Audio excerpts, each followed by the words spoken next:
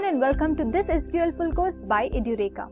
SQL has long been the cornerstone of data management, empowering businesses to store, manipulate, and analyze data effectively. From small startups to large enterprises, SQL has transformed the way organizations harness information to drive decision-making and innovation. With its robust syntax and wide-ranging applications, SQL continues to be an indispensable tool for database management and data-driven solutions. In this course, we will explore everything from SQL's fundamental concepts to advanced functionalities. Whether you're a beginner eager to understand the basics or a seasoned professional looking to refine your skills, this course is designed to provide you with the knowledge and practical insights to master SQL and its related technologies. So, let us outline agenda for this SQL full course. So first, we will begin by understanding what SQL is, building a strong foundation with SQL Basics.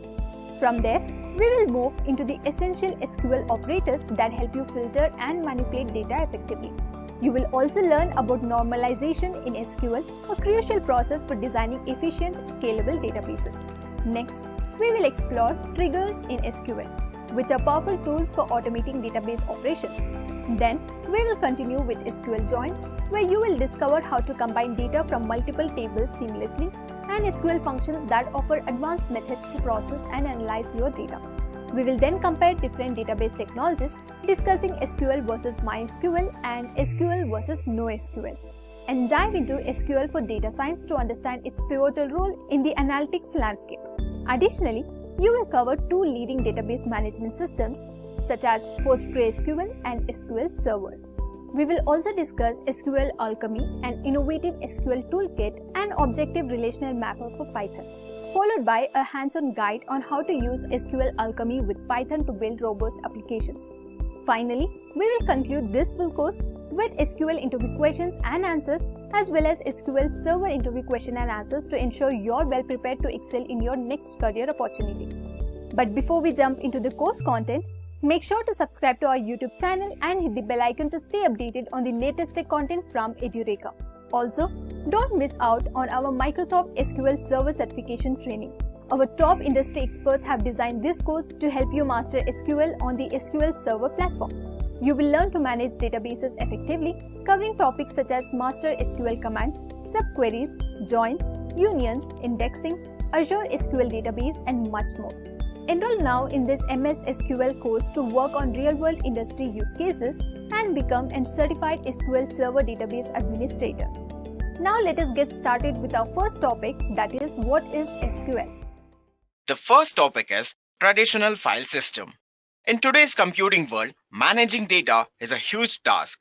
For our convenience, we store the data and documents in different locations, and this is called file system. Without a file system, information placed in the storage medium would be one large body of data. We won't be able to tell where information stops and where it begins. Let's look at the formal definition. File system is one which controls how the data is stored and retrieved. It is nothing but information stored in different computer files. Usually, while storing a small amount of data, the file system is effective. But when it comes to storing the enormous amount of data, the file system fails. Let's look at some of the problems of file system. The first problem is data redundancy.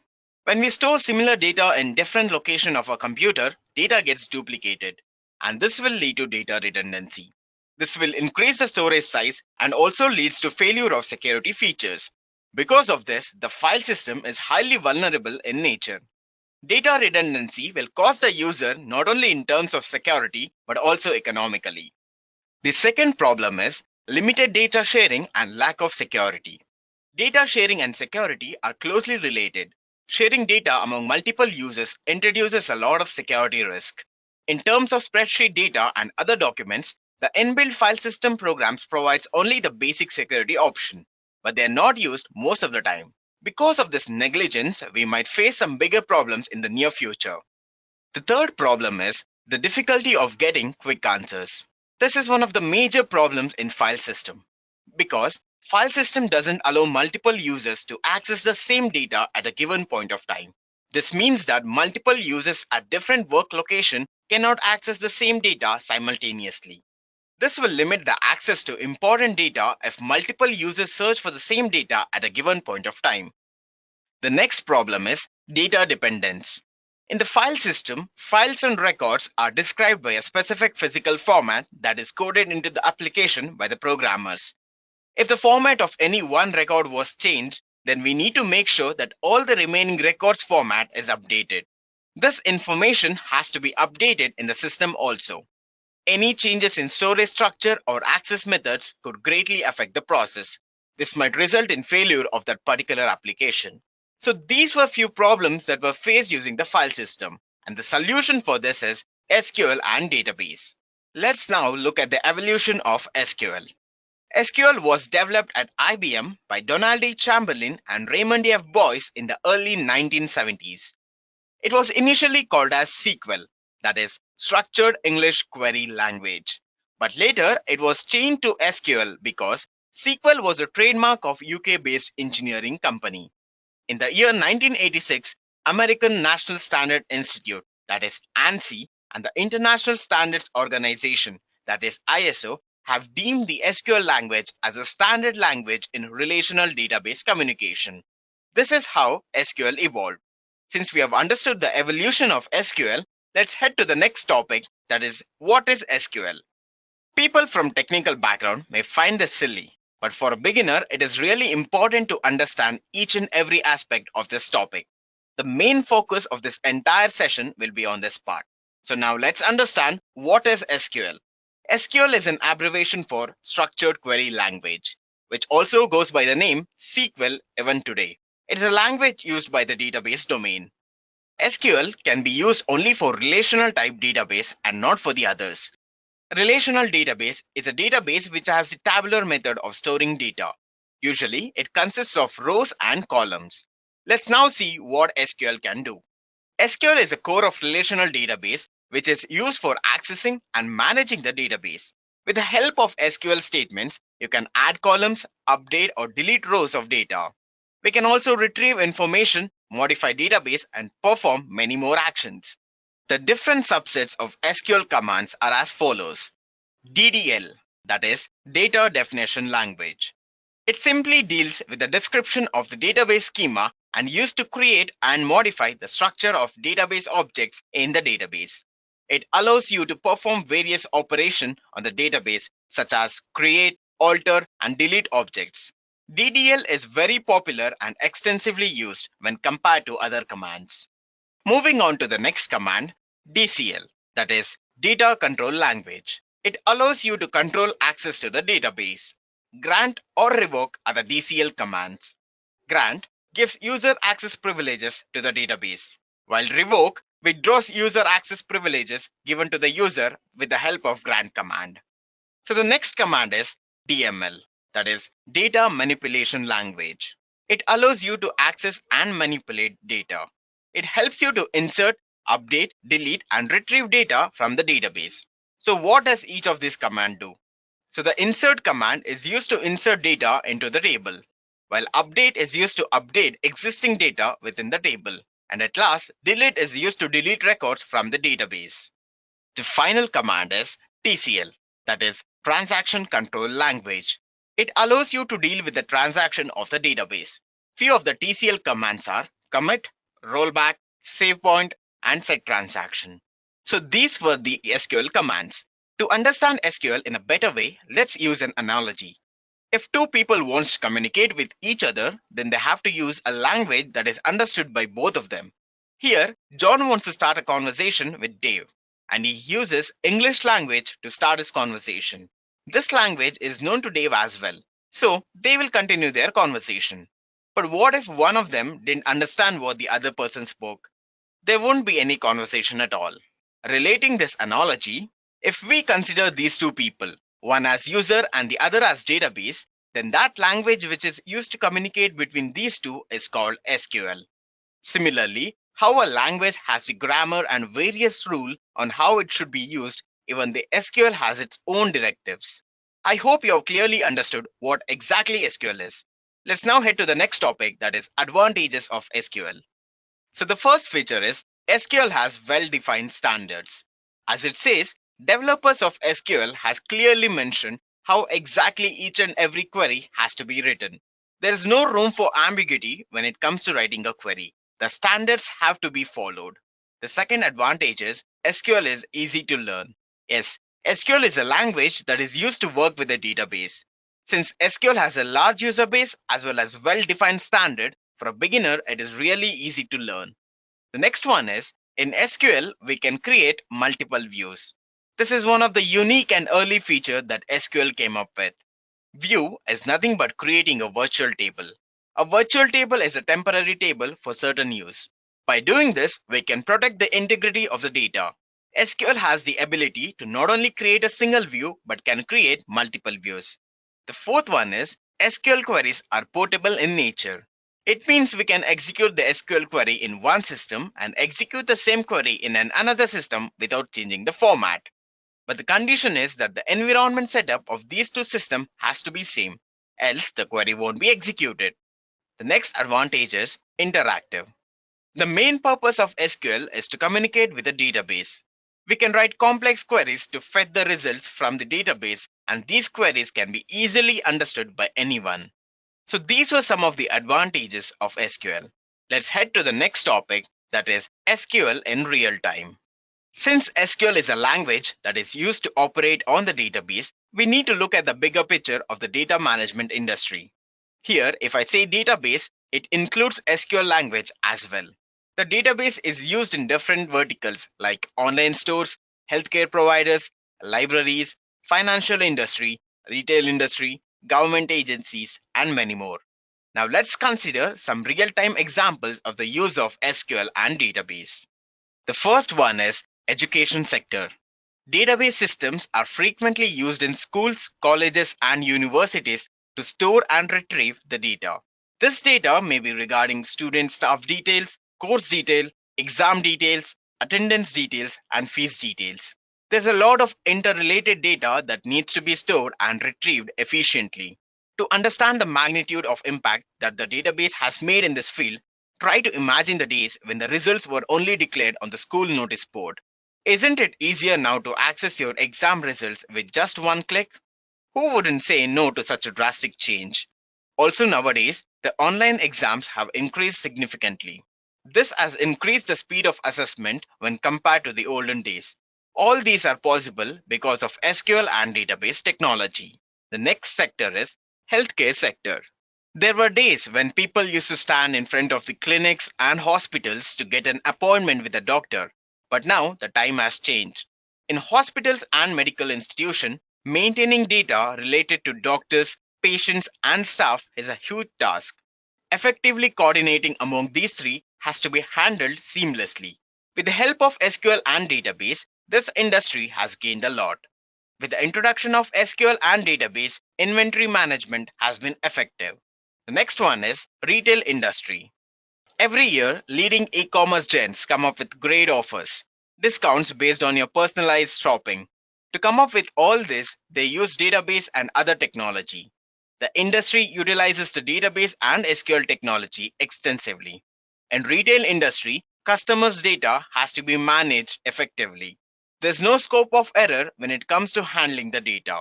With the instigation of SQL and database system, the retail industry can not only secure the data, but also can get the real-time analysis, which in turn helps them to make a lot of profit. And the final one is financial sector. When we speak about this sector, it's really hard to even imagine what goes behind the scene. Only the experts know how much data will be processed every second. Managing money, assets, shares, etc. in a real time is a tedious task. SQL and database technology is helping the financial sector to achieve its primary task. SQL queries can be also used to check the fraudulent activities. Looking at the issues of fraudulent activity, effective fraud detection requires a financial organization to process a huge amount of customer purchasing data. So these organizations have to store and retrieve data effectively without causing any burden on another branch of the same organization. These were the few sectors and industries where the SQL is used in day-to-day transaction. This brings us to the end of this session. I hope you have clearly understood what is SQL, its evolution, and its application.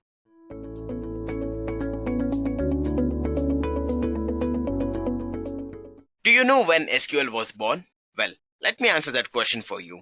SQL was developed at IBM by Donald D. Chamberlain and Raymond F. Boyce in the early 1970s.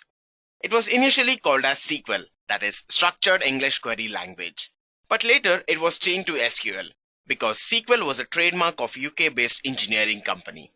SQL is said to be a powerful language. Reason for that is it uses very simple English sentences and also uses very few lines. It uses common words such as select, insert, update, and many more to perform its core functionalities. SQL is known to be a declarative language. When you write a query, you have to describe what needs to be done, and you don't have to worry regarding the flow of the query. It will be handled internally by the DBMS that you're using. Now, let's look at some of the features of SQL. So the first feature is SQL has well-defined standards. As it says, developers of SQL has clearly mentioned how exactly each and every query has to be written. There is no room for ambiguity when it comes to writing a query. The standards has to be followed. SQL is easy to learn. Yes, SQL is a language that is used to work with a database. Since SQL has a large user base as well as well-defined standards, for a beginner it is really easy to learn. Next one is, in SQL we can create multiple views. This is one of the unique and early feature that SQL came up with. View is nothing but creating a virtual table. A virtual table is a temporary table for certain use. By doing this, we can protect the integrity of the data. SQL has the ability to not only create a single view but can create multiple views. Finally, SQL queries are portable in nature. It means we can execute the SQL query in one system and execute the same query in another system without changing the format. But the condition is the environment setup of these two systems has to be same, else the SQL query won't be executed. So these were some of the features of SQL. Now let's look at the next topic, that is data and database. Firstly, let's look at what is data. So the standard definition for a data is values from different source which has been translated for some purpose. And this purpose can be anything. Source for the data can be like temperature reading, financial data, videos, blogs, text, etc. It goes on. In the end, it should make a meaningful sense. Only then we can consider it as a data. This image clearly depicts the different source of data. So we can clearly understand that the data source can be anything. Since we are clear about what data is all about, let's head to the next topic, that is what is database. Firstly, let's look at the formal definition for a database. A database is an organized collection of data where the data is stored and accessed electronically from a computer system. To make you understand what it means, let me use an analogy to explain the concept of database. Consider a library. Usually, the library contains a huge collection of books of different genre. Here, library is a database, and these books are the data. In the image, we can see a person performing an action on the data, and those actions can be like create, store, update, etc. When the user sends the instruction as well as the data, it will be stored inside the database after a certain process.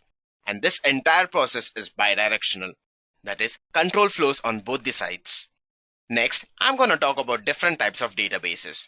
There are different kinds of databases that are in use today. And these databases are classified based on capabilities, features, functionality, size, and performance. So few of them are distributed database, object-oriented database, centralized database, operational database, graph database, cloud database, NoSQL database, and finally, relational database. Among these databases, the two popular types that are widely used are, first one, relational database, and second one, NoSQL database.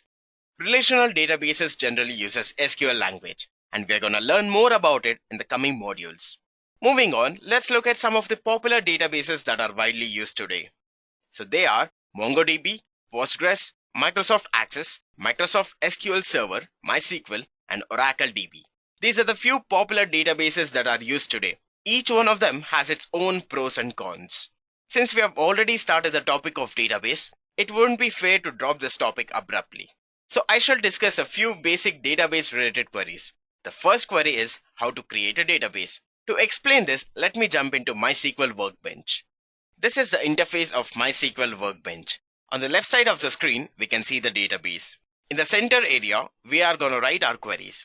At the bottom part, we are going to get the status of the query that has been executed. So you might wonder why I'm using MySQL Workbench for executing SQL queries. Well, SQL is a language that is used to communicate with the database. whereas MySQL Workbench is a database management system. So MySQL Workbench allows us to use SQL queries to communicate with the database. Can't we use other DBMS? Yes, we can, but the syntax of the queries may slightly vary.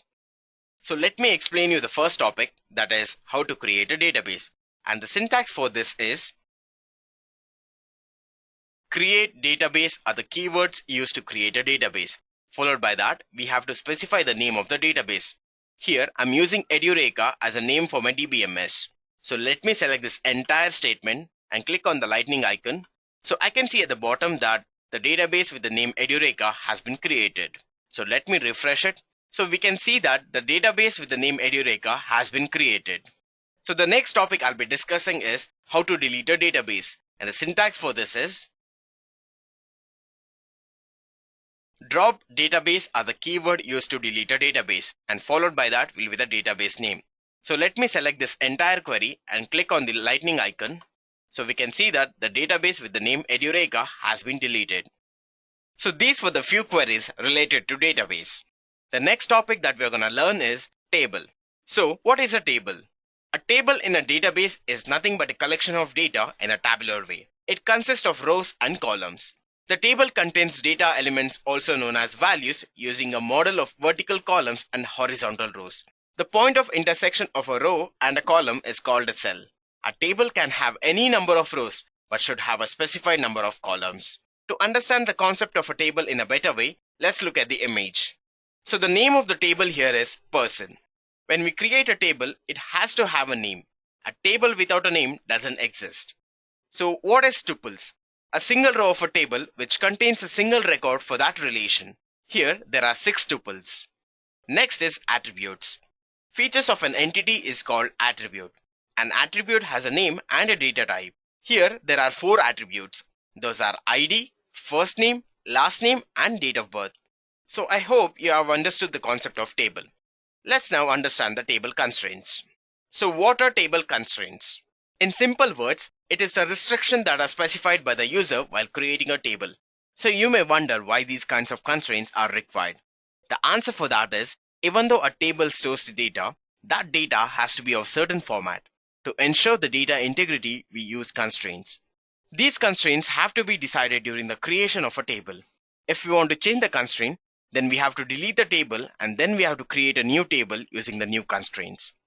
Few of the constraints that are used most of the times while creating a table are check, default, primary key, foreign key, not null, index, and unique. Since we have understood what table is, let's look at some of SQL queries related to the table. The first one is how to create a table. To understand this, let's head to the MySQL Workbench.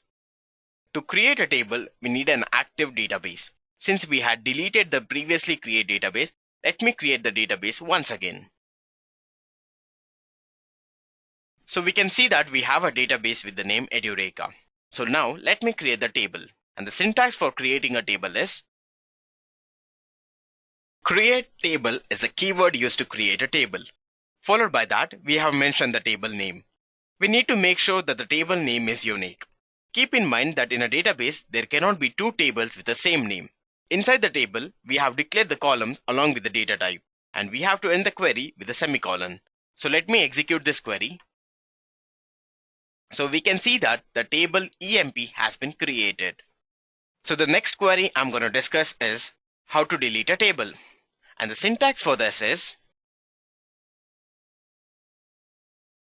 we shall use drop table keywords to delete a table.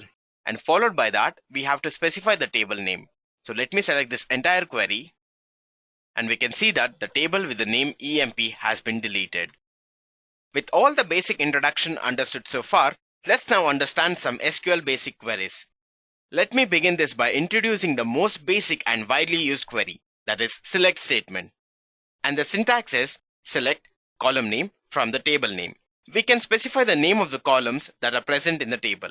Also, note that if you want to display all the columns of a table, then use star operator. Now, let's jump into execution part. To explain the entire SQL queries, I'm using student table. And this student table has student ID, first name, last name, address, city, and marks as its columns. So the syntax for select statement is select star from student. Since we have to display all the columns, I'm using star operator. So let me select this entire query. So we can see that the entire table has been displayed. So this is one of the way in which we can use select statement. The another method is, if we want to select a particular column, then we have to specify that column name. And the syntax for that is,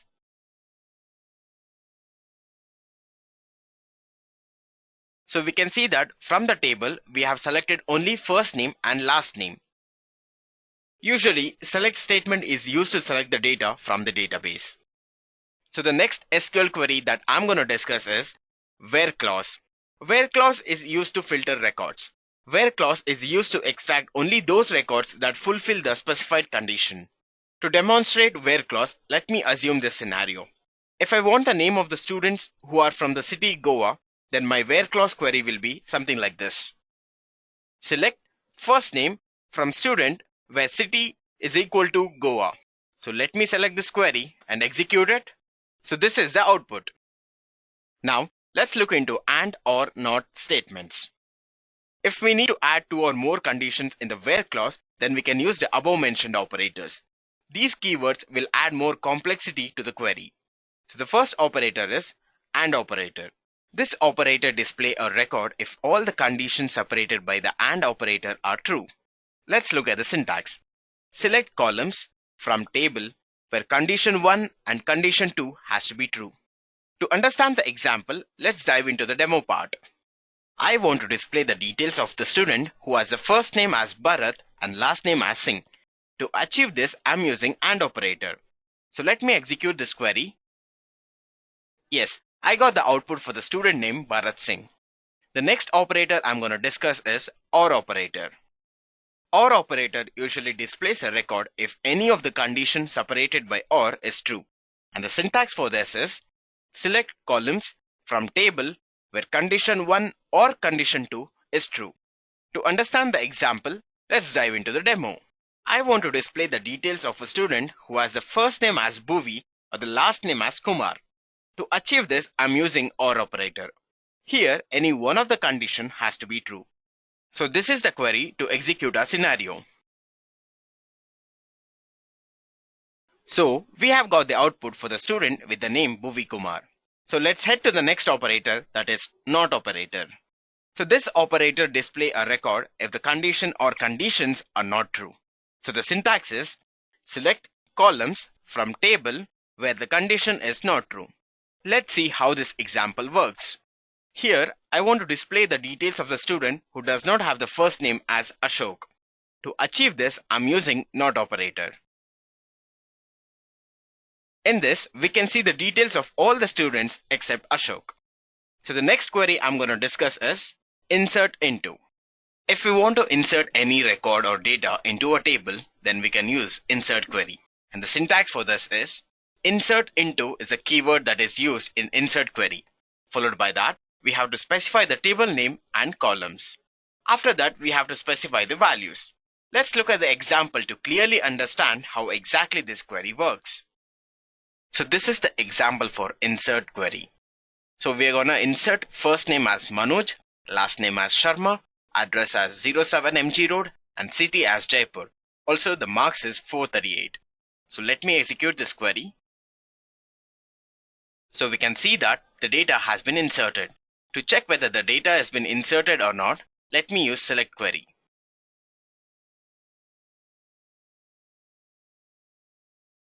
So we can clearly see that Manoj Sharma details has been added to the table. Next, I'll be discussing few aggregate functions. An aggregate function is a function where the values of multiple rows are grouped together as input on certain criteria and a single value is returned. We often use aggregate functions with the group by and having clauses of the select statement. So we will be discussing group by having in the later part of the session. Some of the aggregate functions are count, sum, average, minimum, and maximum. So let's discuss each one by one.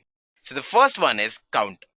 This function returns the number of rows that match specified criteria. So the syntax is count of column name from table where the condition. So now let's try this example in MySQL workbench. Using this query, I will calculate the number of student ID that is present in the table. So let me select this query. In the output, we can see that the count of the student ID is 6. The next aggregate function is average. An average function returns the average value of a numeric column. So the syntax for this is select average of column from table where condition. Let's execute this example. Here, I'm trying to find the average marks scored by all the students. So let me select this query. So the average marks scored by all the students is 480.333. The next aggregate function is sum. Usually, sum function returns the total sum of that particular column. The syntax is select sum of column from table where condition. So let me execute this example. In this example, I'm trying to find the total marks scored by all the students. So let me select this query. The total marks scored by all the students is 2882. Moving on to the next aggregate function, that is minimum. Minimum function will return the smallest value of the selected column, and the syntax is select min of column from table where condition. So let me execute this example. If I want to know the student name who has scored minimum marks, I'll use this query. So let me select this query. Ashok Sinha has scored 385 marks, and this is the minimum marks in this entire table. And the last aggregate function that we are going to discuss is max. Max function returns the largest value from the selected column, and the syntax is select max of column from table where condition. Let's execute this example. So this is the example for maximum function. So let me execute this query. So we get the output. That is, Bharat Singh has scored 580 marks. So 580 marks is a maximum marks in the entire table. Next SQL query is group by. Group by is a functionality used to arrange a similar type of data into a group. For instance, if the column in a table consists of similar data or values in different rows, then we can use group by function to group the data. The syntax is select column from table where condition group by the same column. Let me execute this example. I want to count the number of students who are from different cities. If there is any student from same city, then the count will be incremented. At the end, the output will have all the city name with the count of the students from that particular city. So let me execute this query.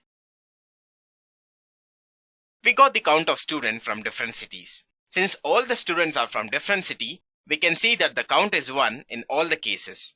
If the data is large, we can clearly get to know how effective this query is. Next query is having. This clause is used to place condition where we need to decide which group will be part of the final result set. The having clause was added to SQL because the where keyword could not be used with aggregate functions such as sum, count, min, max, etc. So the syntax is select column from table where condition group by the column and having condition. So let me execute this example in MySQL workbench so that you'll get an idea about having clause. From the table, if I want to display the students who have scored more than 500, then I'll specify that condition after having keyword. So let me execute this query. So we can see that there are two students, Ashok and Bhuvi, who have scored more than 500 marks. Moving on to the next query, that is order by. Order by keyword is used to sort the result set in ascending or descending order. This keyword is used to sort the result set in ascending or descending order. The order by keyword shall sort the record in ascending order by default. If we want to sort the record in descending order, then we need to use the descending keyword. So let me explain the syntax. Select columns from table, order by columns either by ascending or descending. Let me execute this example. In this example, we will get the count of students from different city and we are arranging the city in descending order. So let me execute this query. We can see that the cities are arranged in descending order based on the starting alphabet. The next SQL query that we are going to learn is null values. In SQL, we use the null term to represent a missing value. A null value in a table is a value that appears to be blank. A field with a null value is a field with no value in SQL. Keep note that a null value doesn't mean that the value is equal to 0. To check the null value, we are not supposed to use the operators such as greater than, less than, equal to. These operators are not supported in SQL. We have special keywords. Those are is null and is not null. First, let's look at the is null operator. Is null operator is used to test the empty values, and the syntax for this is select columns from table where column is null. So let me execute this example.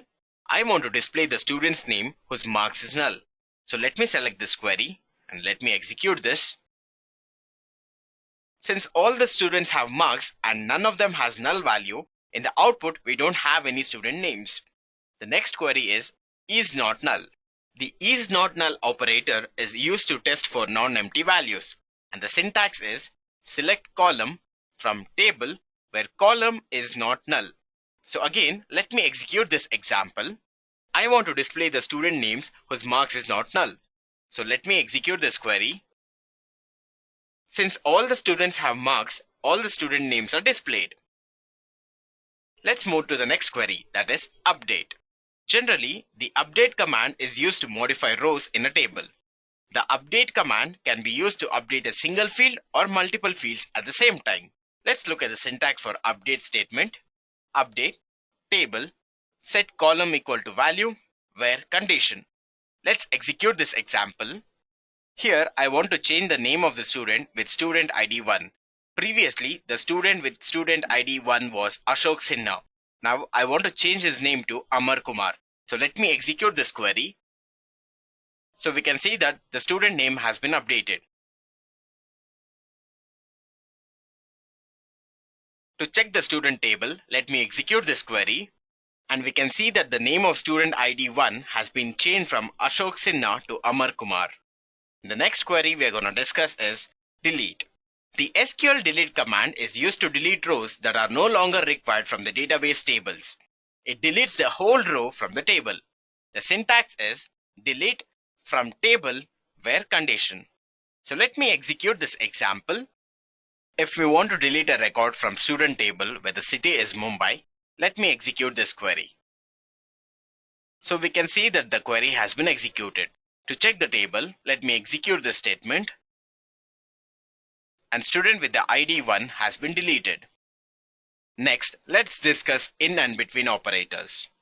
In operator is used to specify multiple values inside the where clause. It acts as multiple OR. Let's look at the syntax. Select column from table where column in value. Let me execute this example. If we want to display the record of a student who are from certain city, then we can use in operator. In the given example, let's display the name of the students along with their IDs who are from Delhi, Goa, Pune and Bengaluru.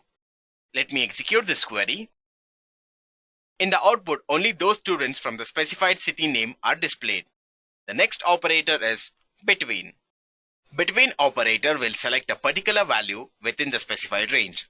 It is compulsory to add the beginning and the end value. Let us look at the syntax. Select column from table where column name between value 1 and value 2. Let's execute this example. If we want to display the record of students whose marks are in certain range, then we can use between operator. In the given example, let's display the name of the student along with their ID who has scored in the range of 400 and 500. So let me execute this query. In the output, only those student records who have scored in the range of 400 and 500 has been displayed. So the next topic we're going to cover is aliases in SQL. Alias is a process of giving a table or a column a temporary name so that it helps when the query is complex. It increases the readability of the query. This renaming is temporary and the table name does not change in the original database. We can alias a column or a table. So the first concept is column aliasing, and the syntax is select column name as alias name from table. So let me execute this example. In the student table, the column name student ID is a bit long. When we write a nested query, we might face some trouble. In order to tackle such situation, let alias that student ID column as ID. So let me execute this query.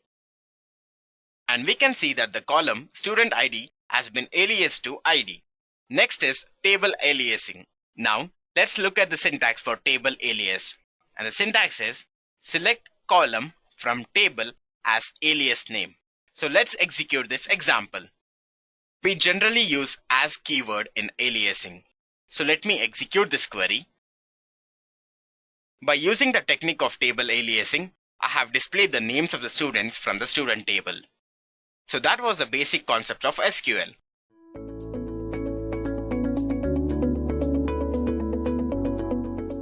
Not in. So not keywords is basically logical operators, and it is used along with other operators like in and other. So we have just seen one example where we want to show the departments which are not in Hyderabad.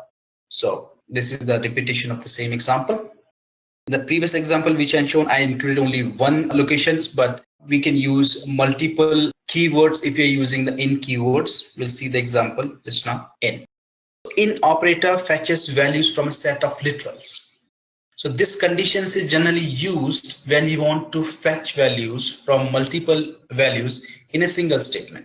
So it's not that I can use only in, I can use or operators. So if there are only one or two conditions, I can either use or operator or in operator. But if the values are more, it is not a good idea to use so many or operators or logical operators. Let's assume I want to see the results in 10 cities. So if I write like where location is equals to Mumbai or New Delhi or Hyderabad or Bangalore or Chennai, it is not readable. It's not good. So instead of writing so many or operators, we can use in operators. So the in operator, we basically include all the values out of which we want to filter our results, or we want to fetch our values.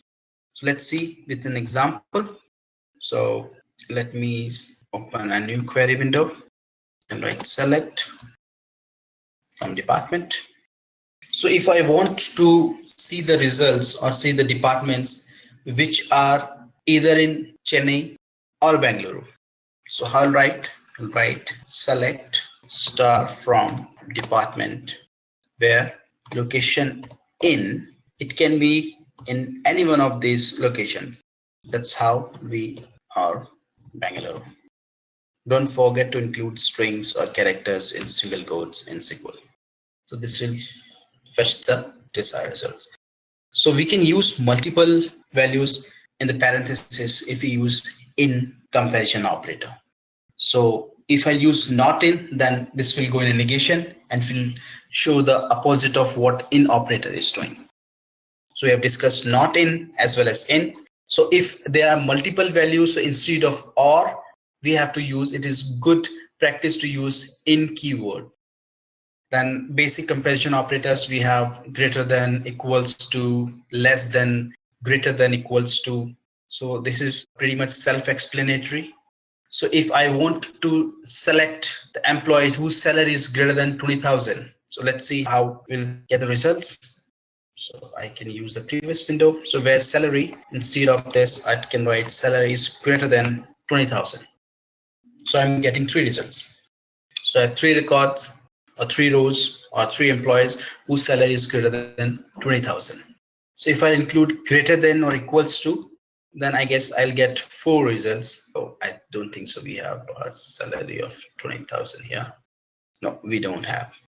So let's take the example of 30,000 here. So we'll get the 3 results. But if I remove the equals to keywords, then of course we'll get only 2 rows in the result set. And if I use the equals to, then we'll get the only single row which will satisfy the desired or required condition. So this is how we use our various operator: greater than, equals to, less than, greater than, equals to. Again, this example, we can use equal operator. It will satisfy the desired conditions, fetch the results. Comparison operator is the like, how we use the like keywords in comparison operator. So generally we use like operators to perform wildcard searches of valid search string values. As I mentioned earlier, that like keyword is generally used when we are filtering or fetching the strings. So it used with 2 wildcards. One is percentage. Percentage denotes 0 or many characters, and underscore denotes 1 characters. So let's see. So in the first example, as you can see, I'm getting the values from the department table whose locations starts with C or the C alphabets. Let's see how we can use it. So we'll first see how we use the percentage wildcard. So if I want to know that what are the different departments where the locations start with the alphabet C. So we'll write select star from department where LOC. I have to use the like keyword, like parenthesis, and then the keyword C with a percentage sign, that is wildcard, and get the results. So if I just change the order, if I write the wildcard first and then C, it means I have to show the departments whose location ends with C. So if I'll write it I here, then again I'll get the desired cell because I'm fetching the rows whose location ends with the I keyword or I alphabet. So if I'll use first wildcard and then alphabet, it means it ends with. If I'll first use the alphabet and then wildcard, it means it's start with. If I'll write something like this, it's C, then wildcard and I, it means it starts with C and it ends with I. So fetch me the locations who start with C because I'm using the C before the wildcard, and since I'm using I after the wildcard, so it ends with I. If I'll execute this query, again it will show me the same results because. But if I change it, for example, I'm starting with H and ending with I, so there is no department with such a condition, so it'll get an empty result set. Now if I need to show that, show me the department who starts with H, in that case all I have to do is that we have to remove the I. So we have to use the keyword before the wildcard and it will show us the result. So along with percentage signs, we use underscores also as a wildcard. So in this example, as you can see, the second example, select department or location from department where locations like. So it means the first three words should be CHEN. Then we can use underscore. So we have to first satisfy the first keyword. So the first three should be this. So this is how we use the underscore wildcard. The last topic of this module is the case expression. So case expressions helps us to kind of simulate the if then else statement. Like in most of the programming language we use if else. So this helps us to write the same. Only point with a case statement is that, as you can see in the note, we cannot use null values in the case statement because it always uses the equals to operator. And we cannot use equals to operator with the null keyword. We have to use is null, that I'll show you after this example. So let's assume I'm fetching values from employee. So if I'm looking for the salary column, there are a few rows which are having null values and there are a few rows which are having values in it. So if I want to see that what are the different employees which have null values for the salary column. So if I'll try to write where salary equals to null, then I won't get any result here because equals to operators does not work with null. So if I'm checking null, we have to use is null. If I'll execute this query again, I'll get the desired result. If I want to check, if I want to fetch the columns which do not have null values for the salary column, then we have to use is, and then we have to use the not logical operator, is not null. So not logical operators is always used in combinations with other operators. We get all the employees do not have null values for the salary column. So that is the reason we are using case expressions. So we cannot use the null values, otherwise it will break because we use the equal to operators and equal operators is not used along with null. So this is how the syntax of case expressions. As you can see, we have declared a variable int input, its type of int, and we have set the values is equals to 2. It's just an example. So we have hard coded the value here in this example. So we are selecting case. I'm just selecting that if the value is 1, then we'll show the output as 1. When it is 2, then we'll showing the output as 2. When it is 3, then we are showing output as a 3. And if it is not out of any these three values 1, 2, and 3, then we'll show the message as your message. This is how we are doing in this example. So let me give you one example for that. Let me do one thing. Let me find out the states or the cities where my department is. So as we know that Chennai is in Tamil Nadu and Bangalore is in Karnataka. So let's see how we can do that using a case statement. So we have to write select, then case keyword. In the case keyword, we'll define which columns we want to fetch. So I'm fetching the location, and then we'll write the when condition. So I'm writing when Chennai, then show the result as Tamil Nadu, when Bangalore, then let's say Karnataka, and I'm writing an else condition if it is not part of anything. So let's write no idea. So we have to end the when condition, and we have to write from which tables we are basically fetching this results. So if I'll execute this query, I'll get, see, if it is Chennai, I'm getting the result as Tamil Nadu, and if it is Bangalore, then I'm getting as KR. And since there's some departments which do not have any values like Hyderabad, so we are getting is just no idea. So this is how we can use if else conditions in SQL statement or select statement by using case expression. Important point is that we should not deal with where we're using null because we use equals to operator.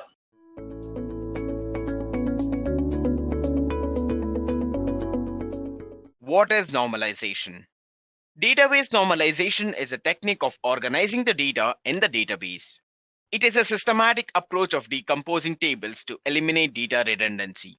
It is a multi-step process that puts data into tabular form, removing the duplicated data from its relational tables. On the screen, we just saw that the table is getting decomposed into two smaller tables. Is it really necessary to normalize the table that is present on the database? Well, every table in the database has to be in the normal form. So normalization is used mainly for two purposes. So the first one is, it is used to eliminate repeated data. Having repeated data in the system not only makes the process slow, but will cause trouble during the later part of transactions. And the second one is to ensure the data dependencies make some logical sense. Yes, usually the data is stored in database with certain logic. Huge data sets without any purpose are completely waste. It's like having an abundant resource without any application. The data that we have should make some logical sense. Normalization came into existence because of the problems that occurred on data. Now, let's look at those problems. And these are known as data anomalies. If a table is not properly normalized and has data redundancy, then it will not only eat up the extra memory space, but will also make it difficult to handle and update the database. Let's look at the first anomaly, that is insertion anomaly. Suppose for a new position in a company, Mr. Rakshit is selected, but the department has not been allotted for him. In that case, if we want to update his information to the database, we need to set the department information as null. Similarly, if we have to insert data of 1,000 employees who are in similar situation, then the department information will be repeated for all those 1,000 employees. This scenario is a classical example of insertion anomalies. The next one is update anomaly. What if Mr. Rakshit leaves the company or is no longer the head of the marketing department? In that case, all the employee records will have to be updated. And if by mistake we miss any record, it will lead to data inconsistency. This is nothing but updation anomaly. And the final one is deletion anomaly. In our employee table, two different pieces of information are kept together. That is, employee information and department information. Hence, at the end of financial year, if employee records are deleted, we will also lose the department information. This is nothing but deletion anomaly. So these were some of the problems that occurred while managing the data. To eliminate all these anomalies, normalization came into existence. There are many normal forms which are still under development, but let's focus on the very basic and the essential ones only. So we will be talking about first normal form, second normal form, third normal form, and finally end this session with voice code normal form. So without wasting further time, let's proceed to first normal form. In first normal form, we tackle the problem of atomicity. Here, atomicity means values in the table should not be further divided. In simple terms, a single cell cannot hold multiple values. If a table contains a composite or multi-valued attributes, it violates the first normal form. So the following functions will be performed in first normal form. The first one is it removes repeating groups from the table. And next, it creates a separate table for each set of related data. And finally, it identifies each set of related data with a primary key. To understand this in a better way, let's look at the given table. In the employee table, we have employee ID, employee name, phone number, and salary as columns. We can clearly see that the phone number column has two values. Thus, it violates the first normal form. Now, if we apply the first normal form to the above table, we get the following result. In this table, each and every row is distinct. That is, no cell has multiple values. The table has achieved atomicity. First normal form is simple and can be easily identified. In the table, we can clearly see there is no multiple values in each and every column. Thus, the first normal form is achieved. Now, let's move to second normal form. Second normal form was originally defined by E.F. Codd in 1971. A table is said to be in second normal form only when it fulfills the following condition. The first condition is it has to be in first normal form. And the second one is the table also should not contain partial dependency. Here, partial dependency means the proper subset of a candidate key determines a non-prime attribute. So what is a non-prime attribute? Let's understand this in a simple way. Attributes that form a candidate key in a table are called prime attributes, and the rest of the attributes of the relation are non-prime. For a table, prime attributes can be like employee ID and department ID, and the non-prime attributes can be like office location.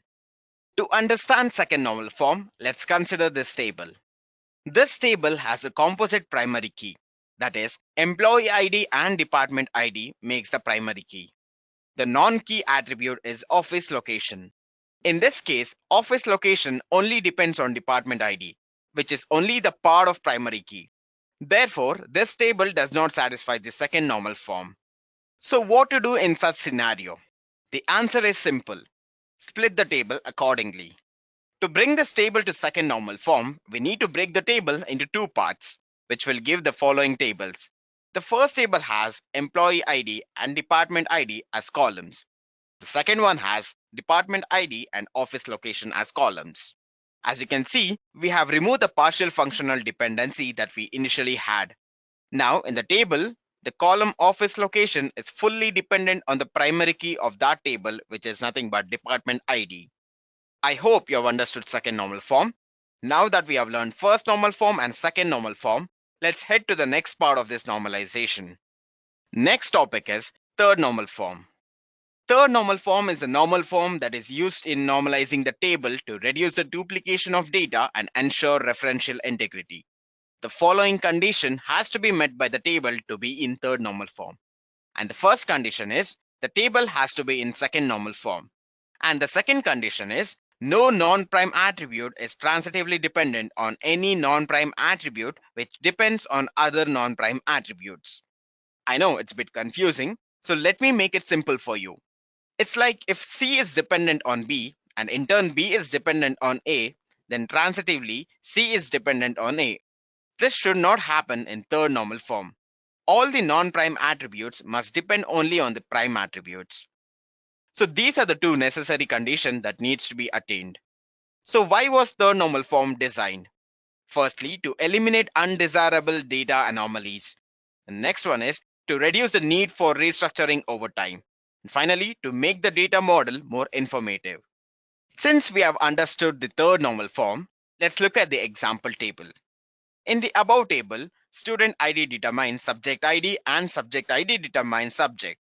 Therefore, student ID determines subject via subject ID. This implies that we have transitive functional dependency. And this table does not satisfy the third normal form. Now, in order to achieve third normal form, we need to divide the table as shown below. Firstly, let's divide the table and store student ID, student name, subject ID, and address in it. All the columns are referring to the primary key, which is student ID. Let the second table have subject ID and subject column. So, subject is dependent only on subject ID and not on student ID. As you can see from the above table, all the non-key attributes are now fully functionally dependent only on the primary key. In the first table, columns such as student name, subject ID, and address are only dependent on student ID. In the second table, subject is only dependent on subject ID. With this being understood, now we can proceed further to next normal form, that is Boyce Codd normal form. This is also known as 3.5 normal form. It is the higher version of third normal form and was developed by Raymond F. Boyce and Edgar F. Codd to address certain types of anomalies which were not dealt with third normal form. Before proceeding to Boyce Codd normal form, the table has to satisfy third normal form. In Boyce Codd normal form, if every functional dependency, that is A implies B, then A has to be the super key of that particular table. So what is a super key? A super key is a group of single or multiple keys which identifies rows in a table. Let's look at the table to clearly understand Boyce Codd normal form. In the given table, one student can enroll for multiple subjects. There can be multiple professors teaching one subject, and for each subject, a professor is assigned to the student. These are the necessary conditions of this table. In this table, all the normal forms are satisfied except Boyce Codd normal form. Why? As you can see that student ID and subject form the primary key, which means that the subject column is prime attribute. But there is one more dependency, that is, professor is depending on subject. And while subject is a prime attribute, professor is a non-prime attribute, which is not allowed by Boyce Codd normal form. Now, in order to satisfy the Boyce Codd normal form, we will be dividing the table into two parts. The table at the top will hold student ID, which already exists, and we will create a new column, that is professor ID. And in the second table, which is below, we'll have the columns professor ID, professor, and subject columns. Why do we need to have a new column, that is professor ID? By doing this, we are removing the non-prime attributes functional dependency. In the second table, professor ID will be the super key of that table, and remaining column will be functionally dependent on it. By doing this, we are satisfying Boyce Codd normal form.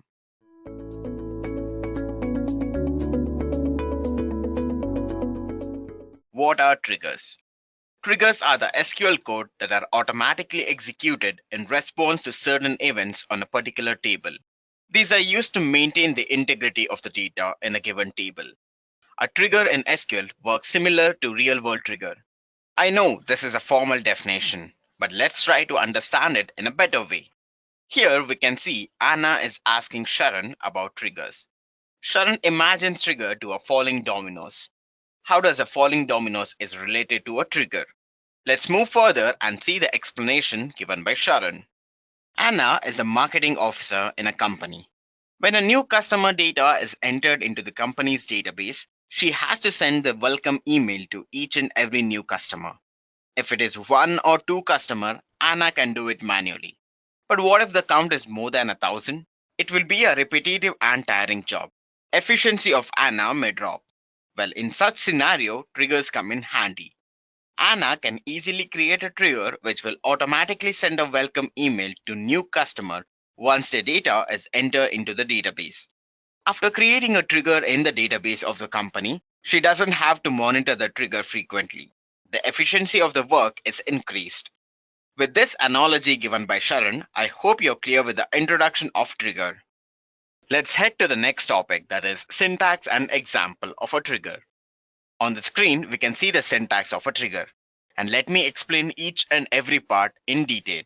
The first part is create trigger. These two keywords are used to specify that a trigger block is going to be declared. The next one is trigger name. It specifies the name of the trigger. Trigger name has to be unique and shouldn't repeat. The next one is before or after. This specifies when the trigger will be executed. It tells us the time at which the trigger is initiated. That is, either before ongoing event or after the ongoing event.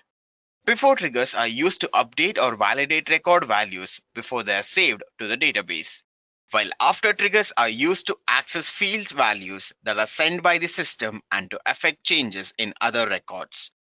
The records that activate the after trigger are read-only. We cannot use after trigger if we want to update a record because it will lead to a read-only error. The next part of the syntax is insert, update or delete. These are the DML operations and we can use either of them in a given trigger.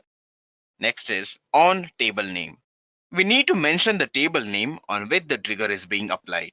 Don't forget to use on keyword and also make sure the selected table is present in the database. The next part is for each row or for each column. Row level triggers get executed before or after any column value of a row changes, while column level triggers get executed before or after the specified column changes. The final part of the syntax is trigger body. It consists of queries that needs to be executed when the trigger is called. So this was a brief introduction to syntax of a trigger. On the screen, we can see an example for a trigger. In the given trigger, we are trying to calculate the marks of a student as soon as his details are updated to the database. Here, we are adding 100 marks to the marks column of each new record.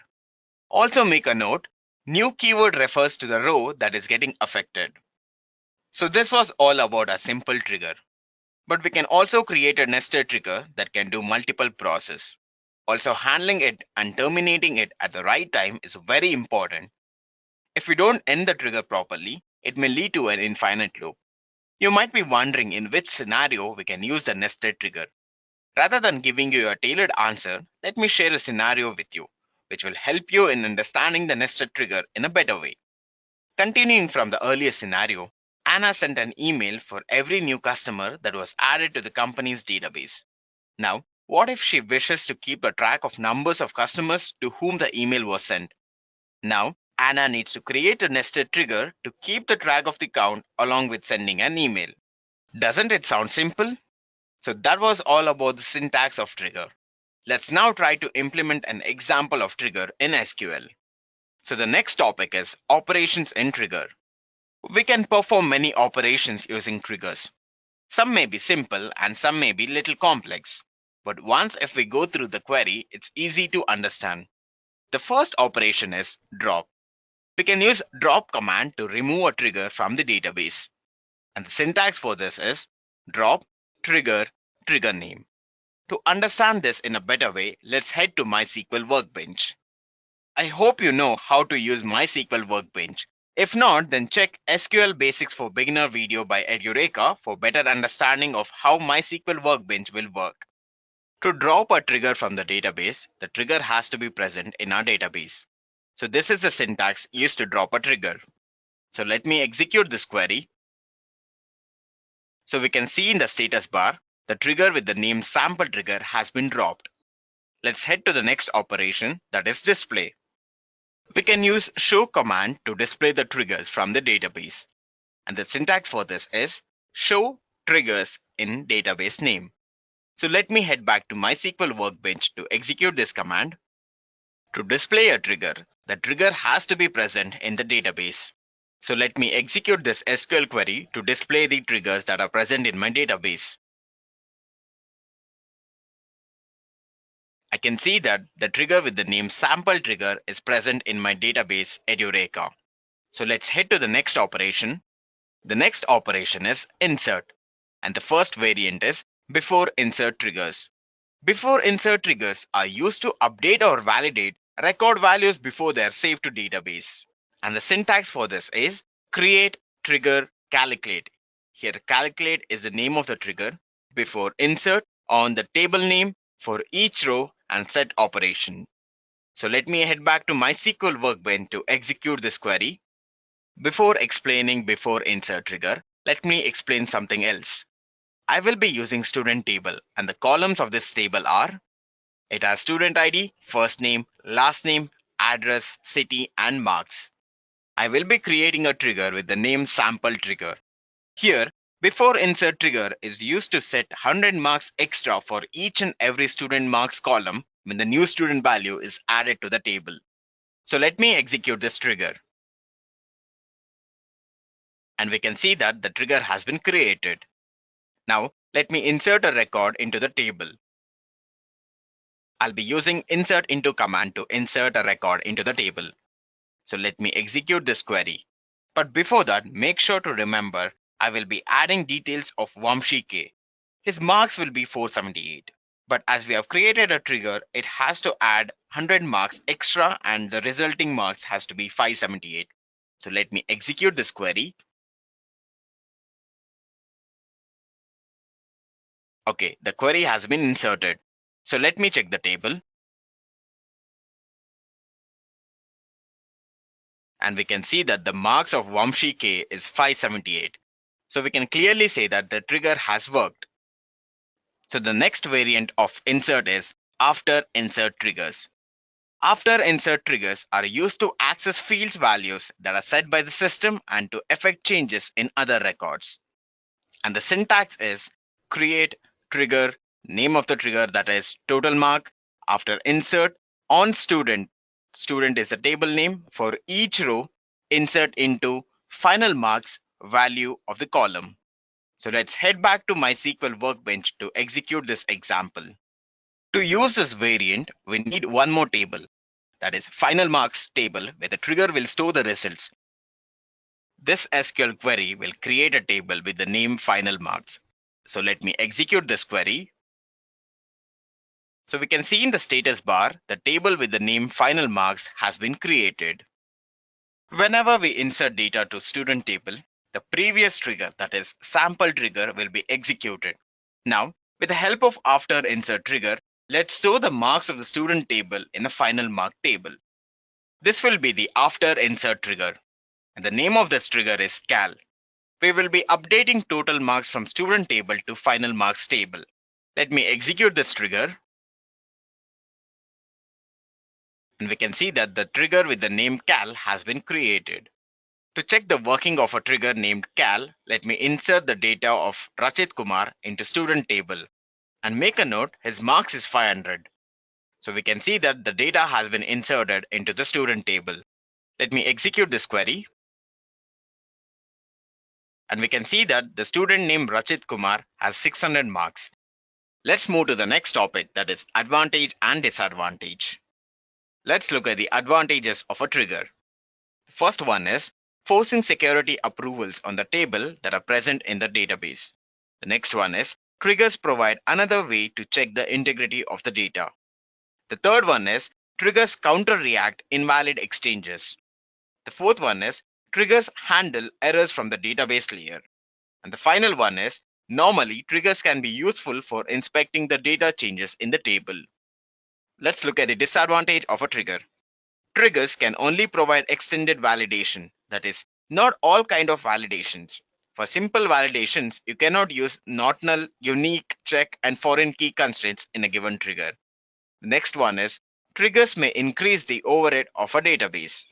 And the final disadvantage is triggers can be difficult to troubleshoot because they execute automatically in the database. This may not be visible to client applications.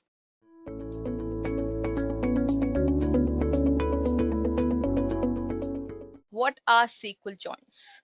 So if someone asks you what are joins in SQL are commands which are used to combine rows from two or more tables based on a related column between those tables. The joins are predominantly used when a user is trying to extract data from a table which have one-to-many relationships between them or many-to-many relationships between them. Joins in SQL are basically commands, guys, by which you can join two tables and you can get the rows of two tables based on a related column. Now, if you ask me what are the different types of joins in SQL, there are mainly four types of joins in SQL. That is the inner join, the left join, the right join, and the full join. So let's look into each one of them one by one. Starting with the inner join is a type of join that returns those records which have matching values in both the tables. So if you consider table A and table B and you apply an inner join on both these tables, then all those records would be returned which have matching values in both these tables. So for our understanding, I'm going to consider two tables, that is the employee table and the projects table.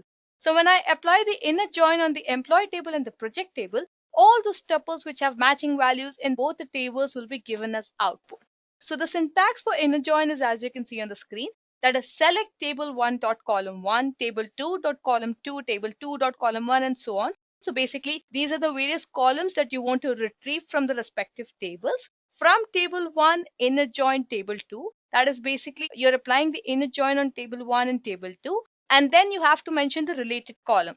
So that will be mentioned after the on statement. So you'll mention in a join table 2 on table1 dot match in column name is equal to table2 dot match in column name. So if I have to just repeat the syntax for you, it's select all the columns, basically whatever columns that you need from table 1 in a join table 2 on table1 dot match column name equal to table2 dot match column name. So if you want to see how inner join can be applied practically, let's move on to my MySQL workbench where I've created these two tables, that is the employee table and the projects table. And let's apply the join statements on both these tables. Okay, so before I move forward with this, let me just open a new query tab and let me just clear all the action outputs. So now what I'll do is I'll just write a statement that is select star from employee. Right, so I'll just execute this particular statement and you'll see that you'll get the output as all the details from the employee table that I've already created. I have around 5 rows with 5 employee IDs and their first name, last name, age, email ID, phone number and address feed it into this table. So similarly I'll show you the projects table. Right, so let me just remove this and let me type in project and just execute this particular statement. And you'll see the different column attributes in the project table. So as you can see, I have the project ID, the employee ID, the client ID, project name, and the project start date. Client ID can be basically considered for all those clients. So you can have a separate table for the client IDs. So guys, if you see in both these tables, there's a matching column that is the employee ID, right? So the basic relation between both these tables is that a specific employee having a specific employee ID can work on n number of projects, right? He can either work on the project number 1, 2, 3, 4, 5, 6 and so on, right? So as you can see, my employee ID 3 works on 2 projects, that is the 333 project and the 444 project. And similarly, you can see that, there are employees with the employee IDs 9, 7, 8, but yes, their information was not present in the employee table, right? So let's apply the join statements on these tables and understand what we get as output. So initially I had explained you what the inner join was. So when you apply inner join on 2 tables, you can clearly see that you get matching values from both the tables. So what I'm going to do is I'm going to apply inner join on both these tables. So for that, you simply have to write a query. So what I'll do is I've already executed it before. I'll just copy and paste the query over here so that I can explain it for you guys. So what I've done is I've just selected the employee ID, the employee first name, the employee last name, the project ID and the project name to be retrieved from both the employee and the project tables. And then I've applied an inner join on the employee and the project tables. So for that, I've just written a query as you can see on the screen. It's select employee.emp ID, employee.emp name, employee.empl name, that is basically the first name and the last name. Then project.project ID, project.project name. From employee in a join project on employee.emp ID is equal to project.emp ID because emp ID is basically a matching column in both the tables, right? So let's just execute this particular query. So when you execute this particular query, you can clearly see that all the matching values from both the tables have been retrieved. That is basically all the employees working on a specific project and their respective employee ID, employee first name, last name, project ID, and the project name has been retrieved. So guys, that was about inner join. Now let's move forward to our next type of join, that is the left join. Now as you can see on the screen, now the left join or the left outer join returns all those records from the left table and also those records which satisfy a condition from the right table. So if you consider table A and table B as 2 tables on which you want to apply the left join, then table A would be considered as the left table and table B would be considered as the right table. And when you apply a left join on table A and table B, you'll clearly see that all the records from the left table would be retrieved and also the records which satisfy a condition from the right table would also be retrieved. Also, let me tell you that the records which have no matching values in the right table, the output or the result set will contain the null values, right? So basically, if you have around 3 rows from the left table which have no matching records from the right table, then those records will have null values. So the syntax for left join is, as you can see on the screen, it's just similar to inner join. You just have to replace the word inner join to left join. You can change the syntax like, select table 1 dot column 1, table 2 dot column 2 and so on. That is basically the different column attributes that you want to retrieve from table 1 and then left join table 2 on table 1 dot matching column name equal to table 2 dot matching column name. So guys, that was about left join. So now let's just again shift back to my MySQL workbench and then I'll show you how you can apply the left join.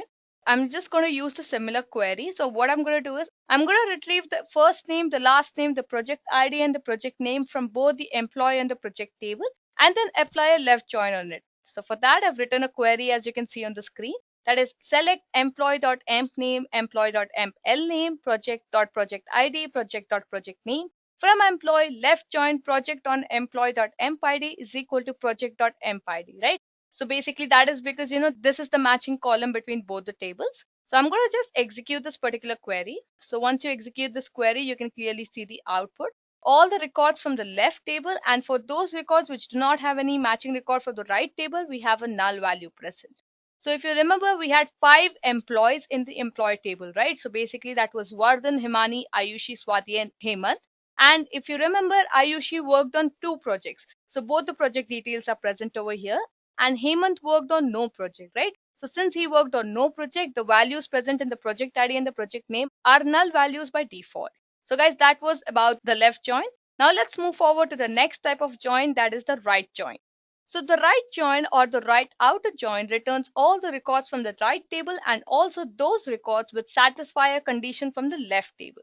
So I know guys, this sounds quite similar to the left outer join. Yes, it definitely is. The only difference between both of them is that, the right outer join returns all the records from the right table and also the records which satisfy a condition from the left table. Coming to the left outer join, the left outer join returns all the records from the left table and also those records which satisfy a condition from the right table. So it's just vice versa of both of them. And also, the records which have no matching values in the left table, the output or the result set would contain the null values. So guys, that was about the right join. Now the syntax of right join is as you can see in the screen. It's again really similar to the left join. It's simple. It's select table 1 dot column 1, table 2 dot column 2, and so on. So basically all the column values from both the tables that you want to retrieve. From table 1, right join table 2 on table 1 dot matching column name equal to table 2 dot matching column name. So the only difference between syntax, if you've seen the 3 joins that you saw till now, was the word inner, left, and right. Else everything else would be same. So you just have to apply the same logic. So for that, what we'll do is we'll again shift back to my MySQL workbench. Now what I'll do is I'll just copy the query. I'll paste it over here again. And then I'll just change this word to right. So I'll just apply right join. Now I'll just execute this query again. So when we execute this query, you'll clearly see that, the employee first name, last name, project ID, and project name are retrieved from both the tables. All those records from the right table are being retrieved, and the records which satisfy a condition from the left table are also retrieved.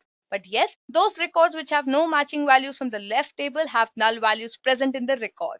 You can clearly see that, Vardhan, Himani, Ayushi, and Swati worked on projects, and then they had their specific project IDs and project name. But yes, there were employees who worked on project 6, 7, 8, but their employee information was not present in the employee table. So that's the reason there's null value present in the records of 6, 7, 8 project. So guys, that was about right join. Now moving forward to a final type of join, that is the full join.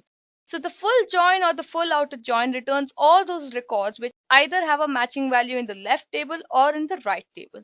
So basically, if you consider table A and table B and you apply full join on both these tables, then it will return all those records which either have the matching value in table A or in table B. Now the syntax for full join is really simple. It's again the same as the other 3 joins, but you just have to mention the word full join. So the syntax is select table 1 dot column 1, table 2 dot column 2, table 2 dot column 1, and so on. Basically the different column attributes. From table 1, full join table 2 on table 1 dot matching column name equal to table 2 dot matching column name. So that's basically again the related column, that is basically a matching column. Now to see how full join works, let me just shift back to my MySQL workbench. Now let me just tell you one thing over here. Now since I'm showing you how to apply joins on SQL, let me just tell you that, on MySQL, the full join is not applicable. So that's the reason, since I'm showing you on MySQL workbench, the word full join will not work. To just show you the working of full join, I'm just going to use the word union in between both these queries. So what's going to happen is we're going to retrieve all the values from the left table and the matching value to the right table, that is through the left join. And then we're going to union it with all the matching values from the right table and also the values which satisfy a condition from the left table. So this is nothing but full join, but since we're working on MySQL workbench and the word full join doesn't work, so I'm going to just use the word union. I'm just going to retrieve the project ID, the employee first name, and the employee last name. So what I'm going to do is I'm going to just execute this particular query. So when I execute this particular query, you'll clearly see that, we're getting all the values from the left table, which satisfy a condition from the right table, and also all the values from the right table, which again satisfy a condition or match the values from the left table, right? So if we consider the first left join condition where we got all the employee details and the project details, you'll see that, we've got Vardhan, Himani, Ayushi twice, Swati, Hemant, and their respective project details. Since Hemant did not work on any project, the project ID was null over here. Now, similarly, if we consider the output for the right join where, we took all the records from the right table and took matching values from the left table, we saw that, for the project IDs 666, 777, 888, there was no employee information present, right? So that's the reason we have null values over here for employee first name and employee last name. So guys, that was about full join. So I hope you've understood the different types of joins. The syntax is really simple for all the different types of joins, guys. You just have to change the word in all the different types of joins. For inner join, you use the word inner. For the left join, you use left join. For the right, you use the right join. And for the full join, you use the word full join. So if you just want to apply left join, what you simply do is you mention all the columns. That is, you mention the keyword select and mention the table name dot column name. And then you mention from table 1, left join table 2 on, and then you mention the matching column names from both the tables, right? So you mention table 1 dot matching column name equal to table 2 dot matching column name. So guys, that's how you can use the different types of joins. I hope it's really clear to you guys. If you have any further queries, then you can definitely let us know in the comment section. Now that you know the different types of joins in SQL, let me just cover a few important questions that are generally asked in interviews about joins. So the first question is, what is a natural join and in which situations is a natural join used? A natural join is also a join operation that is used to give an output based on the columns in both the tables between which the join operation is implemented. So that's what a natural join is, guys. It basically aims to give you output based on the columns between which this join is applied. Now, basically, natural join is used when you want to make sure that, the number of columns returned are less. So for example, if you see on the screen, we have two tables, right? That is table 1 having 2 columns and table 2 having 2 columns over here. Now table 1 had column names column 1, column 2, and table 2 again has column names column 1 and column 3. Now, if you apply a natural join on both these tables, you'll clearly see that you'll get an output as column 1, column 2, column 3, and the respective records. But in the same scenario, if you apply an inner join, what you will clearly see that, you'll get an output like 1 dot column 1, that is basically for table 1 dot column 1, and then 1 dot column 2, that is table 1 dot column 2, and the respective records would be stored. Now, if you see over here, you'll clearly see that, when you apply the inner join, you'll have a redundancy of data. That is, the column 1 data is getting repeated again. That is basically, it is repeated twice. But in this case of natural join, it's just mentioned once. So this was a scenario of two tables where, the output was so simple. But yes, if you look into a daily basis where, database administrators deal with n number of tables and then they want to apply the join operation on these two tables, you'll clearly see that, if they apply an inner join, then that would create a lot of problem of redundancy of data, and obviously more number of columns would be generated. But yes, in the same scenario, if they apply a natural join, the number of columns would be reduced at a maximum extent. So that's the situation, guys, where you apply a natural join. So if you're ever asked, in which situations do you apply a natural join, you can just answer this question by simply saying that, you can apply a natural join when you want the number of columns to be less. So I hope I'm clear with this point. Now moving on to our second question, that is how to map many-to-many relationships using joins. Now it's a known fact that, the joins are basically used to map one-to-many relationships. But yes, if there's a confusion, how to map many-to-many relationships, let me just tell you that, you need to use two join statements. So to explain you why two join statements are required, you can consider a scenario where you have three tables, that is the employee table, the projects table, and the technologies table. Now let's assume that, each employee is working on a single project. So this obviously means that, one project cannot be assigned to more than one employee. Now similarly, if you consider a project can be based on multiple technologies and any technology can be used in any number of projects, this kind of relationship is basically a many-to-many relationship.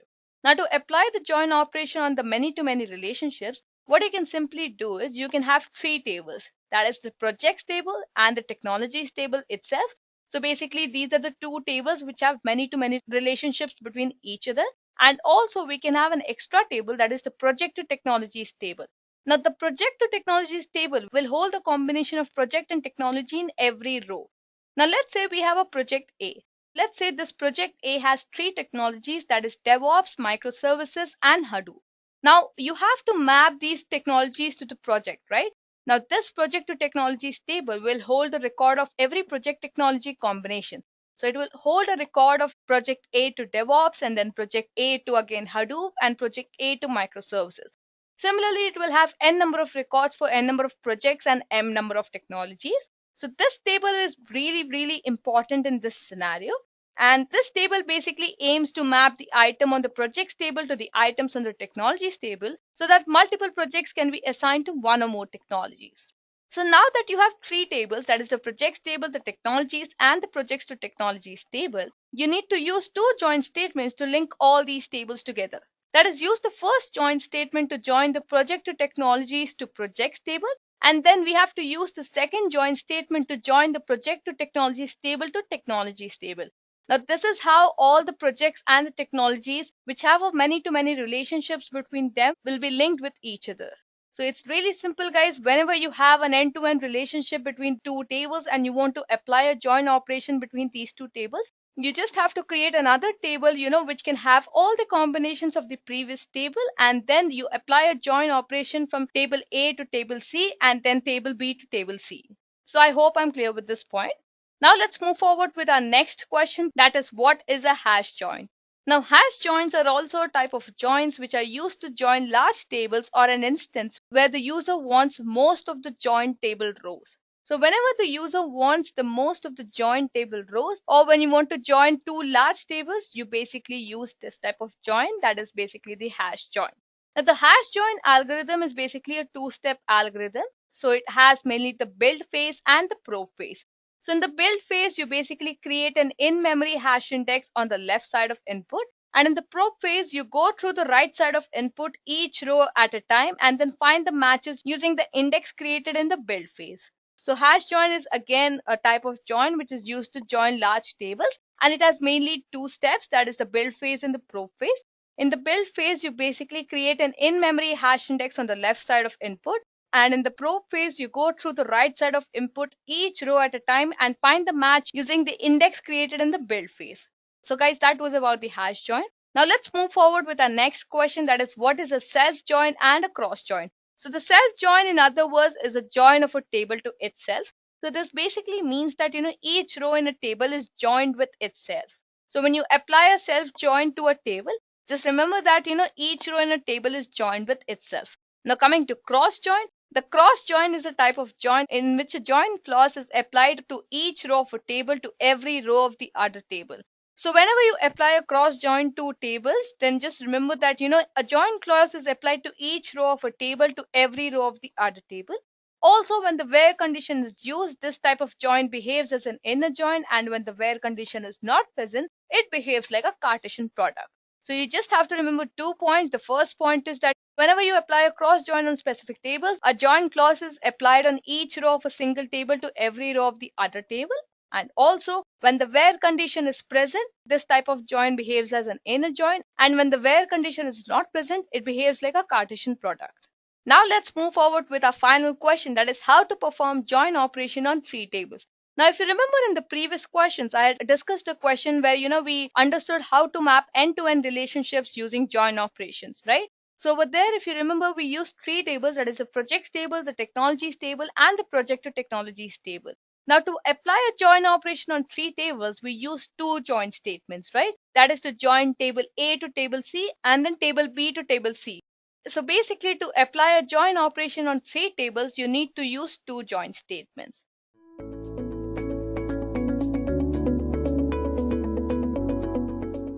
Built-in functions are used to calculate values and manipulate data. These functions can be used anywhere as expressions. When we say anywhere, it means we can use them in the select query, we can use them in where clause, we can use them in having clause. So these built-in functions can be used anywhere based upon the business requirement or based upon the type of functions which we are using. So we broadly categorize the various built-in functions into the following categories, as you can see on the screen. So we can divide the built-in functions into conversion functions, where we convert the values from one data type to another data type. We have logical functions, math functions to play around with the data, mathematical operations. We generally use math functions. Aggregate functions, if you want to calculate, for example, average, we want to calculate sum or total of salary of all the employees, then we use aggregate functions. String functions helps us to play around with various strings or characters in our data.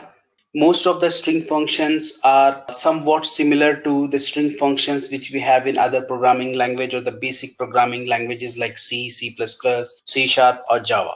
Date functions have all the basic functions which we can use to manipulate date or retrieve date from our database. So let's discuss all of the functions one by one in coming slides. As we discussed that these are the various categories, again, conversion functions that support data type casting and converting. Logical functions are scalar functions that perform logical operations. These are kind of similar to the math functions are again the scalar functions which performs calculations usually based on the input values that I provided as an argument, and most of the times they returns a numeric value. Aggregate functions, as I mentioned, we use sum, we use average, we use maximum of values. So aggregate functions basically perform a calculation on a set of values and they return a single value, except for the count. So count is also an aggregate functions. Other than count, all other aggregate functions ignore null values. In the objective, we saw that we are going to discuss about the group by and having clause. So aggregate functions are frequently used with the group by clause of the select statement. Or we can say that we use group by clause only with the aggregate functions or group functions. Some people refers aggregate functions as a group functions, so don't get confused, they are one and the same thing. String functions again are scalar functions and they perform an operations on a string input value and return a strings or numerical value based upon the kind of functions which we are using. Date function, straightforward, it manipulates the dates. So let's start with the conversion functions. As the name itself suggests that these functions helps us to convert an expressions or a value from one data type to another. So we have three commonly used conversion functions: cast, convert and parse. And in the bottom three, you can see that we have try underscore cast, we have try underscore convert, and we have try underscore parse. So the top three and bottom three, they give the same results. They work in the similar fashions. The only difference here is that the top three functions returns value of specified data type and on success throw errors on failure, whereas the bottom three, they give the null values on failure. So we can relate this try as like how we have the try catch block in other programming language to handle the exception. Same way we use try cast if you want to get the null values if something wrong happened while calculating the expressions or while fetching the results. Same is the case with try convert and try parse. But if any error happen while using cast, convert and parse, we'll get an exceptions or we'll get an error. Whereas error can be handled by converting it to the null values if we use try, cast, try convert and try parse. So as you can see on the slide, we are converting the value 10 as int and we are multiplying by 20. Again we are converting int 10 to int, and again we are doing a multiplication of the value after conversion with 20. So then what is the difference between cast and convert? Because the end result is almost similar.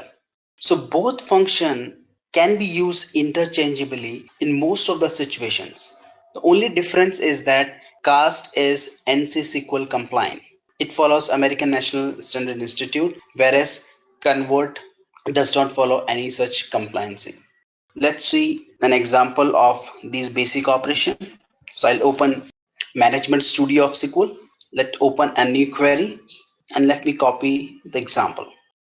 So let me copy both the examples. I increase the font size. So if I'll execute, I'm getting this result. Since we are converting 10 as int, and again, if you'll see, the result of cast function and convert functions is exactly similar. Only difference is in the syntax.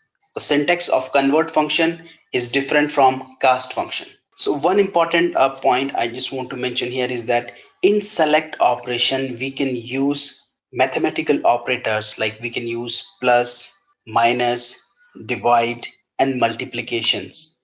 So here, after converting 10 into int, we are multiplying it with 20 to get the end result. And this is the alias which we discussed in module 2. So we can change it. We can change it to any value. We can change it. Let's say I'm writing it to cast result, and I can change it to convert result. Now if I'll execute it, I'll get the same results. Cast results and convert result here are alias. These are the alias for the columns. In the module 3, we saw that we use alias for the table. So let's see that if there's an issue while casting or converting a desired value, then we'll get an error when we'll use cast and convert, but we'll get a null value when we'll use try cast and try convert. Let's verify this using an example. So I'm trying to convert character into int. So we'll get an error that conversion failed when converting the varchar value a to data type int. Now let's use try cast. So I'll copy this statement.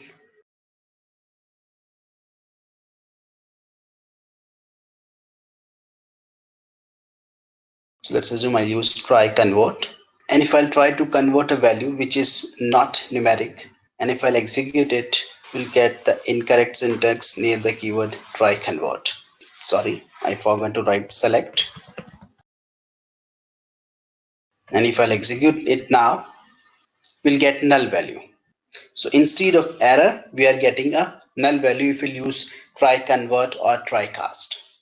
So based upon the business requirement, we'll choose either the try convert or convert. Let's move to the next function. Let's discuss about the logical functions. So we have two logical functions, choose and if. Logical functions can be used to display one of the several values based on a logical conditions. So as we have discussed, we have two logical functions, choose and if. Choose returns a specified index from a list of values and returns null if the index is 0 or greater than the number of items. Or we can say that the choose basically act as an index into an array when an array is composed of the argument that follow the index argument. So as you can see in syntax, we have the choose keyword, and in the parenthesis we have index. So this is the index which we have to define that what value we want to return, and this val 1, value 2, and we can have up to value n. So let's understand choose by an example. So let me write one example so that it will help us to understand. Choose keywords, and all these functions are basically can you see the color code? For the keywords we basically have blue colors, but for these functions we have pink color. So we'll define 3, this is the index, and then it's followed by the various values. Let's say I have test as a one value, I have just as another value, third value I'll be having rest. So if I'll execute this statement, I should get the value rest because this index does not start with 0. Please note it down. In the choose function, the index start from 1. This is 1 base index, not the 0 base index like we have in most programming languages. So if I'll execute this statement, I'll get rest because we are instructing the SQL Server that we want the third value out of the various values available. So choose function basically gives an error if you try to use the index as the value 0 or we'll try to provide the index which is outside this range. So let's understand it by an example. So if I provide index 0, and if I execute this, I'll get a null value. Or if I'll provide an index which is outside the bound of this array, when I say bound, if it is more than the number of values which we are trying to select from, then again it will returns a null value. So this, since there are only 4 values here and I'm giving index 5, so since there's no value at the 5th index, it will return a null. It won't give us 0. So choose functions helps us to select from a given range of values, like how we used to fetch the values from an array. So let's discuss the other logical function. So here, before we discuss the if, let's see these examples as well. So in the first example, we are using select choose and we are giving index 2, A, B, and C. These are the 3 values. So the first example will return the value B in the result set, because we'll count from the index 1. As I mentioned, the choose is based on 1 index and not the 0 index. So let's take the case of the second example. Here we have not provided an integer, we provided fraction value 1.4. So choose only consider the integer value. In both the cases, it will return A as in the result set. So now let's discuss the other logical function if.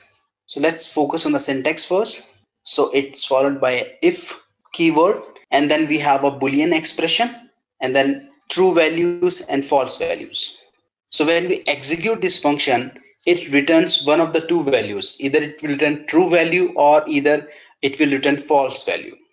So the output, whether it is a true or false, depend upon the evaluation of Boolean expressions which will provide in the if function.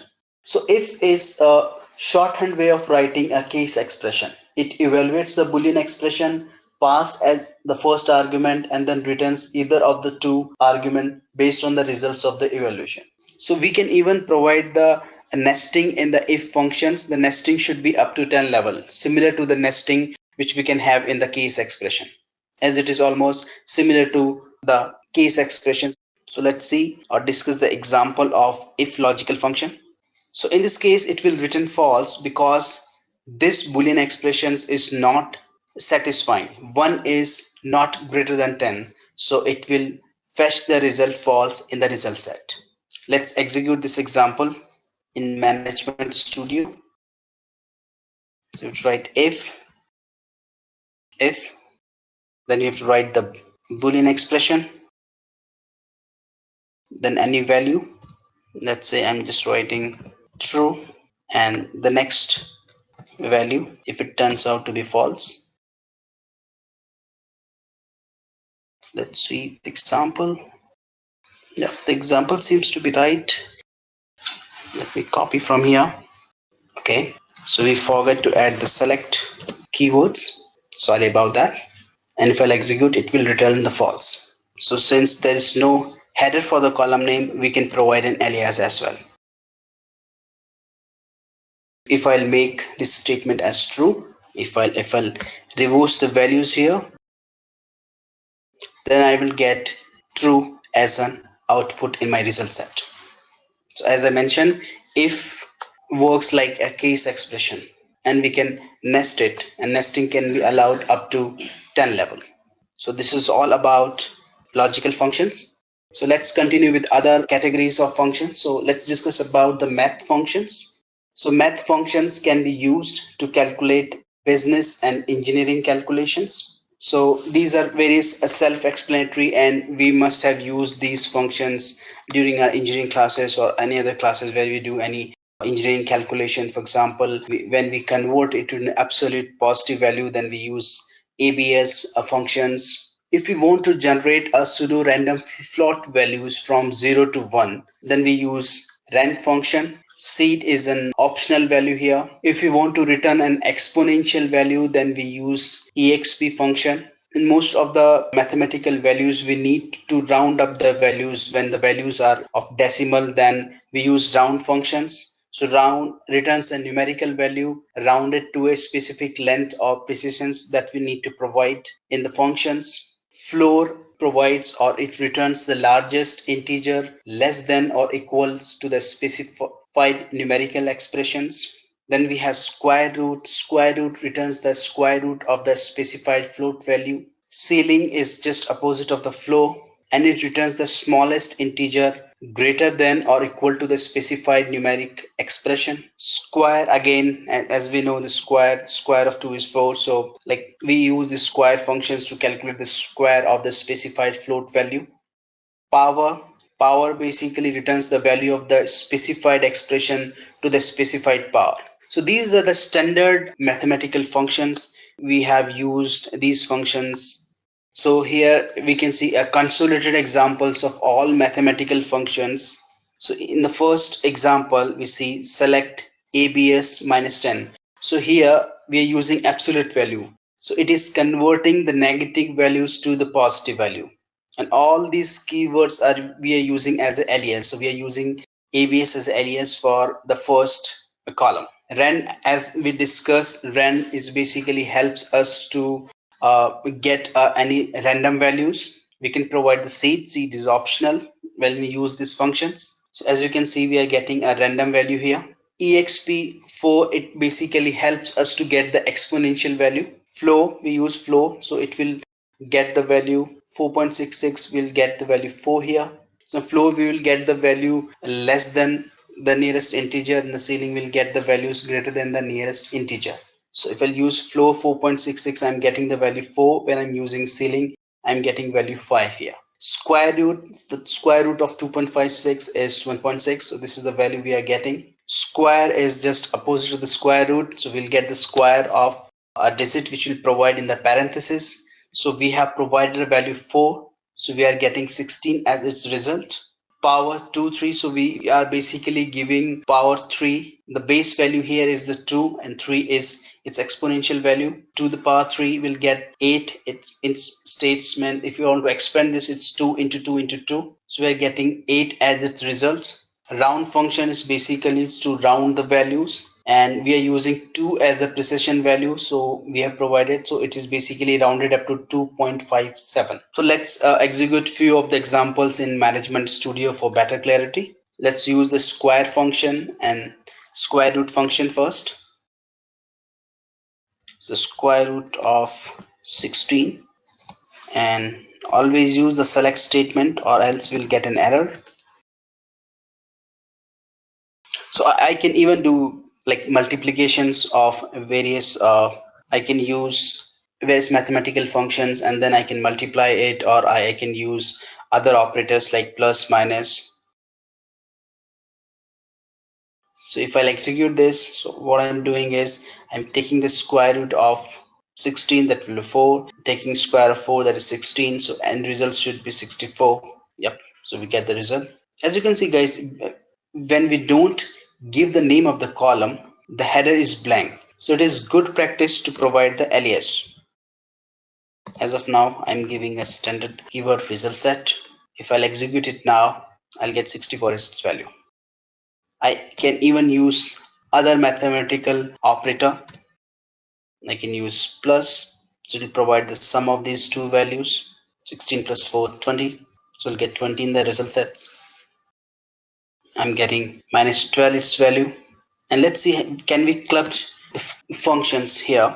So let me write select, and if I'll use apps function here,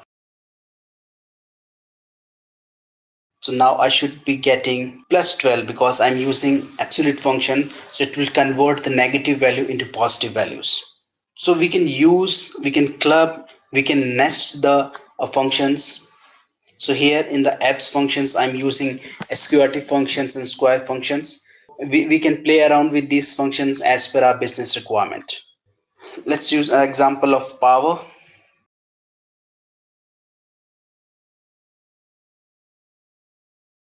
Let's use the base value as 2, and it's 2 to power 4.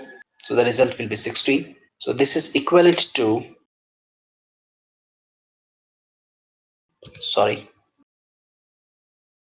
if I'll expand this, power 2 is the base and 4 is the exponential, so I'll get the same result set, 16. So this is all about the maths functions. Let's move to another category. Ignores null values. Aggregate functions are frequently used with a group by clause and for filtering, like we used to filter the data using where clause. So if you're using group by clause, then we use having keyword to filter the result set. So we have following aggregate functions. We have average, min, sum, count, and max. So let's start with average function first. So average returns the average of the values in a group. As we discussed, null values are ignored. So let's take an example of average function. First, let me fetch the values from department table. Okay, so I can use the average functions on department number column. So I can write select average. I'll write the column number from department. If I'll execute this, I'll get the average of the values. So let me execute both the queries in Funco so we can compare the results. So 25 is the average of 40 plus 30 plus 20, 10 divided by 4. So we can use average functions with a distinct keyword. We discuss about the distinct keyword in module 2. So distinct keyword helps us to fetch the unique records. So if you want to find the average of the distinct values, then we'll provide the distinct keyword before the column name. So let's take another example of the average function. Let me get the results from employee table.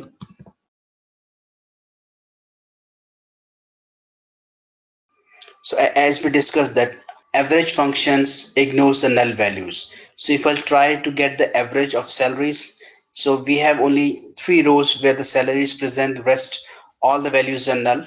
Let's see what is the result. Select average. I'll provide the name of the column from employee. So this is the average. So let me execute both the statement in Funco like I did earlier. So you're getting the average of this.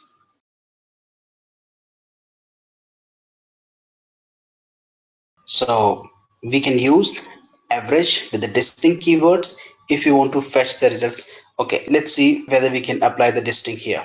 So in the department 1 table, we have the repeated values for the department number. So if I want to ignore the repeated or redundant data or the duplicate data, then I can use the distinct keyword. So if I execute it now, I'll get the average as 25. But if I'll remove the distinct keyword, the result sets will be different. Sorry, my bad. I'm using department column. I have to change it to department 1. So let's first see the result set without using the distinct keyword. The results is 30. Now I'll use the keyword distinct. So the value is different because I'm just taking the unique values for my result set. So let's move to another aggregate function. Let's discuss the min function.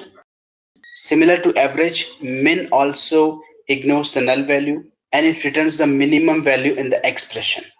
So if I'll see the values in the department 1 table and if I'll try to find the lowest value of the department number, then I have to use the min function. Okay, so out of all the aggregate functions, count is the only one which takes into account the null values as well. So let's see the example of count. Let's move to Management Studio. So I'll be using employee table because we have a lot of null values in those. I'll execute this. So let's take the count of the salary column. Select count. Oh, I have to write the column name employee. So if I'll execute, I'll get 3 results. But if I'll execute star, I'll get 9 columns. So even we can use the distinct operation here in the count function. So count basically fetch the count of rows from a table. So let's move to another aggregate function. We have max. So max is exactly opposite of min. We have already shown example of minimum. So max, we can use it for numeric as well as with the character data type. If we use for the character data type, it will show the maximum value in the sorting order. If we use with the numeric, then of course it will show the maximum of the value. Though let's see an example of max as well. So if I use max, we're trying to find the maximum salary from employee table. So this is the maximum salary. And if I try to find the location, let me first show you the various location from the department table. So as per the sorting order, we should get Hyderabad if we'll use max for this column. So let me write the query. Select max LOC from department table. And we can provide an alias as location. So I'll get Hyderabad in my result set. So we have discussed all aggregate functions. So the common aggregate functions are average. If you get the average of values, min, as the name suggests, the minimum value in the expression. Sum helps us in finding of the total for a column. Sum only accepts the numeric value. Count returns the number of items or rows in a group or in a table. Max returns the maximum value in the expression. So let's move to other category of functions. So these are the various examples. Before we move to other functions, let's see the examples here. So in one example, they've shown all the aggregate functions. So we can use multiple aggregate functions in the single statement, a single select statement. So in the single select statement, we have used average of salary, minimum of salary, maximum of salary, and the sum of salary from employee table. Second example is for the count functions. So we will discuss about the group functions and heavy functions once we are done with most of the out-of-box functions. Then we have string functions. String functions are again scalar functions, and they perform an operations on a string input value, and they return a string or numeric value based upon the type of functions which we are using. When string functions are passed arguments that are not string values, the input type is implicitly converted to a text data type. So these are the various string functions. Ltrim, it basically returns a character expressions after it removes leading blanks. It basically removes the blanks from the left hand side of the string. We have rtrim, it returns the character string after truncating all the trailing blanks. Basically it removes the blank from the right hand side of our string. Char functions converts an int ASCII code to a character. Character index find out and searches and expressions for another expressions and returns its starting positions if found. str returns character data converted from numeric data.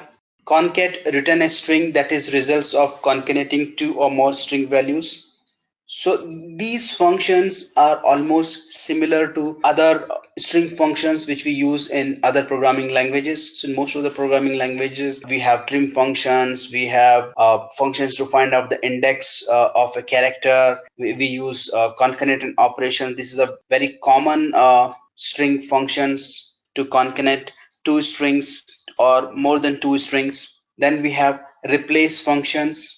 So replace all occurrence of a specified string value with another specific value. We have substring, it returns part of a character or text based upon the length or the start index which we give in. As we can see in the syntax of the substring, we have a substring keyword followed by the expression, like the string from which we want to find out the part of a character. We'll define the start index, and then we'll define the length, that from start index till how many characters we want to fetch the substring. Then we have the format. functions, we can format strings into desired format using the culture.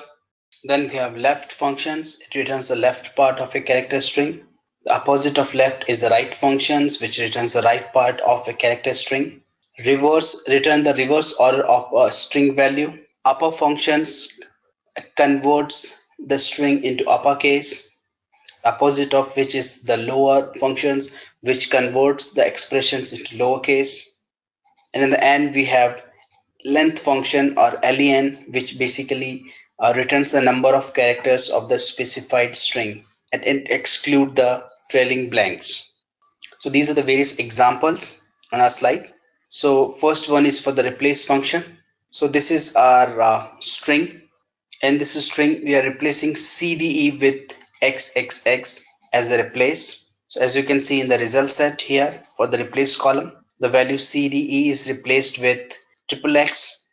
We have substring functions. In the substring, we are get out of this ABCDEF, which is our main string, from index 2 and till length 3, we are getting the substring. So index 2 is start from B, and then up to 3 character we'll get the substring. So we'll get B, C, and D in our output.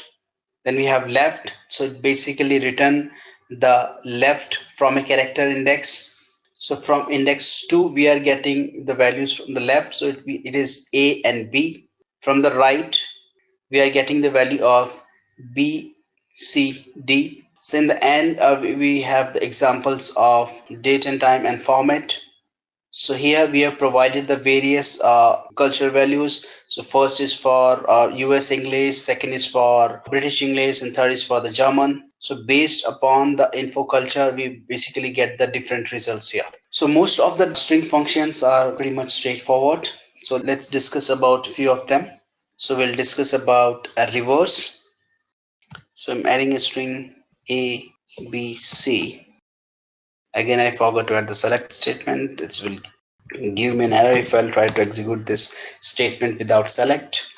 And if I'll execute it now, I'll get the reverse of the string. Always good to provide the alias. Then we have trim or 𝐿trim. Select 𝐿trim. So I have added leading blank spaces in this string, and if I'll execute this, the leading spaces has been trimmed. Same way I can use 𝑟trim.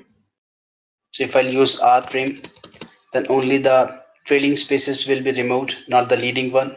If I'll execute this, I'll get this result. And if I'll use trim, then it will consider for both. So we do not have trim here. So 𝐿trim removes the leading spaces and 𝑟trim removes the trailing spaces. So this is all about the string functions. You can practice about the other string functions. They are pretty much straightforward. Let's see an example for the upper and lower functions as well. So if I use lower here, I'll get the same result. But if I'll use, or let me convert, let me first write the uppercase character. So it's convert into lowercase. And if I'll write the lowercase, and if I'll use the upper function, it convert it into uppercase. So all other string functions are also self-explanatory. Please try all of them so that you will have an idea. And if you try all of these, you will come to know that if the situations arise, you can start using those. So let's move to other functions, the date and time functions. So date and time functions are again scalar functions that performs an operations on a date and time input value and returns either a string, numeric, or date and time value. So as you can see on the screen, there are various date and time functions again. We have sys date time. It returns a date time value that contains the date and time, its current timestamp. Again, return a date time value that contains the date and time. Date part basically fetch as the date part of a date component. Day, month, year returns an integer that represents the day, month, and year part of the specific date. Date if returns the number of date or time date part boundaries that are crossed between two specific dates. And a date functions returns a new date time values by adding an interval to the specific date part. So let's see the examples of date and time functions. Sys date time, it returns the system date time, so it has date component as well as the time component. Current timestamp also gives the current date and time. Date part basically provides, if you'll provide year here, then it is providing the year of the date part. If I'll provide here the dd, it will provide the day. If I'll provide it will provide or fetch the value of the month. Date difference, so again, if we are providing so we are getting the difference of month between these two dates. If I'll provide dd, then it will provide me the difference of days between the two dates. So date add is that I am adding 2 months. So this is how we have to do. Since we have provided specify for month here. If I'll provide the dd, then it will add 2 days. Since we have provided here, so it will add 2 months to the current date. So let's see one example here. Date part, year.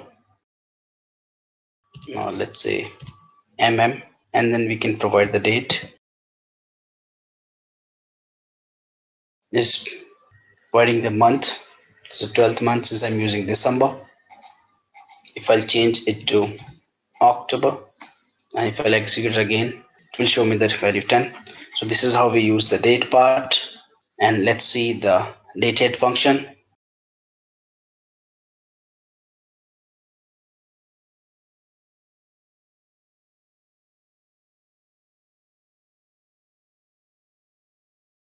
So if I execute it now, it will add 2 months. I can also provide dd here. So it will add 2 days. So this is all about the date functions. So now let's discuss about the group by clause and having clause. So as you can see, we are using group by keyword here, and we are using having keyword here. So let's discuss about the group by and having clause. Let's discuss group by first. The SQL group by clause is used along with the group functions to retrieve data grouped according to one or more columns. The important part here is that the group by clause should contain all the columns in the select list except those used along with the group functions. So let's see an example of group by functions for better understanding. Let's move to Management Studio, and we will use department 1 table for group by clause. Let me first execute this query. So what I'm going to do, I'm going to group by the department number. So I'll find select count of rows from department 1. Then I'll use group by keyword, and I want to group the data by department number.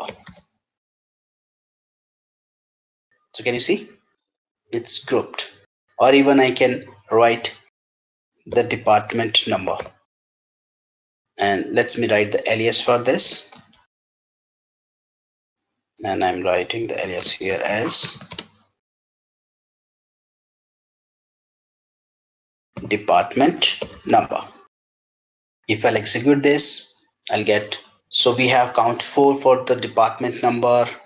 There are 4 values for the department number 20, same way 5 values for department number 30, 5 values for 40, 1 values for department number 50, and 1 value for department number 80. So we use group by functions generally in association with aggregate functions.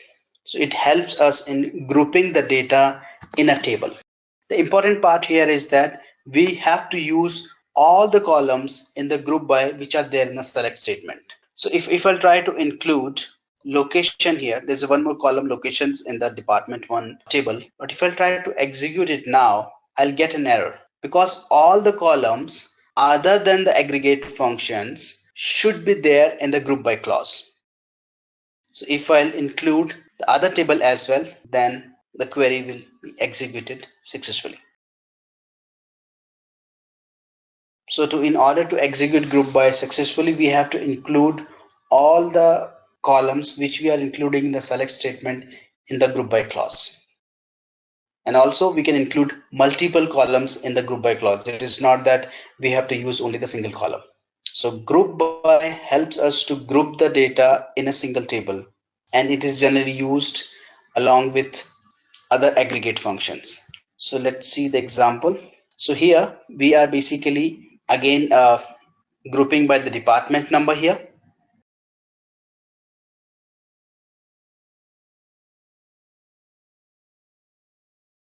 So let me fetch the results from the employee table. So here we can group the records again using the department number or using the job ID.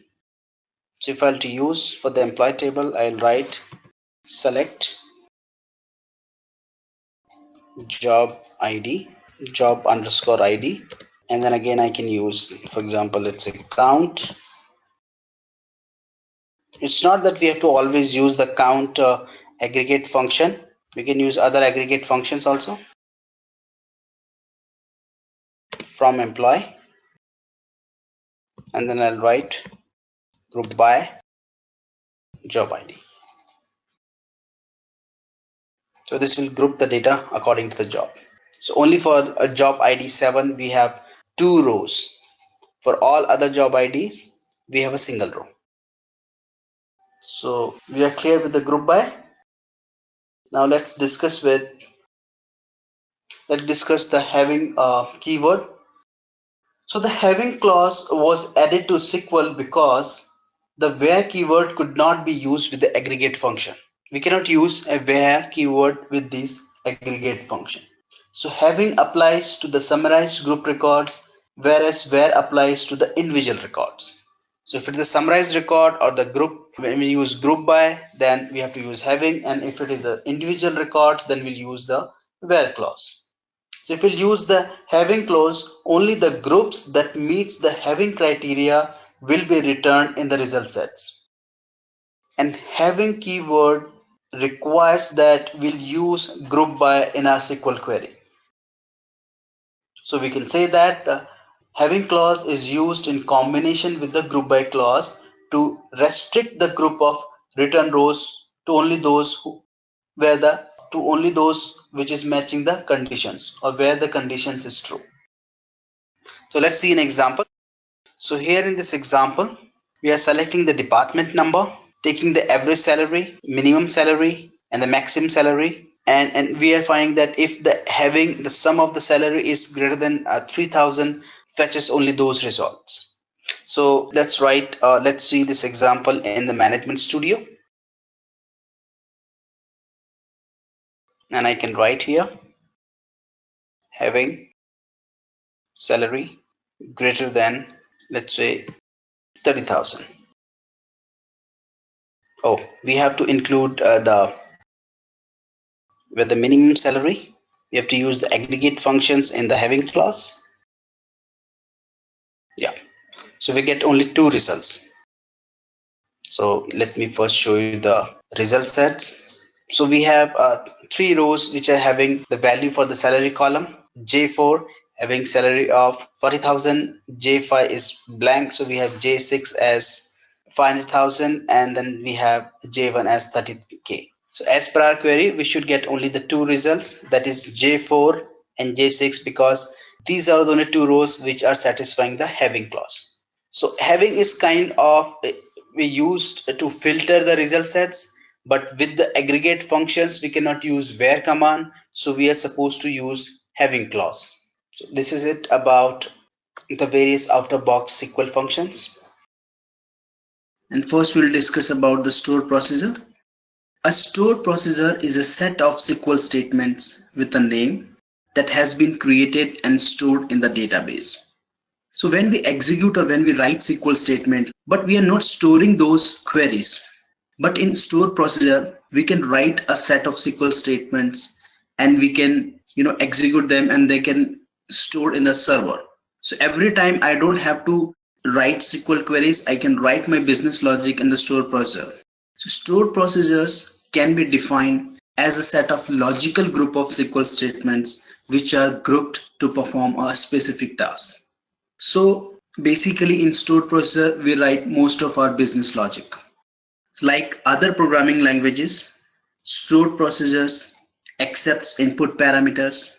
They return multiple values by means of out parameters or output parameters. They contain programming statements. A stored procedure can call other stored procedures or functions. A return status to indicate success or failure. Let's see the syntax of stored procedure first. So this is the syntax. We have create keyword to create a stored procedure. We have to write create followed by a keyword procedure, name of the stored procedure which we want to create. If you want to provide any parameter in the stored procedure, then we'll provide the parameter name. If we want to create the parameter as an output parameter, then we have to use the keyword out or output followed by as keyword, and we'll write begin, and whatever the statement or computations we want, we'll write that, and in the end we have to write end keyword. So in the syntax it is mentioned that it is create or alter. So if we want to modify the existing stored procedure, then we have to use the keyword alter. If we are creating the stored procedure first time, then we have to use the keyword create. So alter keyword is used if you want to modify any existing stored procedure. Now why we create stored procedure when we can write SQL queries? So here are some of the benefits of creating stored procedure. All commands in a stored procedure are executed as a single batch of code. When we execute queries in SQL, generally each query goes as a single batch. But when we execute stored procedure, though it may have multiple SQL statements, all the SQL statements are executed as a single batch of code. So by doing this, it reduces the server or client network traffic and improves the performance. Stored procedures helps us in achieving strong security in SQL because we can impersonate another user. Execute as can be specified to enable impersonating another user to perform certain database tasks without providing direct permissions to the processor. So it makes our environment more secure. Reuse of code. Stored procedures helps us in achieving reusability because as we discussed in the previous slides, that we can call another functions or stored procedures from one stored procedure. Easier maintenance. Changes need to be done within the stored procedure which handles all DB operations, and no changes are required in client applications. So sometimes we move our business logic to the stored procedure. So if any changes are required, we need to modify our business logic, then we don't have to change our client applications or our code. We have to just modify the stored procedures and execute it again. Also, if there is any error, we know where exactly to look for, and we have to debug only one stored procedure instead of looking for multiple SQL statements. That is the reason stored procedures are easier to maintain. Improved performance. All procedures by default are compiled in the database the first time it is executed, and it maintains the execution plan for subsequent call. So if we'll execute or if we'll call or run the stored procedure again, it will take less time because it is already compiled in the database the very first time. So by doing this, the performance of applications has increased. So on this, you can see an example of stored procedure. So we are creating a stored procedure. So we are writing first the create keyword followed by the procedure. sp_get employee info is the name of the stored procedure. This stored procedure passing a parameter employee ID whose data type is int, followed by the basic syntax. We are defining the keyword as and begin, and then we are writing the basic query that select employee ID, first name, last name, manager ID, phone number, hire date, job ID. These are the columns of table employee, and then we are passing the condition. We are filtering the records from employee table by using a where clause. And in the where clause, we are not hardly, we are equating it with an employee ID, which is the parameter. So when we will execute this stored procedure, we will pass the parameter. So let's see a few examples of the stored procedure. So let me open Management Studio. So let me open the examples I've already have. So let's create a store processor without parameter first. It is not that every time when we'll create a store processor, we have to define a parameter. So I'm writing a create keyword followed by the procedure, and all result keyword will be highlighted in the blue color. Then I'm providing a name of the store processor. So I can provide any name here. So I'm providing get details, or I can mention it to give it more meaning, get department details.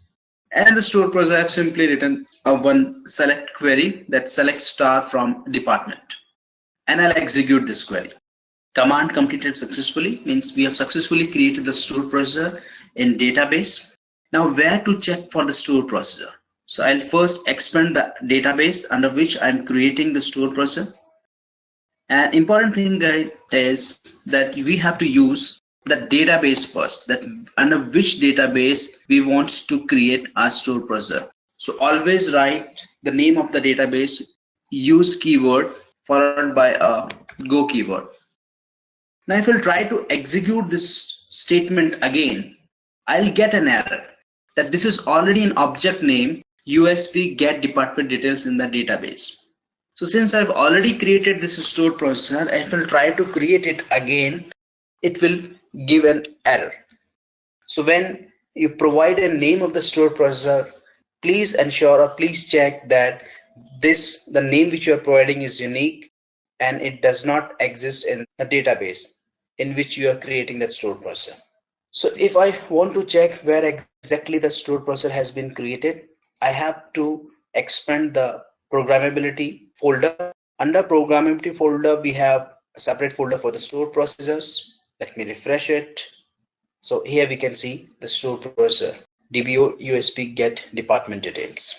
So from this object explorer, I can modify the store processor, I can execute the store processor, or even I can delete it. So to delete it, we have to simply click delete here. It will again reconfirm whether we actually want to delete this store processor, and if there are any dependency of this store processor, we can check it with the show dependency. So when we delete something from our database, it is better to check the dependency. If there are any dependency, we rather not delete that particular object. So as of now, we know that there's no dependency, so I'm just clicking OK here, and it will delete the store processor.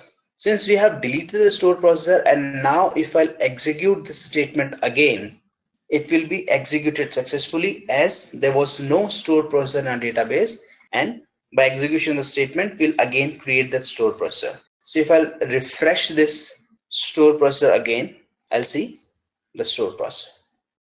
Now we have created the store processor, and we'll see how we can execute this store processor. To execute this store processor, we have to write one command. So there are various keywords which we can use to run this store processor.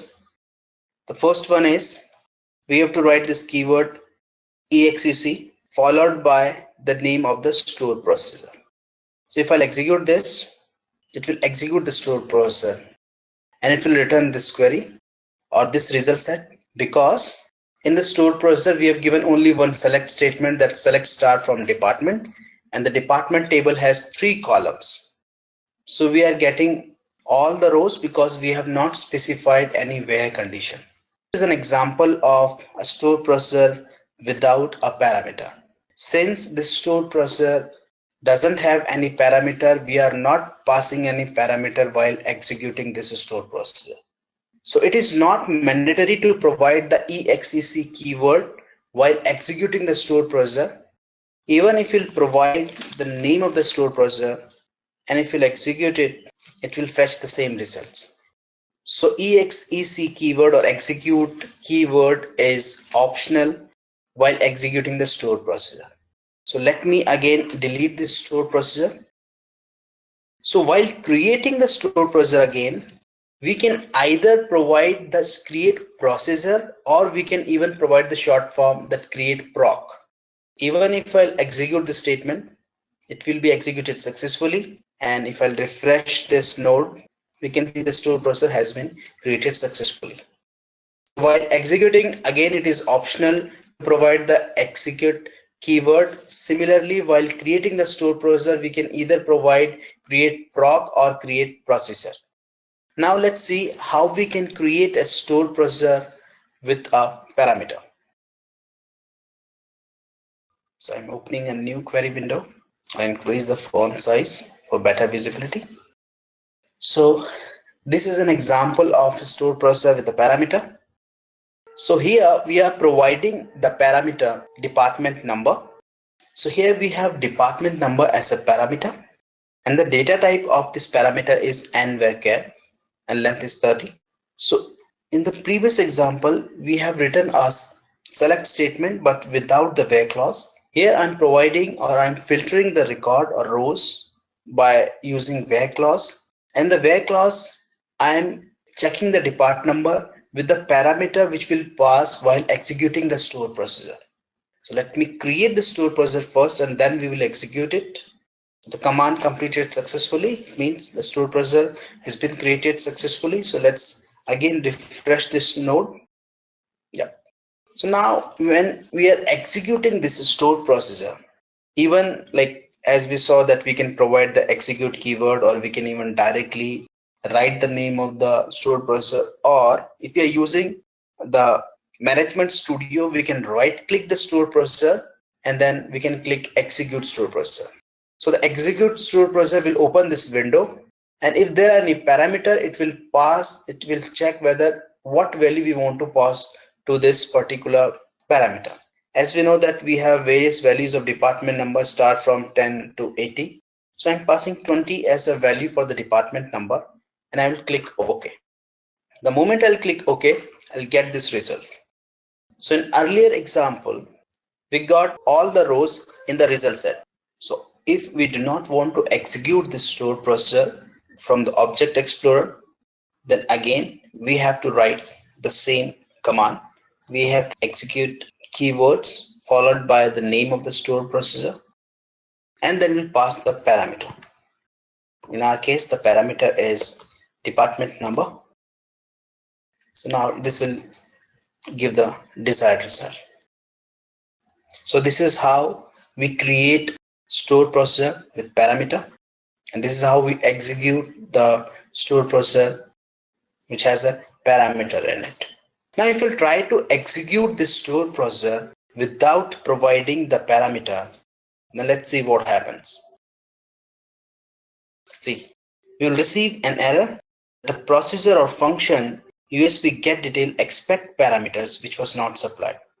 It means when we created the store processor, we have ensured that the parameter which we are providing in our store processor is mandatory. Why? Because we have not explicitly defined that this parameter can accept null value as well. So if we want to make the parameter null, then we have to explicitly provide the null keyword. So let me modify this store processor, or let me first delete this store processor and we'll recreate it again. So I'm just deleting the store processor. And in order to make our parameter optional instead of mandatory, we have to provide the keyword null. And I'll execute the statement again to create the store processor. Now if I'll execute this store processor, we won't receive an error, but we won't get the value because we are checking the null value, and if I not provide any null, so it will not return any result. But yes, the error is gone. So this is how we make the parameter optional by providing the null keyword.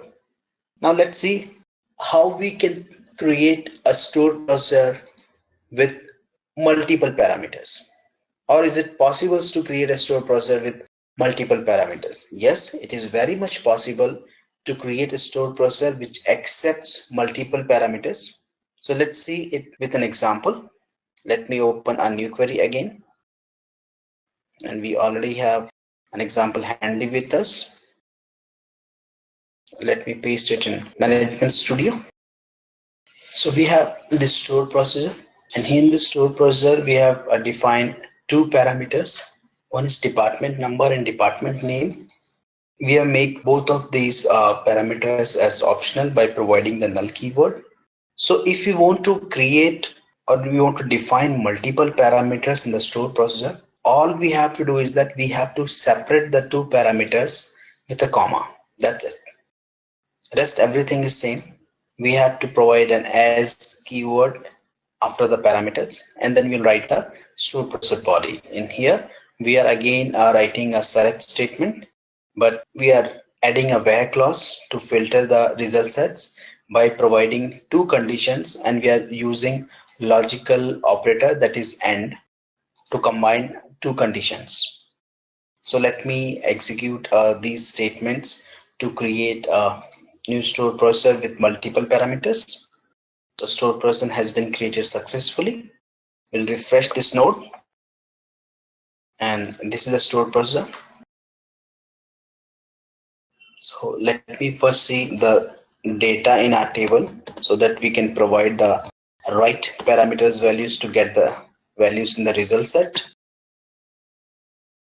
Okay, so I'll pass the parameter department number as 50 and department name as IT. So all I have to do is I have to provide the keyword name of the store processor, get details from, then we have to provide the value for first parameter, that is department number, its value. So we have decided to pass its value as a 50, and then we'll provide the value for another parameter.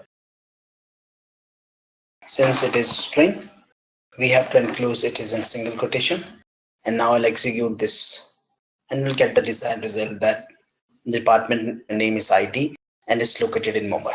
So this is how we'll execute and the store processor with multiple parameters. So we write the name of the store processor and followed by the first parameter, then write a comma and then the second parameter, and so on. Parameters also in other store processor. If you want to execute it from the Object Explorer, then you have to right click the store processor and we'll click execute store processor. We'll get both the names. We'll pass the value here and we'll click OK. If I'll click it OK now, though there won't be any result in the result set, but it won't throw any error because while creating the store processor, we have defined that these two parameters can accept null value. So they are not mandatory, these are optional. That is the reason, even though we won't provide any value, we won't receive one while executing the store processor. Now let's discuss about the output parameter in the store processor. So if we want to return the value of the parameter, then we have to define an extra keyword, that is out or output. Both keywords are valid whether we use out or output against the name of the parameter whose value we want to return. So let's see it with an example. So I'll open a new query. In the store processor, I have two parameters. One is the department number and one is count. So we have defined a keyword output which suggests that this parameter will be the output parameter. So we can pass the value to this parameter, and this parameter will also return the value after execution. So we can provide the keyword output or out. There's no difference. The end result will be the same. Store processor is created. We'll refresh the node of the store processor to see the results. Yep, we have the store processor. Now in order to execute this, we have to do like this. We have to first declare the count int, followed by the executive name of the store processor. Will provide the value. This is how we have to define if it is an output parameter. And then we are writing the select statement to see the value of the count. So let me execute this. So the count is 1 because there's only one row with the department number 10. So this is how we use the output or out keyword against the parameter. Now let's see how we can add comments in the store process. So we can add the comments in two ways. One is the line comment and one is block comments. So if we need to provide the line comments, then we have to use 2- followed by a statement. And in order to / and then star, so it's writing this is multi-parameter stored processor having output parameter. Again we'll write star and a /.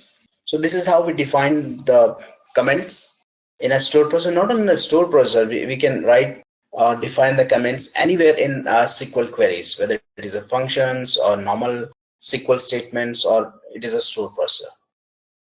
So line comments or single line, we use 2 dash, and for block comments we use / and star. So let's see how we can handle the exception in the stored procedures.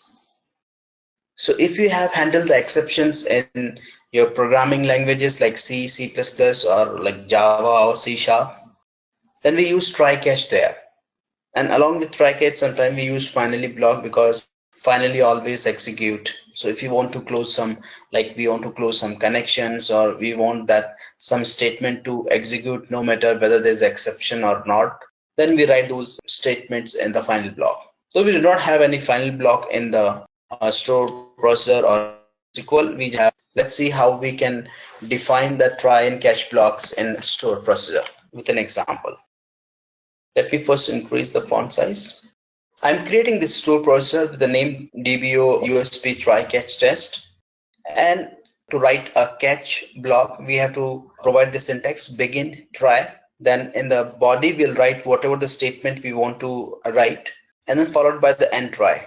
So end try basically ends the try block.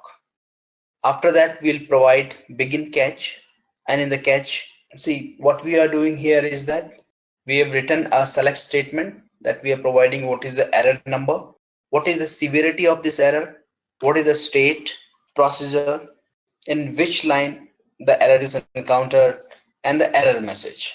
So let's create the stored procedure first, and then we'll refresh this node. So we have this stored procedure, and now this stored procedure do not have any parameter. So I'll execute the stored procedure, execute keyword followed by the name of the stored procedure. No parameters, so we are not passing any parameters while executing it. And see, since we are dividing by 0, it will give an error. It will result in infinity. And see, since it will go to the catch block, since error has encountered, so we have written the statement in the try block. So in the catch, we are handling the exception. And while handling the exception, we have written a select statement which provide all these values. So the error number is at 134, error severity is 16. So these are the predefined severity levels. So we can check on Google said what the severity error severity 16 means. Then we have error state, in which procedure the error has occurred. So it will give you the name of the procedure. The name of the procedure is USP try catch test. Error line is 4, and the error message that we are dividing by 0. So we'll get the message that divide by 0 error encountered. So this is how we mentioned try catch block in the stored procedure. We have seen various examples of the stored procedure. So we have created the stored procedure without parameter, with parameter. We have created a stored procedure with multiple parameters. We have seen that how we can include comments in the stored procedure using single line comments or block comments. And we have seen that how we can handle the exception in the stored procedure. So this exception handling is not only for the stored procedure, we can handle these exceptions in functions as well. So we can write try block and followed by a catch block. In the catch block, again, we can write the select statement to show the message that where exactly what is the severity level, what is the error message. We can even provide the custom error message. It's up to us. So let's move to the next topic. So I hope you are clear with the concept of stored procedure in SQL. Let's move to the next topic. The next topic is user-defined functions.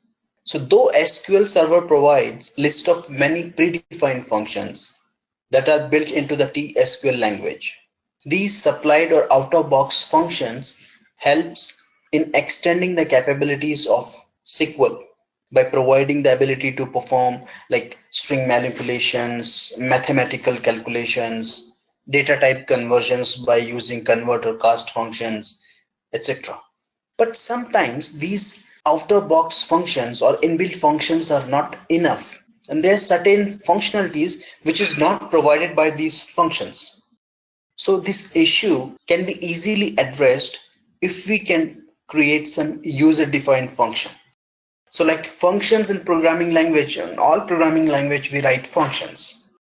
There are some functions which do not return any values. There are functions which returns a value, and we pass parameters. We do not pass parameters while calling the functions.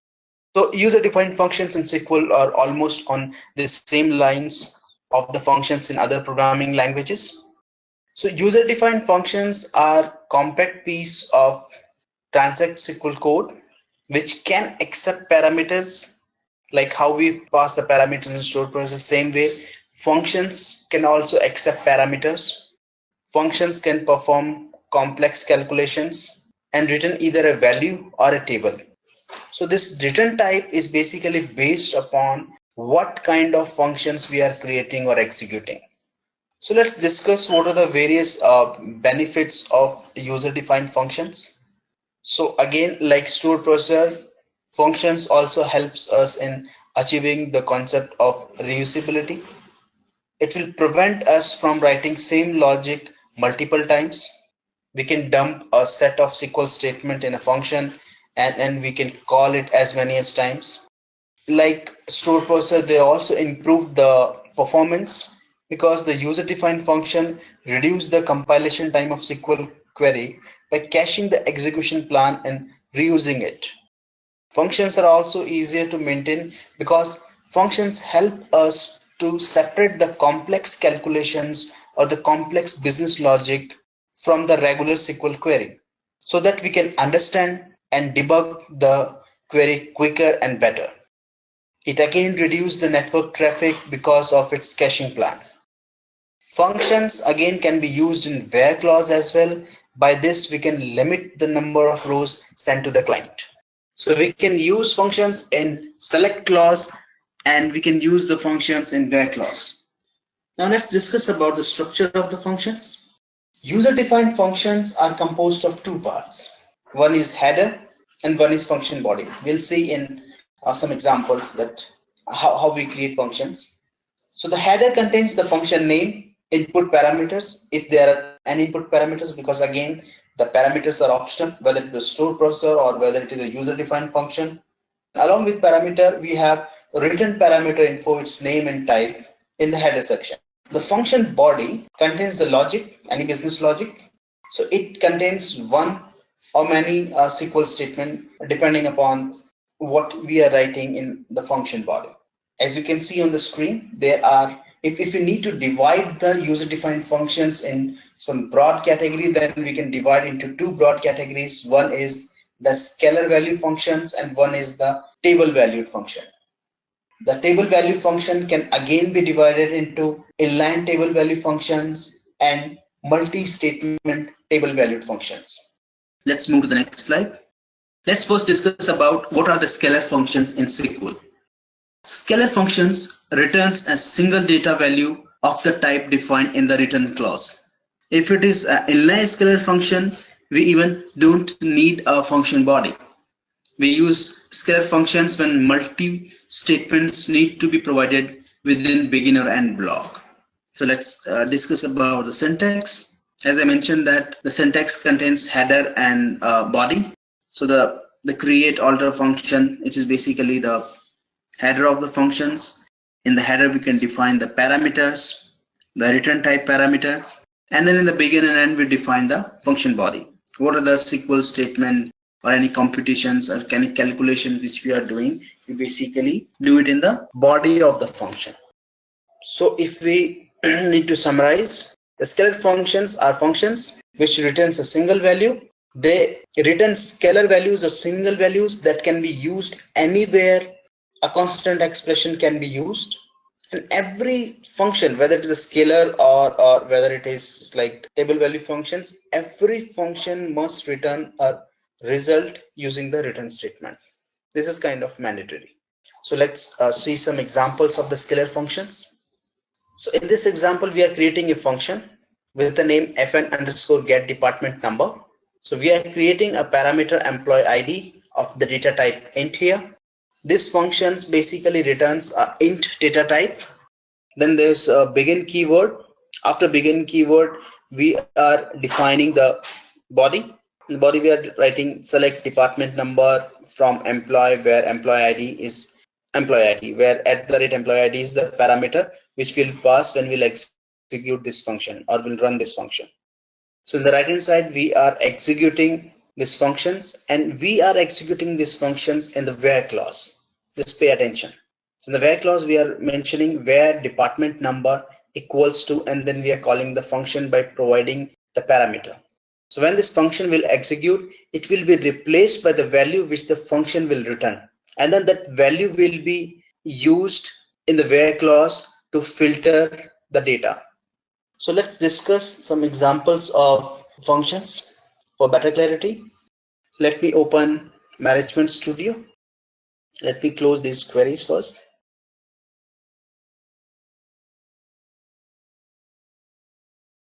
So we'll first create a function, a scalar function without any parameters. So this is the name of the function, no parameters. We are not creating any parameters here. The return type is int, and I'm just returning in the return statement. We have just provided a SQL statement that selects some salary from employee. After executing this, function will be created. This is a scalar function. So if you want to verify whether the function has been created successfully, then we have to refresh our database. So we have created this function in employee DB database. So I'll refresh that and I'll expand the programmability. In programmability node, we have subnode called functions. Again, in functions, we have 4 nodes: table value functions, scalar value functions, aggregate functions, and system functions. If I'll expand the scalar value functions, we can see the name of the functions here. So in order to execute this function, we have to write select statement followed by the name of the function. If I'll execute, we have provided the parenthesis. So this function will return the sum of the salary from employee table. So let me show you the data which is there in the employee table, so that we can verify our result, whether I got the right result or not. So if we'll calculate this, we'll get 570K. This is the sum of the salary for all the employees, since we have salary for the 3 employees only. So this is how we'll create the functions without any parameter. Let's see how we can create a functions with parameter. So in this function, we are providing 2 parameters, first name, and the data type of the parameter is varchar50. The second parameter is the last name, and the data type of second parameter is again varchar with the same length as of the first parameter. Return type is also of the same data type, and then in the body we are executing the SQL statement. So what we are doing, we are just concatenating. So if it is a mathematical operations, if we provide the plus operator, then it will add the 2 values, but if it is string or varchar, then it will concatenate the string.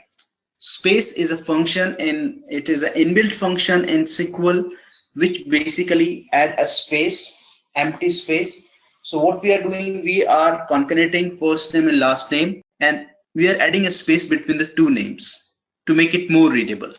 So as you can see, when I hovering over the space keyword, it is giving me a message that this is a built-in function. So let me create this function first. Function has been created. Again, this is a scalar function but with parameters. Let me refresh the scalar valued function node and I can see the function name. Let me execute this function, name of the function, and then we have to pass the parameters. So I pass 2 parameters here, comma, and the name of the second parameter.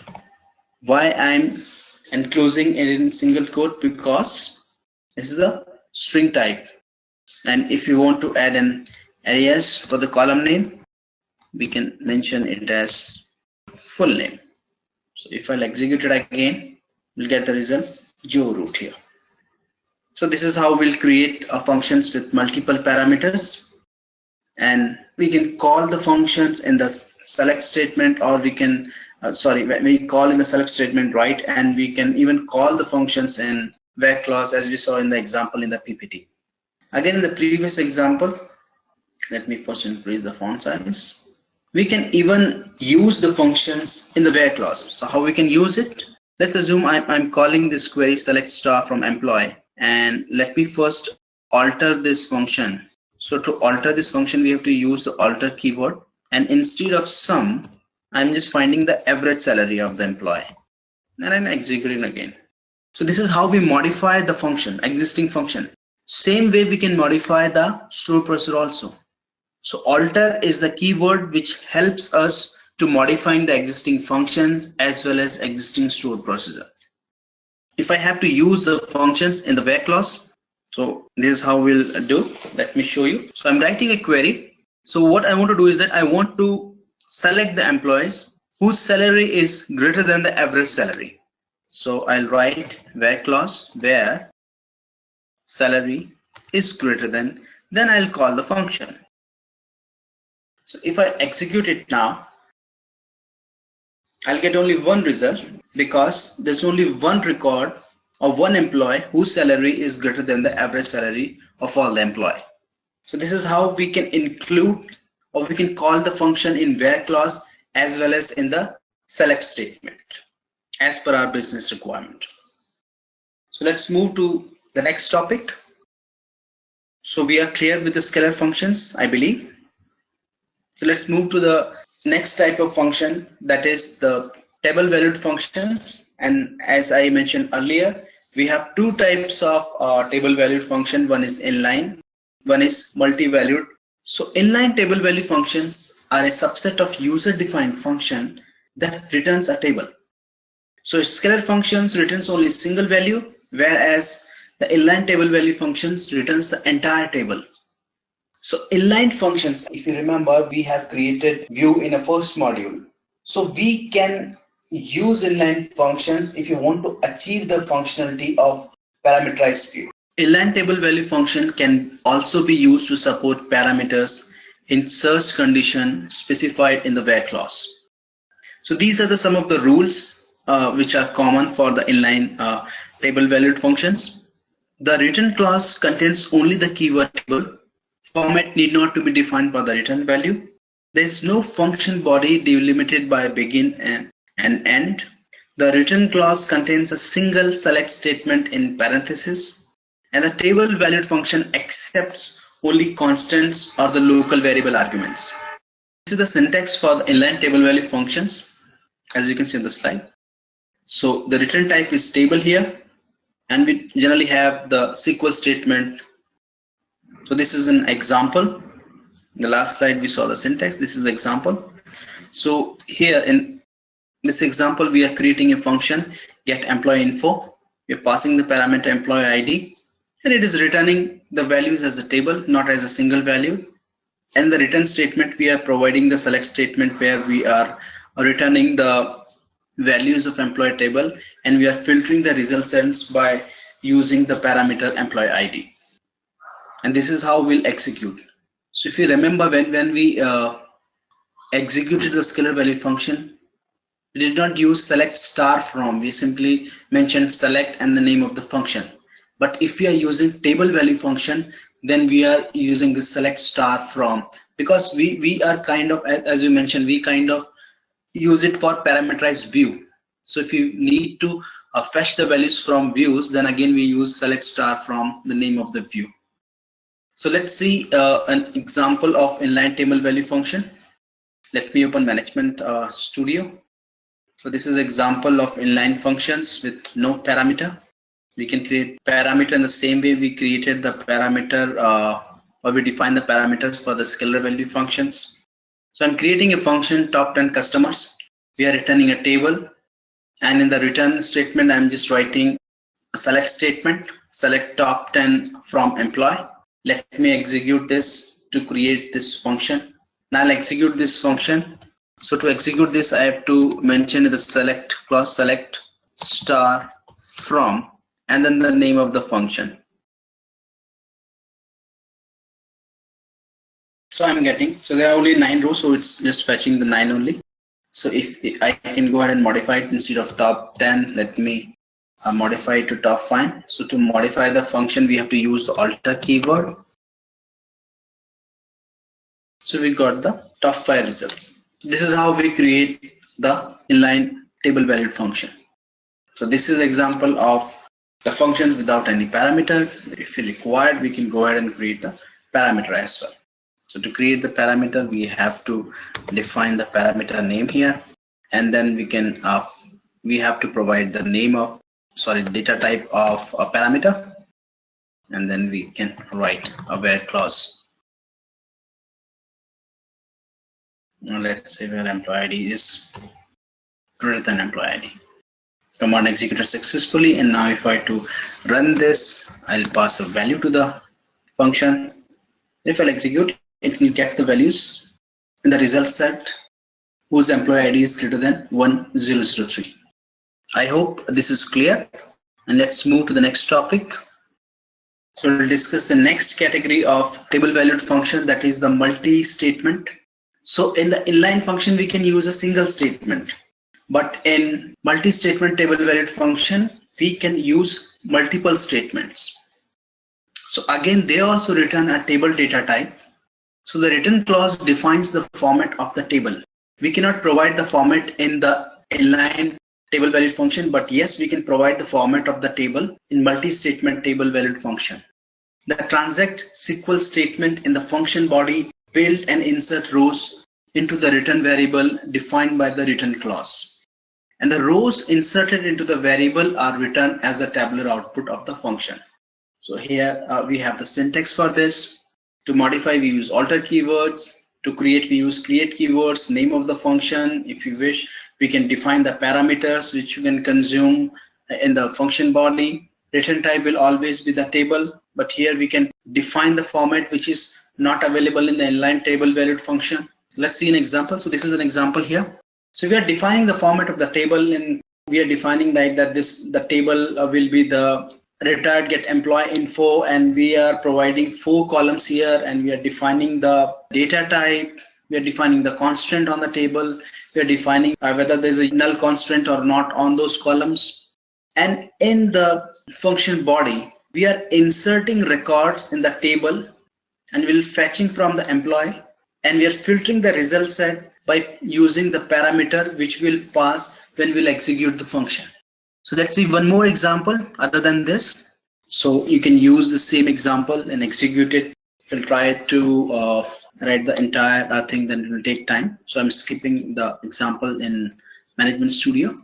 But the basic difference between these two functions, table valued function, is that here we can format the table and we can use multiple statement in the function body, which is not the options in the inline functions. So we already discussed the benefits of user-defined functions, modular programming. It saves time because we can write or dump the statements in a function and use it or call it as many as number of times. It's faster executions because of this. It caches the execution plan and use it for the subsequent calls, and it reduces the network traffic.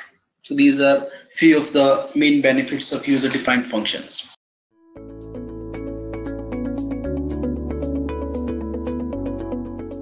Now let's come to our topic, that is SQL versus MySQL. So as the first topic of comparison, we have the definition. So what is the definition of SQL? SQL is the standard language for operating, managing, and accessing databases. Now let's see what is the definition of MySQL. So MySQL is a relational database management system for storing, retrieving, modifying, and administering databases. So next point is history.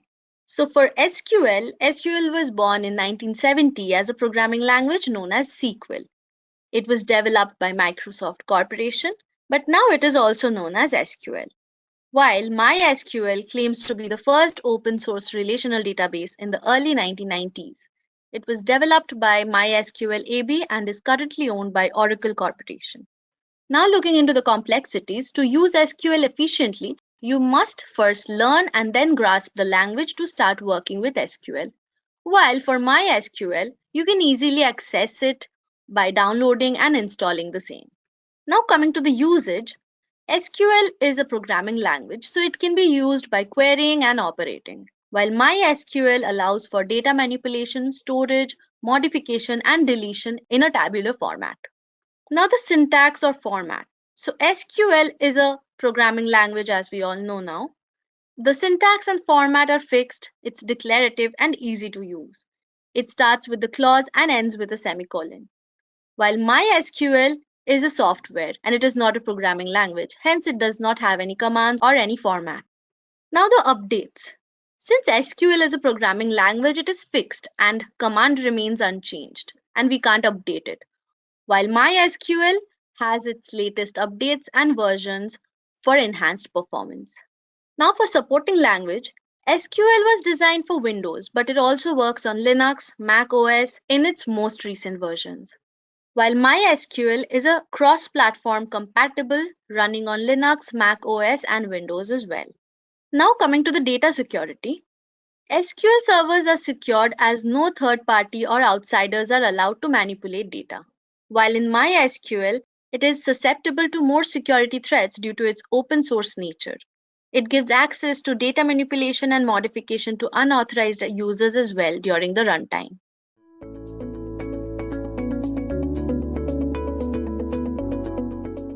Now let's just understand what is NoSQL. NoSQL, or most commonly known as Not Only SQL database, provides a mechanism for storage and retrieval of data and is the next generation database. This kind of database has no specific schema and does not have tables with rows and columns storing data values, but can definitely handle large amount of data. So if you consider the example on the screen, we have an employee database which has two collections, that is the employee and the projects collection. Now each of these collections have documents which are basically the data values. So if you just want to understand these terms, then you can just consider the collections to be your tables and the documents to be your fields in the tables. So if you compare a SQL database and a NoSQL database, for example, let's just say we have an employee database where there's an employee table with around 10 columns, right? That is basically the 10 fields. Now in the NoSQL database, what will happen is the employee table itself will be taken as a collection and each of these fields will be considered as documents. Now, the most interesting part of NoSQL is that these kind of databases do not have to use the same schema for the presence of multiple documents in one collection. So since NoSQL has dynamic schema, that means that multiple documents can be present in a single collection, and also each collection can have different documents. So you can have a document in the collection which has both employee ID and employee name, and also you can have a document in the same collection which do not have the ID and just stores the name. So that's how, guys, you can play around with collections and documents in NoSQL database. Apart from this, let me just also tell you that there is no specific query language present in NoSQL. So basically the language that you use to retrieve data is completely infrastructure based. That is basically how you store your data and where you store your data. Lastly, there are no or very few relationships present in a NoSQL database, as you do not have a predefined schema, but you do have a dynamic schema in which we can put all the required information in a collection, right?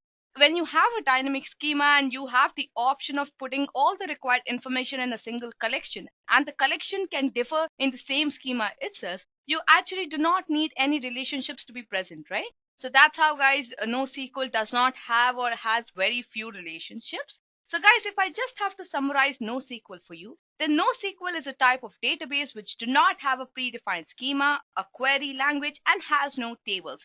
It follows a method of storing data in a dynamic schema with less or no relationships and can handle humongous amount of data.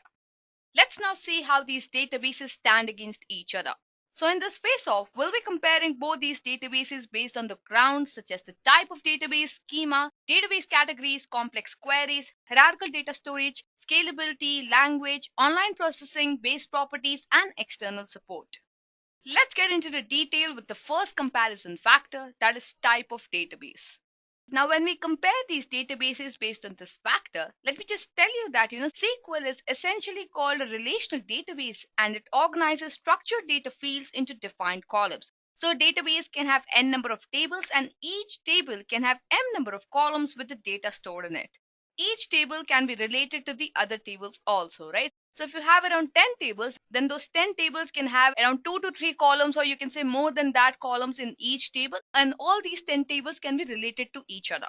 Coming to NoSQL, NoSQL is a non-relational database which provides a mechanism for storage and retrieval of data. in the NoSQL database, data is modeled in the form of collections, and hence it tries to avoid relations, as I just explained you before. So guys, if you have to compare these databases based on this factor, then SQL is essentially a relational database and NoSQL is a non-relational database or a distributed database. Next, we'll be comparing these databases based on the schema. While comparing these databases based on this factor, let me tell you that SQL needs a predefined schema for structured data. So before you start using SQL to extract and manipulate data, you need to make sure that your data is predefined in the form of tables. Coming to NoSQL, well, NoSQL databases have a dynamic schema for unstructured data. So if you're using a NoSQL database, then there's no predefined schema present, and the complete schema of your data completely depends on how you wish to store the data. That is which fields, that is basically which documents that you wish to store in which collections and how you wish to store them. So guys, that was about schema. The SQL has a predefined schema and the NoSQL has a dynamic schema.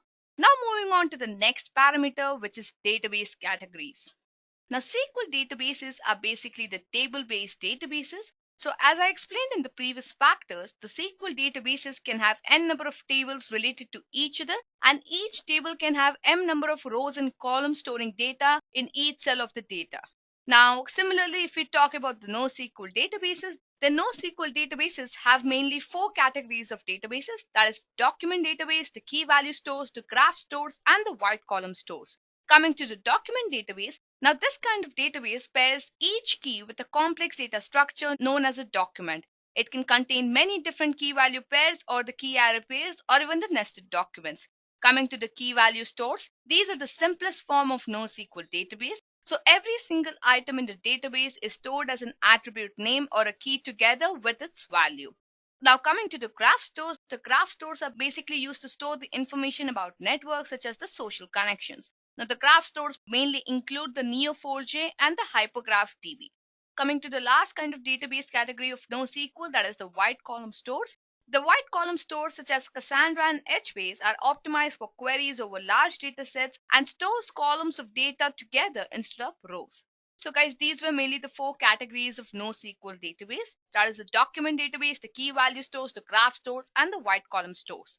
Now this might have given you an idea of, the SQL databases basically represent data in the form of tables which consist of n rows of data, whereas the NoSQL databases are the collection of key value pairs, documents, graph databases, or white column stores which do not have a standard schema definitions which it needs to stick to. So guys, this was the main difference between SQL and NoSQL, that SQL is basically the table-based databases with a predefined schema, and the NoSQL databases mainly have different categories of databases with a dynamic schema. So I hope I'm clear with this point.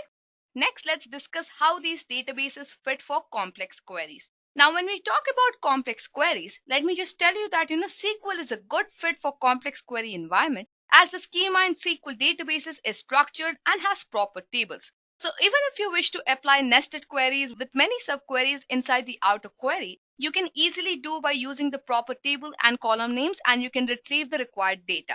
Coming to the NoSQL databases, the NoSQL databases are not a good fit for complex queries as they don't have standard interfaces to perform complex queries, and the queries themselves in NoSQL are not as powerful as the SQL query language. So this is basically because they're not written in a specific language, and the language in which they're written is completely based on the database infrastructure, or you can say the schema. So if you have to compare how these databases fit for complex queries, then let me tell you that SQL is a better fit for complex queries when compared to NoSQL.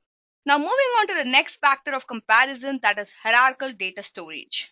Now, when we compare the databases based on this factor, let me tell you that the SQL databases are not a best fit for hierarchical data storage. Now, this is because as the number of tables increase, the complexity of relating them to each other also keeps increasing. Now, in such a scenario, you cannot relate humongous amount of tables with n number of columns to each other, right? But coming to NoSQL database, the NoSQL database fits better for hierarchical data storage as it follows the key value pair way of storing data similar to the JSON data. Now, NoSQL databases are also highly preferred for large data sets when compared to the SQL database, and one such example is HBase. So basically, HBase is used for this purpose. Next point of comparison will be scalability.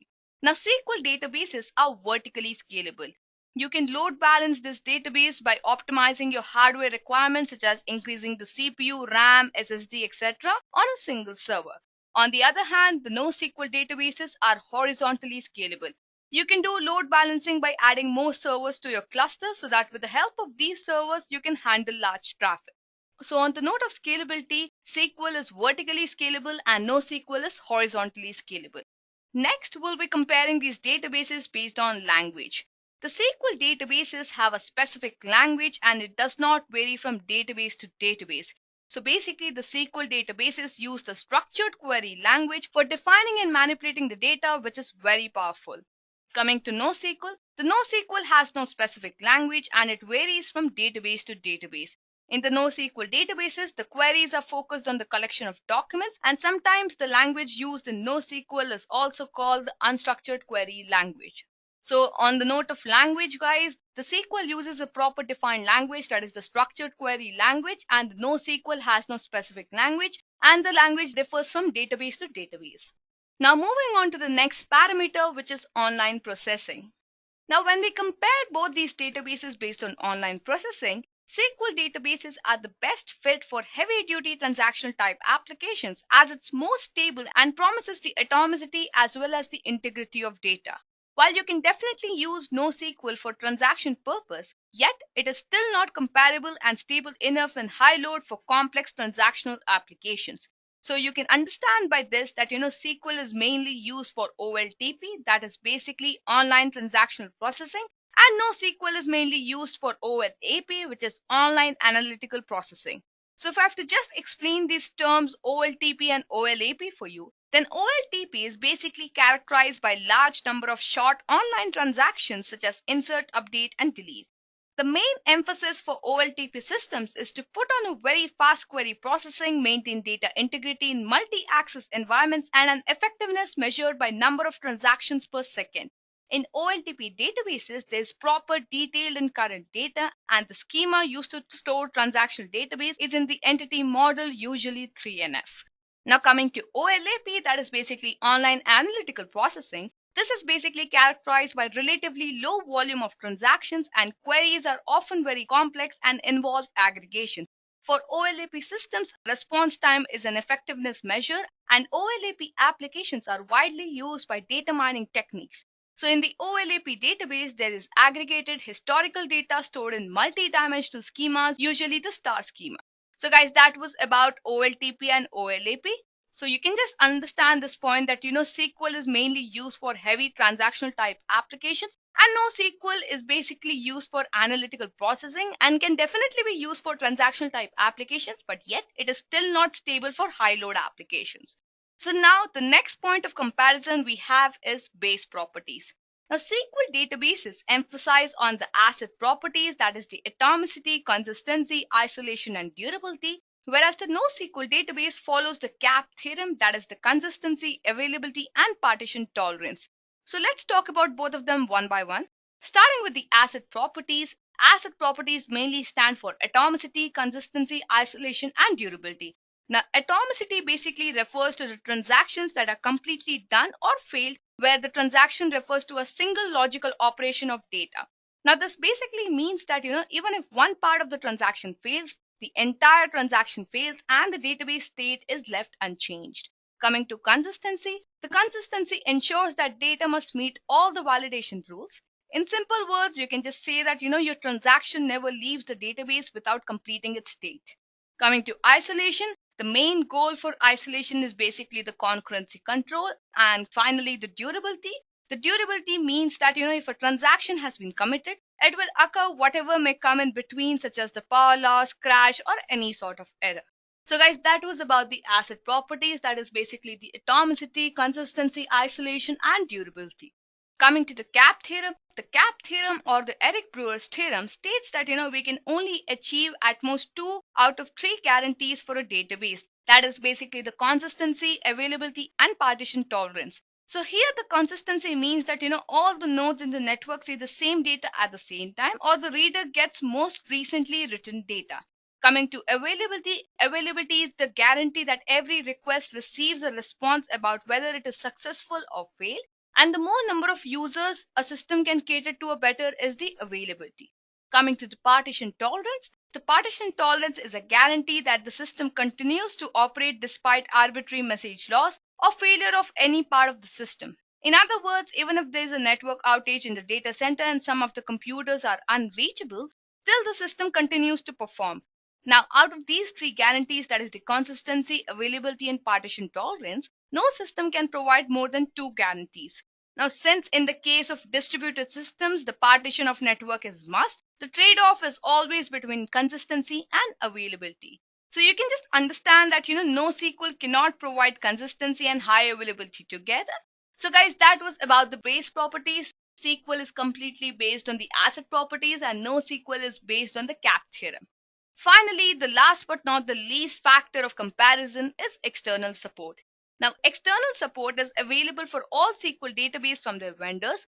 There are also a lot of independent consultations who can help you with SQL database for a very large scale deployment. This is mainly due to since SQL has been into existence since more than 40 years and people have been using SQL regularly now.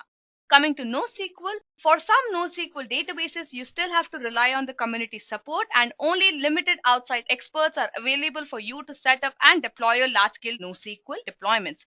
This is mainly because NoSQL has come into existence and many of them haven't explored it yet much.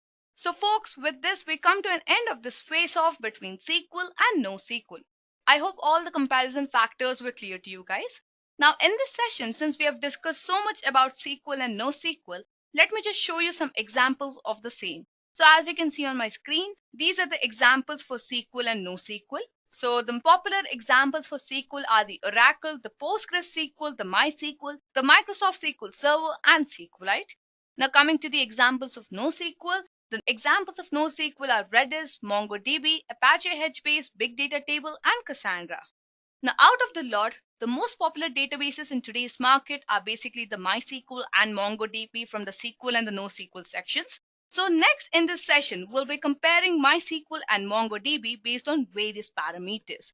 Now, before I move on with the comparison of MySQL and MongoDB, let's first understand what is MySQL and what is MongoDB. Starting with MySQL, MySQL is an open source relational database management system that works on many platforms. It provides multi-user access to support many storage engines and is backed by Oracle. So you can buy a commercial license version from Oracle to get premium support services. Now the features of MySQL are as you can see on my screen.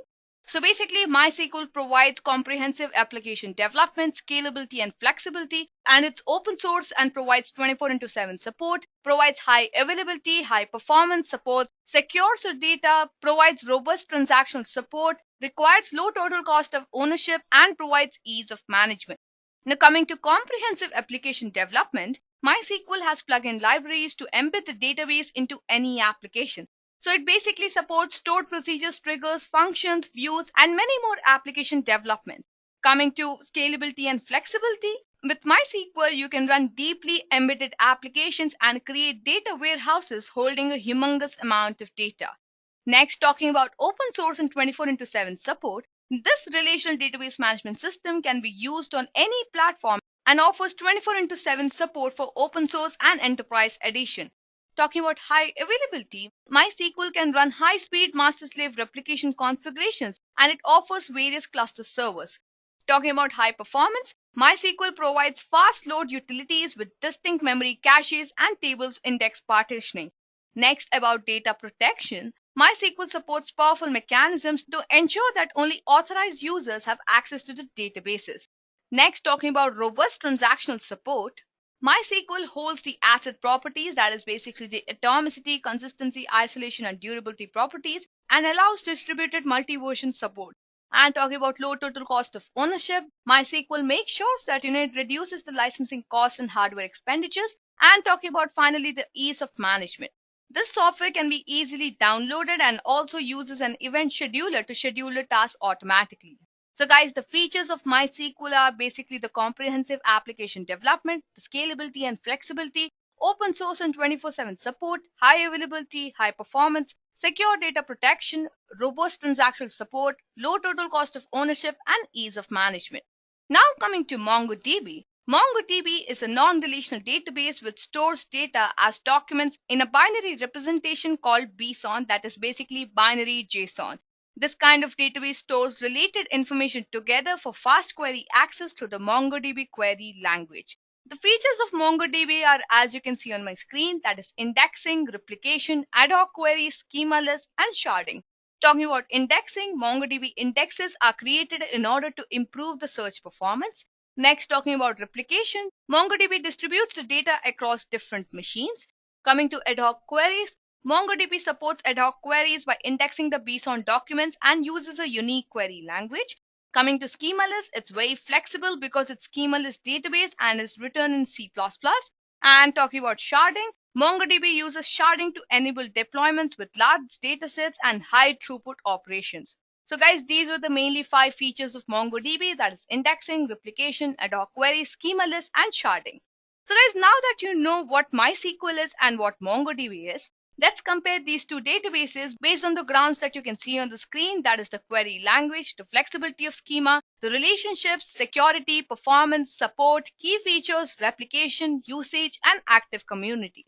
So now let's get into detail with the first comparison factor, that is the query language. Now, MySQL uses the structured query language to communicate with the database. Not only is it simple, it is also very powerful language which consists of mainly 2 parts, that is the data definition language and the data manipulation language.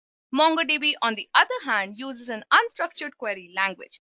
To build a query in JSON documents, you need to specify a document with various properties you wish the results to match. It is typically executed using a very rich set of operators that are linked with each other using JSON. Now, MongoDB treats each property as having an implicit Boolean AND. It basically also supports Boolean OR queries, but you must definitely use the special operator $OR to achieve it. So to make you understand better, I've considered the example on the screen. So to insert the data into the employees table in the SQL query, you just have to type in insert into employees, that is basically your table name, and insert into is your SQL syntax, and then you mention the column names, that is the employee ID and employee age, and then you use the SQL syntax, that is the values, and mention the values for the fields. So to just insert data into the table, you mention insert into employees, employee ID, employee age, values, and then you mention the values. Now, similarly, in the same scenario, if you wish to insert the data into a collection which is stored in the MongoDB database, what you simply have to do is you have to mention db.employees.insert, where employees is the collection name, and then you have to mention employee ID and then mention the value, and then mention again age and the value. So basically over here, employee ID and age are basically the fields. So guys, this is how the query language between MySQL and MongoDB differs. Next, we'll be comparing these databases based on the flexibility of schema. Now, in the perspective of flexibility of schema, let me tell you that before you can store anything in MySQL, you need to clearly define tables and columns, and every row in the table should have the same column. Now, this is basically because there isn't much space for flexibility in the manner of storing data if you follow normalization. For example, if you have an employee database, you need to create a table which can hold the data of employees. Now, this table can have many attribute values such as the employee ID, employee name, and so on. Now, similarly, talking about MongoDB, one of the best things about MongoDB is that there are no restrictions on the schema design. So you can directly drop a couple of documents within a collection, and it isn't necessary to have any relations between those documents. Now, the only restriction with MongoDB is that you need to frequently optimize your schema based on how the application will be accessing the data. Now, MongoDB stores the data in the JSON type manner. So if we consider the previous example, that is the employee table, the data in MongoDB would be stored as employee ID, and then we have to mention the employee ID, that is basically the value for employee ID, then employee name, and then you have to mention the employee name, employee age, and so on. So basically this will be considered as a document, and now these documents can be stored in a collection as well. So basically MongoDB creates schemaless documents which can store any information you want, though it may cause problems with the data consistency, whereas the MySQL follows a strict schema template. Now moving on to the next parameter, which is relationships. Now when we talk about relationships, MySQL supports the join operations. So to explain you in simple terms, join makes the relational database relational. So basically the join allows the user to link the data from 2 or more tables in a single query with the help of the select command. So for example, if you want to retrieve the data from the employee and the projects table based on the matching column, You can easily obtain the desired data by applying any type of joins such as the inner, left, right, or full based on your need. Now coming to MongoDB, well, MongoDB does not support the join statements, but it supports the multi-dimensional data types such as arrays and even other documents. So the placement of one document inside another document is basically known as the embedding of documents, and MongoDB supports the embedding of documents. So talking about relationships, guys, MySQL supports the join statements and the MongoDB does not support any join statements. Next, let's discuss the security factor for both of them. Now talking about MySQL first, MySQL uses a privilege-based security model. This means that it basically authenticates a user and facilitates it with the user privileges on a particular database such as create, select, insert, update, and so on. Now coming to MongoDB, MongoDB uses a role-based access control with a flexible set of privileges. Its security features basically include the authentication, auditing, and authorization. Not only this, but it is also possible to use the transport layer security and the secure socket layer for encryption purposes in MongoDB. So basically this ensures that it is only accessible and read by an intended client. No other client can go through the documents. So guys, that's how the security is provided in MySQL and MongoDB. Now let's move forward to the next factor of comparison, that is performance. So on comparing MySQL and MongoDB on this parameter, MySQL is quite slower in comparison to MongoDB when it comes to dealing with the large databases. This is mainly because MySQL can't cope up with large and unstructured amounts of data, whereas MongoDB can. So that's the reason, guys, MongoDB is much faster than MySQL. Now talking about MongoDB, MongoDB has the ability to handle large unstructured data. It's much faster than MySQL because it allows the users to query in a different manner that is more sensitive to workload. But yes, there is as such no benchmark on which database is faster because only your demands, your data, and your infrastructure can tell what you need and which database can provide you the output faster. So guys, that was about performance. Next, we'll be comparing these databases based on support. Well, both of them offer excellent support 24/7 for security fixes, maintenance releases, bug fixes, patches, and updates. So there is as such no difference between both of them based on this parameter as both of them offer good support. So guys, that was about support.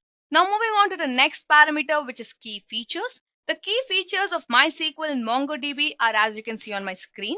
Let's start with MySQL first. The key features of MySQL are mainly triggers and SSS support, provides text searching and indexing, also allows query caching, provides integrated replication support, and also provides different storage engines. So guys, these were the key features of MySQL. Now talking about MongoDB, MongoDB supports auto sharding, comprehensive secondary indexes, in-memory speed, native replication, and embedded data model support.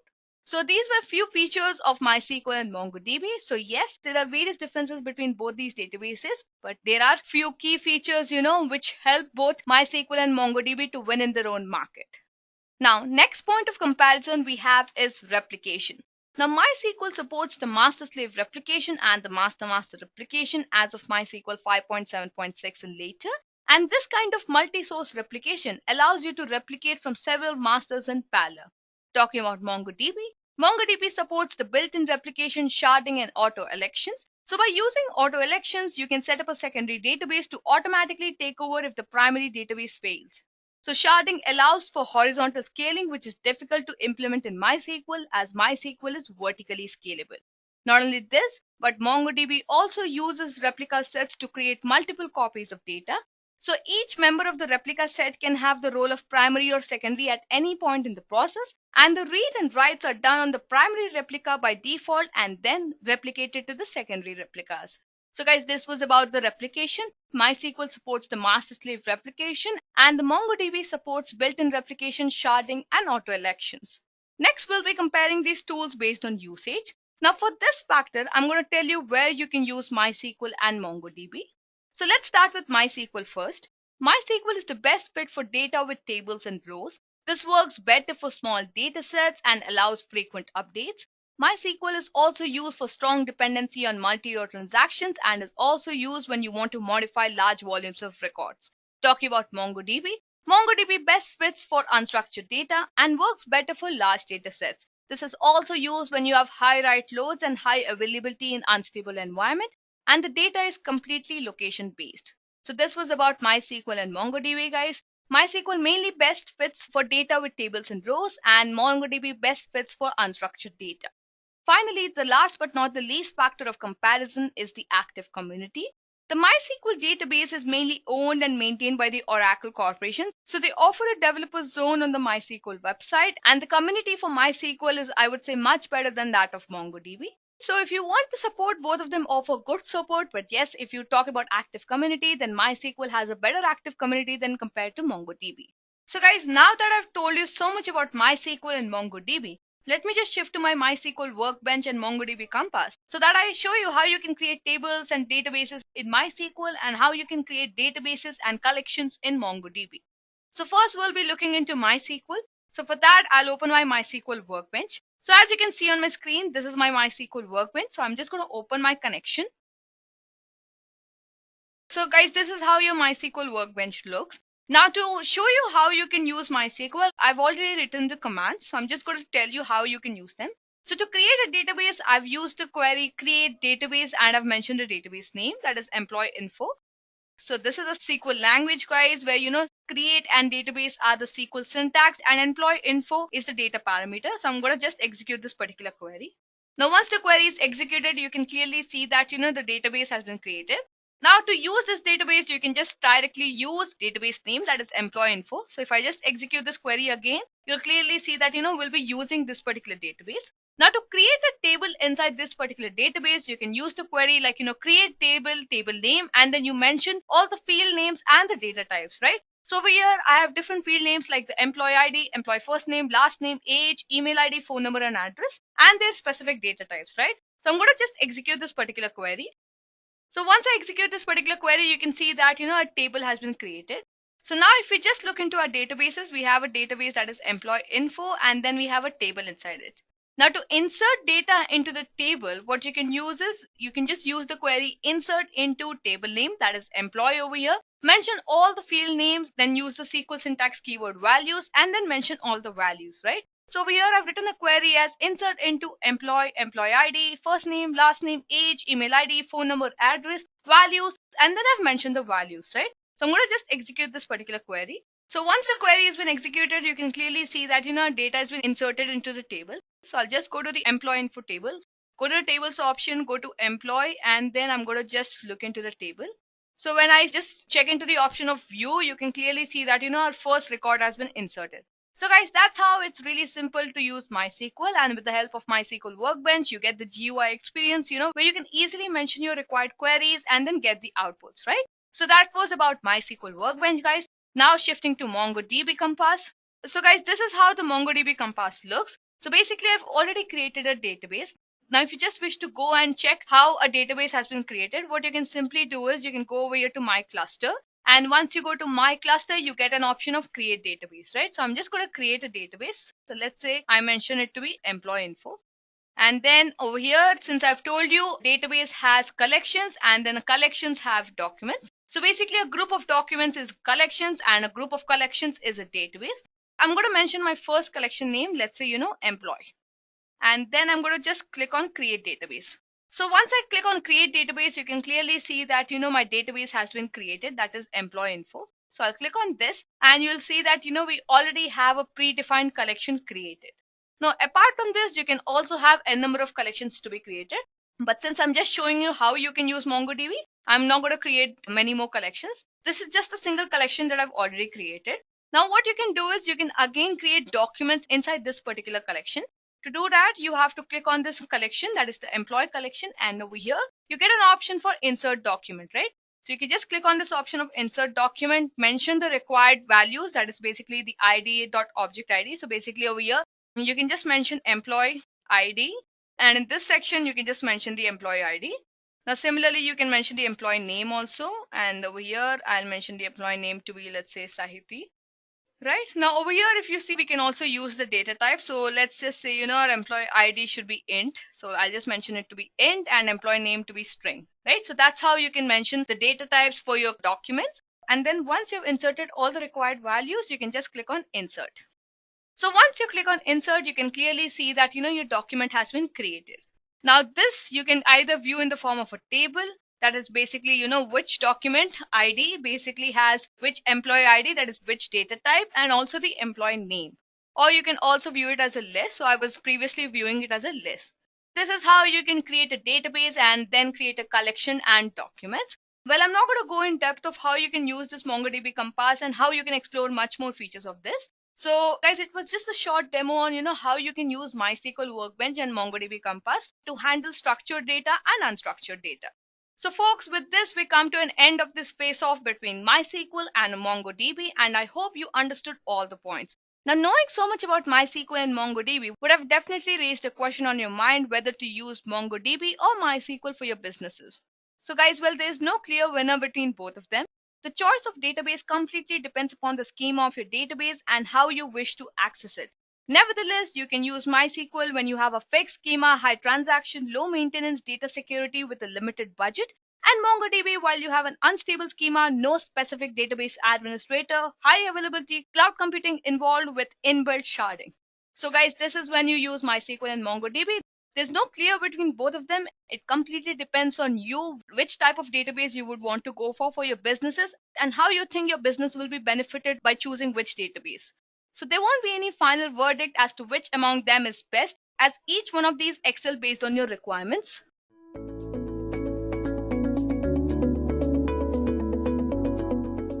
Now, what exactly is data science? Now, data science in simple terms is the process of deriving useful insights from data in order to solve real-world problems or in order to grow a business. Now, data science was introduced because we are generating an immeasurable amount of data. For example, there's a fact that we're generating more than 2.5 quintillion bytes of data every day.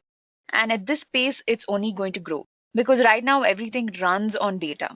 So the idea behind data science is to take up all this data and, derive useful insights or derive knowledgeable insights from this data so that you can grow your business or you can solve a problem. That's what data science is all about. The data is the key in data science. And since we are producing so much data, is the perfect time for you to learn data science. And data science basically covers artificial intelligence, machine learning, natural language processing. All of these processes are covered under data science. So that is one of the reasons why data science has become so popular. Because of the amount of data we're generating, we need methods and technologies that can handle so much data and they can, derive something useful from the data. So that's a small introduction to data science. And if you guys want to learn more about data science, I'll leave a couple of links in the description box. Now let's move ahead to our topic of discussion. First, we'll understand why we need SQL for data science. So like I said, data science is basically all about deriving useful insights from data. Data science involves extracting, processing, and analyzing tons and tons of data. At present, what we need are tools that can be used to store and manage this vast amount of data. Now, this is where SQL comes in. SQL can be used to store, it can be used to access and extract massive amounts of data in order to carry out the whole data science process more smoothly. So SQL as a querying language, it can be used to perform a lot of querying operations, a lot of search operations, extractions, and editing and modifying your data. So we need a huge management system. And along with that, we need a language that can perform all the operations that we want to do on our data. That's where SQL comes in. So like I said, we'll be using MySQL today. And let's understand why I've chosen MySQL. Now, first of all, MySQL is very easy to use. You have to get only the basic knowledge of SQL, right? You can build and interact with MySQL with just a few simple SQL statements, right? And SQL statements are quite easy, like they're a lot like your English language. I feel like it's the most basic and the most understandable language there is, querying language. Apart from this, it is also very secure. Actually, MySQL consists of, you can say, a solid data security layer, which will protect all of your sensitive data or your confidential data from any intruders. Passwords are encrypted in MySQL. So that's a good advantage of using MySQL. Apart from that, of course, it's open source, so it's free to download and to use. You can just go to the official website and download it in a matter of minutes. Then, of course, it is scalable as well. Right? It can handle almost any amount of data, right? It supports large databases up to as much as 50 million rows or more. right? That's the amount of data that you can store in MySQL. And the default size limit is about 4 GB, if I'm not wrong. And you can also increase this number to a theoretical limit of around 8 TB of data. I think you'll have to pay a little bit of money for that, but I feel like 4 GB is a lot, first of all, to have a data set of that size. Then another important point is that MySQL follows a client-server architecture. So this is where you basically have your database server, which is your MySQL, and you have many applications and programs as your clients, right? And these communicate with the server. This is where they query data, they save changes, they update the data and all of that. Not only this, MySQL is compatible on many operating systems. It is easy to run on a lot of operating systems such as Windows, Linux, Unix, and so on.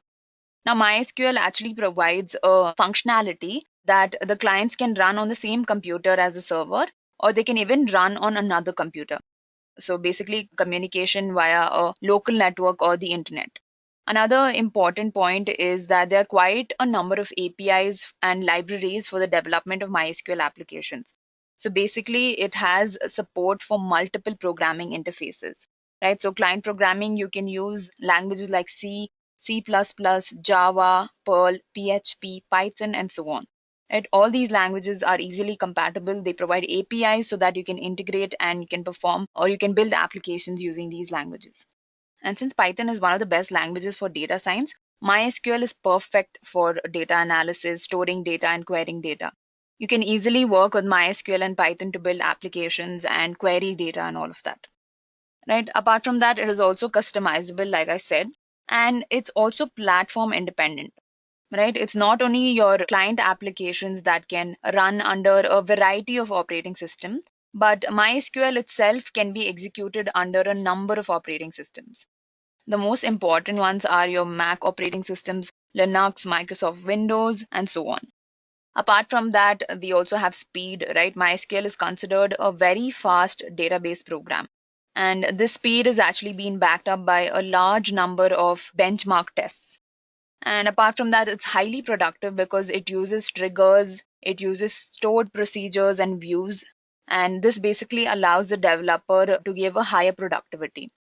So these are a few reasons why you should go with MySQL, right? I feel it's one of the most easiest to use and it's one of the most compatible databases that are there.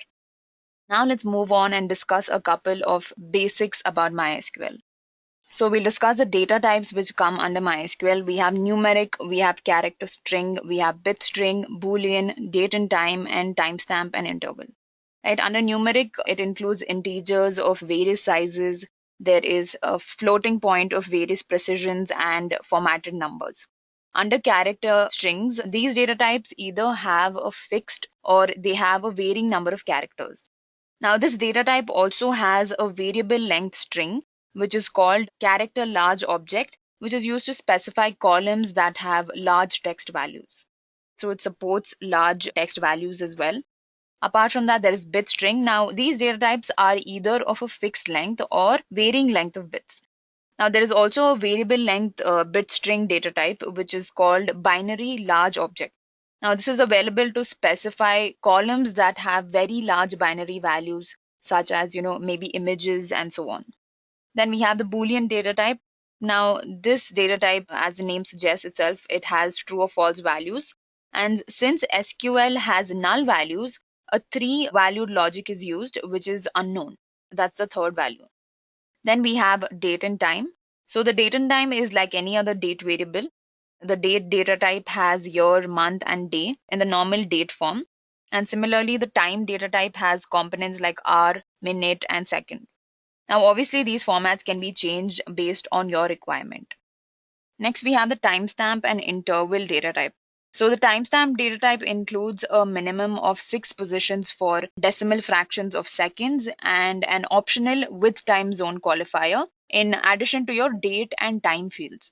Right, so the interval data type will basically mention a relative value that can later be used to increment or decrement an absolute value of time or date or any of that sort, or basically a timestamp. Right, so you can increment or decrement any absolute value using the interval data type. So guys, this was a little bit information about the different data types that are there. Now let's discuss a little bit of basics of SQL. Like I said, I'm just going to brush up a couple of topics because I'm hoping that you all have a good understanding of the querying language. So let's just brush up a little bit. So first of all, we have the first command, which is create database. And this is a very general purpose command, right? It basically creates a new database for you. So the syntax is just create database and the name of your database. Then once you create it, in order to initialize and use it, you just use the command use and the name of the database that you created. And remember that at the end of each command, you have a terminator, which is a semicolon. And also your commands are usually written in capital letters so that you can differentiate your commands from your table columns or table names and all of that. So it's a good practice if you write all your commands in capital letters. Next, we have create table. Now, tables are the most important part of a database, right? So create table is a simple command that will create a new table for you, and it can contain a lot of data variables of different data types, right? So the syntax is simple. The command is create table, the name of the table you want to create, and then within the table, whatever variables you want, you can mention the name of the variables with their respective data types. Like for example, if your variable is age, then your data type will be an integer or something like that. Similarly, you can add another variable like name, and you can have the data type as a character. So it's as simple as that. It's very understandable, the language. And then let's talk about insert into. Now, this command is used to insert new data into your table.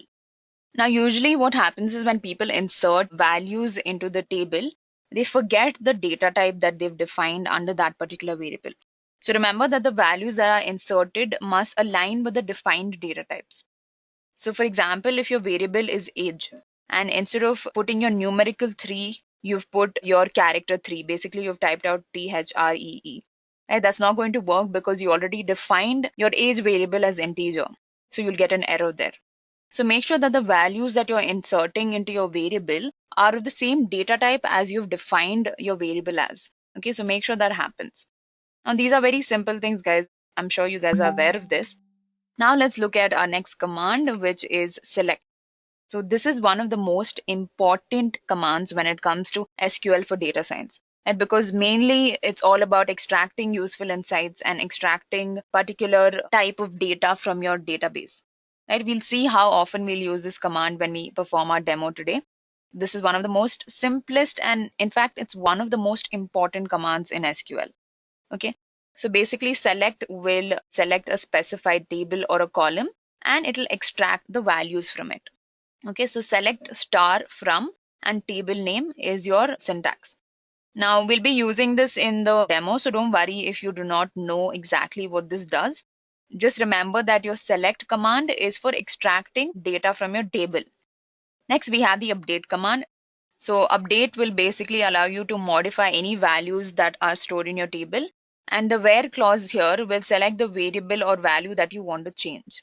So it's basically it'll highlight the variable or the value, or it'll try to identify the value that you want to change. Next, we have the delete command. Now, delete will basically delete data from your data set or from your table, as the name itself suggests. So delete from the name of your table and where with a condition. It's as simple as that. Next, we have a drop table. So this command is basically used to delete a table and all the rows in the table. So your table will get deleted from your database. That's what happens with drop table. These were a couple of commands that I thought you should brush up on. I'm sure you guys are already aware of these commands, but in case there are a few of you who don't know much about SQL, I'll leave a couple of links in the description box. You can go through those videos and then maybe come back to this if you're specifically looking for SQL for data science. Now let's get started with our demo, which is quite interesting. So guys, for this demo, I'll be using the MySQL workbench. So it's quite easy to install. It'll just take like 15 to 20 minutes. I'll leave a link in the description box. We have a short video wherein we're showing you how to install the whole workbench. So once you've installed MySQL, we'll start by creating a database and we'll import a data set into our workbench. So I'm going to import a existing data set, right? I'm doing this because we are doing a more advanced tutorial. This is not about creating tables and extracting values from tables. Instead, this is about deriving useful insight from your data. So usually for data science, you don't have to sit down and create tables and do those basic commands. Instead, you have to explore the data variables. So usually there's a humongous data set that needs to be explored and analyzed in order to derive something useful from it. Right, so that's what we're going to do today. So I've already imported a CSV file. Let me show you what the file looks like. Right, so this is our CSV file, and this basically contains details about employees. So basically the name of the employee, title is the job title of the employee, department is the department that the employee is working in. Then we have the annual salary, we have the hiring date, we have the start date in the present position, we have the salary, and we have the employment category, whether you're full-time employee or whether you're part-time employee. So our data set has around 32,000 observations, right? So this is a very huge data set, and I basically downloaded it from the internet. You can find a lot of data sets on the internet, and you can perform all of the data analysis in no time. So if you don't know how to import a data set in your MySQL workbench, then I'll quickly show you how it's done. So I've already created a database here. Now creating a database is as simple as this, right? You just have to do create database and name of the database. Let's say tutorial. And then if you want to use it, you just use the command use tutorial. Right? So basically tutorial database gets activated. Now all you have to do to run is you have to use this, right? Use tutorial. So we've basically activated our database. Now for this tutorial, I've already created a database. So I'm going to use that database itself. Name of my database is students. Right, so let's activate this database. Right. Now in this, I have a couple of tables, and we are going to be focusing on this table, employee details. So this is the table that I imported. So guys, for those of you who don't know how to import a CSV file into your MySQL workbench, all you have to do is go to tables, right click on any table, and go to table data import wizard. Right, click on this and browse for your CSV file. Okay, just to take an example, I'll consider this CSV file. I'm not going to import the CSV file that we're going to be using right now because that is a very, very huge CSV file, and it'll take a lot of time for me to import that CSV file into the workbench. To save up on some time, I'll import a small CSV file and I'll show you all. Right, so I'm selecting this file, students marks. Let's open it. Right, and go to next. After that, create a new table. Now basically what you're doing here is you're going to create a new table that corresponds to all the columns that are there in your CSV file. Either you can create a table on your own and click on use existing table, or you can allow MySQL workbench itself to create a new table for you. That's what I'm going to do because obviously it's simpler. Then click on next. So this is basically all the fields that are there in my CSV file. It'll collect all the fields in my CSV file and it'll create a table out of it, right? This is my CSV file. Basically, it has name, gender, date of birth, math, physics, chemistry, and all of that. These are just records of students and their marks. Then if I click on next and next again, yeah, data gets imported. Next, 5 records are imported.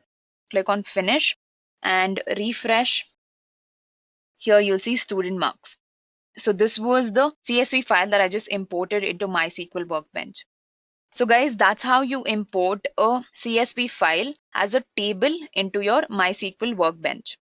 So if you want to see this table, right, the CSV file that we imported as a table, all you have to do is select star from and the name of the table. It is student underscore marks. So let's just run this. So here you can basically see the entire CSV file that we imported into a table. So guys, that's how simple it is to import a CSV file into your MySQL workbench in order to perform data analysis. So now let's clear this up. So for this demo, like I said, we'll be using employee details dataset. This is a very huge data set, and let's just get started. I've already imported the data set here as a table, right? If you take a look at this employee details,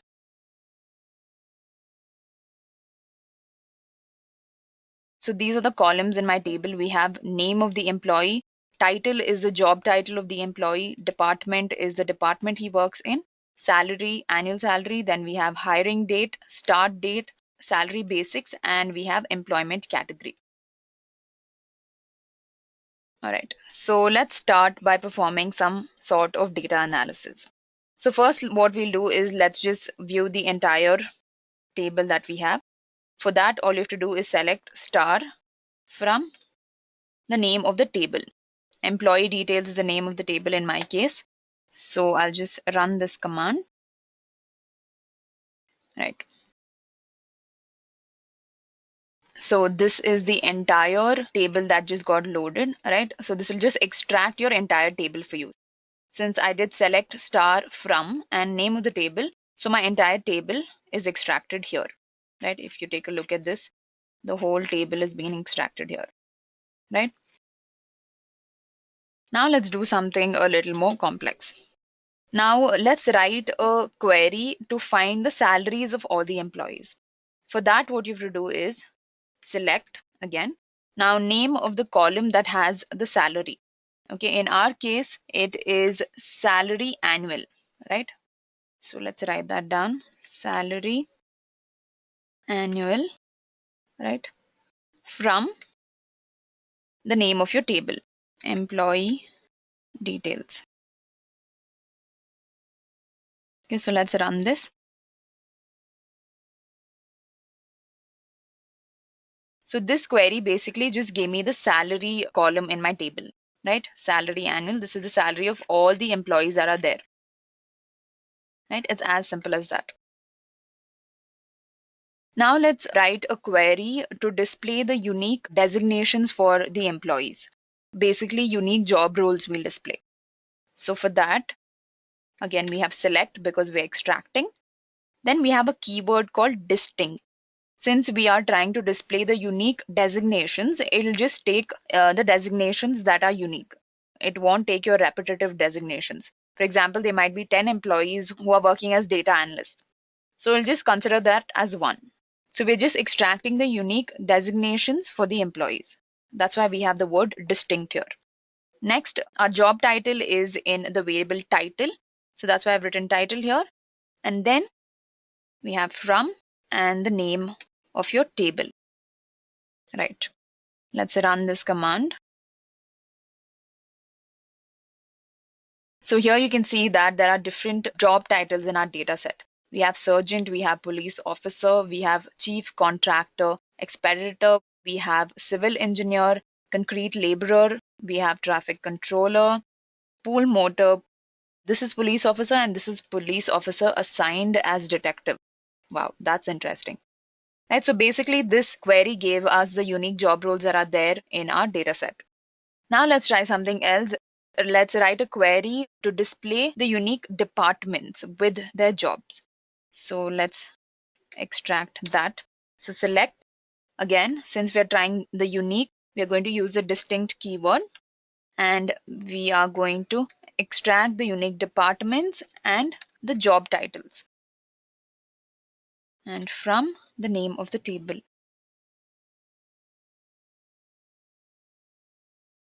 So let's run this code.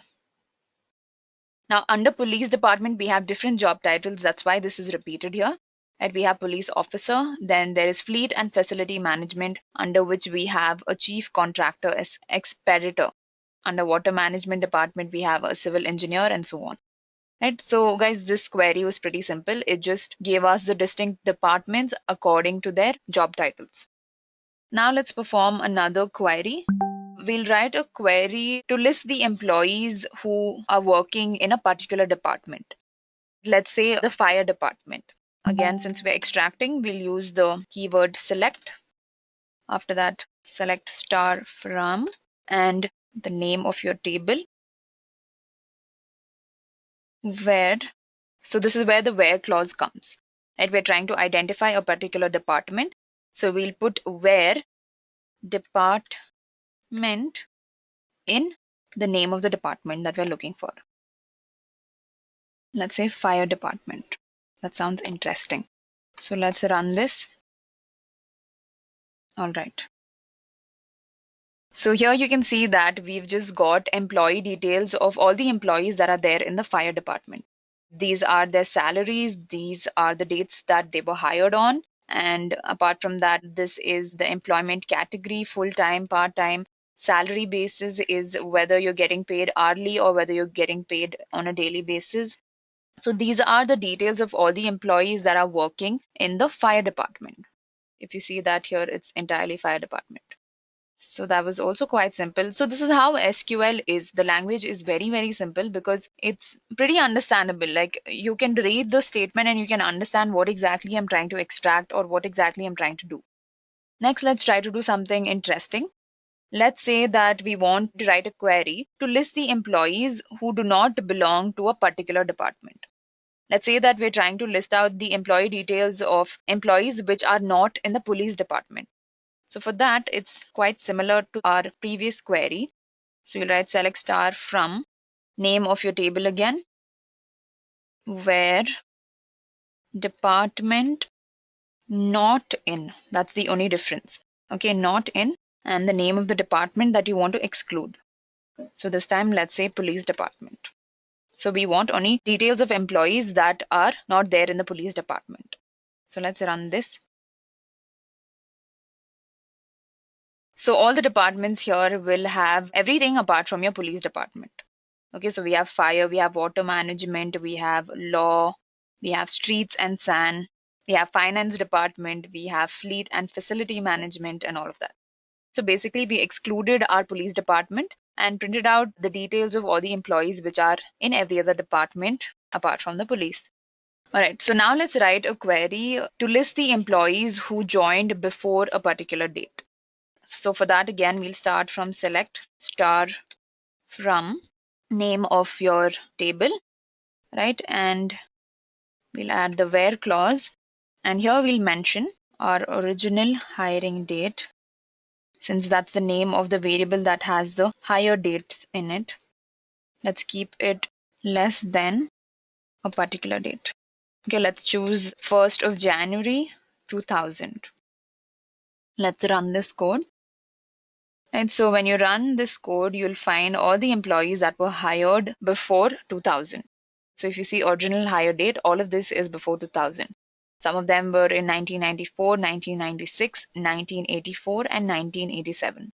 So there are only 4 employees who were hired before the year 2000, basically before the 1st of January 2000. Now let's try another query. Let's write a query that will display the average salaries of all the employees who work at a particular department. Okay, let's choose the surgeon department.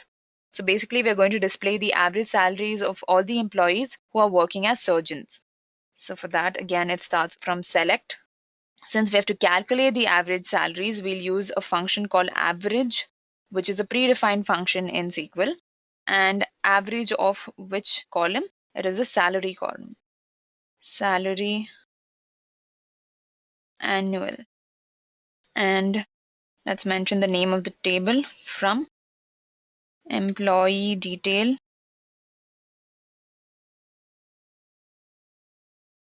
some error. Let's write down the whole statement and then we'll see what the error is. This, and we're going to select the job title as a sergeant. So basically the average salary of a sergeant. Let's run this first and we'll find out what the error is. Okay, there is no error. I have no idea why I'm getting this. So the average salary is around 1,06,000 and change, right, for a sergeant. So now let's try another query. What we can do is we'll write a query to display the details of a particular employee. Some name we'll select at random. Okay, so select star from name of your table, employee details, where name is equal to, let's look for a particular name, Ahmad Syed. Okay, so this is the name of the employee. Let's paste that name over here, right? Hopefully this should give us an output. Let's run this. So now we have the details of this particular employee, who is Ahmad Syed, his title, job title, his department, his salary, all the details about him. So we just printed all the details about a particular employee. Now let's try something else. Let's write a query to list the employees whose salary is, let's say, more than 3,000 after giving a 25% increment to their salary. Now let's do a little bit of math. So we list down employees whose salary is more than 3,000 after giving them a 25% increment. So let's write down a query for that. So again, start off with select star from the name of your table, where here we'll specify the condition. Basically, after giving them a 25% increment, 1.25 into the salary. So salary annual, and after giving them a 25% increment, their salary should be at least 3,000. All right, so this is exactly what we're doing here. Let's run this code and let's see if we're getting anything. So here are the employees whose salary is more than $3,000 after giving them a 25% raise. So basically these guys are promoted. This is a list of all the employees. So that's quite simple, guys. It's basic math implemented in one line of code. That's how simple SQL is. And a lot of data scientists require this kind of tool because querying even your complicated math and even complicated things from your database becomes very easy when you make use of SQL languages. It becomes extremely easy to even do the complex things. Now I just did this in one line. So now let's try something else. Let's write a query to list the employees whose salary is less than a particular number. Okay, let's say less than $3,500. So let's write a query basically for employees whose salary is less than 3,000 or 3,500, where salary annual is less than, let's say, 3,500. So let's run this line of code. All right, so we have a couple of people whose salary is less than 3,000. So we have 2,756, like maximum of these people have 2,756. Okay, so basically this is a list of employees whose annual salary is less than $3,000. That's also quite simple to do. It's just one line of code. Now let's try something else. We'll write a query to list the names and a particular set of details about an employee who joined before a particular date. Let me write it down for you and then we'll understand what exactly I'm doing. So select. Okay, now we'll define a variable so that we can basically extract a number of columns. Okay, so let me write this down and then I'll tell you what exactly I did here. Name, and let's also get their salary, right? Original hiring date. Then we'll also get the salary.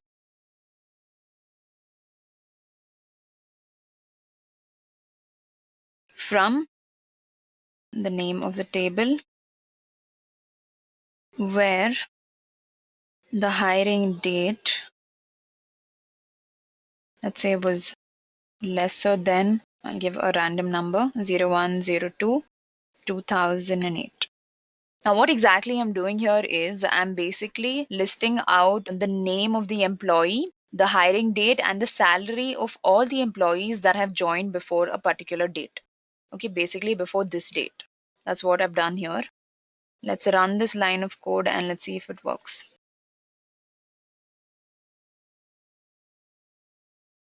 Right. So here we have the name, the hiring date, and the salary of individuals that have joined before a particular date in 2008. So it's as simple as that. Now let's write a query in SQL to list all the employees who joined on a particular date.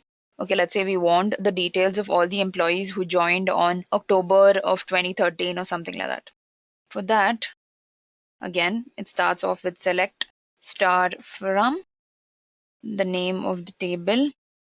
We'll add the where clause along with the hiring date, original hire date, a particular date, let's say 08/2013. Let's run this line of code. So basically we list down employees that were hired on this particular date. Okay, these are details of all the employees that were hired on the same day. So we have around 6 employees that were hired on the 8th of 2013, some date, right?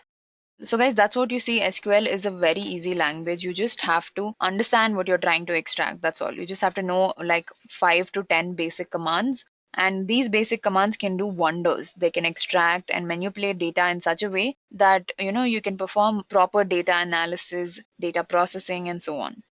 Now let's try one last query. Let's write a query to list the employees whose annual salary is within a particular range. For this, again, we have select star from name of the table, employee details, and let's add the where clause. And here we will say salary annual is between is another keyword. So between two numbers. Okay, let's say between $24,000 and let's say 50,000. Right? Let's run this line of code. All right. So here you can see that all of these employees have a salary range between 25,000 and 50,000.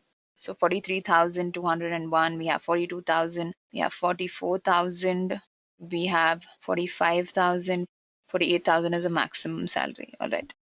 So this is basically how you perform querying using SQL.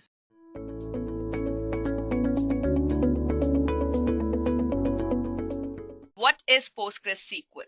Now, PostgreSQL is an open source object relational database system with a 30 plus years of active development in the industry.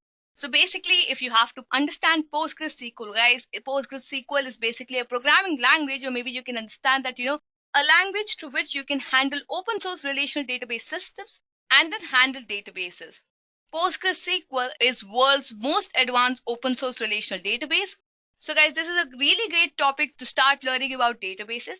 So if I have to just define PostgreSQL for you, then you have to understand just 2 points over here, that it is open source and it is used for handling databases in the form of object relational database system. So the data present in the form of relational database, but yes, it is object oriented. That's where PostgreSQL comes into picture. Now, since PostgreSQL is so popular in the industry, next let's look into the features of PostgreSQL. So the features of PostgreSQL are as you can see on my screen. That is basically the data types, the data integrity, performance, reliability, security, and extensibility. So talking about data types, when I say data types, what I mean by that is PostgreSQL provides various kinds of data types to store data in any format such as, integer, numeric, data type, JSON, XML file, maybe in the form also of point, line, circle, polygon, and also you can have custom data types. So there are various kind of data types like, the primitive one, the structure, the document, geometry, and customizations. So we'll not get into the depth of, the different data types related to PostgreSQL. You can go to their official document and check what are the different data types that, PostgreSQL provides. Well, I would leave that to you. Moving on to the next feature, data integrity. So when I say data integrity, what I mean by that is, your data is secured. So basically, whatever data that you have, it's made sure that, there's no redundancy, and then it's stored in the proper format with the help of, various constraints and keys used in databases like primary key, foreign keys, exclusion constraints, unique constraints, explicit locks, and so on, right? So that's how basically your data integrity is met. Coming to the next feature, that is performance.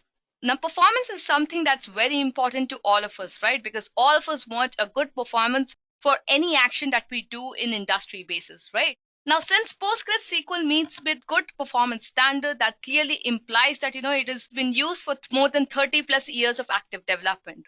Now, to enable performance in PostgreSQL, we have various features like, indexing or maybe sophisticated query planner, multi-version concurrency control, table partitioning, just-in-time compilation of expressions, and so on. Now, moving on to the next feature, that is reliability. Now, PostgreSQL also proves itself in the factor of reliability. That is because, it has various functionalities like write-ahead logging, replication, point-in-time recovery, active standbys, and table spaces. Finally, coming to extensibility. Now, obviously, any database that you wish to use, you would obviously want to extend it to maybe any application that you might be using in the industry or maybe in your company, or also on an individual basis. Well, PostgreSQL provides all those functionalities with the help of stored functions in procedural language, foreign data wrappers, and many extensions that you'll see further in the session. So guys, these were the main 6 features of PostgreSQL, that is data types, data integrity, performance, reliability, security, and extensibility. So now that you know what is PostgreSQL, let's next look into how you can install PostgreSQL. So what I'm going to do is I'm going to install PostgreSQL on Windows. So apart from that, if you want to install PostgreSQL on any other operating system, well, the steps are really simple and the steps are almost same. So let's get started by installing PostgreSQL. So what I'm going to do is, let me open my Google Chrome, and then let's say I just type in PostgreSQL download, right? So once I type in, you have to first go to the official website of theirs, that is postgresql.org/download. So this is where basically you'll have to go to first start installing PostgreSQL. So what I'm going to do is basically I have to install on Windows, right? So over here, you have to start choosing your operating system. So if you wish to install on Linux, like let's say, Ubuntu, then you would choose this option. But since I'm going to install on Windows, I'm going to simply choose this particular option. So if I click on Windows over here, you'll be next redirected to this particular page. Now, this is the page basically you have to install the installer, right? So basically every operating system that you choose, the official website of PostgreSQL will redirect you to a particular page which will have this particular installer. So over here, you can see that I have the Windows installer, and then I have to install, and then you can see the platform support, right? So what I'm going to do is I'm going to just click on this option, download the installer. Now, once I click on download the installer, this is where basically you have to choose your configuration, right? So either it is Linux or Windows or Mac OS, that's completely your choice on what operating system that you wish to choose. Since I've been installing on Windows, I'll choose Windows 64-bit, right? So I'm going to choose this particular option of download. And please remember the fact that, try to install the most latest version so that you can get the maximum features that you want. So I'm going to install the 11.4 version for Windows 64-bit, right? So I'm going to just click on download over here. And then you see that, you'll be redirected to this particular page that, thank you for downloading PostgreSQL. And also on the left hand side, you'll see that, PostgreSQL is getting downloaded, right? So let's wait for it to download. All right, so as you can see on my screen, it has got downloaded. So I'll just double click it so that we can open.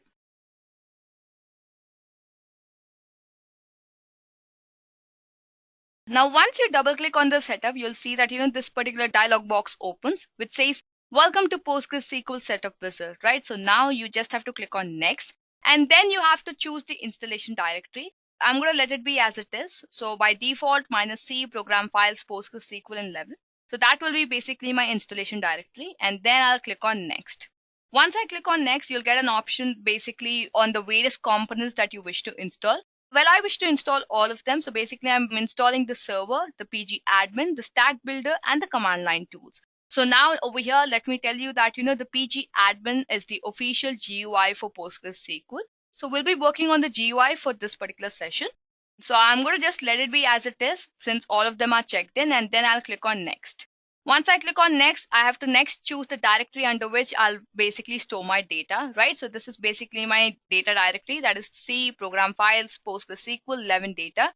So I'm going to let it be as it is, and then I'll click on next. Once I click on next, I have to mention my password for the database super users. So just mention the password, any password that you wish to. And please remember the fact that, you have to remember this password to configure your server, right? So do not forget this password, and please make sure that you remember this password. After that, just click on next again, and then you have to select the port number. So I'm going to let it be as it is. So basically my server will run on the port 5032, and then I'll click on next. Once I click on next, you'll see that, I can choose the default local to be used by the new database cluster. So I'm going to let it be as it is, and then I'm going to click on next. Once I click on next, you'll see that, basically the following setting will be used for installation. That is basically whatever you have selected till now will be shown over there. That is the installation directory, the server installation directory, the data directory, the database port, the database super user, and so on, right? And then I'll click on next over here again.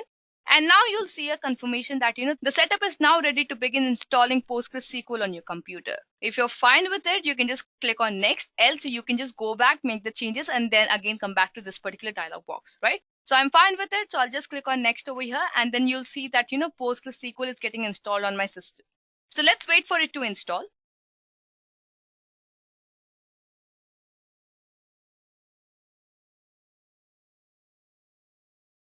Alright, now once the installation is done, you get a confirmation wizard that the setup is finished installing PostgreSQL on your computer, right? So you can just click on finish. And then if you want to launch the stack builder at your exit, you can just check in this box. Well, I'll just uncheck this particular box and then I'll click on finish. Once I click on finish, basically guys, your installation is done. Now, if you search for PostgreSQL on your system, you'll clearly see options of the various stuff that we have installed, right? So as you can see on my screen, we have pgadmin, we have the SQL shell, we have the documentation, the pgadmin documentation, the release notes, and so on, right? So what I'm going to do is I'm going to open the SQL shell and also the pgadmin. So let me just open. All right. Now, once you open the pgadmin, you basically are asked for the master password. So if you remember, while installing, I asked you to enter a password, right? So that's basically the password that you have to mention over here. So I'll just mention my password, right? Now, once the password is entered, you'll clearly see that, we have a server, and then automatically the server gets connected to databases and the super user database, that is Postgres, right? Under this particular database, what we're going to do is we're going to basically use the different commands, that is the different SQL command categories. And then we're going to create a schema, table, and then we're going to choose how we can play around with databases, right? So on the SQL shell, what you can do is you can again similarly connect to the server. So you just basically have to click on enter because you're connecting your server on the local host. So I'll just click on enter. That the database, basically the super user database, is Postgres. So I'll click on enter again. The port has to be the same, that is 5432. I'll click on enter again. The username will be Postgres, so I'll just click on enter again. And password is basically what password you mention while installing, right? So you'll mention the same password, and then you'll see that, once you hit on enter, you'll clearly see that you've been redirected to Postgres. So basically, that's how, guys, you can configure server either on the pgadmin and also on the SQL shell. So guys, that was about installation of PostgreSQL on Windows. I hope you've understood all the steps. So now that you've installed PostgreSQL on your system, next let's look into the SQL command categories.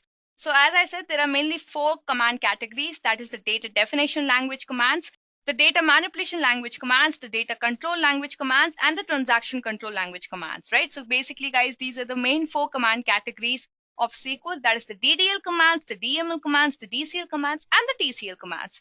The DDL commands basically consist of the commands which can be used to define your schema, right? So you can create a table, you can create a schema, you can create a view, and so on, right? So basically all those commands which define the database of the schema, basically how your data has to be represented and what would be the various tables, or maybe let's say which table will be related to other table and so on, will be all under this particular section. That is the data definition language commands. Coming to data manipulation language commands, the DML commands basically consist of those commands which deal with the manipulation of data present in the database. So all the manipulation that you'll do in your databases will be with the help of the data manipulation language commands. Coming to the data control language commands, the data control language commands basically includes those commands which deal with the rights, permissions, and other controls of the database system, like, which database has to be granted to any specific user, or maybe that particular database will be open to public, and so on. And finally, coming to transaction control language commands. So the transaction control language commands basically include those commands which mainly deal with the transaction of the database. So guys, these are mainly the 4 different command categories. That is the DDL, DML, DCL, and TCL.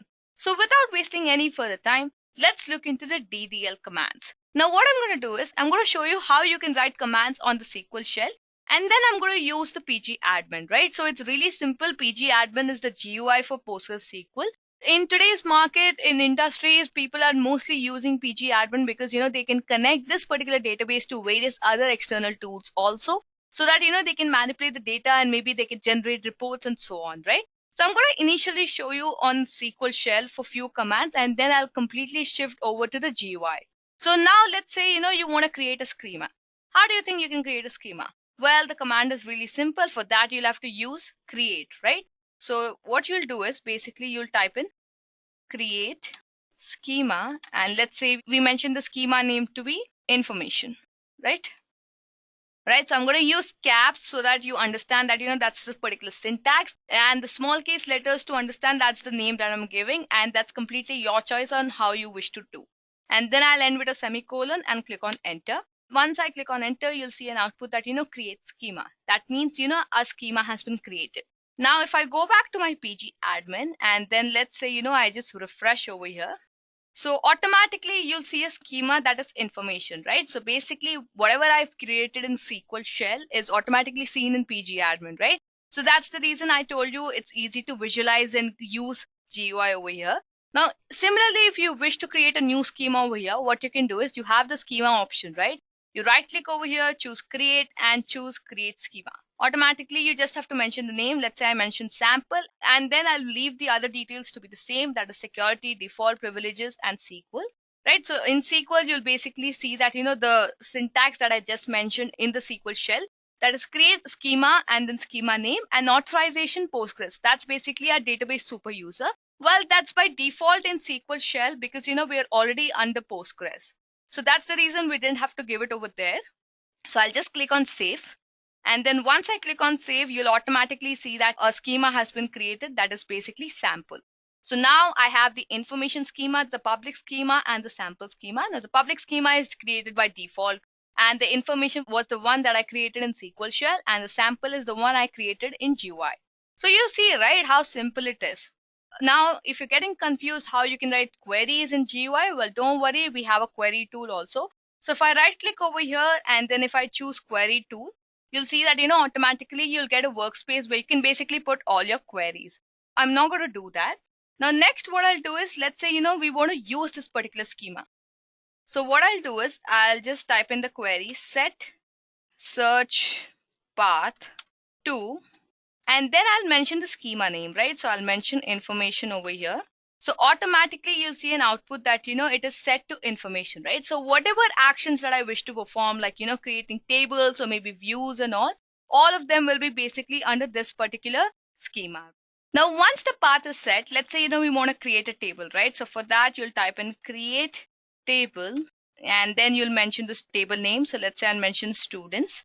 And now each student will basically have various attributes, right? For example, let's say I'm a student. Now I'll have a name, I have an age, I have a date of birth, and so on. So basically all those values will be a column. So I'll just put it in brackets, and let's say I mention student ID and int to be data type. And let's say further I again mention student name, and then let the data type be varchar 255 characters, right? And then what I'll do is I'll put a semicolon at the end. Once I click over here, once I click on enter, you'll clearly see an output that, create table. Now let's go back over here and then let's just basically refresh the schemas, right? So I'll just refresh the schemas, and under the information table, you'll clearly see an output that, we have a table students, and then it has columns student ID and student name. So basically that's how you can create a table basically on the SQL shell, guys. Now, if you wish to create a table in the PG admin, what you do is you right click on the table over here, go to create, choose table, and then basically you have to mention the name, right? So for example, let's say we mention the table name to be teachers, and then the owner to be Postgres, the schema to be information. So you'll have to basically choose the schema under which you wish to create the table, and then you click on save. So if you click on save without choosing the columns, then remember that, this particular table will have no columns. So if you wish to add columns, you can just add column over here. For example, let's say I wish to add column, right? So I'll go to plus button over here, choose the names. Let's say, teacher ID.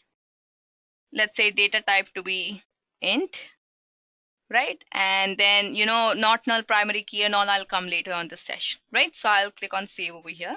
So once I click on save, you'll see that, automatically a teacher's table will be created with a single column, that is teacher ID. So guys, that's how basically you can create tables in the SQL shell and PG admin. Now, before I move forward and show you the various other commands related to DDL, let me cover a concept known as entity relationship diagram. Now, this particular concept is important over here because, you have to understand how to create tables and how you have to relate those tables to the other tables, and basically what will be the column values for this particular table. So as you can see on my screen, guys, this is the example for entity relationship diagram that I'm going to consider for this particular session. Now, based on this particular diagram only, I'm going to basically take forward my session to show you the different commands also.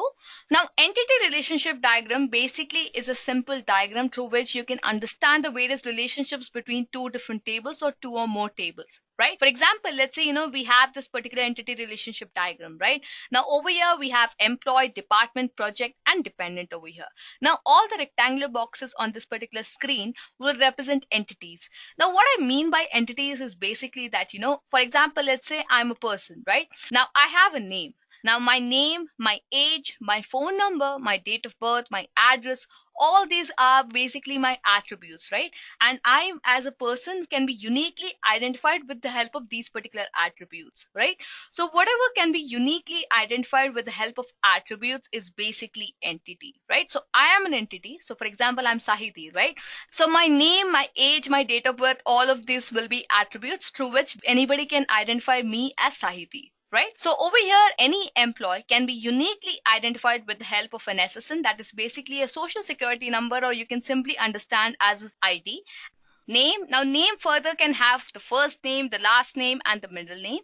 Now address, salary, and sex, right? So basically all these attributes can uniquely identify an employee, right? So employee over here is an entity, and all these particular attributes are basically the factors through which you can identify. So when you build a relational database management system, what happens is that employee will become the table name, and all these particular values, that is basically the attribute values, will be the column names, right? So you'll have a column name with SSN, birth date, first name, middle name, last name, address, salary, and sex, right? So all this basically will be your column names, and then employee will be your table name. Now similar is the case with the other factors also. For example, if you take department, now a department can be uniquely identified with number and name, right? So these two will be attributes, and the locations is basically a multi-valued attribute. Now when I say multi-valued attribute, what I mean by that is an attribute can have various factors, right? For example, let's say location. What will be your address?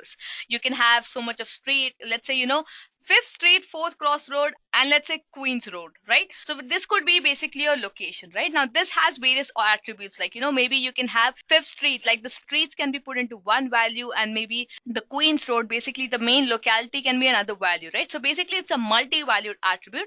That's what basically double ellipsis means. Apart from that, also please remember that even this particular attribute will be included into the columns part. So you'll have a department table with the department number and department name as columns. Now, apart from that, next, let's look into project. Now, project is again another entity, right? So every project can be again uniquely be identified with the project number and the project name and the location, right? Now over here, the project number and the project name will be unique for each and every project. So that is the reason for every entity, for this particular entity, these two attributes are very important over here, because every project can be uniquely identified with the project number and the project name. And finally, coming to dependent. Now you must be wondering over here, why does the dependent entity have two rectangles, right? That is because, it is a weak entity. What I mean by weak entity is basically that, the dependent entity is basically dependent on the employee entity, right? For example, let's say, I as an employee, right? So I'm an employee, and then maybe I'm going for an insurance, right? And then I have a health insurance and my next nominee, let's say, is my sister. So what happens over here is basically that, this particular entity is dependent on the employee entity. My details will be basically taken from the employee entity, right? So for example, let's say I am an employee, then all my details will be taken from the employee entity, right? So that is the reason basically the dependent entity is completely dependent on the employed entity. So that's what you have to understand over here. When I say weak entity, you have to understand that, it is dependent on any other particular entity, right? Now over here, I hope you understood what is entities and what is attributes. Next, if you look into the diagram, we have various other factors like, these diamonds, and then we have double lines, we have single lines, and so on, right? So let's look into what they are. So coming to diamonds over here, when I say diamond, what I mean by that is basically the relationship set. So what is relationship set? So if you have to understand this, then you can understand that, employees are related to every department, right? So if you take your company, any number of employees, like more than one instance of the entity is basically associated with one instance of the department, right? So in simple terms, if you just have to understand it, like let's say 10 employees are working in one particular department, let's say IT department. So that's how basically you can understand this. Now coming to the next relationship, that is managers. Now there's a relationship between employees and department also, right? So there's a department and then there's a manager for each and every department, right? So now not all employees are managers for the departments, right? So it could happen that only one instance of the employee entity is basically associated with one instance of the department entity, right? So let's say we have the IT department. Now the IT department can basically have only one manager, the HR department can have only one manager, and so on, right? So basically all of them are also employees, right? So that is the reason there's a relationship between employees and department over here. Now coming to the next relationship, that is works on. Now it is obvious to the fact that all the employees must be working on some or the other projects, right? For example, let's say we can have 10 employees working on 2 projects, or maybe the same number of employees working on some other projects also, right? It's never that in industry that a single employee is working only on single project and not more than one project, right? So in this particular relationship, that is the reason we have M is to N. Basically by that what I mean that more than one instance of the entity employee is basically associated with more than one instance of the other entity, that is the projects entity, right? So that is because any number of employees can work on any number of projects. Similarly, let's look into the next relationship, that is dependence of. What I see in the relationship of dependence of is basically 1 is to N. That is because one employee can have any number of insurance, right? You can have a life insurance and so on. So that is the reason basically you have 1 is to N relationship, and then you have the relationship of dependence of, because your dependence entity is completely dependent on the employee entity. And finally, coming to self-referencing relationship over here. What I mean by self-referencing relationship is basically that for example, let's say you have a boss, right? Now your boss can handle 10 people, right? So basically he's your supervisor, and then he supervises 10 people, right? And he himself is also an employee, and all the 10 people are also employees, right? So that is where this particular relationship comes into picture, that is 1 is to N, right? So one instance of the employee, where employee is basically a supervisor, can supervise more than one instance of the other employees, right? So basically that's how it happens. You basically have different relationships like this, guys. If I have to just summarize the different relationships, then you have 1 is to 1, 1 is to N, N is to 1, M is to N, right? And then you also have self-referencing relationships. So if you have to talk in technical terms, then you have one-to-one relationship, one-to-many relationship, many-to-one relationship, and many-to-many relationship. Apart from that, we also have the self-referencing relationship that I just spoke about. Now, if you observe the complete entity relationship diagram over here, so I hope you've understood how entities, attributes, and relationship works in the databases, right? Now let's look into the double lines over here. What do you think the double lines mean? What I mean by total participation is basically that, each entity in the entity set must at least have one relationship in the relationship set. So basically each entity in the employee must work in some or the other department, right? So that is the reason we basically have total participation over here.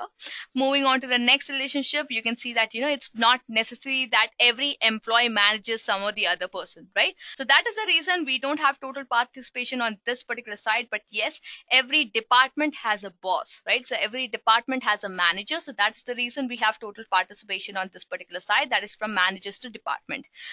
Moving on to the next relationship, that is basically employees to project. If you see, every employee has to work on some or the other project, right? So that is the reason we have total participation on both the sides, that every employee basically will be working on something or the other thing, and every project will have a set of employees working on it, right? So that is the reason we have total participation over here. Coming to the next relationship, you can clearly see that that the dependents are basically completely dependent on employees. So it's the total participation towards from the dependent side and not from the employee side, because it can happen that maybe an employee doesn't have some insurance, or maybe an employee doesn't have any insurance, right? So in that scenario, what basically happens is that you don't have total participation over here, but you have total participation on this particular side. And now finally coming to this particular relationship, if you observe over here, we do not have any total participation. That's because, it's not necessary that every person in the employee table, basically every person in the company should be a supervisor of somebody, right? It's not necessary like that. Maybe a fresher is just not a supervisor. So in that scenario, basically total participation will not hold true. So that is basically, guys, how you can build up an entity relationship diagram for the scenario that you have. I took a company database where, you have various entities like employees, department, dependent, projects, and then they are related to each other in some way or the other. And each of these entities have various attributes. So remember the fact that, when you build a relational database, you have entities which will basically become your tables. Then you have attributes. So your attributes will basically become your column names. And then you have relationships. So guys, this was all about entity relationship diagrams. You basically have entities, attributes, and then relationships, right? So I hope you've understood how my ER diagram looks like.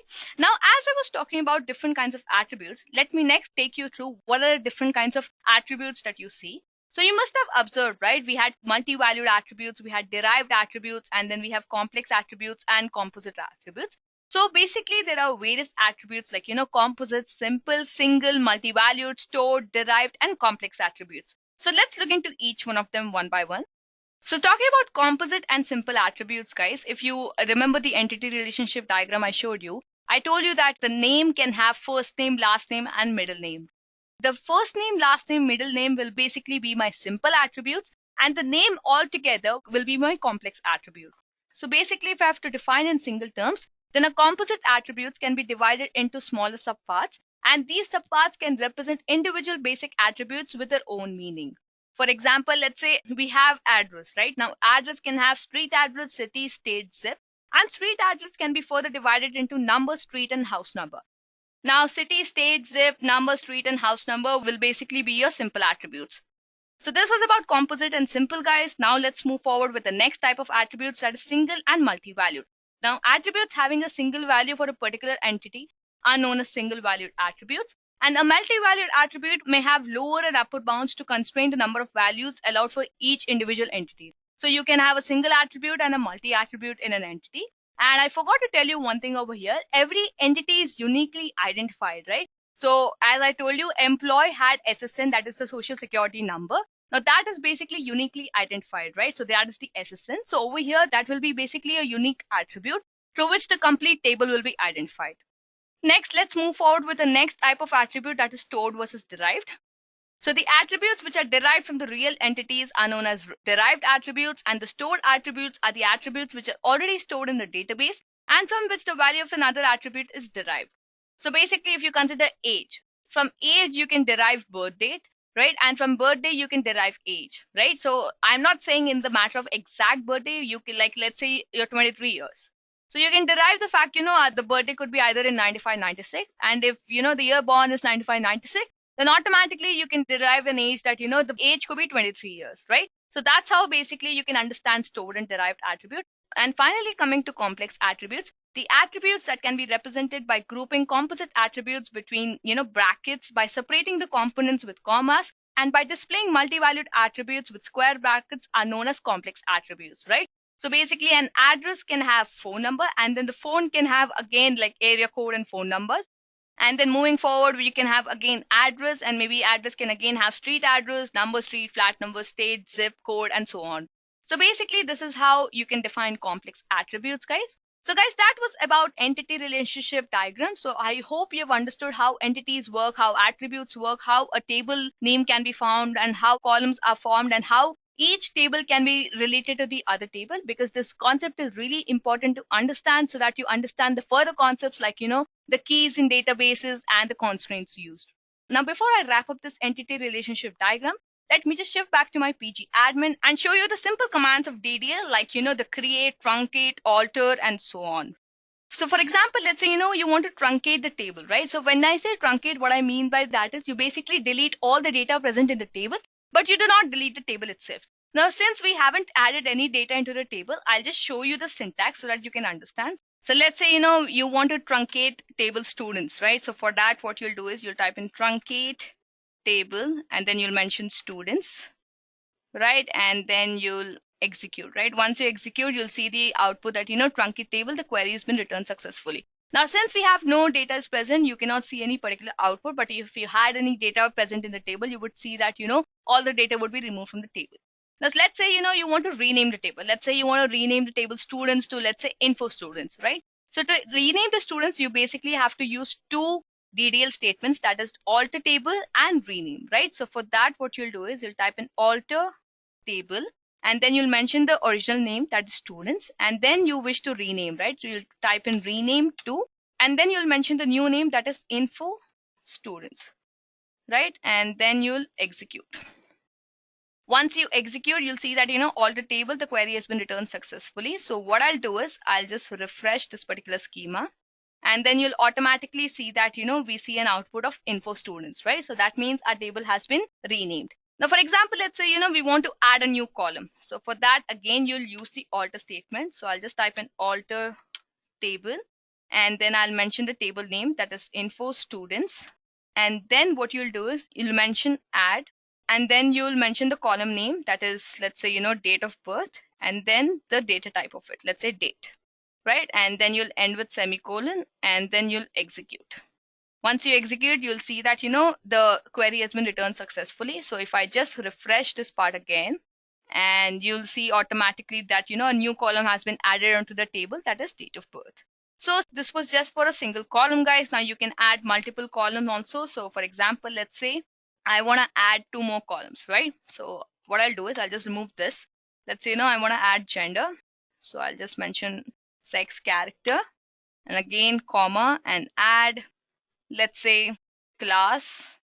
Okay, class is a keyword, so I'll mention standard, and then integer, right? And then I'll again execute. Once I execute, I'll again refresh. And when I refresh, you'll see that, automatically my sex and standard, so basically the gender, date of birth, and standard have been added as new columns, right? So that's how basically you can add a single column, or you can add multiple columns. Now you can also alter the data type of the particular column. For example, I want the data type of the standard column to be changed to, let's say, character. So for that, what you'll do is you'll basically mention alter table info students, that is basically the table name.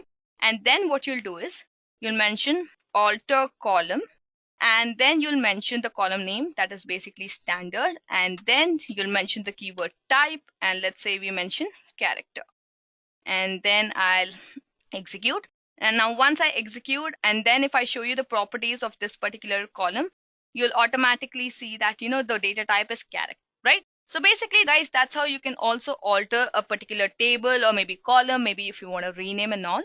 Now let's say, you want to drop this particular column. So for that, what you do is you type in alter table, mention the table name again, and then what you do is you mention the keyword drop column, and then you mention the column name, right? And then you just execute. Now once you execute, and let's say if I refresh this, you'll clearly see an output that, your standard column is gone, right? So that's how basically you can drop a column. Now similarly, if you want to rename a column, it's really simple. You have to write a query like, alter table, the table name, and then you have to mention rename column, and then you mention the column name to the new column name, right? For example, let's say I want to change the column name of sex. So what I'll mention is alter table info students, rename column sex to gender. So that's how you can basically rename a column also. Now simply, let's say, if you want to drop a table. Now if you want to drop a table, I'll mention drop table, and then I'll mention the table name, right? So I'll just click on execute, and then you'll see that, automatically your table will be dropped. So if I just refresh this, you'll see that, we just have one particular table, that is teachers, and the students table is gone. So guys, this is how basically you can work on PG admin for basically the DDL commands, right? What I'm going to do is for this particular session, I'm going to consider the ER diagram as I mentioned before, right? So I'm going to create tables and manipulate data over those particular tables only. So before I move forward with this session, what I'll do is I'll explain you the different keys and constraints used in the database so that it's more clear to you how you can create the database in a more structured manner, and then we'll move forward with the various manipulation commands. Until then, what I'll do is I'll just delete this particular table. So I'll right click here, go to delete, and click on OK. And then let's say, we'll delete this particular schema also so that there's no confusion at all. And then what I'll do is I'll close this shell also. So guys, remember that, I am using pgadmin. Well, you can use the same queries that I mentioned there on SQL shell also, and you'll see the same output. So I hope that's clear. So I'm going to close the SQL shell and then I'll continue with this session. So now moving forward with this session, let's start with the next topic, that is keys in database. So there are mainly 5 types of keys in database, that is the candidate key, the super key, the primary key, the alternate key, and the foreign key. So talking about the candidate key, the candidate key is basically the minimal set of attributes which can uniquely identify a tuple. So any minimal set of attributes which can uniquely identify a tuple is known as a candidate key. So the value of the candidate key will be unique and non-null for every tuple. So if you have to identify a specific tuple, let's say Sahiti, age 24, let's say date of birth 30 October, and so on, then you need a particular candidate key to uniquely identify my tuple, right? So that particular can be my employee ID and so on. Now, let me tell you one thing over here. There can be more than one candidate key in a relation also. So a candidate key can also be either simple key or a composite key. Now coming to super key. Now super key is basically again the set of attributes which can uniquely identify a tuple. So any set of attributes which can uniquely identify a tuple is known as a super key, but it's not the minimal set of attributes. The minimal set of attributes is the candidate key, but as any set of attributes which can uniquely identify is known as a super key. So when you add 0 or more attributes to a candidate key, it becomes a super key, but the vice versa is not true. So a candidate key is definitely a super key, guys, but the super key is not a candidate key. So that's what you have to understand. Now moving on to primary key. Now primary key is also a set of attributes which can be used to uniquely identify every tuple. Now if you remember the entity relationship diagram that I was explaining you, I said the employee table has a special social security number through which every tuple will be identified, right? So that particular social security number will be the primary key through which every tuple will be identified. And now apart from that, there can be more than one candidate key in a relation, right? So out of all the candidate keys present in the relation, you can choose any one key as the primary key. So if you have around 5 candidate keys, out of them one can be definitely your primary key for that particular relation. Moving on to the next type of key, that is the alternate key. So the candidate keys other than primary keys are basically the alternate keys. So as I was giving you an example of 5 candidate keys. So if there are 5 candidate keys in a relation, then out of which, if let's say, the first key is chosen as the primary key, then the other 4 keys will be the alternate keys. And finally, moving on to the foreign key. So the foreign key is basically the key if an attribute can only take the values which are present as values of some other attribute. So basically, whenever an attribute can only take the values which are present as values of some other attribute, then it will be basically be the foreign key to the attribute to which it refers. So basically the relation which is referenced is called reference relation, and the relation which refers to the reference relation is called the referencing relation. So the referenced attribute of the referencing attribute should be a primary key, right? For example, let's say, you have employee and department, right? Now you want to reference department to employee. So what will happen is you'll basically use a foreign key to validate this relationship, and then you'll add a foreign key from department to employee. I hope that's clear. So guys, these were the various keys that you need to understand about. That is the candidate key, super key, primary key, alternate key, and the foreign key. So now that you know the different keys in database and you know the DDL commands also, let me take you to the constraints in database so that we can quickly create the tables that we discussed in entity relationship diagram, right? So the constraints in the database are, as you can see on my screen, that is not null, unique, check, default, and index. So the not null constraint basically ensures that, a null value cannot be stored in a column. For example, let's say, you have a students table. Now in the students table, you have a column known as student ID. And then when you're creating the table, you mention the not null constraint for this particular column. Then whenever you're inserting the data, you have to remember that, there cannot be a null value in this particular column, that is the student ID. Coming to unique. Unique constraint makes sure that, all the values in a column are different. So in whichever columns that you want to store unique values, you have to use this constraint unique. Coming to check, this constraint ensures that all the values in a column satisfy a specific condition. So you have to check, let's say, we want to store the age of employees. Now let's say age has to be greater than 25. So only the age values whose value will be greater than 25 will be stored in the age column if you mention this particular constraint. Now moving on to the next constraint, that is the default constraint. This particular constraint consists of a set of default values for a column where no value is specified. So whenever, let's say, you have not inserted any value specifically, then automatically a default value will be stored in that particular cell if you use this particular constraint. And finally, coming to the index constraint, This constraint is used to create and retrieve data for database very quickly. So if you want to create and retrieve data from database very quickly, then you have to use this particular constraint, that is index. So guys, I hope the keys and constraints concept is clear to you guys. So now that we have understood the entity relationship diagram, the constraint and the keys, let me shift back to my PG admin. And now let's say I'll start creating table. So I'll just show you for one table, and then I've already a set of commands that I've already executed. I'm just going to copy paste the command over here. So what I'm going to do is, we had the employee table, right? So for that, what I'm going to do is, I'm going to mention create schema first, so that you create a schema. So I'm just going to mention create schema. Let's say we mention schema name to be company. After that, what I'm going to do is, I'm going to use this particular schema, right? So I'll just mention set search path to company. Now automatically, if I just refresh over here, you'll see that there are two schemas, that is company and public.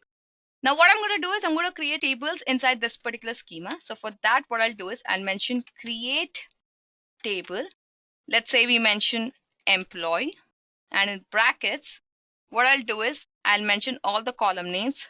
So we had first name, let's say we mentioned text, not null. So I'm using a constraint known as not null, right? So this particular constraint is used. That means that there cannot be a null value in this particular column. Similarly, let's do for middle name, let's say char null, right? So there can be null values over here. Now last name, let's say text not null, right? Now I have basically a social security number, right? So I'll put SSN, let's say character of, let's say 9 characters. Let's be specific over here. And I'll put not null, so this cannot be null. And I also want it to be the primary key. So basically, through this particular number, the complete table will be uniquely identified. After that, I'll mention birth date, and then I'll mention the data type to be date, right? Let's mention address. And let's say I mentioned data type to be text, not null. This also cannot be null, right? Similarly, I'll mention sex, let's say character null. Now similarly, I'll mention salary, let's say decimal, and then 10 to 2. And this can be null. So we don't know. It can happen that we don't know the salaries, right? Then I'll mention super SSN. So this is basically to identify the self-referencing relationship, if you remember, right? And then I'll mention character of 9 characters, and this can be null. And then let's say we mentioned department number, let it be int, and let's say not null because we don't want it to be null, right? Now what I'll do is, I'll just execute this particular query. Now once I execute this particular query, you'll see that automatically we get an output that create table. So our table is successfully created. So if I refresh this particular schema, and then if I open tables, you'll clearly see that we have the employee tables. Now similarly, what I'm going to do is, for all these particular entities, I'm going to create table, right? So I already have a doc present, so I'm just going to copy paste from that. So let me just open that doc, right? So let me just copy paste from here. So I'm going to copy for department, locations, projects, works on, and dependent. Now I'll go back to my PG admin. And then what I'll do is, I'll just paste it over here. So what I'm doing is, let me just explain you. So I'm creating a table department with the column names as department name, department number, MGR assistant. That's because for the relationship of manager, right? So if you remember, if I just open a diagram, you'll clearly see that, employee managers department, right? So you see for this particular relation, and then MGR start date. That is because, we have to consider the column present on the relationship also, that is managers. Similarly, I'm creating department locations, that is with department number, department location, and primary key as department number and location together.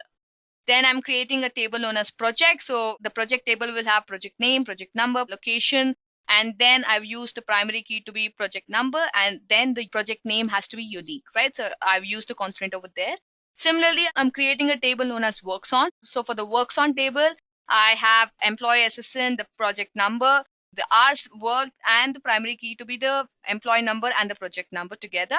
The dependent table will again have the employee number, the dependent name, sex, birthday, relationship, and the primary key to be employee assistant and dependent name, right? So I'll just execute all these particular queries. So you can see that, automatically my query has got successfully executed. So I'll just refresh this particular table again. So once I refresh this particular schema, you'll see that, I have 6 tables. That is the department, dependent locations, employee, project, works on, right? So guys, that's how basically you can create tables, and that's how you can use keys and constraints while creating tables. So guys, that was all about the data definition language commands. I hope you understood how you can use them and create databases. Now, before I move on to the next topic, that is the data manipulation commands, let me take you through an interesting topic, that is normalization. So what is normalization?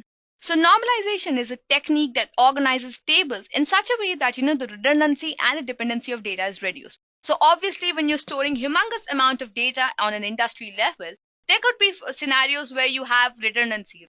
So normalization is basically that technique through which, you can remove the redundancy and dependency of the data.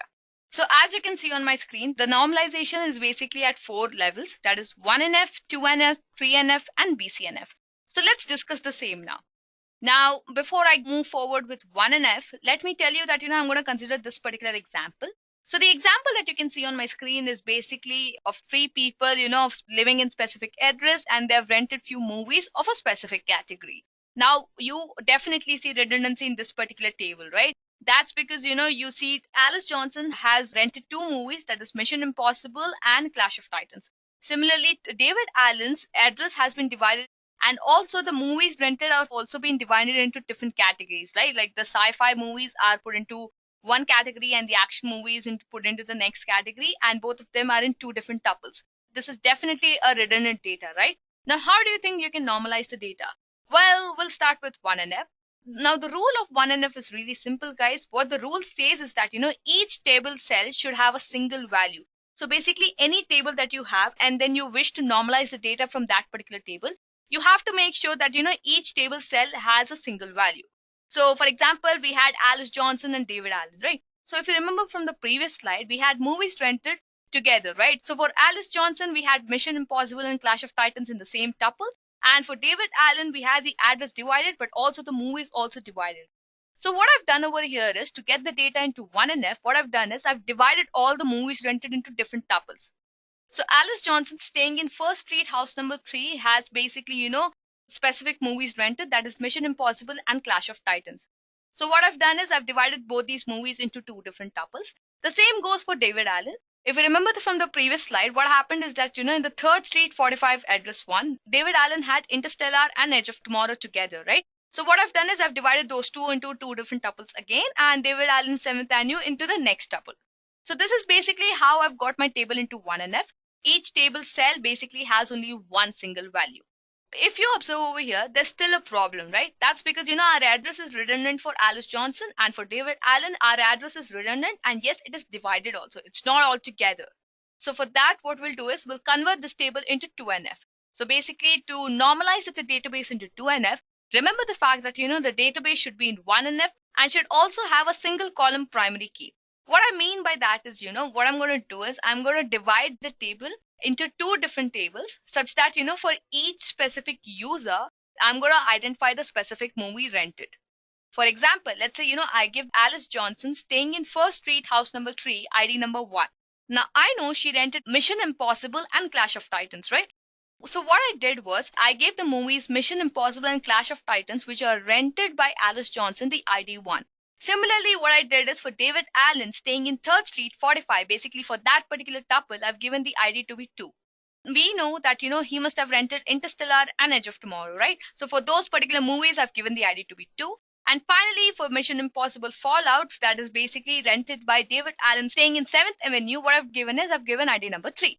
So that's how basically I've divided 1NF table into 2NF. Now, if you see over here, there's still a problem, right? Now that's because, we still have redundant data with respect to Alice Johnson and David Allen, right? Because David Allen's name comes twice. Alice Johnson, who rents 2 movies, comes once, but yes, the address is also divided for David Allen. So to normalize this factor, what we'll do is we'll normalize again. So now we'll normalize the database, which is in the form of 2NF to 3NF. Now, if you want to normalize the database from 2NF to 3NF, the database should be in 2NF and must not have any transitive functional dependencies. So for that, what I'll do is I'll basically add a salutation ID. So basically, I'm going to identify Mr. from 1, Miss from 2, Mrs. from 3, and Doctor from 4. So in that way, what will happen is that, David Allen's name won't come twice. because he'll be uniquely identified with Mr.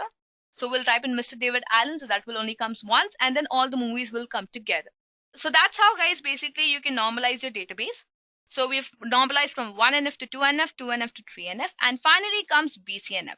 Now, since my example ends there, so I'm not going to normalize it further. But yes, if your database is not yet normalized, you can then go forward and normalize again, that is BCNF. So to perform the normalization for the fourth time, what you can do is you have to normalize, right? So the condition to normalize it again is basically that, your database must be in 3NF. And maybe, even after being in 3NF, there would be some anomalies and it may have more than one candidate. Now, in such scenarios, what will happen is BCNF will come into the picture and then it will divide the tables further so that there would be only one candidate key present. So whenever after 3NF you observe that, there's more than one candidate key and then you'll have to normalize it again, that's where BCNF comes into picture to divide the table further. So guys, this was about normalization. I hope you've understood how you can normalize your databases. Now let's move forward with the next topic for today's session, that is data manipulation commands. Now the data manipulation commands, as I said before, are basically the commands which are basically used to manipulate your databases. So what I'm going to do is I'm going to manipulate data present in the database that I've created over here, that is in the 6 tables that I've entered. So to initially manipulate data, you need data present in your table. So now to do that, what you have to do is you have to insert data. So to insert data, what you'll type in is insert into, and then let me show you for employee table, employee, and then you'll mention values, and then you'll have to mention the values that you wish to enter, right? So let's say I'll wish to enter John as first name, and let's say I'll enter middle name, let it be a character. Now similarly, I'll enter the next name, let's say Smith, that is basically my last name. Sorry, the comma has to go at the end. Now I'll enter SSN, right? After that, what I'll do is I'll enter birth date. So let's say, I mentioned 1965, 0109. Then let's say, I mention address. So let's say I mention 731 Houston, TX. And let's say further I mention the gender to be male. And then let's say we mention salary to be 30,000. And then we mention super SSN, let's say 33344 4 times 5. And let's say we mention the department number to be 5. Now, once this is done, you can just execute this particular query.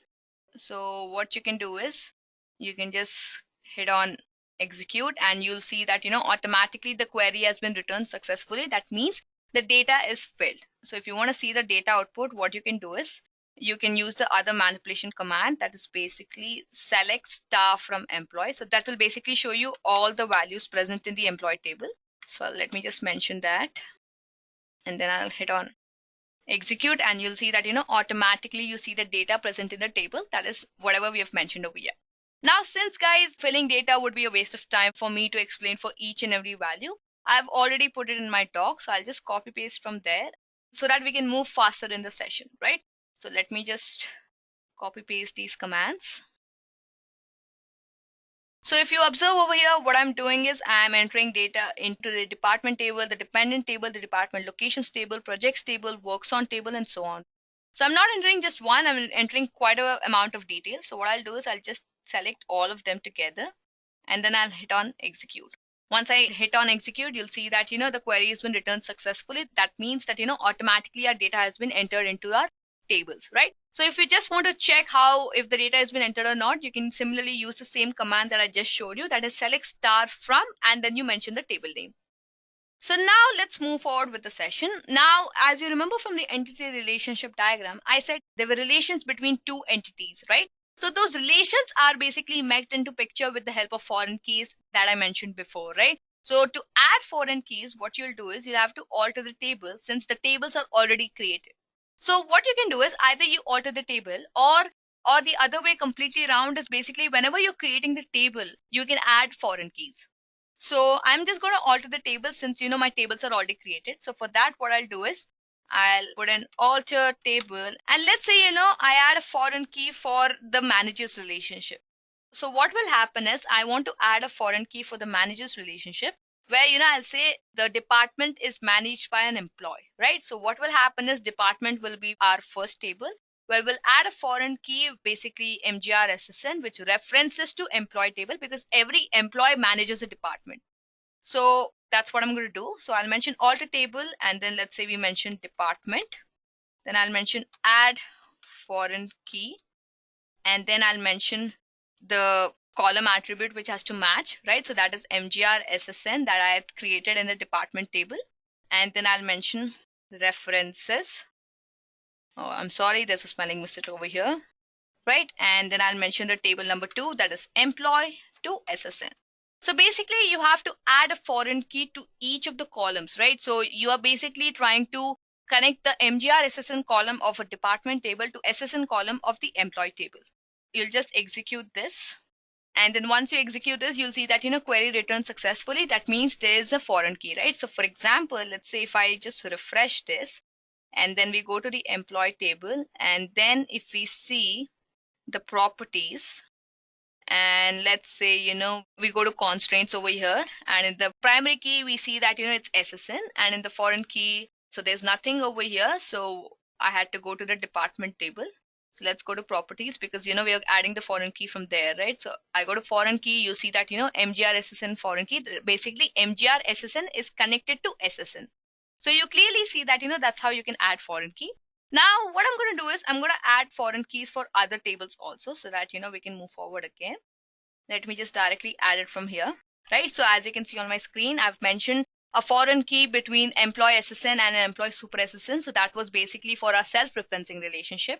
Then I've mentioned a foreign key between department number and the department, basically who works on which department, right? So for that particular relationship. After that, I've mentioned a foreign key for department locations and the department. So basically which department is present in which location. After that, I've mentioned a foreign key between project and department, basically which department is looking into which project. And then I've mentioned a foreign key between works on table and employee table to understand which employee is working on which project or which department. And finally, on the dependent and the employee table to make sure the dependency relationship is taken into account. Right? So what I'll do is I'll just execute all these particular foreign keys. So I'll hit on execute. You'll see that, automatically the query has been executed, right? So guys, that's how basically you can add foreign keys to all your tables. If you just refresh over here, and then if you check all the tables, you'll see that, there's some of the other foreign key present for each and every table. That is for each and every relation. Now let's move forward. Now, for example, let's say, I want to see all the details from the works on table, right? Now, let's say, I want to delete records with the project number, let's say 30. Let's try deleting, right? So if I try deleting, let me just try it over here. Delete from, you have to delete from the project table. And then I'm saying the project number, I've considered 30, right? So I'll just type in 30. And let's see what happens when we execute this. Okay, I'm sorry. Yes. Now, when you execute this particular statement, what do you see? You see an error that, update or delete on the table project violates foreign key constraint because we have a foreign key with respect to works on, right? So because we just mentioned over here that, we'll have a foreign key with works on and project number. So now that's the reason we get this error. Now to resolve this error, basically I'm talking about the concept where you want to delete the records where foreign keys are present, right? So what you'll do is you'll initially delete the record from the works on table and then you'll go forward and delete the records from the project table. So you directly won't come over here. What you'll do is you'll initially delete from works on table. So let's say P number is 30, right? So I'll delete the record from the works on table over here. You'll automatically see that, query returned successfully. And now if we try deleting data from project table, what you'll clearly see that, query is returned successfully. That means there was no violating error, right? So what happens is whenever you have a foreign key from A table to B table, remember that, if you want to delete anything from the B table, you have to first delete it from the A table and then you can go forward and delete it from the B table. Right? So guys, that was about the insert statement, the alter statement, and about foreign keys. Now in this session, what I'm going to do is I'm not going to talk about any theory part like what's going to happen and then how you can use. What I'm going to do is I'm going to directly jump on the query so that you can understand how you can write queries and how you can manipulate data. So let's get started. So now let's say, we want to update the salary of employees. So for example, let's say I'll just see which employee salary has to be updated. So I'll just type on select star from employee so that I can see the details. So I'll just execute this. So when I execute this, you'll see that, I have all the details, right? Now let's say, I want to update the salary of a person, let's say employee whose SSN is, let's say 99988 4 times 7. Now let's say the salary is around 25,000, right? Now I want to update it to 27,000. What can I do is basically I have to use the update statement. So to use the update statement, what I can simply do is, let me just press on enter so that the screen is clear for you guys. I can just type in update, and then you have to mention the table name. So that will be employee. And then you'll mention set column name. And then what you'll do is you'll mention the new value that you want. That is, let's say 27,000. And then let's say where SSN, that is basically through which you can uniquely identify every tuple, right? So where SSN is equal to, what was the SSN? It was 99988 4 times 7, right? So I'll just type in 99988 4 times 7. And then what I'll do is I'll just end with a semicolon. Once I execute this, you see an output that, query returned successfully, right? So now let me just go back over here and choose select staff from employee. And now if you go back to this particular table, you can clearly see that, the employee who had an SSN about 99988 4 times 7 has now a salary of 27,000. So guys, that's how you can update the values. So guys, that was about the update statement. Now let's say you want to delete a tuple's data, let's say more than one condition. So what you can do is you can just use the delete statement. Okay, delete from, and then let's say we want to delete it from works on table, right? So I'll just type in works on, and then let's say where employee SSN, because our works on table has employee SSN as column, right? So over here, if you can see, we have ESSN, and let's say, we use the same employee SSN, let's say 99988 and 4 times 7. And we also have project number details, right? So where I'll choose project number, let's say, right? So that is basically the data I had mentioned. So I'll just execute this particular query, and you'll see that, automatically is executed, right? So now if I just change this from employee to works on, and then if I execute this particular query, you can clearly see that, we have no employee with employee ID of 99988 4 times 7 and working on project number 10's data present in the works on table. So guys, that was about how you can delete, update, insert, and alter. Now let's move forward with one of the most important queries, that is the select query. Now the select query is basically considered as one of the most important queries because, this is the query through which you can retrieve the data. So as you can see over here, I was using select query again and again because, I wanted to retrieve the data that I have in my database. So that's where basically the select query comes into picture. Now, when I had select star from works on, that means all the data was shown. For example, let's say I just want the first name, last name, and the address from the employee table. And let's say, we are specific to department number 5. So what I can do is I can just type in select first name, last name, address, and I'll mention from employee. And let's say we mention department number is equal to 5. So I'll execute this particular query. So when I execute this particular query, you can see that, John, Franklin, Ramesh, and Joyce. So basically the first name, last name, and address have come into picture, right? So that's how, guys, you can use the select query. Now this was quite a simple one, right? Now let's look into something more complicated. For example, let's say, you want to retrieve data for every project located in Bellary, and then you want the project number, the controlling department number, and the department manager's last name, address, and birth date. So over here, if you observe, what all I have taken into account: the project number, the department manager's, the last name, address, and birth date. So if you observe over here, basically what's happening is there are 3 tables coming into picture, right? That's basically the project table, the department table, and the employee table. So let's look into how we can write the query for this. So what all did I mention? I mentioned the project number, the department number, last name, address, and birth date. So what I'll do is I'll mention select, and then I'll mention all these factors, that is project number, dnum, right? And then I'll mention L name, that is basically my last name.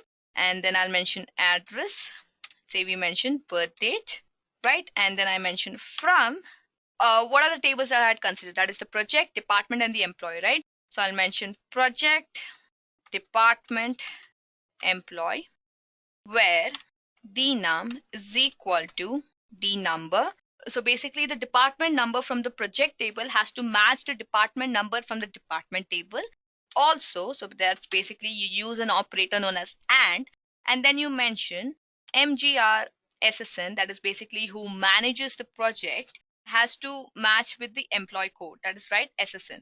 Apart from that, we also have to mention that our project location is Bellary. So we'll mention and P location is equal to, in quotes, we'll mention Bellary, right? So if I just execute this particular query, you'll see an output that there are no tuples which satisfy this particular condition, right? So what I'm going to do is, let's say we change Bellary to, let's say, Houston. Right now, let's execute again. Now if I execute on Houston, you can see that we've got the project number, the DNUM, the last name, the address, and the birth date of basically all those employees who work on the project basically located in Houston. So that's how, guys, you can basically integrate 2 to 3 tables together and use the select statement to further play around with it. Now, if you remember, I was talking about the self-referencing relationship where, we have employee related to himself, right? That was basically how a supervisor can have a supervisor. So for example, let's say, for each employee, we want to retrieve the first name and the last name, and also the first name and the last name of the supervisor. Then what we can do is we can use the select statement again, right? And then I'll mention e.fname and e.lname. So this is basically to identify every employee, right? So that is basically the supervisee. Now, if you want to identify the supervisor, what I'm going to do is I'll mention s.fname and s.lname. And then I'll mention from, and then I'll mention employee. Sorry, let me put it in small so that it's clear to you. From employee as E, right? So for every employee, that is basically for every supervisee, I'm identifying employee as E. And similarly for supervisor, I'm going to identify as S, right? So I'll mention employee as S, where E dot super SSN is equal to S dot SSN. Now, if I just execute this particular query, you see an output that, we have the first name and the last names of the supervisees and the supervisors. So that's how basically you can play around with the names of the columns and the tables also, guys. So I hope you've understood this particular query. Now, moving forward, you might have heard about the term distinct. So when I say distinct, what I mean is I want to find out all the unique values, right? So to find out unique values, you have to use the term distinct. Let's say we want to find out the distinct salary values for all the employees, right? So now what I can do is I can just mention select distinct, and then I choose the column salary from the employee table, and then I click on execute. So you'll automatically see that we see all the distinct salary values present. So whenever you want to find out any unique values, or let's say distinct values, this is basically the keyword that you have to use, that is distinct. So guys, that was about the distinct query. Now let's move forward and understand the cross product. Now cross product is something like, when you have A into B, right? So basically you have A and then you want to find out all the combinations of A with B. That's when you use cross product. For example, let's say, you want to find out all the SSNs, basically of all the SSNs of the employee. And then you want to find out all the combinations of employee SSNs with the department name. So let's do that. So what we can simply do is, to perform cross product, you can mention select SSN and the name from, we'll mention employee and department. So if I just execute this particular query, you'll see that we get all the combinations of SSNs with department name. So let me just drag a little bit, right? So as you can see, we have for each SSN, we have various departments. Like you can see, we have the research department, the admin department, the headquarters department, and so on. So that's how basically you can perform cross product. Now, let's say, if you want to take this query further. So let's say, we want to find out all the employees who work in the department, let's say administration. So what we can simply do is, we'll type in select star, and then I'll mention from employee department, and then I'll mention a where condition which says the name is equal to administration and the number is equal to the number from the department table. So if you have any queries with how am I mentioning the column names, you can always refer to the tables that you have, and then you can go back to the tables and check for the column names. For example, let's say I go to the department, then you can see that, I have the department number over here. So I'll just execute this particular query now. And once I execute this particular query, you see that, we get all the details of all the employees who work in the department administration, right? So if I just extend this, you'll clearly see the output, right? So guys, that's how basically you can play around with the select statements. Now, before I move forward with the further data manipulation language commands, let's look into the next topic, that is operators. Now, there are various kinds of operators present in the SQL commands, that is arithmetic operators, the bitwise operators, the comparison operators, and the compound operators. So the arithmetic operators are basically used to perform the arithmetic operations. As you can see on my screen, it's plus, minus, into, divide, and mod. Bitwise has bitwise and, or, and XOR. Comparison has greater than, equal to, less than, equal to, and then not equal to, and so on. And the compound operators have, increment, like, a is equal to a plus 1 can be written as a plus equal to. So that's how basically you can use operators, guys. Well, I'm not going to explore more about operators because that's a really simple topic that you can explore about, right? So I've just given you a basic understanding of the top operators. Well, don't worry, we'll be looking forward into these particular operators later on in the session. So let's get started with our next topic for today's session, that is nested queries. So nested queries are SQL queries which have an outer query and an inner query. So the subquery is a query nested within another query such as select, insert, update, or delete. So for example, if you see the screen, that is basically the outer query and the inner query. So I have an outer query which says select last name, first name from employees. Let's say, where address in, and then we choose, we mention an inner query which says select address code from office where country is India, right? So if the condition matches, then automatically this query will be executed and then we'll get the output. So this was about nested queries, guys. So now what I'll do is I'll now explain you a little bit more concepts, and then I'll shift back to my PG admin to show you how you can write nested queries and implement various other queries. So on that note, next let's look into what are set operations. Now all of you might be knowing what are set operations, right? It's basically union, intersect, and minus. For example, let's say, you have set A and set B. Now, if you perform the union operation between set A and set B, what you'll get is you'll basically get all the data present in both set A and set B. Coming to the intersect option, basically if you have set A and set B, and then if you perform the intersect operation between both these sets, what you'll get is only those rows which are common in both the queries. And finally, coming to minus, that is you can basically mention minus or except, right? So for example, let's say you have set A and set B, and then you mention set A minus set B. You basically keep all the rows from the left query which are not included in the right query. Now the vice versa is also true. For example, if you do set B minus set A, then you keep all the queries from the right query which are not included in the left query. So that's how basically you can perform set operations, guys. So in the matter of database management systems, if you have to understand, then you can understand set A and set B as left query and right query.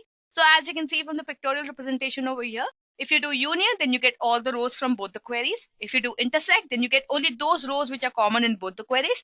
And then if you perform the minus operation or the except operation, you get only the rows from the left query which are not included in the right query, or maybe only those rows which are included in the right query but maybe not included in the left query, right?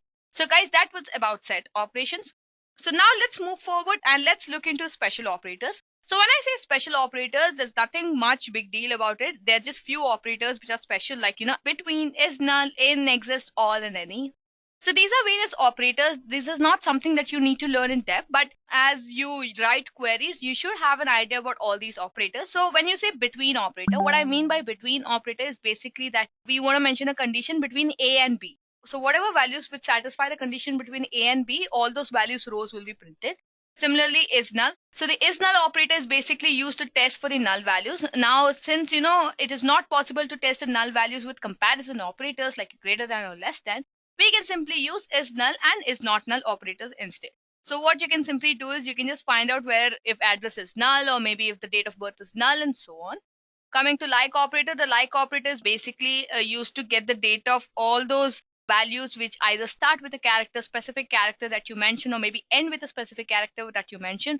Or it could also happen that you have few spaces and then you mention a specific character. You also want all those rows.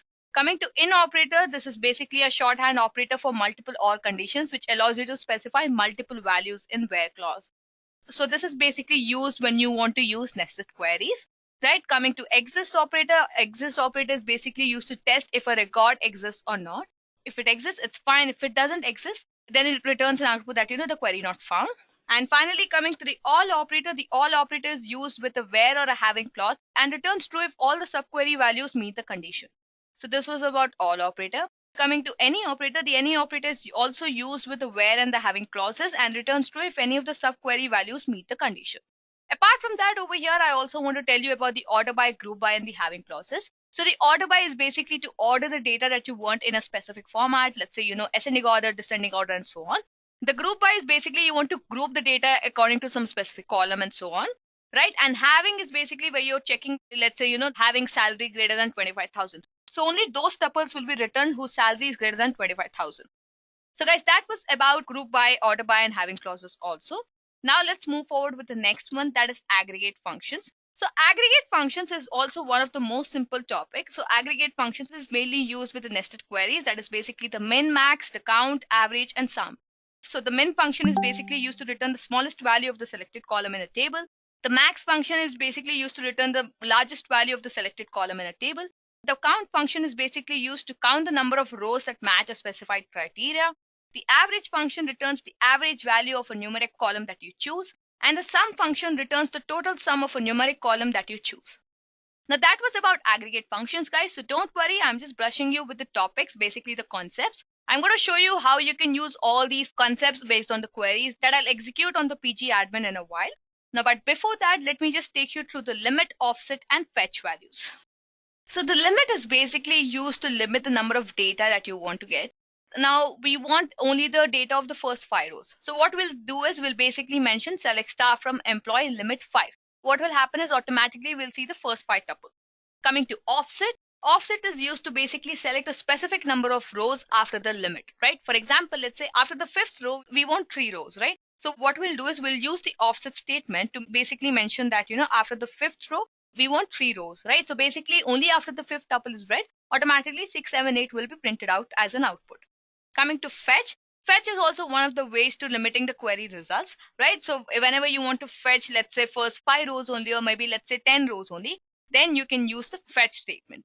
So I'm going to show you how that's done. Let me just shift back to my PG admin. And now what I'll do is I'll start with the first topic that I had discussed over here, that is nested queries. So let's write some interesting nested queries so that you get a hands-on experience on how you can integrate into complex queries, right? So for example, let's say, we want to make a list of all the project numbers for projects that involve an employee whose last name is Smith, either as a worker or as a manager of the department that controls the project. So our main question is basically to list the project numbers for projects that involve the employee Smith. Now that particular employee can either be the manager or can also be the worker of that particular department and controls the project. So to do that, what I'll do is I'll have to write a nested query. So the reason for nested query is simple. That is because, we have to first find out all the projects where, Smith is working as an employee. Later on, we'll find out the projects where Smith is working as a manager, right? So let's start with Smith working as a manager. So for that, what we'll do is we'll type in select distinct because we want unique records.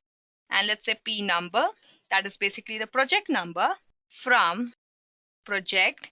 And then we also want the department because we're going to use a department table. And then we mention employee because we're going to use the last name, where we'll mention dnum is equal to the number and mgrssn is equal to ssn. Also, my last name should be Smith, right? So I'll mention last name is equal to, right? So let me just remove this. Put it over here and let me put a bracket.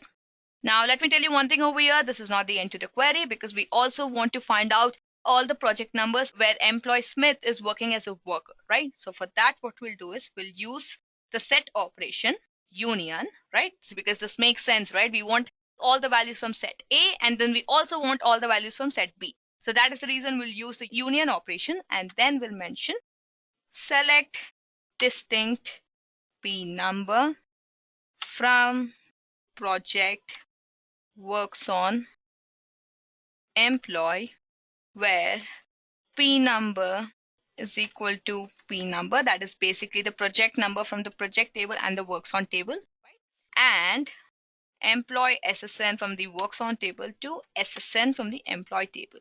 Apart from that, we also have to mention that last name should be Smith, right? So we'll mention and L name is equal to Smith, right? So I'll end it with a semicolon, and let me just remove this typo over here. And then let's execute this particular query.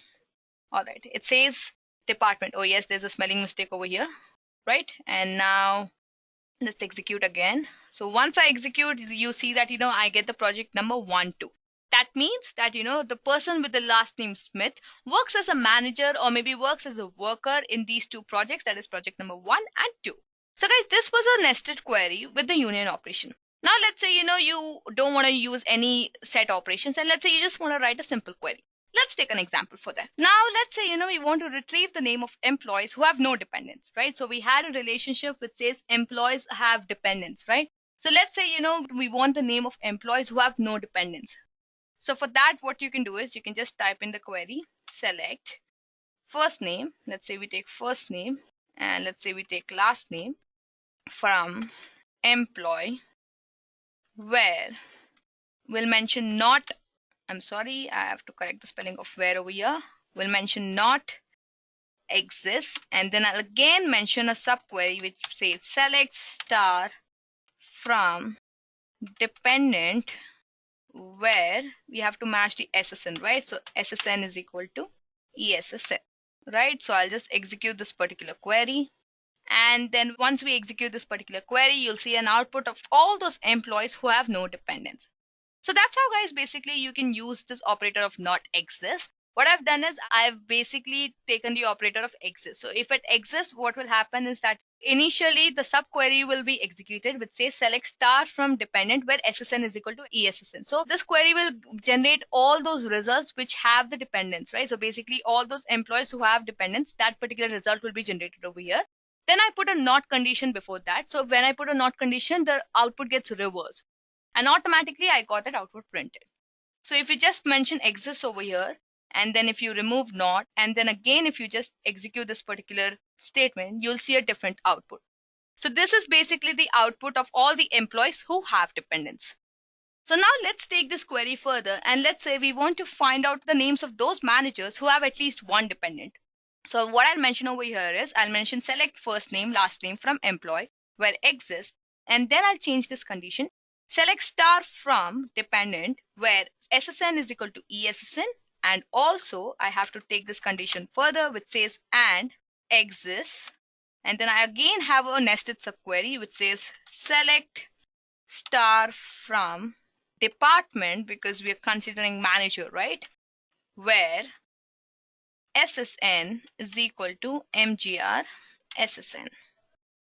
So I'll just close this bracket over here, and then I'll remove one bracket at the end, and let me put an enter so that's clear to you. So what I'm basically doing is I'm basically listing the name of managers who have at least one dependent. So for that, what I've done is I've used an outer query which has a subquery, and underneath that I again have another subquery. So for that, what I'm using is select first name, last name from employee where exists, and then again I have a subquery which says select star from dependent where SSN is equal to ESSN. This will basically give the output of all the employees who have dependents. Now after that, we also have to match from select star from department where SSN is equal to MGR SSN, which is basically the name of managers that we want. After that, we're taking dependents into account, and then we are returning the first name and the last name. So if you see the output, we get Franklin and Jennifer, right? So Franklin and Jennifer are those managers who at least have one dependent. So guys, that was about exists and not exists, how you can use and all. Now let's move a little bit further, and as I was talking about operators, like the special operators, let's look into few queries related to that. So let me just press on enter over here so that I can make the screen clear for you. Now let's say over here we want to retrieve all the employees whose address is in Houston, Texas. So it's really simple. What I can do is I can just generate select SSN and first name from employee where address like, and then in quotes I'll mention percentage Houston and percentage. Sorry. And then what I'll do is I'll end with a semicolon over here. So basically I'm generating the SSN and the first name of all the employees whose address is in Houston, Texas, right?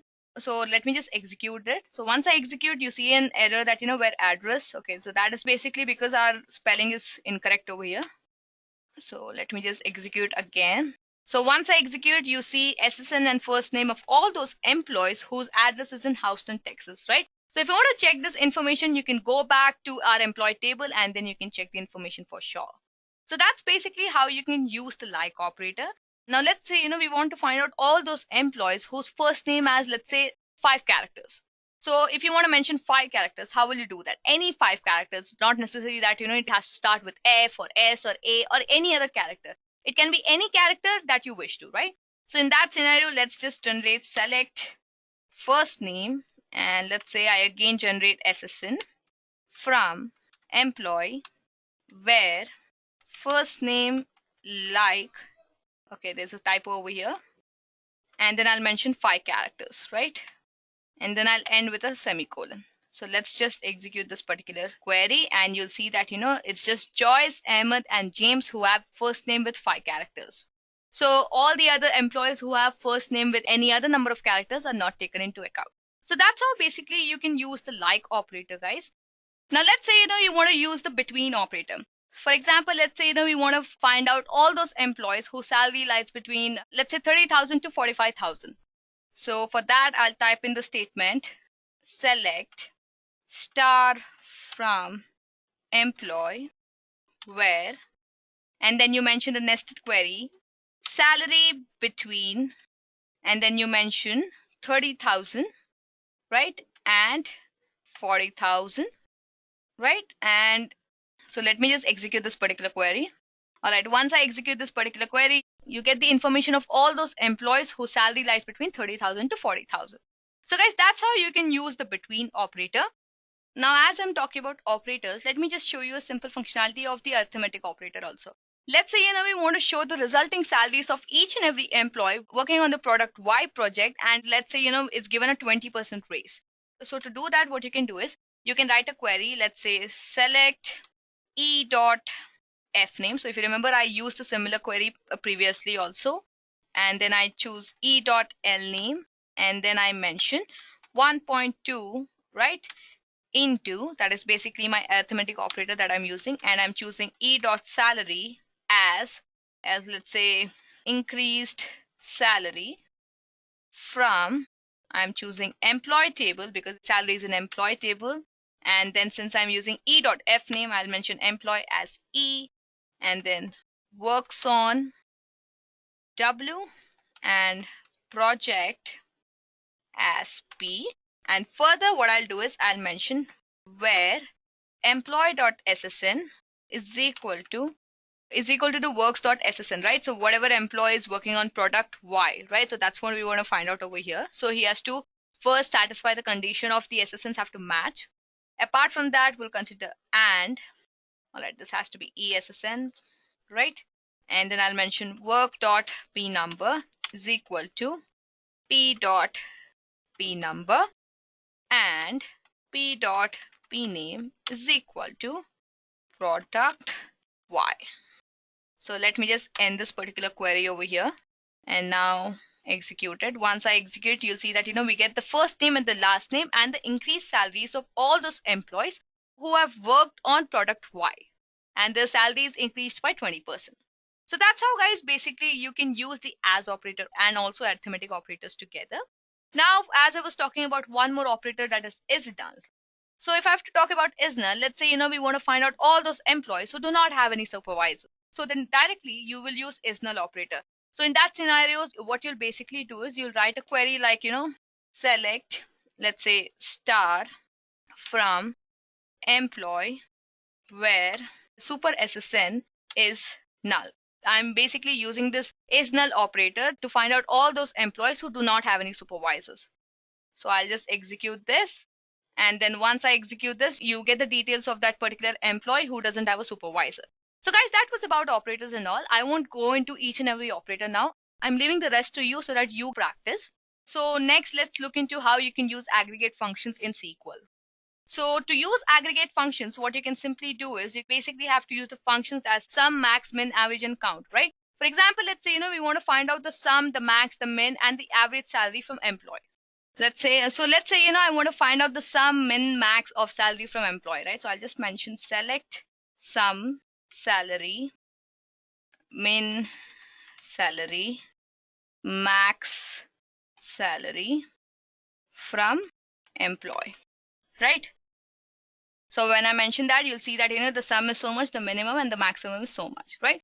That was about sum, min, max. Now let's say, I want to count the salary. So what I'll do is I'll basically change this particular function to count, right? And then I'll say count distinct salary because I want to count the unique ones, right? And then I'll mention from employee, right? So I'll just remove this particular section, right? And then if I just execute this, you'll see an output of 7, right? So basically we have 7 distinct salaries. So that was about aggregate functions, guys. Now next, let's look into order by, group by, and having clauses. So as I mentioned before, the order by is basically used to get the output either in the ascending format or the descending format. The group by is basically used to group the data that you want by a specific column, and having is basically used to check a condition. Let's say we want to write a query to retrieve a list of employees and the projects they're working on, ordered by the department, and within each department they have to be ordered alphabetically by the last name and then the first name. So initially they have to be ordered by department, and then under each department also they have to be further ordered by the last name and the first name. So to do that, what you can do is you can just mention select, and then you mention d.tname, right? And then you mention e.lname. We also want the first name, right? So we'll mention e.fname and then p.pname from department. There's a typo. And then we also want employee. We also want works on, right? Now over here we have to mention as W over here, as E over here, as D over here, and then I forgot to mention the project. So project as P.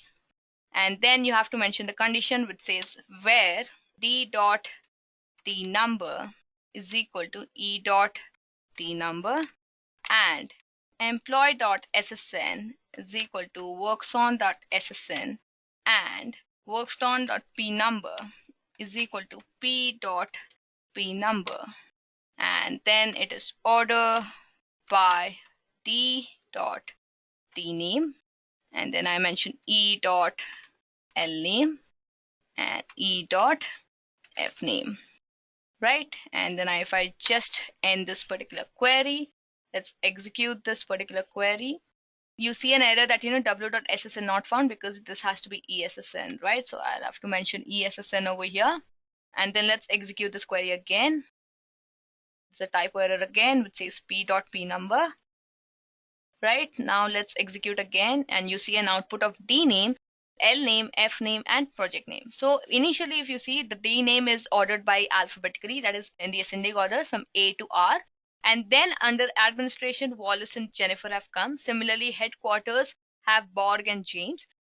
Research has a lot of values, but underneath that also we have ordered them according to ascending order, by which I mean that it is ordered alphabetically by last name and then the first name. So that's how basically, guys, you can use the order by. Now this was a little bit complicated one. If I just have to explain you with simple one, what you can do is you can consider the query of, let's say we want to find out the salary of all the employees in a descending order.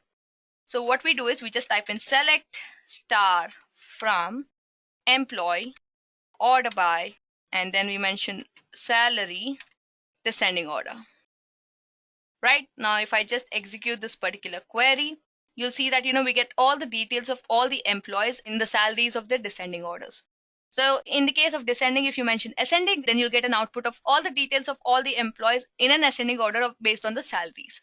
So guys, that was about the order by clause. Now let's move forward with the group by clause. Now let's say we want to find out for each department, we want to retrieve the department number and the number of employees in the department, right? So now to retrieve the number of employees, the aggregate function, we have to use the count function. And then we want to group it by the department number, right? Because we have to do it for each department, right? The question says for each department, we want to retrieve the department number and the number of employees. So to do that, what I'll simply do is I'll mention a select query, department number, and then a count function of all the employees. And then I'll mention from employee, right? So let me just press on enter so that the keyboard doesn't move.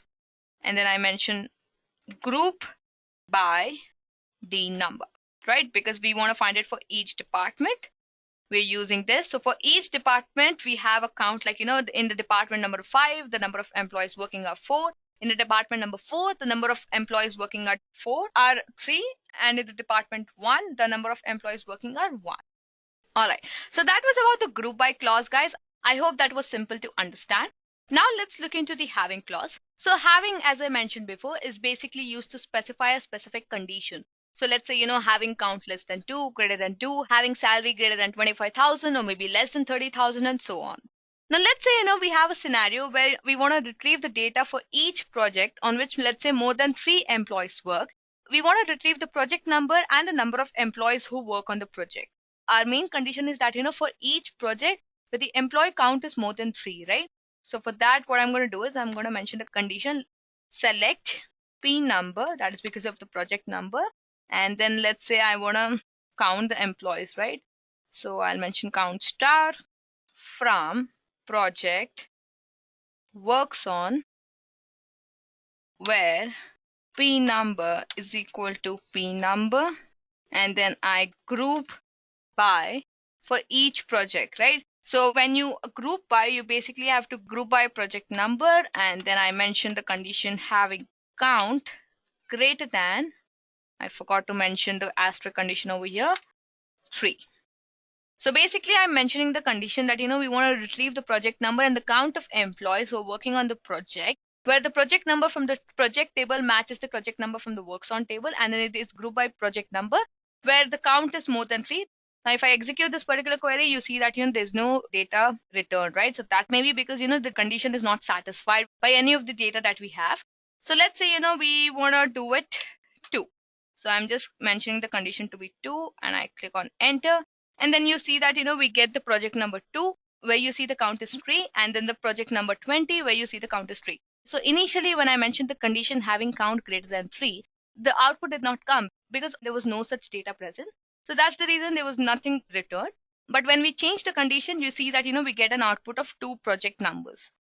So guys, that's how basically you can use the group by clause, the order by clause, and the having clause. Next, as I was talking about the limit, offset, and fetch, let me just quickly cover that particular part so that we can go back and learn about SQL joins. Now, talking about a limit, as I told you, if you want to limit the data that you want to fetch, right? So basically, let's say, we want to just fetch 5 rows, right? What you can simply do is you can just type in select star from, let's say, works on, and then we limit 5, right? And now if I execute this particular query, you'll see an output that, only 5 rows of data will be printed out. So that's because, we're limiting the data that has to be written. Now let's say, we want to select 3 rows from, let's say, works on table after the 5th row. So we want the next 3 rows to be printed after the 5th row. So for that, you have to use the offset statement. So what you'll do is you'll mention select star from works on, and then what you'll do is instead of limit over here, you'll mention offset 5, and then over here you'll mention limit 3. So after the 5th row, you want 3 rows to be printed. So that is the reason you'll mention offset 5 and limit 3. So let me just execute this particular query. So if I execute this particular query, you'll see that, I've got the output of 6th, 7th, and 8th row. So basically, guys, that's how you can use the offset statement. Now, let's say, if you want to use the fetch statement. So as I mentioned before, the fetch statement is also used to fetch the records. So let's say, I want to fetch the first 8 rows. So what I'll do is I'll mention select star from works on, and then mention offset 5, and then I'll mention first 8 rows only.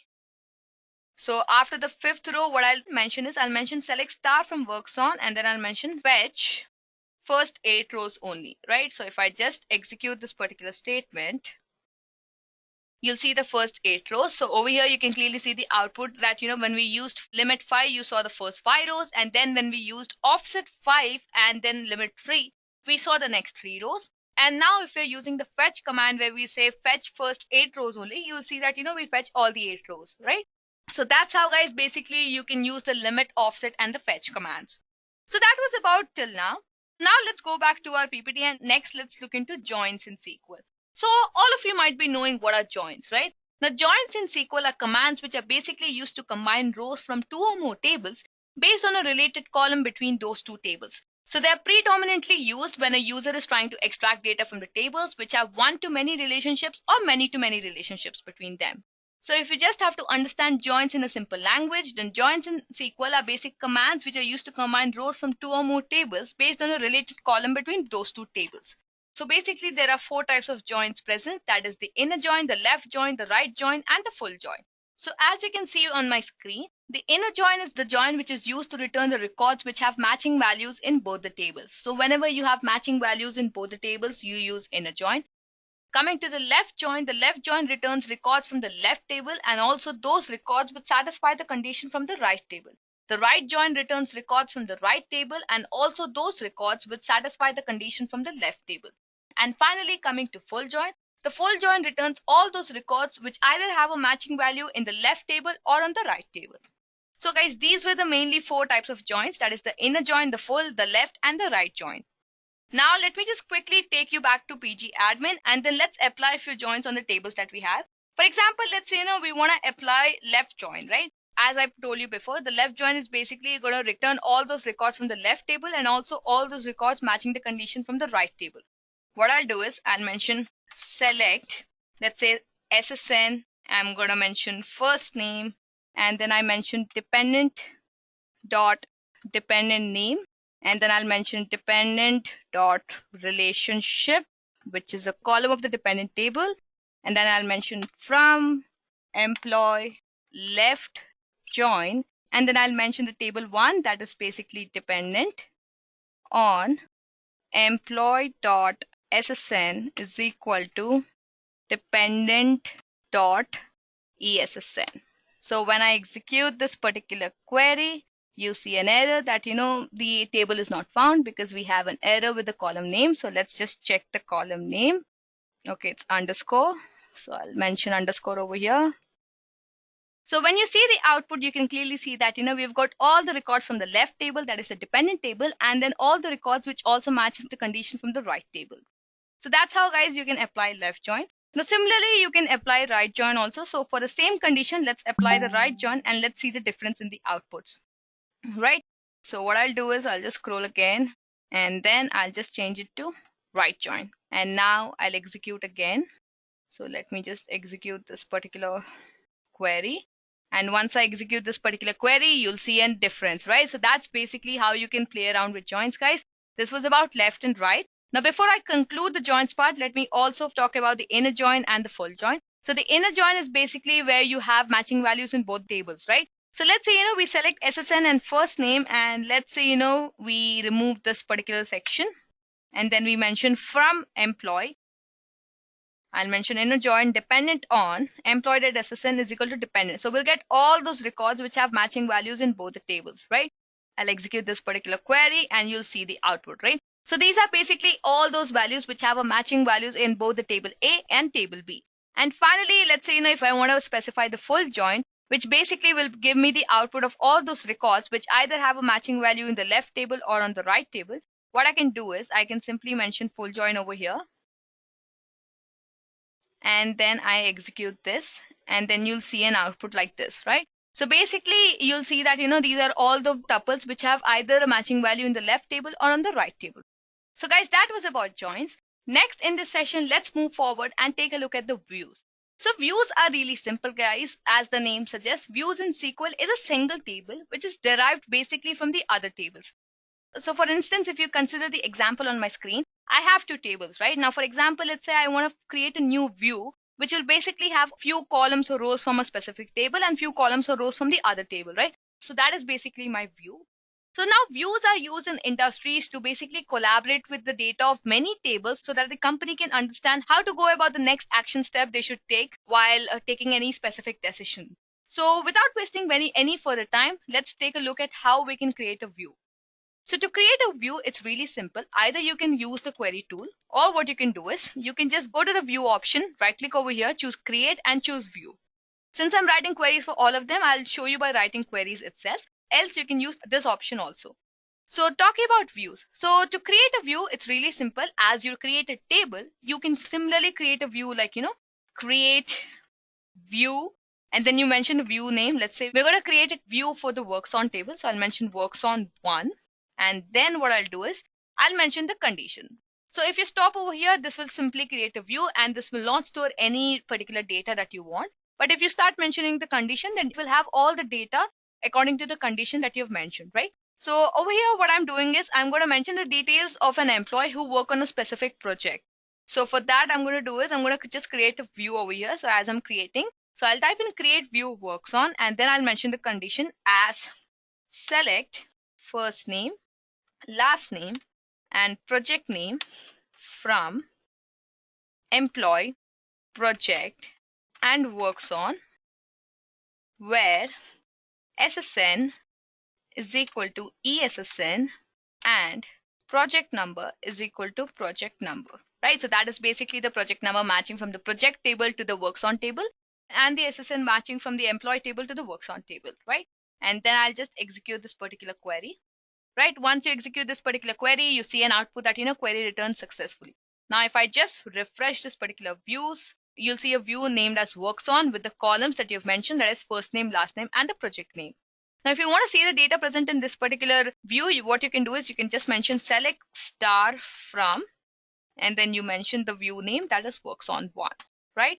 And then if I execute this, you'll see the output, right? So that is basically the data that is automatically present in a view, and the view is created by deriving data from other tables like the employee table, the project table, and the works on table.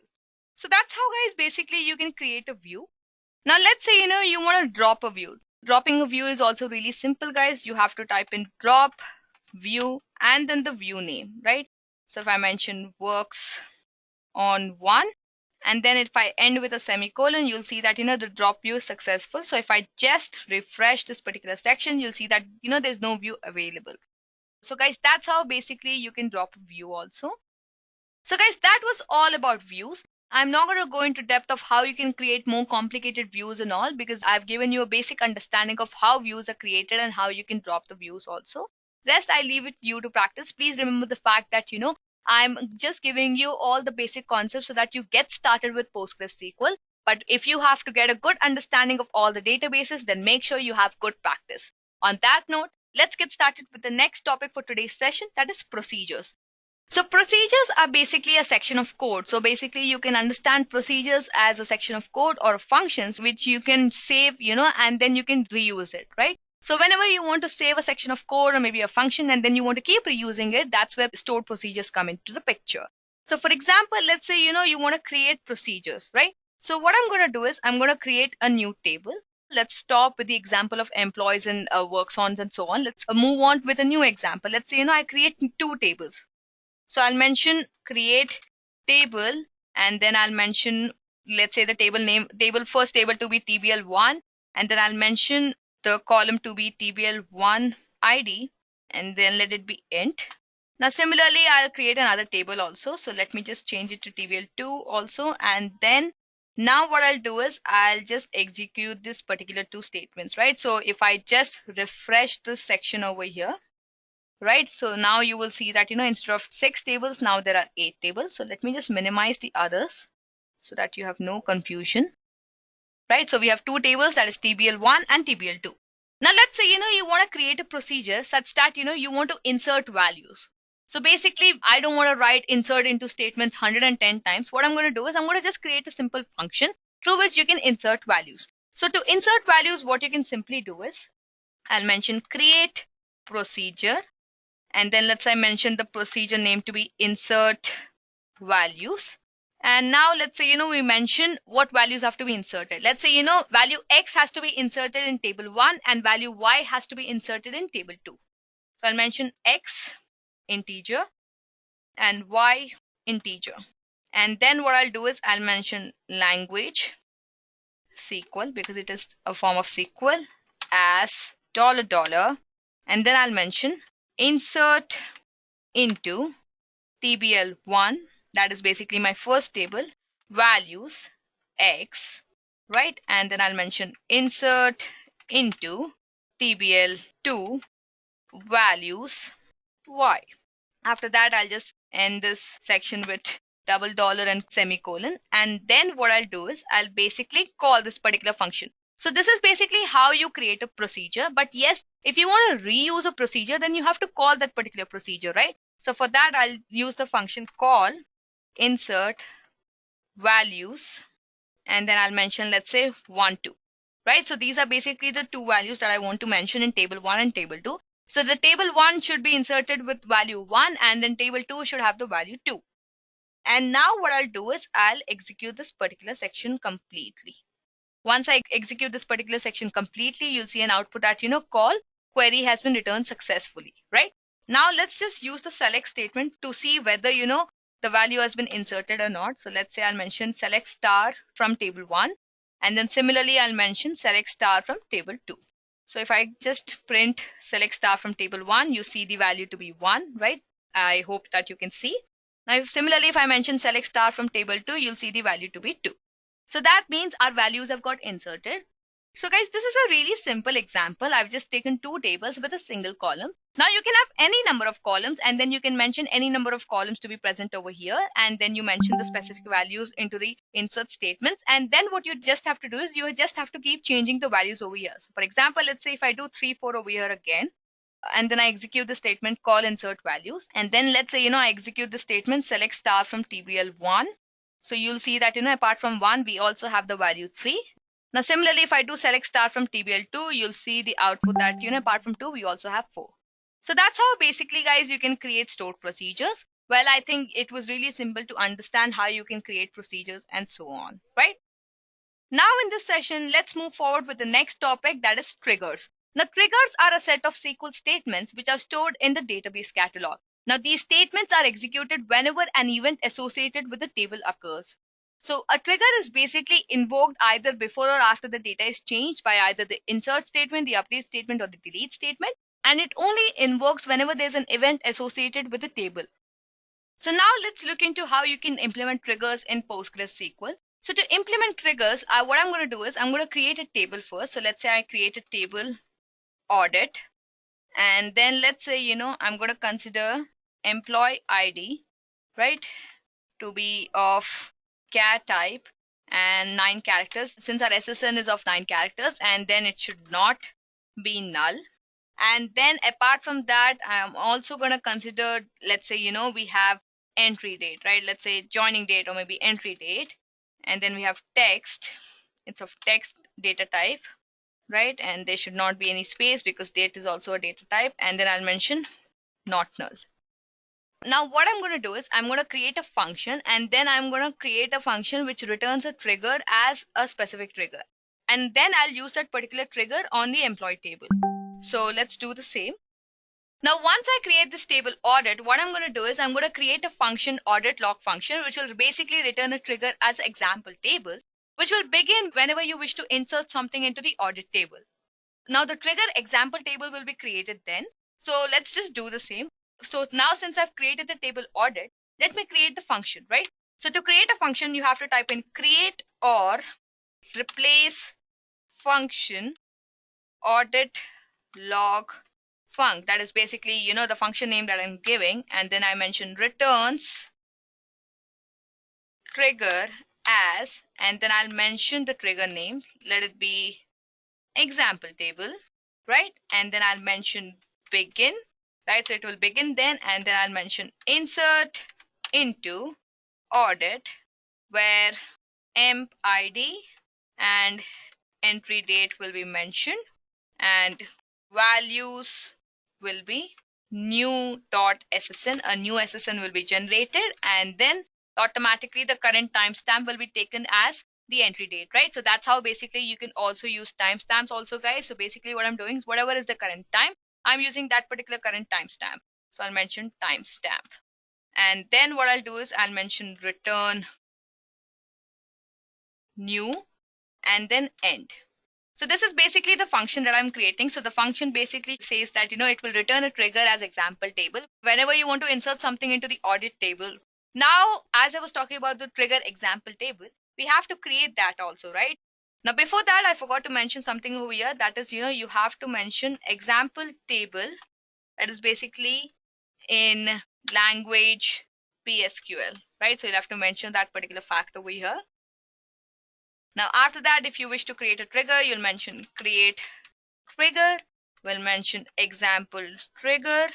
After insert on, basically whenever you're inserting employee for each row, I'm going to execute the procedure or the function that I just created. So that is basically my audit log function. So I'll just copy from here, paste it over here. And then finally, I'll mention the insert statement. So what I'm going to do is the insert, since we are doing on the employee table itself, I'll just copy this particular fact over here. And then what I'll do is I'll paste it over here. And let's say I mention Sahiti, let's say L, and then I mention Kapagantula. And let's say I randomly put in details, right? And then let's say I change the salary also so that there's no redundancy anywhere, right? So what have I done over here? I've basically created a table audit. So this audit table is basically like, whenever I want to insert into the employee table, a trigger will be created. So basically a trigger will be invoked, which says after execute on, you have to mention the procedure, right? So basically the procedure is basically the function that we created. That's basically, it returns to the trigger example table where, it inserts into the audit table automatically. That is basically the employee ID that I've mentioned over here, and automatically the current timestamp as the entry date. So let's see what happens. So what I'll do is I'll execute from here to here. And let's just check if everything is selected. Yes. And then I execute.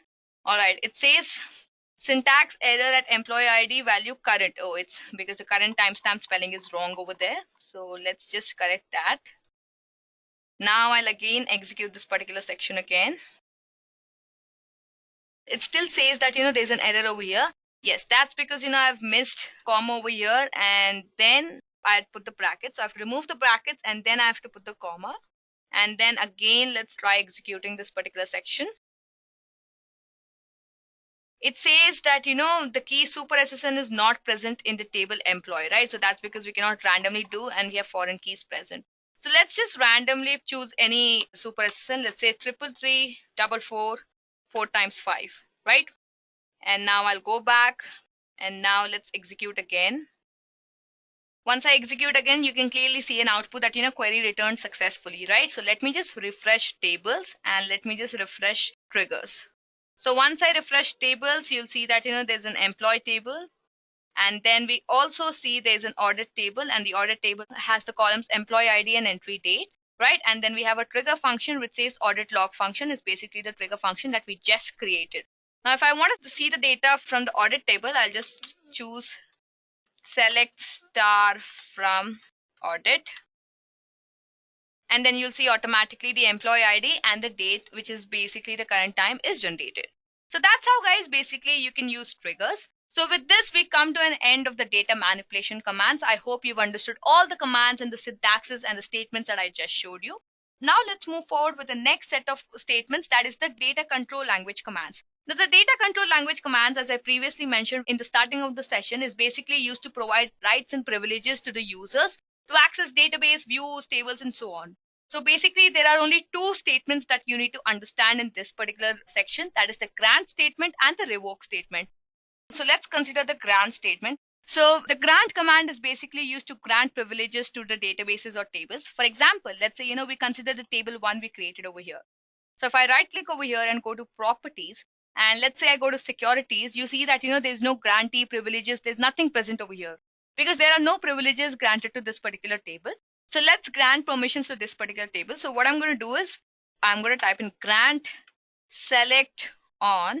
Then I'll mention the table name, that is table 1, 2, and I'll mention public. And then I'll just execute this particular query. You'll see that, the query has been returned successfully. And now what I'll do is I'll right click over here, go to properties, and then go to parameters, and then go to security over here. And then you'll see that, automatically we have granted a public privilege to this particular table. Now let's say, we want to grant privileges on basically the command insert on, right? So whenever there's some insert on, we want to grant privileges to the public. So anybody can insert into this particular table. Now let's say, we want to grant insert on privileges to the employee table, right? So basically anybody can insert into this particular table. So that is basically grant insert on employee to public. If I just execute, you'll see the output of query returned successfully, right?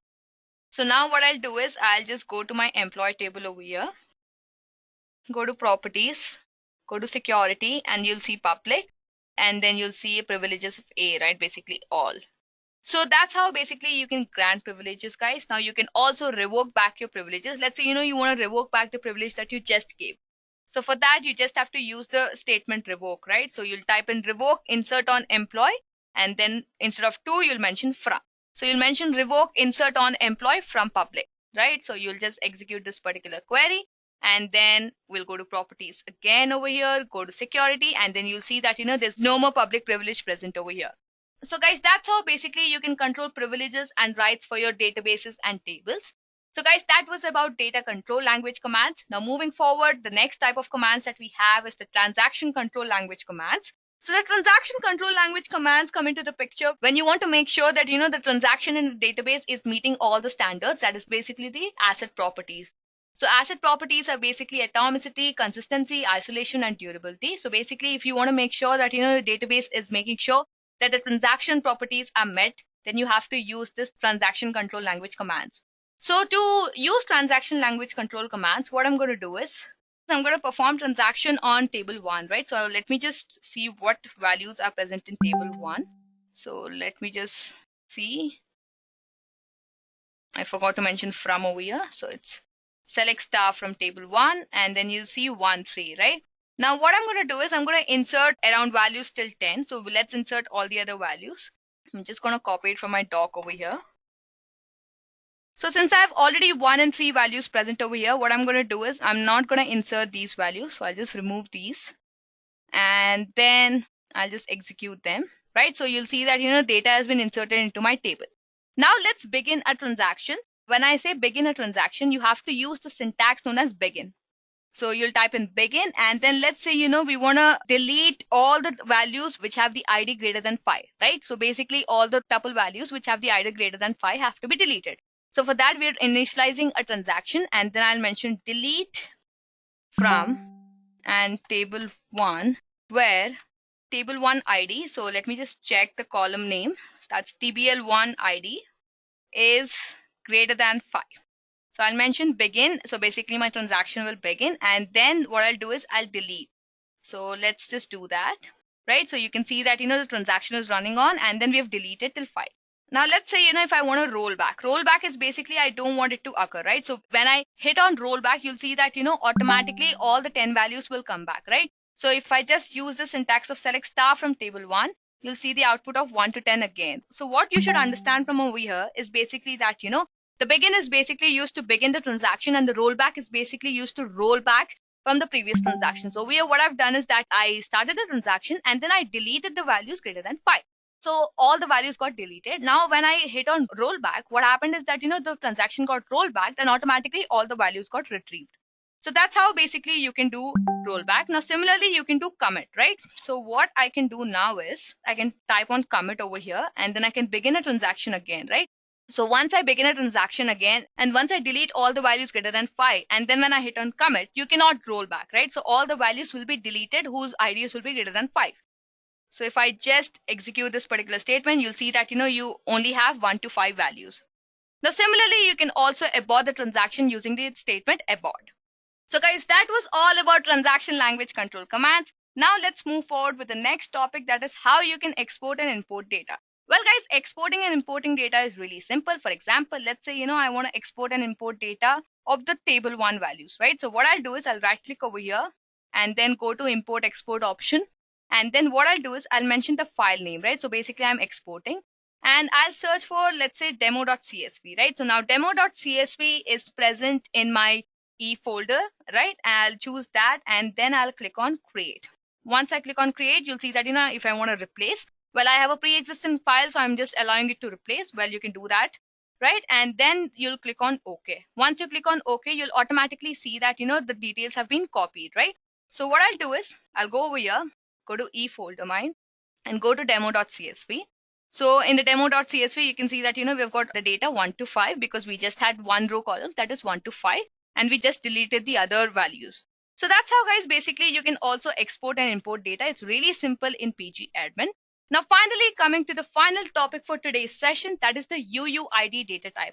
Now the UUID data type is basically the data type which is based to uniquely identify a particular value, right? For example, as I was talking in employee, I said SSN, right? So for every value, I had to insert an SSN. Basically, I had to insert a value. Maybe if you don't want to do it, what you can do is you can just directly use this particular extension and then you can directly use that particular value. So now let me just shift back to my PG admin.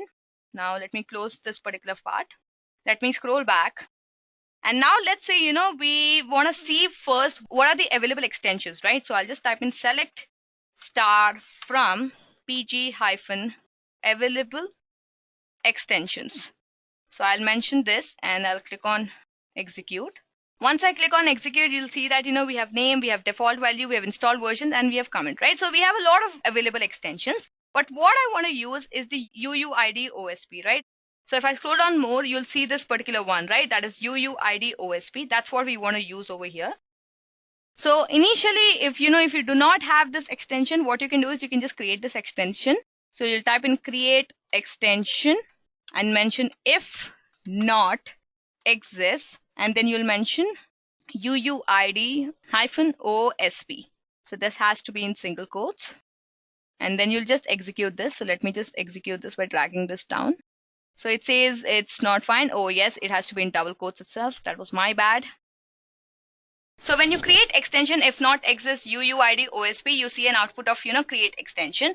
Now what you can do is you can just directly select from the available extensions. Now once I create the extension and then if I select UUID generate v4, you'll see that automatically a new ID is getting generated, right? Now the next time I execute this particular statement again, you'll see that a different ID will be generated. So that's how basically you can use UUID as a primary key for the table. So for example, in the social security number of employee table, you could have used this. Now in that scenario, you don't have to sit and mention the SSN over there. You can just put the specific function, that is UUID_generate v4, and automatically you'll see that every time you hit the query, you'll see a new ID will be generated, right? So guys, that was all about UUID data type. Now you can use UUID data type as a primary key to uniquely identify your data type.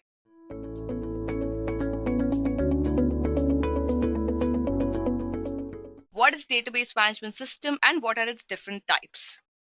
Database management system, or most commonly known as DBMS, is a software application used to access, create, and manage databases. With the help of DBMS, you can easily create, retrieve, and update data in the databases. A DBMS consists of a group of commands to manipulate the database and also acts as an interface between the end users of the database. So if I have to just summarize DBMS for you, then DBMS allows the users to define the data, to update the data, to retrieve the data, and also for the administration of the users. When I say define the data, it allows the users to create, modify, and delete the definitions which define the organization of the database. When I say update the data, what I mean by that is that it provides access to the users to insert, modify, and delete the data from the database. Coming to retrieve data, it allows the users to retrieve the data from the database based on the requirement. And finally, coming to administration of users, it registers the users and monitors their action and enforces data security, maintains data integrity, monitors performance, and deals with the concurrency control.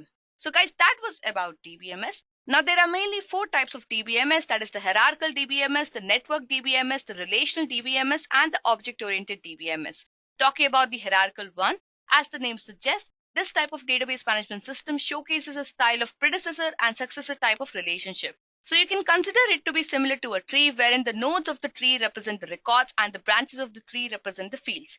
Coming to relational database management system, this type of database management system has a structure which allows the users to identify and access the data in relation to another piece of data in the database. In this type of database management system, the data is stored in the form of the tables. Coming to the network database management system, the network database management system supports the many-to-many relationships wherein multiple user records can be linked. And finally, coming to object-oriented database management system, this type of database management system uses small individual softwares called objects, and here each object contains a piece of data and the instructions for the actions to be done with the data. So if you ask me a few popular database management softwares, then they are MySQL, PostgreSQL, Oracle, SQLite, MariaDB, and Microsoft SQL Server. Now, all these softwares are based on different types of database management systems available in the market.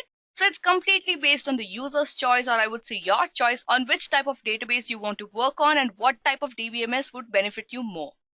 So I hope that you've understood what is DBMS and what are the different types of DBMS. Now let's move forward with the next topic for today's session, that is SQL. Structured Query Language, or pronounced as SQL, or sometimes also known as SQL, is a standard language for dealing with the relational databases. Now, to explain you further, let me take an example for you. Now, if two people want to communicate with each other, then they have to use certain language which is understood by both of them, right?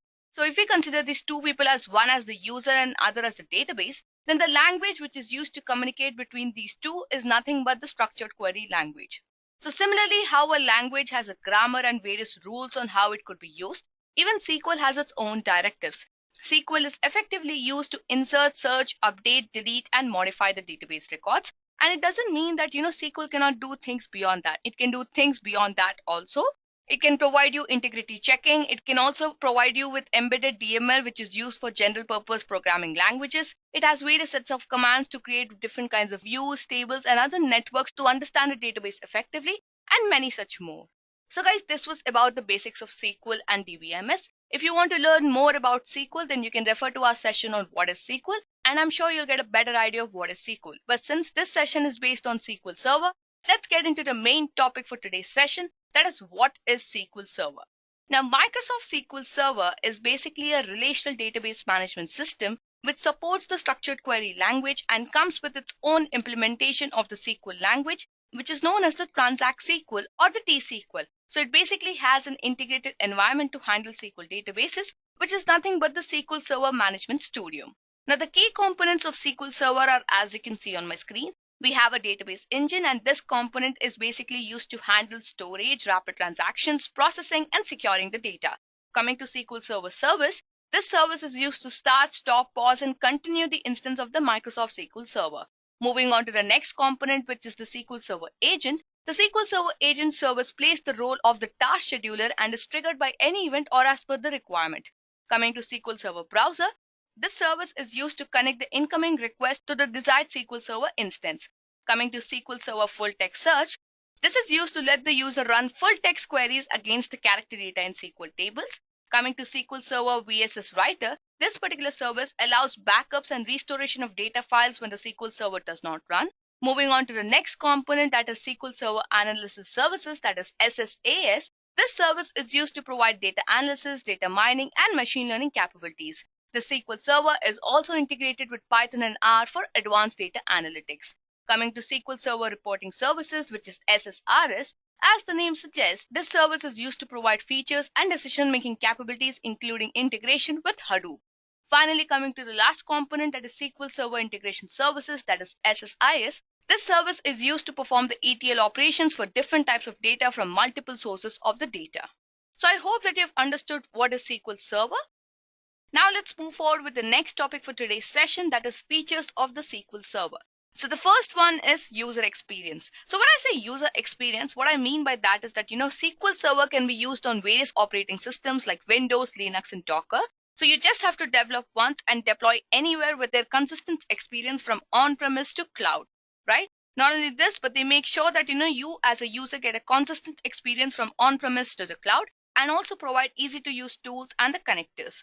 So you can use the Azure Active Directory and the SQL Server Management Studio to manage your database infrastructure across on-premise SQL Server and also Microsoft Azure.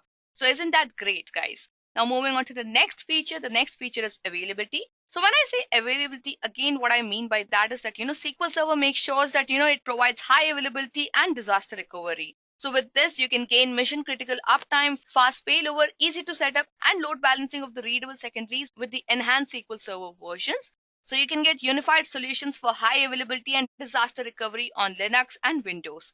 Not only this, but you can also put up an asynchronous replica in the Azure virtual machines for the hybrid high availabilities. So that was about availability, guys. Moving on to the next feature, that is performance. So when I say performance, what I mean by that is, you can scale your price and performance in a parallel manner. So SQL Server makes sure that, your real world application performance benchmarks are set, and then your application using the SQL Server database is not failed down or is not turned down, right? So you can get great performance for your application, and it is also one of the highest performing data warehouses. Moving on to the next feature, that is analytics. So when I say analytics, what I mean by that is that SQL Server provides the built-in analytics, or you can say the built-in database advanced analytics. So with the help of the built-in analytics and the SQL Server machine learning services using R and Python, you can move beyond the reactive and into predictive and prescriptive analytics by performing advanced analytics directly within the database. So by using multi-threading and massively parallel processing, you'll gain insights faster than using open source R and Python. So guys, that is one major plus point of SQL Server. Now moving on to the next feature, that is security. So security, as the name suggests, I would say that it provides less vulnerable databases. So you can make sure that your data is protected in a proper manner and it is less vulnerable to any other major attacks. Not only this, but you can also make sure that you have levels of security and compliance for the databases. Now coming to the final feature, guys, that is business intelligence. So obviously, as the name suggests, business intelligence is almost used in today's market in every company, and every company needs a manner to understand and visualize the reports and also gain insights, right? So SQL Server provides you with this feature and allows you to build comprehensive enterprise scale analytic solutions by benefiting from the fast performance of in-memory built into the tabular model. So basically what happens is that it reduces the time to insights using direct querying against tabular and multidimensional models. So guys, that were the features of SQL Server. So I hope that you have understood what is SQL Server and its features. So now that you know the basics of database management systems, SQL Server, let's move forward and install SQL Server. So to install SQL Server, what you have to do is you have to follow the steps that you can see on my screen. Initially, you have to install the SQL Server, and then you have to connect to the SQL Server using SSMS, that is the SQL Server Management Studio. After that, you have to access your database engine. I hope I'm clear with these points. All right, so let's start with the installation of SQL Server. So initially what I'll do is I'll install the SQL Server, then I'll connect to the SQL Server using SQL Server Management Studio, and then I'll access the database engine. Now to install the SQL Server, what you have to do is you have to go to this official website of Microsoft SQL Server download. Right, so I'll just go to this particular page. And once you go to this page, you see these two options, that is SQL Server 2017 on premises and on the cloud. Now what this means is that you can either use SQL Server locally on your system or maybe on the cloud. So now what you have to do is you have to scroll down this particular page and you will see this option of developer and the enterprise edition. So here I'll be downloading the developer edition. So to download, you just have to click on this option of download now. Now you can see that the application is getting downloaded. So once the application is downloaded, what you have to do is you have to double click on this particular file and then you will see a window opening up. So let's just wait for that to happen. So as you can see, our application is opening up. Now once the application opens up, you see various types of installation types, that is the basic type, the custom type, and the download media. So what I'll do is I'll just choose the basic type. So when you choose the basic type, you can select the basic installation type to install the SQL Server database engine feature with the default configurations. Just remember guys, when you're choosing the basic type, you're installing SQL Server with the default configuration. Moving on to custom type. So when you select the custom installation type to step through the SQL Server installation wizard, you choose the features, or I would say you choose the configuration based on your choice, right? So I would say if you're using it on an enterprise level, or maybe your complete company is using SQL Server, then I would say you can go forward with the custom installation, because you may have few features or you may want few configurations which must be same for the complete users, right? So that's when I would say you can go for the custom one. But if you're someone who is just using SQL Server locally on your machine, and then you just want to get hands-on experience in that, I would say go for the basic one, right? So on that note, I'll just choose the basic one. And then once I choose the basic one, you can see that, we get this page of SQL Server license terms. So what you can do is you can just go through the license terms and then you can just click on accept button. So I'll just directly click on the accept button. And once I click on the accept button, you have to next specify the SQL Server installation directory, right? So that means where you want to install your SQL Server. So I'll just let it be as it is, and then I'll click on install. Now once you click on install, you will see that all the required packages and the libraries are getting downloaded. Now let's just wait for the installation to complete. So as you can see, the computer requires a restart. So let me just restart my computer, right? So let's just restart.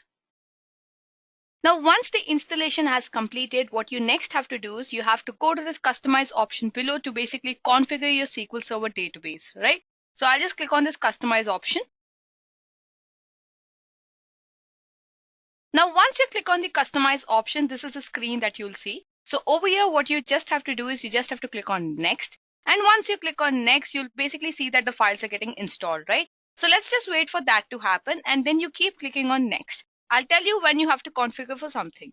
So let's just wait for that to happen. All right. Now, once the installation rules are also done, the next thing that you have to do is you have to choose the installation type. So since we are performing a new installation, we'll just choose this option of perform a new installation of SQL Server 2017. But yes, if you had any pre-installed SQL versions, then you'll choose the second option, right? So I'll just choose this option of perform a new installation of SQL Server 2017, and then I'll click on next. Now in the next wizard that opens up, you have to choose basically the type of edition that you had installed initially, that is the developer edition or the enterprise. So since I downloaded the developer edition, I'll just choose developer. And then what I'll do is I'll click on next. Now after that, you have to read this license terms and then just click on this radio button of I accept the license terms and then click on next. Now in the next wizard that opens up, you have to choose the features which you wish to install. Also, you can choose the instance root directory and then click on next. So what I'll do is I'll just choose the features, let's say database engine, and then I'll let the root directory be the same and then I'll click on next. Now after that, what you have to do is you have to name your instance and then this will automatically return an instance ID, right? So I'll just name my instance, let's say Edureka, right? And once I mention my instance name, you'll see that, automatically my instance ID will be Edureka. So after that, what I'll do is I'll just click on next. Now in the server configuration wizard, just click on next. And then once you click on next, you'll be redirected to this database engine configuration. So over here, you have the Windows authentication mode and the mixed mode. So over here, what I'll do is I'll just choose the mixed mode and then I can mention the password, right? So I'll just mention the password and then I'll confirm the password. And then what I'll do is I'll just click on add current user and you'll see that, automatically a user has been added. So this particular user will be the admin. After that, as you saw, I just mentioned the password and then I'll click on next.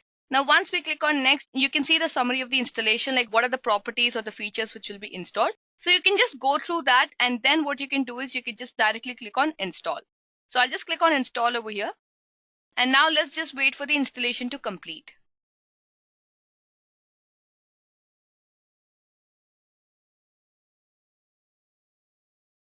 Now, once the installation is complete, this is the wizard that you see. That means that, our installation has completed. So I'll just click on close and then with this we finish our installation. Now the next step is to connect our SQL Server using the SQL Server Management Studio. So for that, what we'll do is we'll go back to this particular screen and then I'll click on install SSMS. Now once you click on install SSMS, you'll see that you'll be redirected to a web page. So let's just wait for that to happen. So guys, this is the screen that you see once you click on install SSMS. Now what you have to do is you have to just click on this download option. So I'll just click on this download SQL Server Management Studio link. And then once I click on the link, you can see that, the setup is getting downloaded, right? So let's just wait for that to happen again. All right. Now, once the setup has been downloaded, just double click on this particular file. And then you'll see this particular screen. So over here, you can just choose the location or the installation directory for your SQL Server Management Studio. I'll let it be as it is, and then I'll just click on install. Now, once I click on install, you can see that, our SQL Server Management Studio is getting installed. So let's just wait for that to happen. And once that is done, what we'll do is we'll basically access our database engine. So let's just wait for installation to complete.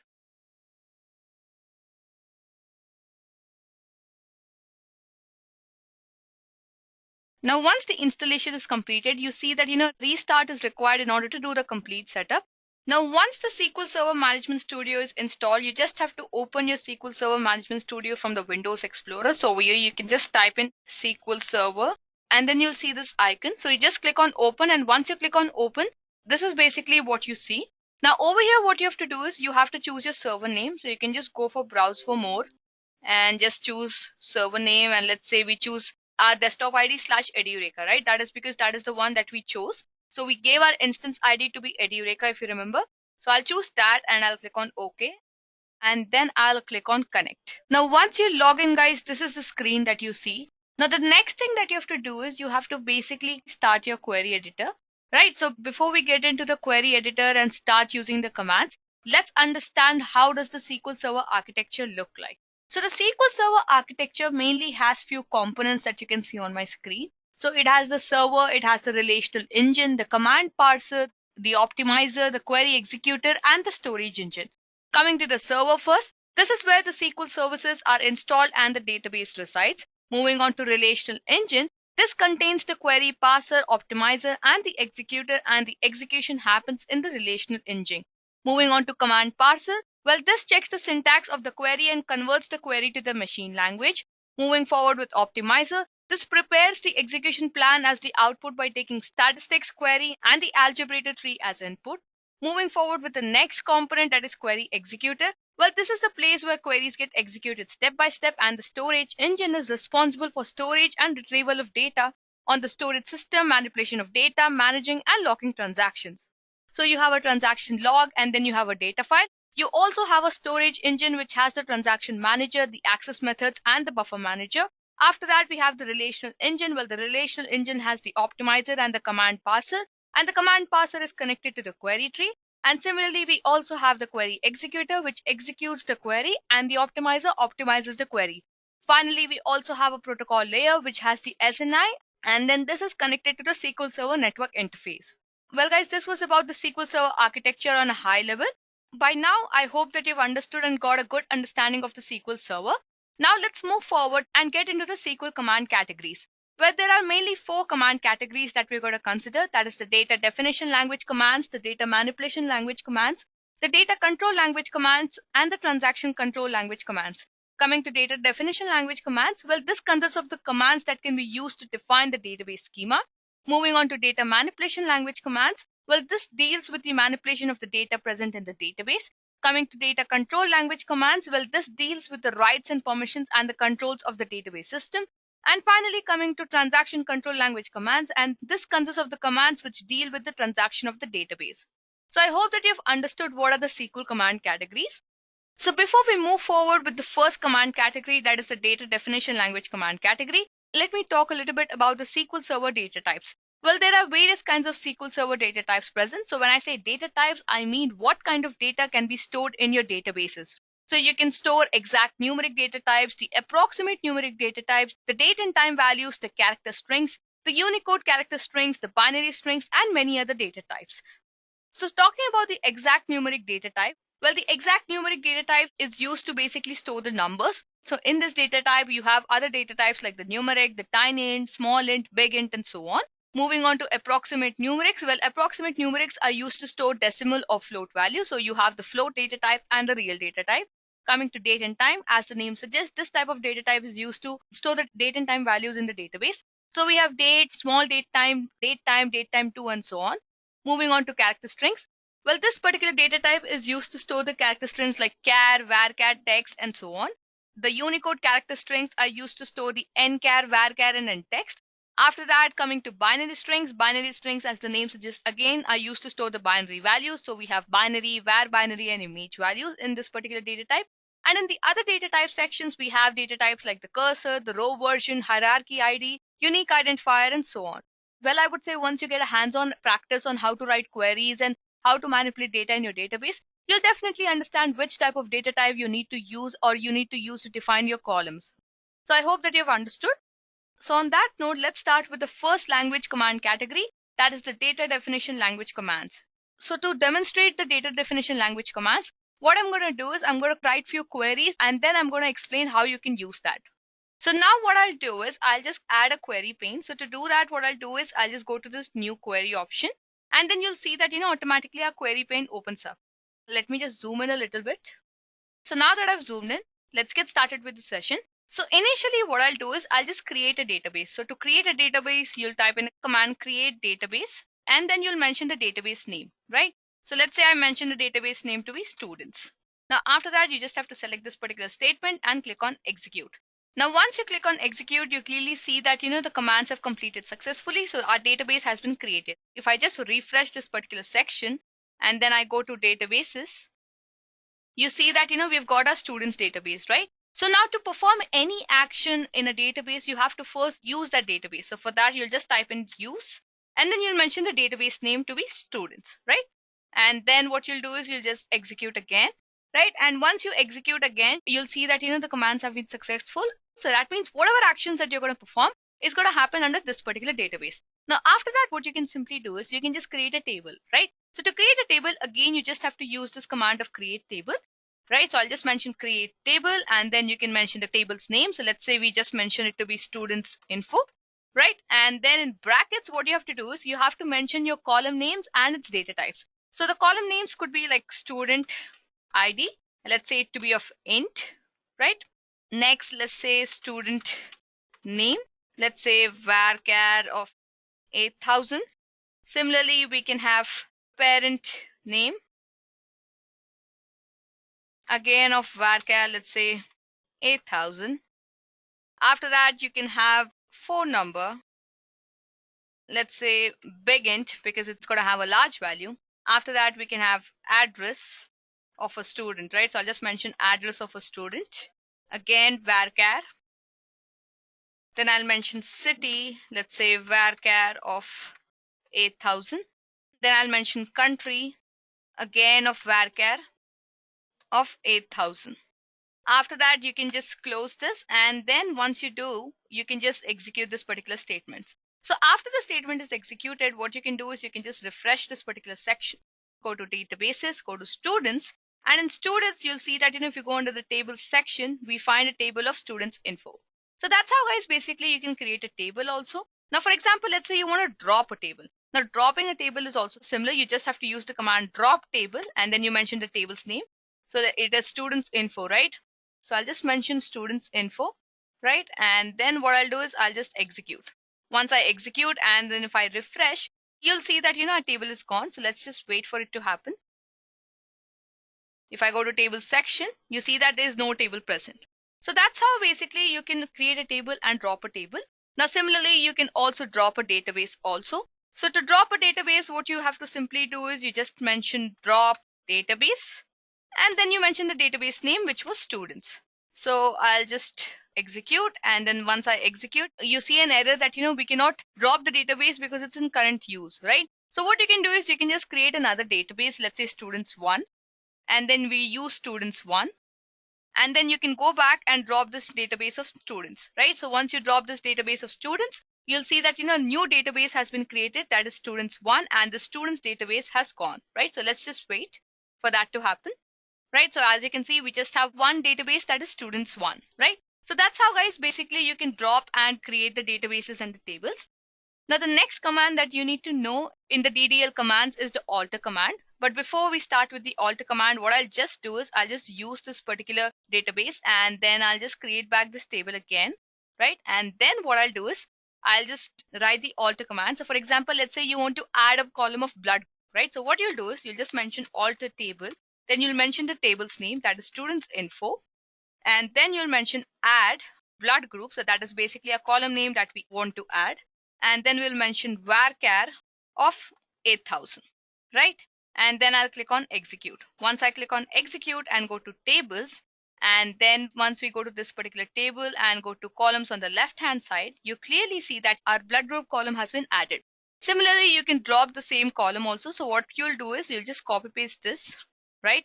And then what you'll do is you'll just change the add function to drop function, right? So you'll mention alter table, and then you'll mention the table's name, and then you'll mention drop, and then you'll mention blood group varchar, right? So if I just execute this, oh, I'm sorry, I have to remove this particular data type also because we're not creating the column, right? So I'll just execute this particular statement again. All right, it says blood group is not a constraint. Now, this is one of the most common errors, as people just remove the command and then try to remove that column. But what you have to do is you have to mention that it's a column, right? So for that, you'll mention alter table, table name, and then you'll mention drop column, and then the column name. After that, you'll click on execute, and then once you click on execute and refresh, you see that our blood group column has gone. So that's how basically, guys, you can add a column or you can delete a column. Now, for example, let's say you want to add a column and then you want to change the data type also, right? So you want to do both. You want to add a column and then you want to change the data type also. So what you'll do is you'll just mention alter table, we'll just copy paste this particular statement, and then we'll mention alter table students info, that is basically a table name. And then let's say we want to add a date of birth column, right? So I'll just mention DOB over here, right? And let's say our data type to be date, right? And then I'll just execute. Once I execute, you see that, our column will be added. Now what I'll do is I want to change the data type, right? So to change the data type, what you do is we copy paste the statement again, and then I'll just remove this particular part, and I'll mention alter column, and then I'll mention column name. So that was date of birth. And then I'll mention the new data type, right? So let's say I want it to be date time, right? So I'll just mention date time and close. Right, so that's how basically you can play around with DDL commands, guys. It's very easy and it's very interesting to learn with. So guys, that was about the alter command. Now let's say, you want to truncate a table.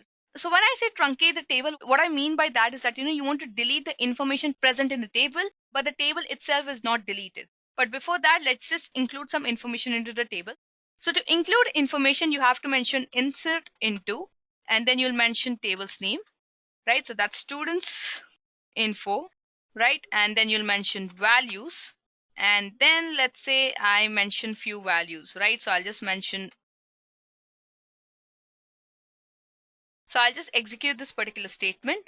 Oh, it says column name or number of does not match the table definition. We see this error because I forgot to drop the column of DOB. So I'll just drop the column. So to drop the column, I'll just mention alter table drop column, and then I'll mention DOB. Right, so let me just copy this particular section from here, and then I'll execute the statement. And once I execute the statement, I'll execute the statement again, and then you will see that our values have been inserted. Now to truncate the table, what you have to do is you basically have to use the syntax of truncate. So you'll just mention truncate, and then you'll mention the table name. Our table name is students info, so I'll just mention students info, and then I'll click on execute. Once I click on execute, we see that the commands have completed successfully, right? Initially our columns had few values, but now our columns have no values over there, right? Apart from this, if you want to also rename a table or rename a database, you have to use the command of sp_rename. So this is something different from the other databases, as generally the rename command or the query is used, but in SQL Server you have to use sp_rename, and then you'll mention students1, that is basically our database name, and then you'll mention students info, and now you'll mention what you want to change it to, right? Let's say we want to change it to info students, right? And then let's just execute. Okay, it says it cannot find, so I'll just remove this particular part and execute. And once I execute, you can see that our table name has changed. So what I'll do is I'll just refresh this left hand side, and I'll go to students 1, I'll go to tables over here, and then you can see that it has changed to info students. So I hope I'm clear with the DDL commands, guys. Well, these were a few basic commands that you need to know before you start handling and manipulating databases. On that note, let's take a look at the next topic for today's session, that is keys in the database. Now the different types of keys used in the database are the candidate key, the super key, the primary key, the alternate key, and the foreign key. Now coming to candidate key. Candidate key is a set of attributes which can uniquely identify a table. So a table can have more than a single candidate key, and out of the chosen candidate keys, a single key is chosen as the primary key. Coming to super key, this is a set of attributes which can uniquely identify a tuple. So candidate keys, unique keys, and primary keys are super keys, but the vice versa isn't true. Coming to primary keys, the primary keys are used to uniquely identify every tuple. So a table can have only one primary key, and that key will identify every tuple uniquely in the table. Moving on to alternate key, the alternate keys are those candidate keys which are not chosen as the primary key. And finally, coming to the foreign key is an attribute that can only take the values present as the values of some other attribute, and that is the foreign key to the attribute to which it refers. So guys, these were the various types of keys in database. So it's completely based on your understanding or how you want to design your database model, that which key should be primary key and which keys together can uniquely identify your table and so on. Apart from this, we also have few constraints which are very popular in the database.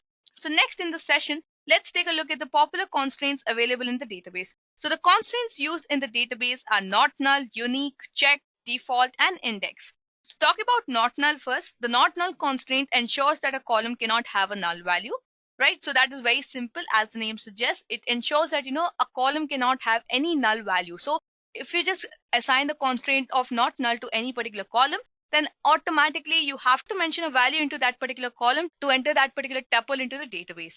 Coming to unique, the unique constraint makes sure that all the values in the column are different. So basically when you mention a constraint unique to a specific column, then automatically what happens is that all the values present in the column are unique. So 2 or more values cannot be the same.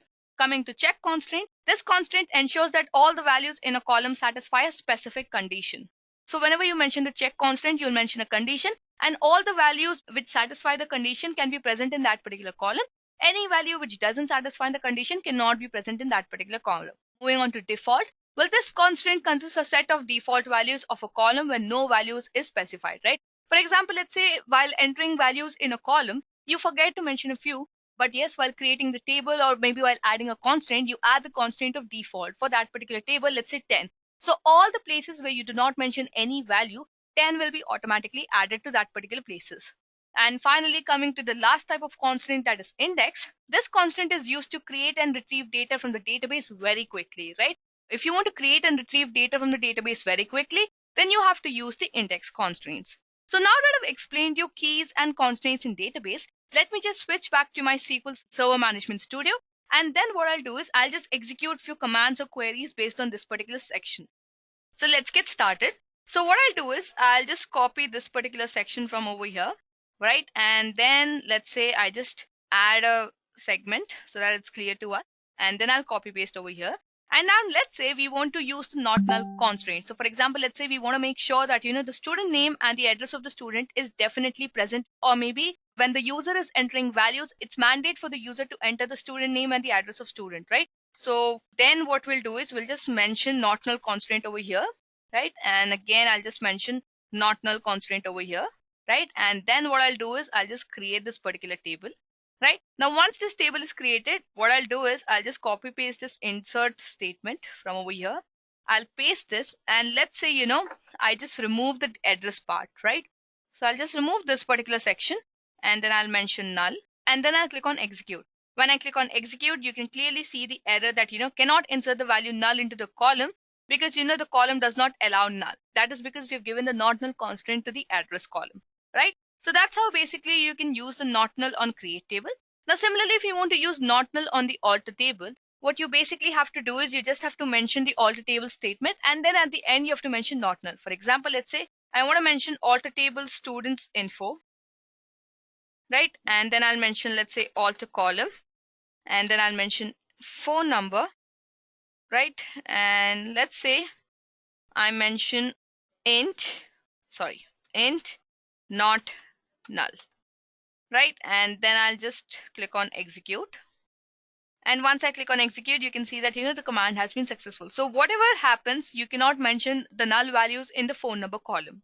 So guys, that's how basically you can use the not null constraint on the create and the alter table.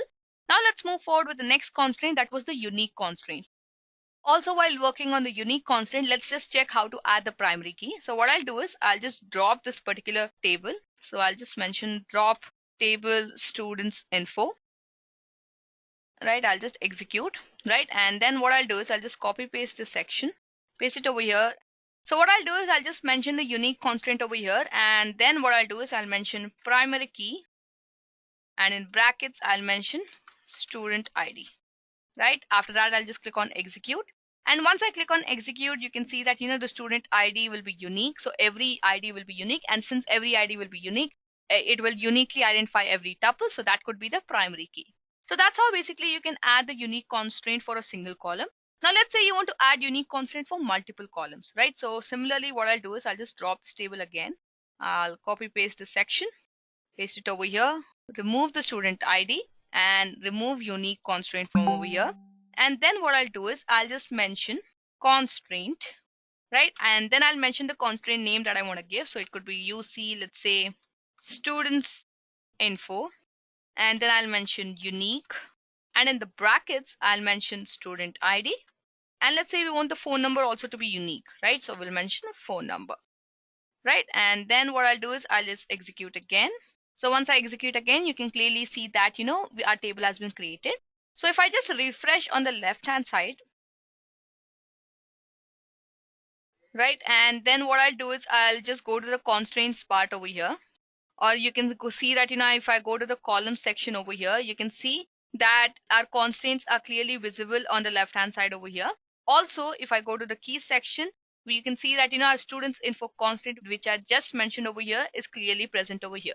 So that's how, guys, basically you can add unique constraint on multiple columns. Now, similarly, if you want to add unique constraint on an alter table, it's very simple. You just have to mention alter table, and then what you do is you mention the table's name as we previously did, and then we'll mention add, and we'll mention the constraint, that is unique constraint, and over here we'll mention the column on which we want to add the unique constraint, right? So I want to add it on my student ID, so I'll mention student ID, and then I'll just execute, right? So that's how basically you can add a unique constraint on an alter table also. Now, similarly, if you want to drop the constraint also, guys, you just have to mention alter table, and then you'll mention students info, and then what you'll do is you'll mention drop, and then you'll mention constraint, and then you'll mention the constraint's name, right? So for example, let's say I'll mention this particular name, and then I'll just execute the statement. Now, if I just refresh this left hand side, and let's just open again, so I'll go to tables, I'll go to students info, and then if I'll just refresh, so I'll go to tables, I'll go to students info, and then if I go to keys, we see that, there's no UC students info constant present, but then this particular constant that we had just added before on the alter table statement, that is present. So that's how basically you can add the unique constraint. Now let's move forward with the next type of constraint, that is the check constraint. Well, the check constraint, as I previously mentioned, is used to add a condition, right? So for example, let's say, you want to add the check constraint while creating the table itself. So to do that, what I'll do is I'll create a table, but before that, let me just drop this table again. And now what we'll do is we'll just copy paste this particular section, put it over here, remove this part. And let's say, we want our country to be India. So all the values which could be entered into the table must have the country value to be India, right? So we'll just mention check over here. And then in brackets, I'll mention country equal to, I'll mention India, right? And then what I'll do is I'll just execute this particular statement. So after that, let's say if I want to insert a statement, so for that, I'll just copy paste this particular section. Let's say I put it over here, and over here, let's say I just mention any value like nice road, right? And let's say we mention over here Germany, right? And I'll just try to execute. And once if I try to execute, you can clearly see the error that, insert statement conflicted with the check constraint. The conflict occurred in the databases because, the column country has to be India, right? And then we have mentioned Germany. So now what you can just do is you can just go back, change the country to India, and then you can insert the value. So that's how you can use the check constraint on the create table. Now let's say you want to use the check constraint on the alter table. Now similar to that of the unique constraint, what you'll do is you'll just mention alter table, and then you'll mention the table's name. And then what you'll do is you'll just mention add check, and in brackets, you'll mention country equal to India, and then you'll execute. Now that's how basically you can add the check constraint on the alter table. Similarly, if you want to give the name to the check constraint, well, that's not necessary that you always give the name, but yes, if you're handling on an enterprise level and then you're handling a lot of databases, then giving a name must be a priority, right? So to add the name, what you simply do is you'll just use this alter table statement again, right? And then you'll mention the table name, and over here you have to add constraint, right? And then you'll mention the name. So let's say I mentioned the check, let's say constraint name, right? And then what I'll do is I'll mention the check condition, and that is India, right? So if I just execute the statement again, you'll see that it completely works. And if I refresh on the left hand side, go to tables, go to students info, go to constraints, you'll see that a constraint name has been added up, right? Now similarly, you can drop a constraint. Well, dropping a constraint is again same. You have to use alter table students info, and then you just mention drop constraint, and you can just mention the drop constraint name. So I'll just execute this particular statement again, and you'll see that a constraint has been dropped. So guys, that was about the drop constraint. Now let's go forward with the default constraint. Well, the default constraint, as I previously said, is used to add the default value. So what I'll do is I'll just drop this table again, right? And then what I'll do is I'll just copy paste the section, paste it over here. I'll just remove this particular section, and then let's say our default country value is India, right? So I'll just mention default, sorry, spelling mistake, and then I'll mention India. So basically all the values which will be inserted into the table will have the default value India.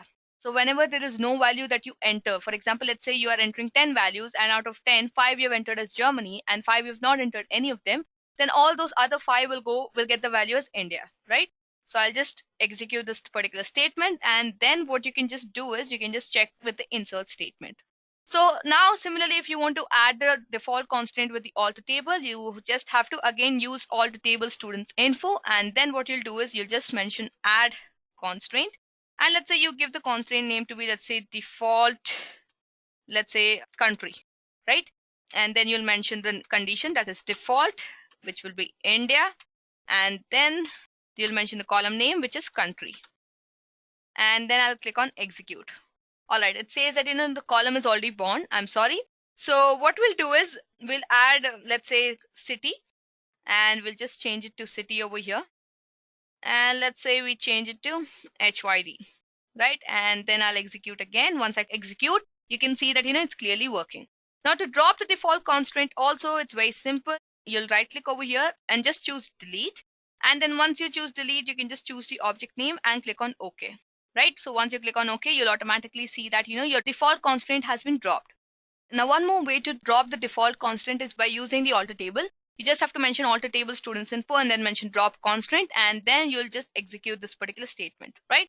So that's how basically you can drop the constraint, guys. Now let's move forward with the next constraint, that is the index constraint. So the index constraint, as I said, is used for the fast creation and retrieval of the database. So for that, you'll mention create index, and then let's say we mention the index name to be, let's say, student name, right? And then I'll mention on which table, that is the students info table, right? And then on which column. So we want student name from the students info table, right? So I'll just create this particular index, right? And then what I'll do is I'll just refresh this particular section.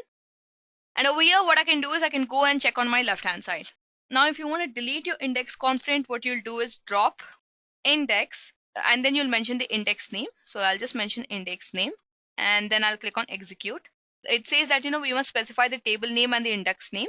So I'll just mention the table name also. So I'll just mention table name dot index name, right? And then I click on execute, and then you can see that our index constraint has been dropped. So that's how, guys, basically you can create, alter, and drop your constraints. I hope you've understood what are keys and constraints and how you can manipulate your data based on those keys and constraints, right? Now let's move forward in the session and go to the next SQL command category, that is the data manipulation language commands. So the data manipulation language commands are used to manipulate, or I would say retrieve, the data in the databases based on your requirement, right? So to do that, what I'll do is I'll initially insert the values into the table, and then what we can do is we can just manipulate the data. So what I'm going to do is I'm going to show you the use command, the insert command, the update command, delete, merge, the select commands, the cube, the rollup, offset, fetch, top, and pivot. And apart from that, we'll also discuss the various kinds of operators which can be used. So without any further ado, let's get started. So initially, as I was talking about the use command is used to use a database, right? So to use a database, as I just mentioned previously, you just mention the command use, and then you'll mention the database name, that is students1. Now after that, what you have to do is if you want to insert values, then you insert the values using the insert statement. So as you can see on my screen, it's insert into, and then you mention the table name, values, and then you can mention the values required. So now what I'll do is I'll just drop this particular table so that all the constraints are removed, right? So I'll just mention drop table students info, and then again we'll create a table, right? So I'll just copy paste from over here. Right, so once I just create this table, what I'll do is I'll just mention the insert commands, right? So since I've already explained you the insert statement before, I'm not going to do that again. So the insert statement is simply used to insert the values. So there are mainly two ways through which you can insert the values into the table.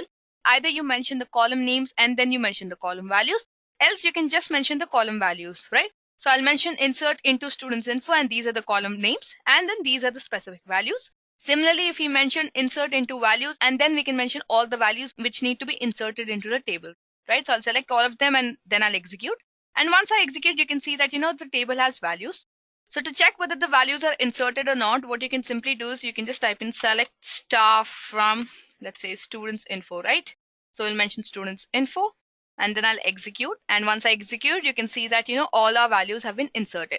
Now, let's say, you want to update some data present in this particular database, right? For example, let's say for student ID with student ID 1, let's say we want to set the student name to be Ahana and then city to be Ahmedabad, right? So what I'll do is I'll mention update, and then I'll mention students info, and then I'll mention set student name, that is basically a column name, right? And then I'll mention the value, that is, let's say Ahana, right? And then also I'll mention city. Don't forget to put a comma over here, right? So I'll mention city equal to Ahmedabad, right? And after that, what I'll do is I'll mention the condition where student ID equal to 1, right? And then I'll just execute this particular statement. And once I execute the statement, let me execute this particular statement again. And then you can see that, the student name has changed to Ahana and the city has changed to Ahmedabad. So that's how basically you can update your data, guys. Now let's say you want to delete data from database. So to delete data, you'll just mention delete from, and then you'll mention students info where, and then let's say we want to delete a tuple with the student name Ahana, right? So I'll just mention student name equal to, and then I'll mention Ahana. And then if I just execute this particular statement again, you see that, our student ID with the student name Ahana has been gone. So guys, that's how basically you can insert, update and delete values present in a database. Now let's say you want to use the merge command. Well, the merge statement is used to perform the insert, update, delete operations on a specific table where the source table is provided. So when you have two tables, let's say table A and table B, and then let's say table A is the target table and table B is the source table, and then we have few matched rows. So when we merge both these tables, we can see that, we can perform the insert, update, delete operations on the tables, right? Well, the syntax to perform the merge operation is very simple. You just mention merge, and then you mention the target table name using the source table name, and then you mention the merge condition, and then if it matches, then you mention update statement. If it does not match, then you can mention the insert statement, and if it does not match by any source, then you mention the delete statement.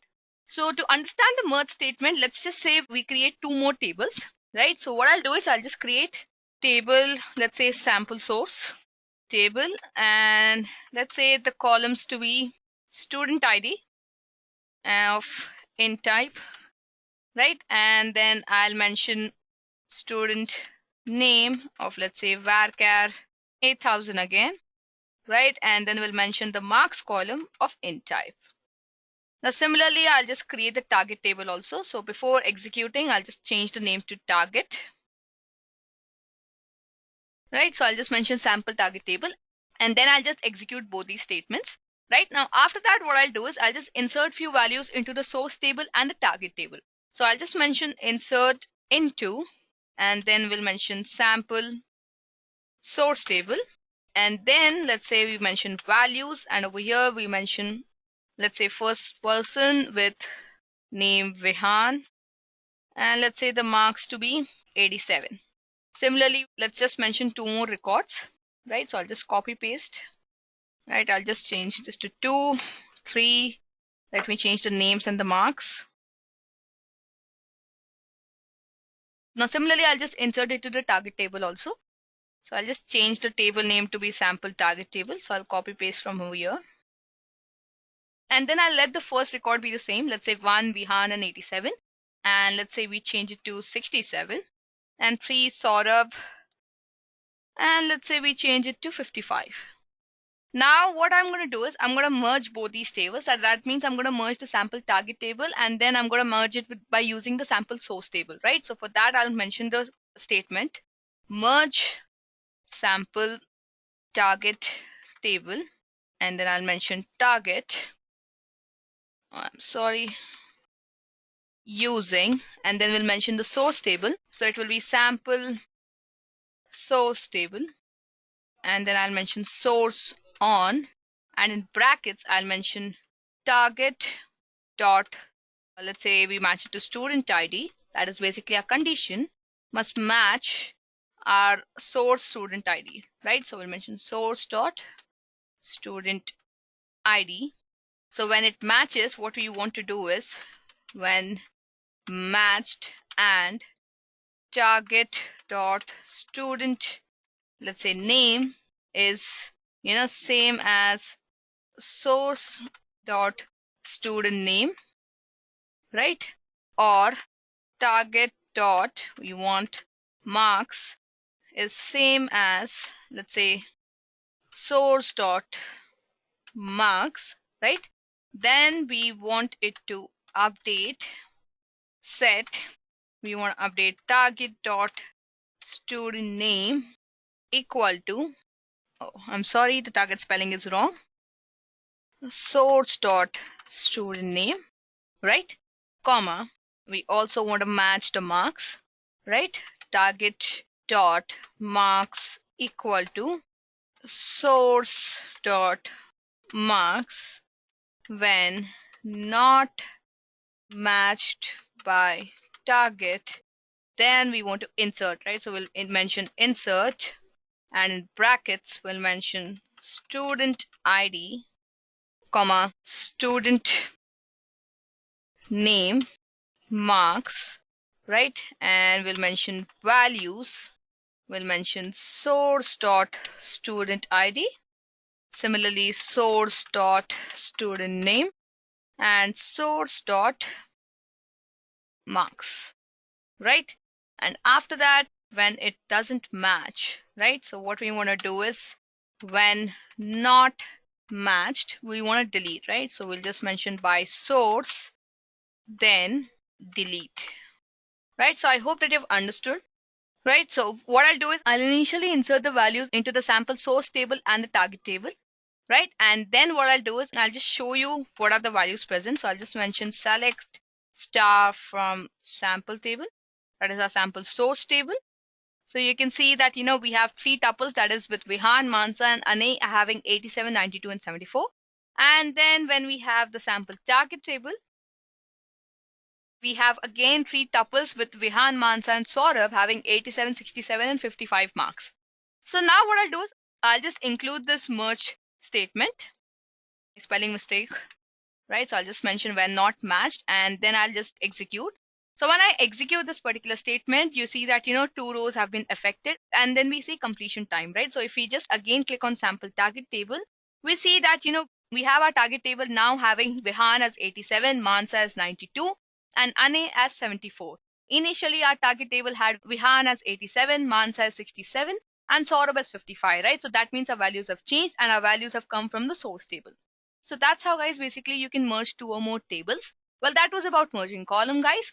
Now, since I was using a lot of select statement, let me show you a few actions which you can perform on the select statement. So for example, let's say you want to select a few columns, right? You'll just mention select and then you'll mention the column name. So let's say I'll mention student ID, and let's say we mention student name, right? So there should be a comma over here, from students info, right? So if I just execute this particular statement, you see all the values of student ID and student name from the students info table. Now similarly, if you want to select all the columns, you'll just mention select star from the table name.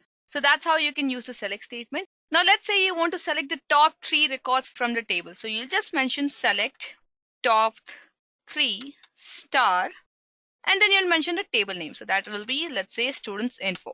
And when I execute this particular statement, you see that, we get the top 3 statements. That is the values for the second student, third student, and the fourth student. Now, similarly, you can also find out the distinct values in a specific column also. For example, let's say we want to find out the distinct cities present, right? So we'll just mention select distinct, and you'll mention city from, and you can mention students info.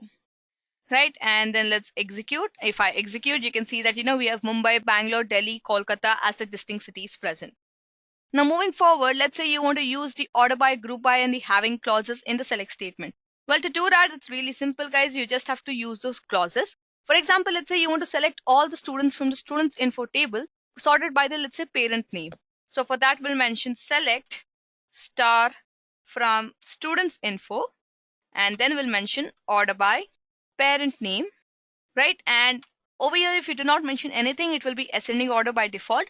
But let's say if you want it in a descending order, you'll just mention the keyword descending, right? And then you'll click on execute, and you can clearly see that, our students are sorted by the parent's name. So it starts with S and then goes to A. And then if you just remove this particular section and then you execute again, you'll see that, our 5th student with the parent name Agarwal will be first on the list. Now that's how you can use the order by statement. Now this was just for one column. Now let's say you want to sort the data present in the table with different columns, right? So let's say we want to sort the students from the students info table by parent name and also the student name. So we'll just mention student name, And then what I'll do is I'll just execute. And when I execute, you can see that, since we haven't mentioned anything, whether it should be ascending or the descending order, automatically the parent name comes in the ascending order. So our fifth student comes first on the list and then the order follows. Similarly, if you just replace this, so for example, if you just put the student name first and then you mention the parent name and then you execute the statement, you'll see that, the results are different because our student name will be first sorted in the ascending order. Now, apart from this, what you can also do is you can sort the data presented in the table either in the ascending order or in the descending order for different columns, right? So what I mean by that is that, student name can have the ascending order and the parent name can definitely have the descending order. So let's do the same. So I'll just mention ascending over here and over here I'll mention descending, right? And then I'll execute. So once I execute, you'll see that, the student names are sorted in the ascending manner and the parent names are sorted in the descending manner. So that's how all the students in the student info can be sorted by the parent name in the descending order and the student name in the ascending order. So guys, that was about the select statement. Now this is one of the most popular statement which is used while manipulating data in the databases because this is one of the easiest way to retrieve data. And this statement is used with a lot of commands and other queries to retrieve data in the format the client wants. Now moving forward in the session, let's say we want to list the number of students from each city. Now to list the number of students from each city, what you have to do is you have to take care of the aggregate functions. So the aggregate functions are basically those functions which are used to calculate the sum, the average, the count, and the range, the first, and so on. So don't worry, I'll be talking about them later in the session. But for now, if I just have to implement and show you, you can just mention select, count, and then you can mention, let's say, student ID, right? And then you can mention city from the table name, that is students info. And then what you can do is you can simultaneously group them by city, right? So because we want to count the number of students from each city, we just group them by city and then we use the count function. And then we execute the statement. You see that, Mumbai has one student, Bangalore has one, Delhi has one, and Kolkata has one. So guys, that was about this particular query. Now let's say you want to use the grouping sets. Well, grouping sets were introduced in SQL Server 2008 and were used to generate a result set that can be generated by union all of the multiple simple group by clauses.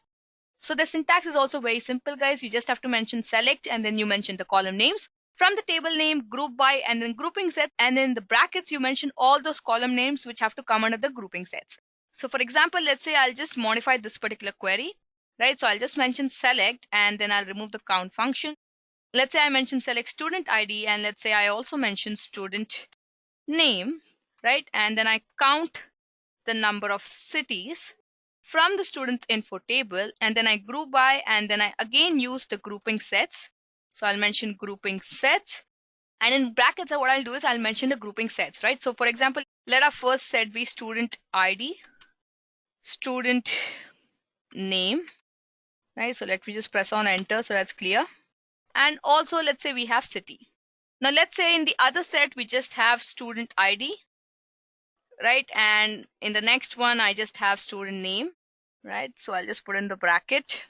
And in the last one, let's say we just have a city, right? So these are various sets that we have created, right? And now we can just execute this particular query. You can see that, student ID, student name, and no column name, that is basically a count of city from students info.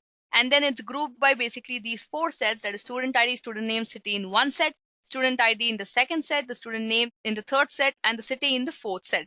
For example, let's say for student ID, which is null, and student name is null, the count is 1. So guys, that's how you can use the group by clause and the grouping sets together. Now let's say you want to use the having clause. Well, the having clause is generally used in the scenario where the where keyword cannot be used, right? So if you observe generally in the select statements, we use the where keyword. So in the scenario where the where keyword cannot be used, we use the having clause.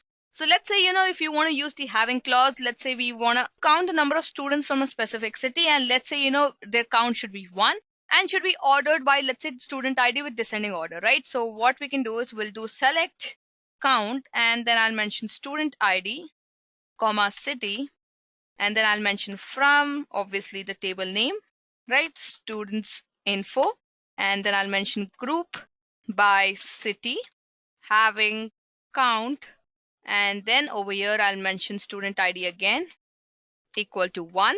I'm sorry, equal to 1 has to come out. And then let's say we order by count, let's say student ID in the descending manner, right? So I'll just execute the statement. We can see that, Mumbai, Bangalore, Delhi, and Kolkata have come with their count having 1. So that's how you can use the having clause, guys. Now let's say you want to create a backup of this table, that is the students info table.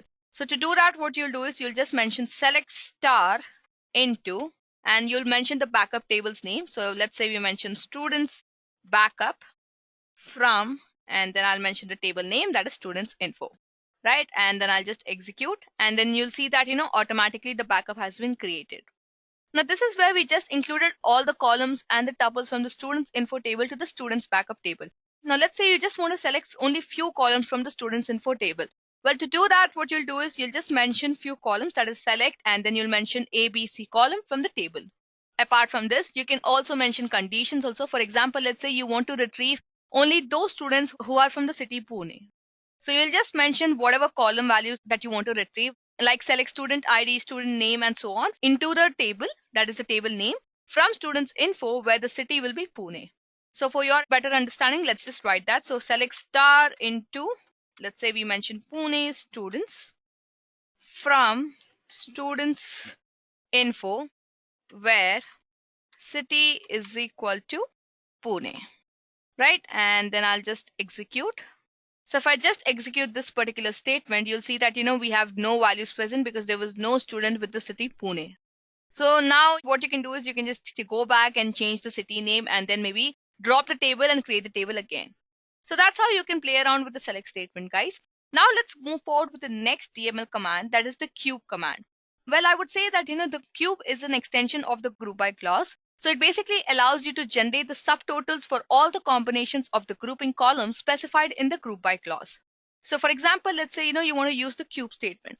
So what I'll do is I'll just mention select student ID, right? And let's say we also mention count, we mention city from students info, and then we mention group by, and then we mention 𝐶𝐝, and I'll mention student ID order by student ID, right? And then I'll just execute. So when I execute, you can see that, we have 4 students. So each student belongs to a single city. Now, similarly to the 𝐶𝐝 statement, you can use the rollup statement. So the rollup is again also an extension of the group by clause, and this allows you to include the extra rows which represent the subtotals. So these are referred to as the super aggregated rows along with the grand total row.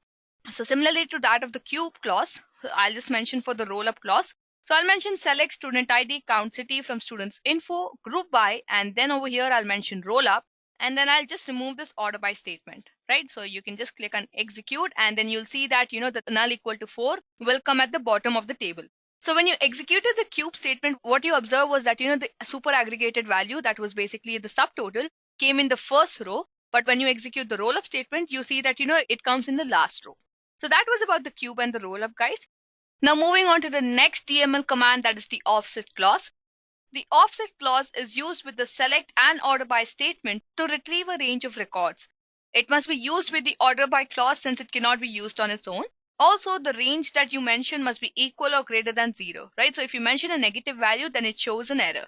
So to demonstrate this, let's just create a table, right? So I'll just mention create table, let's say offset marks, and then I'll mention marks int. So that will be our table column, right? And then what I'll do is I'll just insert values into this, right? So I'll just mention insert into, and let's say I'll mention offset marks, and let's say I mention a few random values, right? So initially I'll just execute this particular statement, and after that what I'll do is I'll just execute this statement. But before that, I forgot to mention values over here, right? So I'll mention values and execute this, and similarly I'll execute the other statements. So let me just copy paste, and I'll just change the values over here, and then I'll execute again.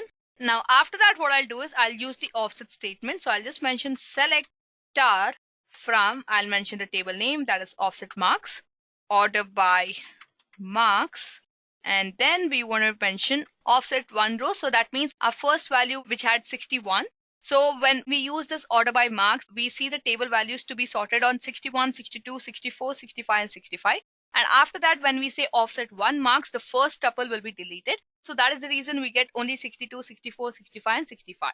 So that's how we can use the offset statement, guys. Now let's move forward with the next one, that is the fetch statement. Well, the fetch clause is used to return a set of number of rows. So it has to be used in conjunction with the offset clause, right? So to do that, what we'll do is we'll just mention select star from offset marks, and then we'll mention order by, let's say, marks, right? And then what we'll do is we'll mention, let's say, offset 3 rows, and then fetch next 2 rows only, right? So we'll just fetch the next 2 rows after leaving the first 3 rows, right? So if I just execute this particular statement, we get the 2 rows, that is 65 and 65. Now similarly, you can also select the top 3 records from a table by using the top keyword, as I had mentioned previously also. So if you just mention select top 3 star from offset marks, you'll get the top 3 tuples from the table. So guys, that was about the offset clause and the top clause. Now let's move forward with the next one, that is the pivot. Well, the pivot is used to rotate the rows to column values and run aggregations when required on the remaining column values. Now the syntax of pivot is also very simple, guys. You just mention select non-pivoted column name, and then you've mentioned first pivoted column name as a column name, and then so on till the last pivoted column name as a column name. From, and then you mention a select query which produces the data as a pivot, and then in the pivot section you mention the aggregation function for the column name. So what I'll do is, to give you a detailed understanding, I'll consider an example. So I'll just create a supplier table which has a supplier ID, the days of manufacture, the cost, the customer ID, and the purchase ID, right? Our supplier ID should not be null, right? And then what I'll do is I'll just insert few values into it, right? So let me just execute this statement first, right? After that, I'll just go back and then copy paste this section. And then what I'll do is I'll just insert. After the values have been inserted into the table, now what I'll do is I'll just select the customer ID, the average cost, as the average cost of the customer from the supplier table, and then I'll group it with the customer ID, right? So for that, I'll just type in the command select customer ID, comma, average of cost as, and then I'll mention, let's say, average cost of customer from supplier table, group by, let's say, customer ID, right? And then I'll just execute the statement. So once I execute the statement, you see that, we have the customer ID 11, and then the average cost of all the customers with the customer ID 11 is 1676. Similarly, all the customers with the customer ID 22 have the average cost of customer as 4654. And similarly, for the third one, that is 33, we have 5238, right? Now what we're going to do is we're going to create a SQL pivot table with 1 row and 3 columns. So over here, if you observe, we had 3 rows. Now what we'll do is we'll just create the pivot table with 1 row and 3 columns, right? So for that, we'll just type in the command select, let's say, average cost of customer as, let's say, we just change it to cost according to customers, right? And then we mention 1, 2, 2, and 3, 3. And then we mention from, and in the inner section, we mention select customer ID, right? And then we mention cost from supplier table as, let's say, source table.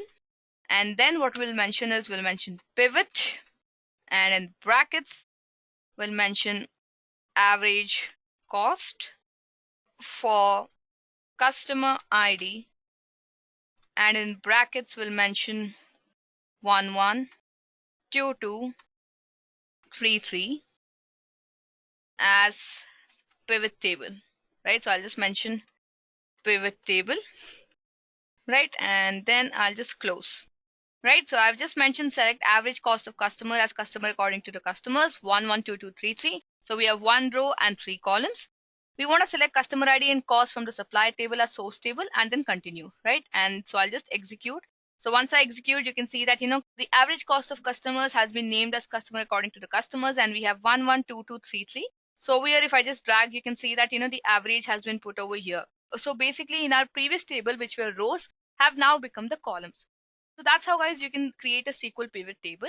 Now similarly, you can unpivot it also. For example, let's say I create a table, sample table And in that I mention supplier ID, let's say int AAA of int type, let's say BBB of int type, and CCC of int type, right? And then I just type on go, and then I mention insert into, let's say, sample table, and then I mention values, right? In brackets I'll just mention, let's say 1 3 5 6, right? Similarly I'll just mention the other values also.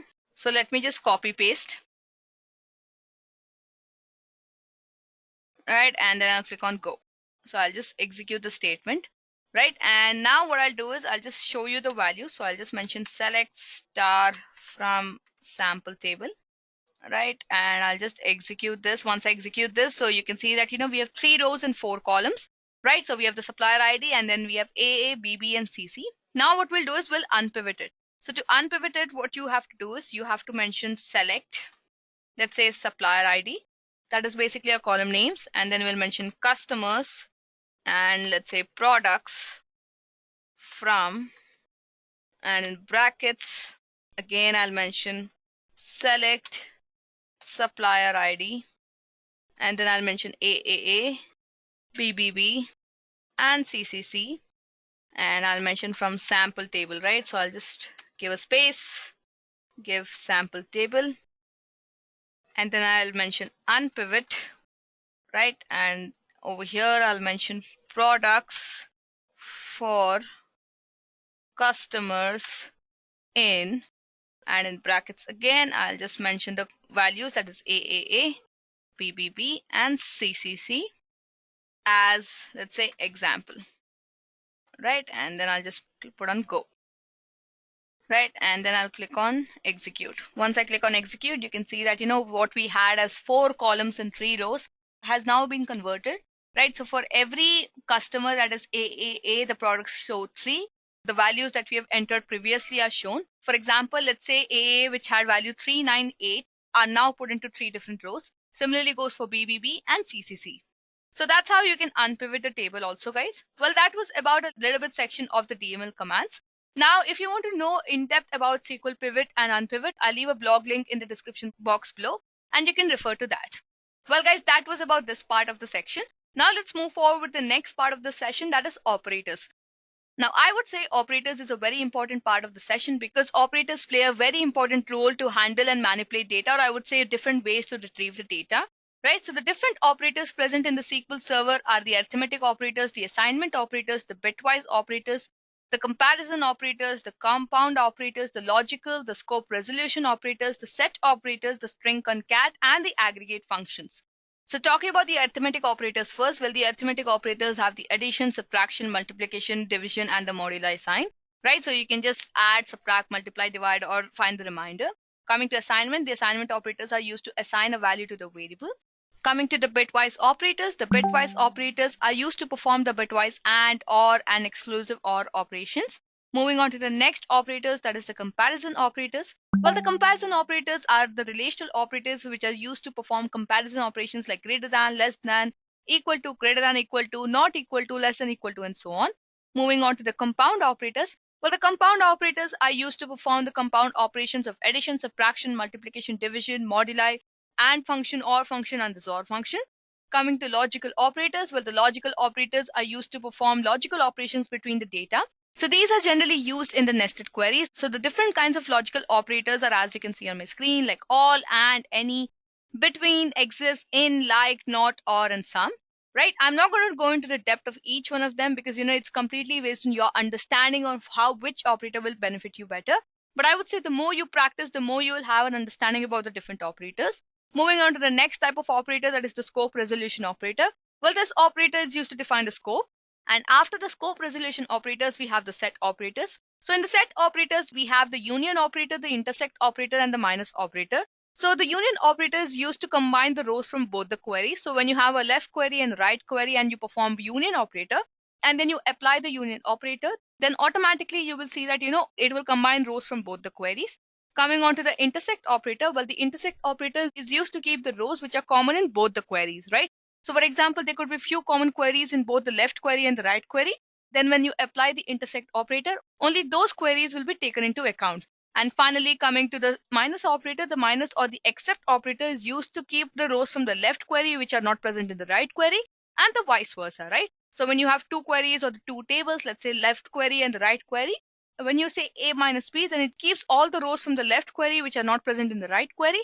And if you say B minus A, then it keeps all the rows from the right query which are not present in the left query, right? Now coming to string concat operators. Well, the string concat operators are used to perform various actions on the string, like, string concatenation, then wildcard characters to be matched, the wildcard characters which match just a single value or maybe multiple values and so on.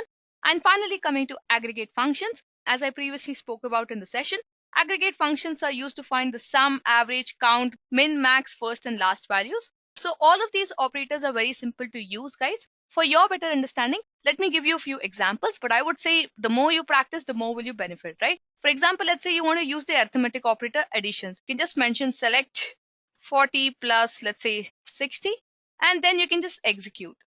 Once you execute, you see the output as 100.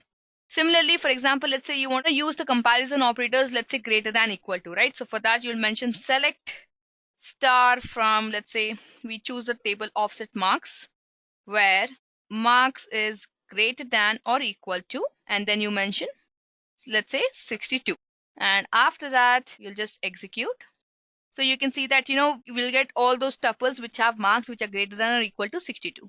Now, similarly, you can also use the compound operators also. For example, let's just declare two variables. So I'll just declare, let's say @var1 of int type, let's say to be of 30, right? And then what I'll do is I'll just set it to be divided by, let's say 16, right? So for that, I'll just use this compound operator and then equal it to 16, right? And then I'll mention select @var1 as example, right? And then what I'll do is I'll just execute. Or it says that we must declare it first. I'll just declare it first, and then what I'll do is I'll just mention var1, right? I'll just set as 16. I'll just execute it again, and when I execute it again, you see the example as 1. That is because, when we divide 16 by 30, our quotient is 1. So similarly, if you use the moduli symbol over here, then you'll see the reminder, right? So I'll just execute it again, and then you see the reminder to be 14. So that's how you can use the compound operators. Now let's say if you want to use the logical operators, right? For example, let's say if you want to find out the marks between 62 and 65, what you'll do is you'll just mention select star from, and then you'll mention offset marks where, and then you'll mention marks, which is a column name, and then you'll mention between, and then you'll mention 62, and which is again a logical operator, and you'll mention 65, right? Okay, my bad, this has to be select, and then I click on execute. So we get all the marks between 62 and 65. Now, for example, let's say we want to find out those marks which are greater than 62 or marks which are equal to 67. So what we'll do is we'll just change this statement. So select star from offset where marks, and then we'll use the comparison operators are greater than 62 and, or I would say, or marks equal to, what did I say? It was 67. And then I'll execute again. And then you see that, marks greater than 62 are just 64 and 65. So we get that. And since there are no marks which are equal to 67, we do not get that. Now let's move forward with the next one, that is the like operator. So the like operator is one of the most popular questions asked in your interviews. Now this is since people often get confused between how to use the like operators, right? So for that, I'll just show you a few examples. So let's say, we want to find out all those students' name starts with, let's say, S. We'll just mention select star from, and then we'll use students info, right? Where I'll mention student name like, and then what I'll do is I'll mention S, right? And then I'll mention the percentage symbol. So when I execute, we see that, only one student with the name Shania, because her name starts with S, is in the result set. Well, that was about this query, guys. Now, for example, let's say, we want to find out the student name whose name starts with M and the name has 6 letters, right? So what I'll do is I'll just mention select star from student name like, and then I'll mention M, and then I'll mention 5 underscores and then mention a percentage symbol, right? And then I'll click on execute. When I click on execute, we again see only one query because Mansa's name starts with M and has around 6 letters, including M itself. So the 5 underscores were for the rest 5 letters and M was the starting letter. And percentage symbol represents anything can be there after that, right? So that was about this particular query. Now let's say we want to find out all those tuples whose student name starts with M and then ends with A, right? So I'll just change this particular query only. I'll just remove the underscore and then put a percentage symbol and mention A. What I mean by this particular statement is basically that, the student name should start with M, should end with A, and any number of letters can be present in between. Well, that was about this particular query, guys. Now let's say you want to use the scope resolution operator to access the get root member of the hierarchy ID type. Well, to do that, what I'll do is I'll just declare a variable. So let's just declare @example ID of hierarchy ID type. And then what I'll do is I'll select this particular ID, right? So I'll just mention select @example ID equal to hierarchy ID. And then I'll mention the scope resolution operator, and then I'll mention get root. After that, I'll just print @example ID, that is basically a variable, to string. So basically I'm just converting it to string, right? And then what I'll do is I'll just execute this particular set of statements. And then once I execute the set of statements, you see this output, right? So that's how you can use the scope resolution operator also, guys. Well, that was about this particular operator. Now let's say you want to use the string concatenation operators. Well, to use the string concatenation operator, let me just consider the example of select. Let's say we take student name, right? So I'll just mention student name, right? And then I'll put a plus mark over here. That is, I'm using the string concatenation operator, right? And then what I'll do is I'll just use single quotes, right? I'll put comma, and then I'll put a plus sign again, and then choose parent name, right? And then I'll just use the aliases function. That is, I'm combining these two columns and putting it as another column. And let's say I just mention it to be name from students info, right? And then I execute. So as you can see the output, you can clearly see that, we've got a name column which has the concatenated values of the student name and the parent name. So if you want to give a space, then you have to mention spaces over here, right? And then you click on execute again, and then you can clearly see that, the space is visible. So that's how you can use the string concatenation operators, guys. Now let's say you want to move forward with the aggregate functions. Well, aggregate functions were used before also when we were doing the order by and the group by clauses. For your better understanding, let's say if you want to just calculate the average of all the marks, you'll just mention select, and then you'll choose average marks, right? So that's basically a column name. And then you'll mention the table name, that is offset marks. And then you click on execute. So once you click on execute, we get our average of all the marks present. So that's how you can use the aggregate functions also, guys. Now let's move forward with the set operators. Well, as I explained before, the set operators consist of union, intersect, and the except operations. So what I'll do is I'll just consider another table which is similar to that of our students table. So I'll just create one more table. So let me just scroll up, right? And I'll just copy this particular section.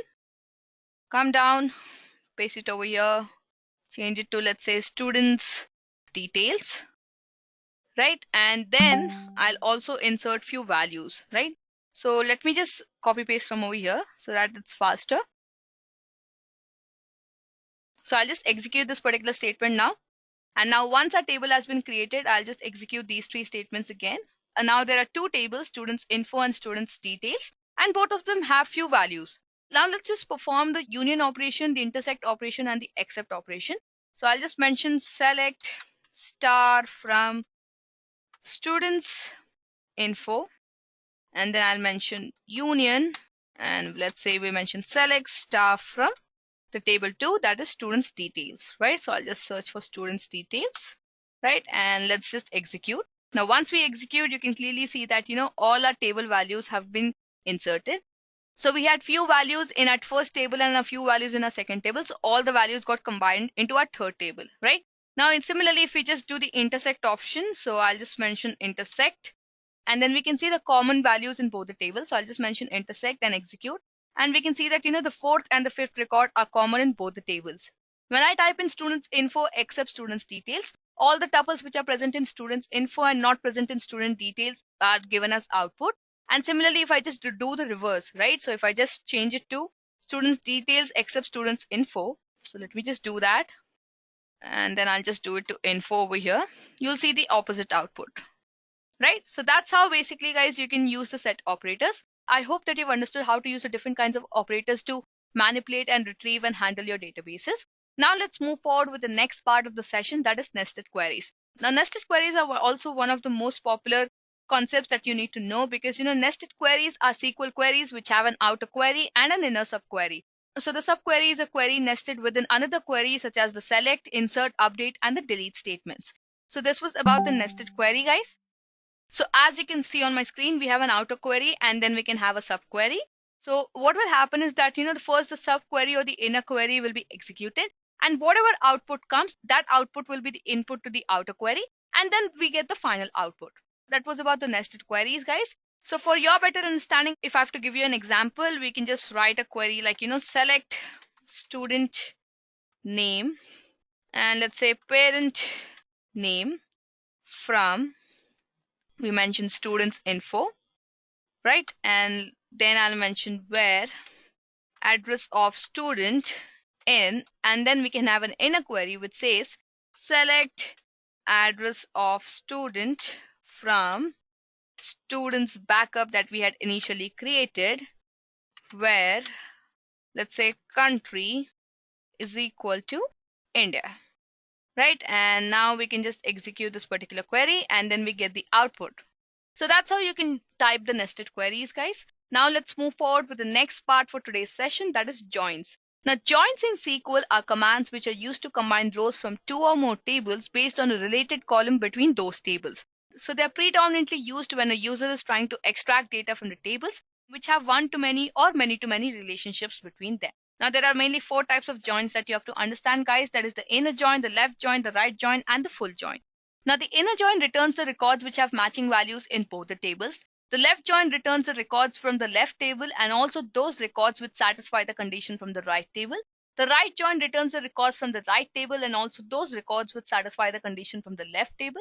And finally, coming to the full join returns the records which either have a match in the left or the right table. So for your better understanding, what I'll do is I'll just consider an example. So apart from the students info table, let's just consider the subjects table, right? So for that, I'll just create the subjects table. So let me just type in create table subjects. And let's say we have subject ID of int type, right? And let's say we have student ID of int type. Then we have subject name of, let's say, varchar type. And after that, let me just insert few values. So I'll just mention insert into subjects value 10 maths and 211 physics and 312 chemistry. So I'll just execute these statements. Now, once the statements are executed, let's apply the join functions. So let's say we want to apply the inner join, right? So we'll just mention select subjects dot subject ID, and let's say students info dot, and we want the student name, right? From both these tables.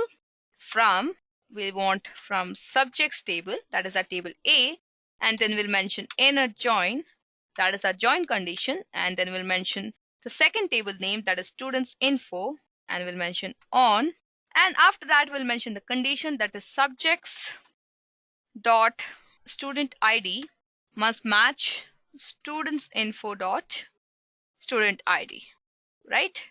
And then we'll just execute this particular statement. And once you execute the statement, we see that there are no common values present. So that is the reason we do not get any values. Well, guys, that was about the inner join. Now let's say we want to apply for the left join, right? So what I'll do is I'll just select students info dot student name, and let's say we also select the subject ID from the subjects table, and let's say our first table is students info, right? So that is what we are considering over here. And over here I'll mention left join. And after that, what I'll do is I'll mention the other table name, that is subjects, and then I'll mention on, and then what I'll do is I'll just match the students info dot student ID equal to subjects dot subject ID, and then let's say we order it by the student name, right? So I'll just mention students info, let's say student name. Right now, I'll just execute this particular statement, and then we can see that we get all the values from the left table, that is the students info table, and then also those records which match the condition from the right table. Similarly, if I apply the right join over here, you'll see all the records from the right table and also those records which satisfy the condition from the left table. Now finally, let's apply the final type of joins, that is the full outer join. And then let me just execute, and once I execute, we see that we get all those records which have either a match in the left table or the right table. So guys, this was in short about the different types of joins in SQL. Now, if you want to learn in depth more about the SQL joins, you can refer to my session on SQL joins. With that, guys, we come to an end to the joins part of this particular session. Now let's move forward to the stored procedures. I'm sure that you might have an understanding of what stored procedures are. Stored procedures are those reusable units that can encapsulate a specific business logic of the application. So it is a group of SQL statements and logic compiled and stored together to perform a specific task. The syntax of stored procedures is as you can see on my screen. Right, so you just have to mention create or replace a procedure, and then you mention the procedure name, and after that you'll mention the parameter's name, and then you'll use the aliases is or as, and then you say begin, right? And when you say begin, you declare the section, and then finally you end the procedure. So to demonstrate this, let me just create a procedure for you. So let's say we create procedure, let's say students city, right? And then we choose the parameter name to be scity. And let's say to be of varchar type 8000, right? And after that we choose as, and then we select from students info, and then we can mention where city equal to @ and then we mention it to @ as scity. Then we create go, and after that we mention select star from students info again. Now, once it is created, what you can do is you can just execute the statement simultaneously also. So for that, you'll just use in the command execute, right? So execute students city, right? And then you'll mention @ scity, because that is the type of the variable that you've created. And let's say it to be of Hyderabad, right? And then you'll click on execute. So once you click on execute, you can see that, you select all the students from the students info, and you see that, there's no student from Hyderabad. For example, if we mention Kolkata over here, right? So I'll just mention Kolkata, right? And then if I execute it again, you can see that, we get an error that, there's already an object named student city. So I'll just execute this particular section, and we see that we get only those tuples whose city has Kolkata value. So that's how, guys, you can use stored procedures. You just write the code once, and then you can keep using it again and again like any other programming languages. So guys, that was about the stored procedures. And with this, we come to an end to the DML commands. Now let's move forward with the next section of commands, that is the DCL commands. So as I mentioned before, the DCL commands are used to grant or revoke privileges to a user. So for example, let's say you want to create a user. So to create a user, what you can do is you can just mention create login sample with, we mentioned the password to be Edureka. So this will basically create a user. So I'll just execute the statement. Okay, it says that, the sample user already exists. So I'll just mention it to be sample1, right? And then I'll click on execute. And once I click on execute, you can see that, my user who's with the name sample1 and password Edureka has been created. Now what you can do is you can just use this user to perform various actions rather than only using the admin login. So this is how you can create a login sample1 with the password Edureka. Now to create a user, what you'll mention is you'll mention create, and then you'll mention user Edureka, right? And for login, and then you'll mention sample1. So to create a user, what you initially have to do is you have to create a login for that particular user, and then you go forward and create a user, right? So I've created a login, and then I'll just create this user. So I'll execute this, and now this particular user can be used rather than just using the admin login credentials. Now what you can do is now you can grant and revoke any kind of privileges to a specific user. Now, for example, let's say you want to grant few privileges for this user Edureka, right? So for that, you'll type in grant select on, and then you'll mention the table name, let's say students info, right? And then what I'll do is I'll mention 2, and then I'll mention the username, that is Edureka. So I'm just granting this privileges to this particular user. Now, similarly, I can also revoke back the granted privileges. So I'll just go back and choose revoke. So I'll just mention revoke over here, and then I can just go back and execute, right? So once I execute, you can see that, no privileges are there. Also, if you want to check, you can go to security, you can go to users over here on the left hand side, and then you can choose Edureka. And then once you choose Edureka, once you double click on that particular user, you can see all kinds of permissions granted to this particular user. So since none are granted, you can't see anything presently. But yes, if you grant some, then you can definitely see over here. So guys, that was about the DCL commands.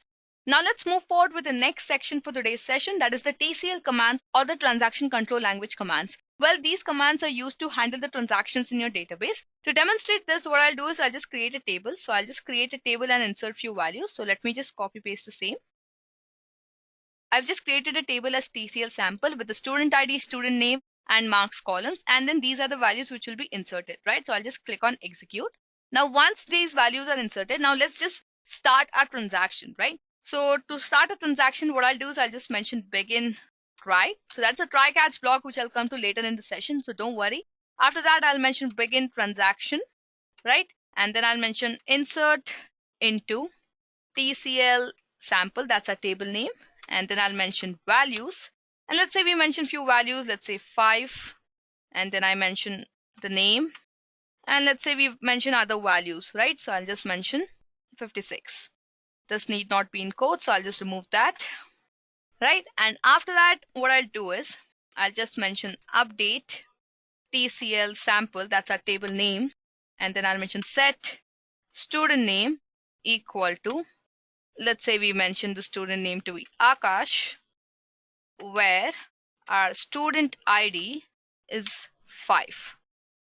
Also, we want to update our TCL sample table again and set our marks equal to 67, where our student ID is 5, right?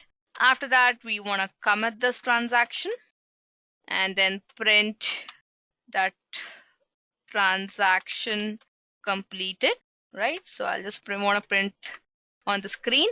And then I'll end my try block, right? And begin my catch block now. And over here, I'll mention rollback transaction. And over here, I'll mention again print transaction unsuccessful and rolled back. After that, I'll end my catch block. So if you observe over here, what I've done is I've just started my try catch block and then I've begun my transaction. After that, I've inserted a value into the table. Now after that, I want the value to be updated, right? So I want to set the student name to be Akash with the student ID is 5 and the marks to be 67 with the student ID is 5. After that, I want to commit the transaction and print transaction completed. And then only if there is no error, the try block will end. But if there is any error found or any exception found, then the catch block will be executed, where it will print transaction unsuccessful and roll back. So what I'll do is I'll just execute the statement. Okay, I'm sorry, I missed a comma over here, right? And now let me just re-execute the statement again. And once I execute the statement, you see an output that, transaction completed. That means that, we have inserted this value into the table. And then we have also updated the values, right? So I'll just show you that. So let me just type in select star from TCL sample. Right, so when I execute, you can see that, we have our 5th student with the name Akash and the marks to be 67. Now, let's say, you set the marks to 67 by 0. And then let's just execute the section again. Now, once I execute the section again, you clearly see an output that, transaction unsuccessful and rolled back. That is because, we cannot set our marks as 67 by 0 as we have given that, marks column is an int column. And then an int column cannot have this particular kind of values. So that's how, guys, the transaction control language commands works. Right, with this, we come to an end to the different SQL command categories that you need to understand about. Now, let's move forward with the final topic for today's session, that is exception handling. Well, exception handling in SQL Server is almost similar to that of the other programming languages. It's the same as you handle exceptions in all the other programming languages. You have a throw block and then you also have a try catch block. So talking about the throw block first, or I would say the throw clause. This clause is used to raise an exception and transfers the execution to a catch block of the try and catch construct. If you want to see the syntax is as you can see on my screen. You mention throw and then you mention the error number and then you can mention local variable, message and so on. Coming to the try catch block, the try catch block is used to implement exception handling in Transact SQL. So a group of statements can be enclosed in a try block. So in case an error occurs in the try block, the control is then passed to another group of statements that are enclosed in the catch block, as we just saw in the transaction control language commands. So the syntax is as you can see on my screen. It starts with begin try. Then we mention few SQL statements, then we mention end try, then we mention begin catch, and then we again mention few SQL statements, and then we mention end catch.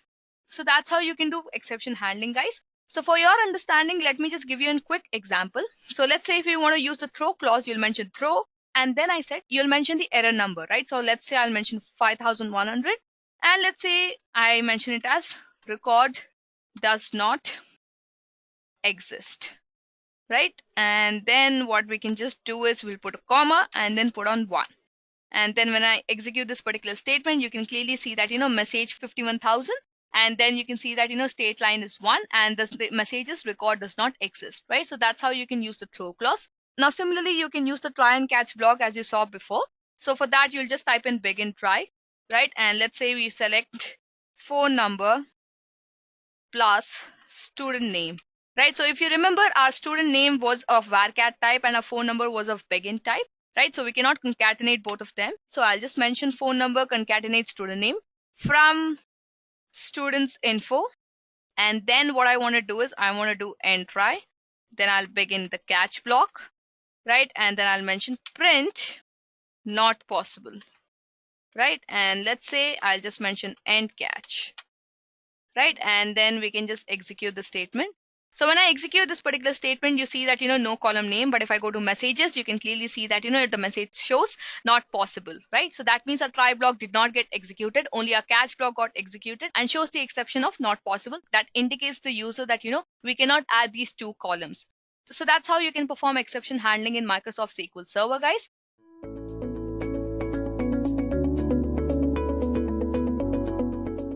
Let's know first what exactly SQLAlchemy is. It is a popular Python library that provides an object relational mapper and a database abstraction layer. It allows Python developers to interact with databases in a way that is both efficient and expressive. This powerful tool supports a wide array of databases, abstracts complex database tasks, and provides a high-level efficient way to handle data manipulation and retrieval. You must be thinking, why do we need this at all? So, let me clarify it for you. We use it because, first, ease of use. SQLAlchemy allows developers to interact with databases using Python code, rather than writing SQL queries. This simplifies database operations and makes the code easier to understand and maintain. Second one is data abstraction. SQLAlchemy provides a high-level abstraction for the databases, making it possible to switch between different types of databases, like MySQL, SQLite, etc., with minimal changes to the code. Third one is support for ORM. The SQLAlchemy ORM enables developers to work with databases using Python objects, effectively turning tables into classes and rows into objects. This object relational mapping simplifies complex database operations and makes the code more Pythonic. Fourth, and the last one is efficient and secure. SQLAlchemy provides efficient and secure handling of database operations. It automatically handles connections, pooling, and transactions, ensuring data integrity and efficient use of resources. Just now I mentioned ORM, so what is it? Basically, an ORM, object relational mapper, is an ingenious programming technique that seamlessly bridges the gap between object-oriented programming languages and relational databases. Acting as a virtual translator, it transforms database rows into objects and vice versa, enabling developers to interact with their databases using familiar, language-specific constructs. By abstracting database queries into objects, the ORM mapper simplifies complex database operations, promoting maintainable and efficient code while preserving the full power and flexibility of underlying SQL operations. Now, let's talk about the data abstraction layer. The data abstraction layer in SQLAlchemy is a system that facilitates interaction with various types of databases using a uniform API. It works by abstracting the underlying SQL expressions, thereby allowing developers to write database queries using Pythonic syntax. This high-level abstraction simplifies database operations and promotes code portability across different database systems. Now we will talk about the connection between ORM and DAL. ORM is the backbone of SQLAlchemy. It leverages the Python data model to provide a high-level Pythonic interface to relational databases. This means that tables in a database are treated as Python classes and rows are instances of those classes. The SQLAlchemy ORM provides a mapper which is a bridge between Python classes and database tables. The mapper translates Python objects into rows in a table and vice versa. This allows developers to manipulate database records as if they were Python objects. They can then write queries in Python instead of SQL. In essence, the ORM and the DAL in SQLAlchemy are interconnected. The object relational mapper uses the data abstraction layer to abstract database interactions behind Python classes objects, allowing developers to write database operations in Python, while the abstraction layer makes these operations work across different types of databases. The seamless integration of ORM and GAL in SQLAlchemy simplifies database interactions, making them more Pythonic and database agnostic. Thanks to its Pythonic interface, an ORM tool, it allows developers to use Python syntax to interact with databases. It supports a wide variety of databases and has a consistent API, which means that developers can switch between different databases with minimal code changes. This is why SQLAlchemy is so popular in Python ecosystem and is considered the go-to library for database interaction. In conclusion, SQLAlchemy and its ORM mapper provide a high-level Pythonic interface to SQL databases, allowing Python developers to handle complex database operations with simple Python code. It abstracts the complexities of SQL, making it easier to create, read, update, and delete records in a database, which we often call it as a CRUD operation. It's an excellent tool that makes database operations in Python easier and more efficient.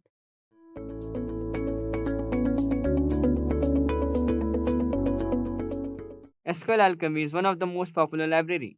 To start implementing it, we need to first install PyCharm. For that, first open your web browser and go to the PyCharm website. On the PyCharm website, you will find different editions available, like Community, Professional, and Educational. Choose the edition that suits your needs and click on the download button for the edition. I will prefer the Community one, so here I will click. As you can see, download has started, and once the download is completed, we can locate the installer file in our system and run it. After the installation is complete, you can launch PyCharm from the Start menu on Windows or the Application folder, and PyCharm may ask you to set up a Python interpreter. You can either use an existing Python installation on your system or let PyCharm download and set up a new Python interpreter for you. So I have already pasted the code here, which I was working on the previous project, so it will be much easier for you to understand all at once, and it will not take much of your time also. So as you can see in the first line, I have put as from SQLAlchemy, import create engine, column, integer, and string.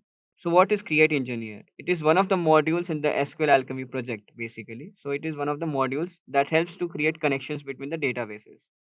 And the second line tells you from SQLAlchemy.orm, as we all know, it is a ORM mapper, and import session maker. So what is a session maker here? Session maker is a configurable session factory which we will use to connect the database between different type of sessions. So for that we are using session maker here. And the third line is as SQLAlchemy.extension declarative. And again we will import declarative base, which is a system provided by the SQLAlchemy in order to define classes mapped to relational database tables. So we have to map the relational tables with the classes. For that we need declarative base here. Then we have to create a SQLite in memory database, like a database engine basically. For that we are using engine equals to create engine, create underscore engine, SQLite and memory. Then afterwards we have to create a session factory, as I already mentioned in the session maker. So for that we will write as session is equals to session maker, like a bracket by an engine. After that we will declare the base class for the declarative model as a declarative base. Then we will define the model class by representing a table in the database. You can see we have put three items here, the ID, name, as well as age. So we all know ID will be as an integer value, and here primary key we have set as true. Why it is? Because it will automatically create an ID for the item. So it is a function that creates automatically. And then we will put as name, which will be obviously in string. And then moving forward we will put as age, which is obviously will be integer. Now we have to define the representative self, and then we will return it obviously. So we will keep the return value as user, and here as we can see I have written as name is equals to self.name and age is equals to self.age. Basically these two functions will produce you the name as well as age when you will ask for the print results. Now we will create the tables in the database as base.metadata.create underscore all engine. So what all engine means? Basically it is a container object that keeps together many different features of a single database. So a database has many features, so it will all accumulate here as metadata.create underscore all. So for that I have used it here. And then again we have to mention the session we will be using, so that it will be much easier for the session maker to accumulate all the data at once and give us the output. And here I have taken as 3 users, user 1, user 2, user 3. And I have given 3 names also as well as their ages so that it will print us the output. First name as Aditya and his age is 25. Then second is Ashish and his age is 30. And the third one is Tanya and her age is 35. And as you can see in the last line, I have created as already I have created some user objects. So I will now add users to the session. So how I'm gonna do it? I will do at session.add underscore all user 1, user 2, user 3, and you can make it however you want. Like if you are taking as 5 users, so you can mention 5 users here. So it's up to you how many users you are like needing it.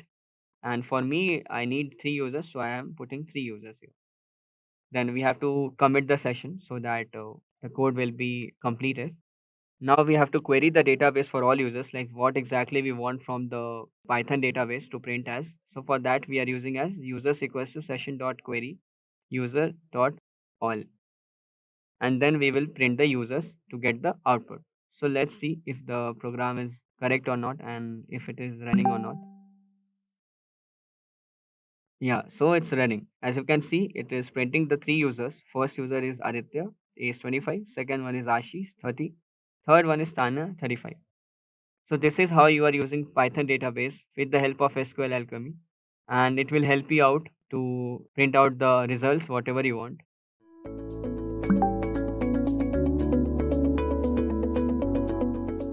So the first question that we have is, what is the difference between delete and truncate statements? So I'll start by explaining you what is the delete command. Well, the delete command is basically used to delete a row in the table. So you can also roll back data after using the delete statement, and it is a data manipulation command. Coming to the truncate statement, the truncate statement is basically used to delete all the rows from a table, and you cannot roll back the data. This is a data definition language command, and it is faster than the delete command. So if anyone asks you the difference between the delete and the truncate statements, don't forget to mention that the truncate statement is definitely faster than the delete statement, and the truncate statement is from the data definition family and the delete statement is from the data manipulation family, right? Now moving on to our next question, that is, what are the different subsets of SQL? Well, the different subsets of SQL are mainly the data definition language, the data manipulation language, the data control language, and the transaction control language. Now coming to the data definition language, this set of language consists of the commands that can be used to define the database schema. So whenever you want to define the database schema, you can use the commands from this particular language. Coming to the data manipulation language, the manipulation language consists of all the commands that deal with the manipulation of data present in the database. So for example, if you have n number of tables and you want to manipulate the data present in those tables, then you use data manipulation commands. Coming to the data control language, the data control language includes the commands which deal with the write permissions and other controls of the database systems. So for example, you work for an enterprise and the enterprise has a database. Now obviously all the employees will not have the access to the database, right? So data control language mainly deals with how you give the user permissions to access to the database. Now coming to the last type of language, that is the transaction control language. This basically includes the commands which mainly deal with the transaction of the database. Whenever you want to roll back or you want to perform any various kind of transactions, then you use the set of commands from this language, right? So I hope I'm clear. So as I said, there are mainly 4 different subsets of SQL that you should mention. That is the data definition language, the data manipulation language, the data control language, and the transaction control language. Now moving on to our next question, that is, what do you mean by database management systems and what are the different types of it? So now if I have to define the database management system for you, then a database management system is a software application that interacts with the user's applications and the database itself to capture and analyze the data.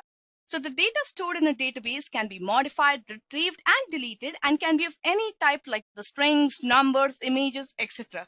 So you can basically store any kind of data. Now the different kinds of database management systems are the hierarchical, the relational, the network, and the object-oriented database management systems. Now talking about the hierarchical database management systems, this type of database management system has a style of predecessor and the successor type of relationship. So it has a structure similar to that of a tree, wherein the nodes represent the records and the branches of the tree represent the fields. Coming to the relational database management system, this type of database management system uses a structure that allows the user to identify and access data in relation to another piece of data in the database. The network database management system supports many-to-many relations wherein multiple member records can be linked, and the object-oriented database management systems use a small individual software called objects, and each object contains a piece of data and the instructions for the actions to be done with the data. So I hope I'm clear with this point. So now moving on to our next question, that is, what do you mean by a table and a field in SQL? So now the answer to this question is quite simple. A table basically refers to a collection of data in an organized manner in forms of rows and columns, and a field refers to the number of columns in the table. If you have to explain anybody what a table and field mean, so basically in SQL you have a database, and a database consists of n number of tables, right? So that is basically a table, and the tables have few column names, right? So the column names are basically the fields. So you can explain with an example, as you can see on the screen. So over here, I have an employee information table, into which the employee information table is a table, and the column names in this particular table are the fields. Now moving on to our next question, that is, what are joins in SQL? Now this is one of the most popular questions that is generally asked in your interviews. So basically a join clause is used to define to combine rows from two or more tables based on related columns between them. It is used to merge two tables or retrieve data from there. And there are mainly four types of joins in SQL. That is the inner join, the full join, the left join, and the right join, right? Now moving on to our next question, that is, what is the difference between char and varchar2 data type in SQL? Now this is one of the most confusing questions that is generally asked in your interviews, since generally people get confused between what is char and what is varchar data type. Now both char and varchar2 are used for character data type, but varchar2 is used for character strings of variable length, whereas the char is used for strings of fixed length. So whenever you have strings of fixed length, then you use the char data types, and whenever you have strings of variable length, then you can use the varchar2 data type. Now for example, char 10 can only store 10 characters and will not be able to store a string of any other length, whereas the varchar2 10 can store any length, that is either 6, 2, 8, it completely depends on the variable, right? Now moving on to our next question, that is, what is a primary key? Now when you're working in a database field, obviously a company can have n number of databases having n number of tables inside it. Now each and every table in a database has to be connected with the other table, right?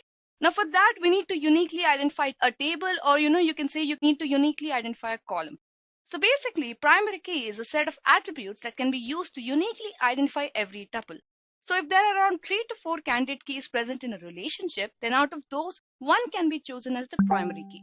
Now, as you can see on the screen, we have an employee information table which has columns like, employee number, employee name, employee country, and the employee age. Now, obviously, you can uniquely identify each and every employee with the employee ID, right? So basically, that will be our primary key. So over here, employee number will be a primary key.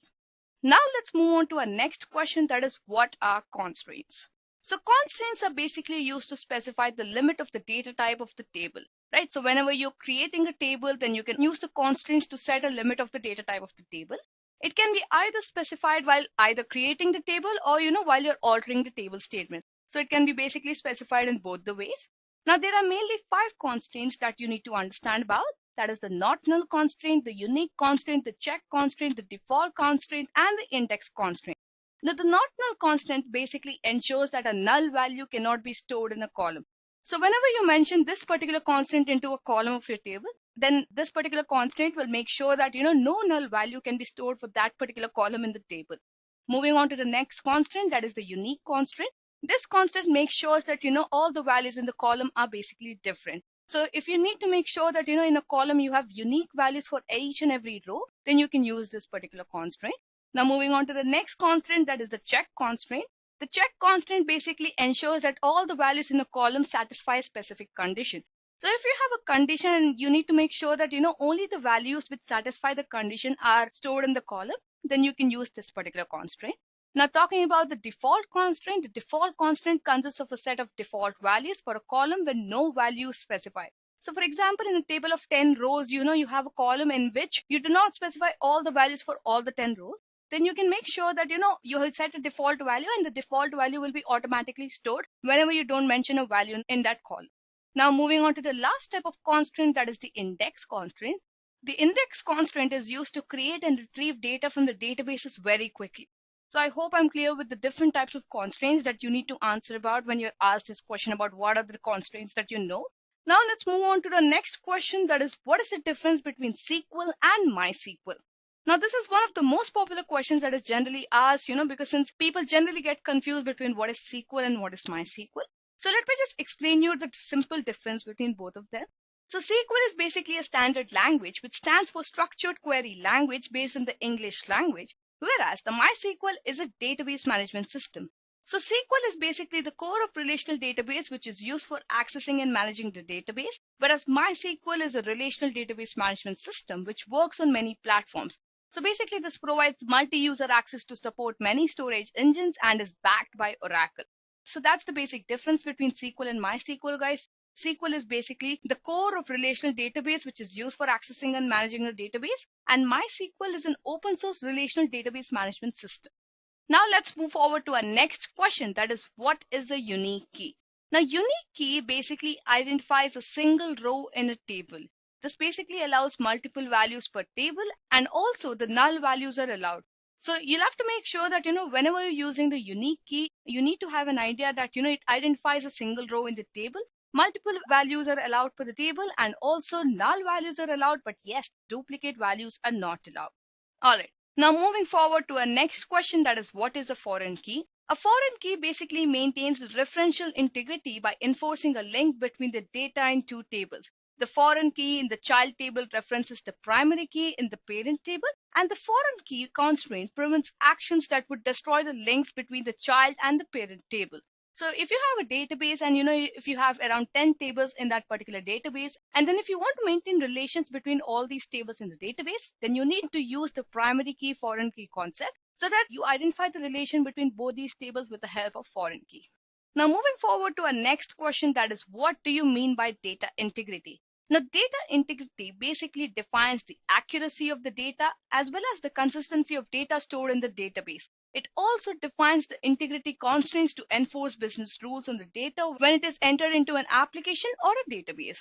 So if you have to answer this question, then you can answer by saying that, data integrity basically defines the accuracy and the consistency of data.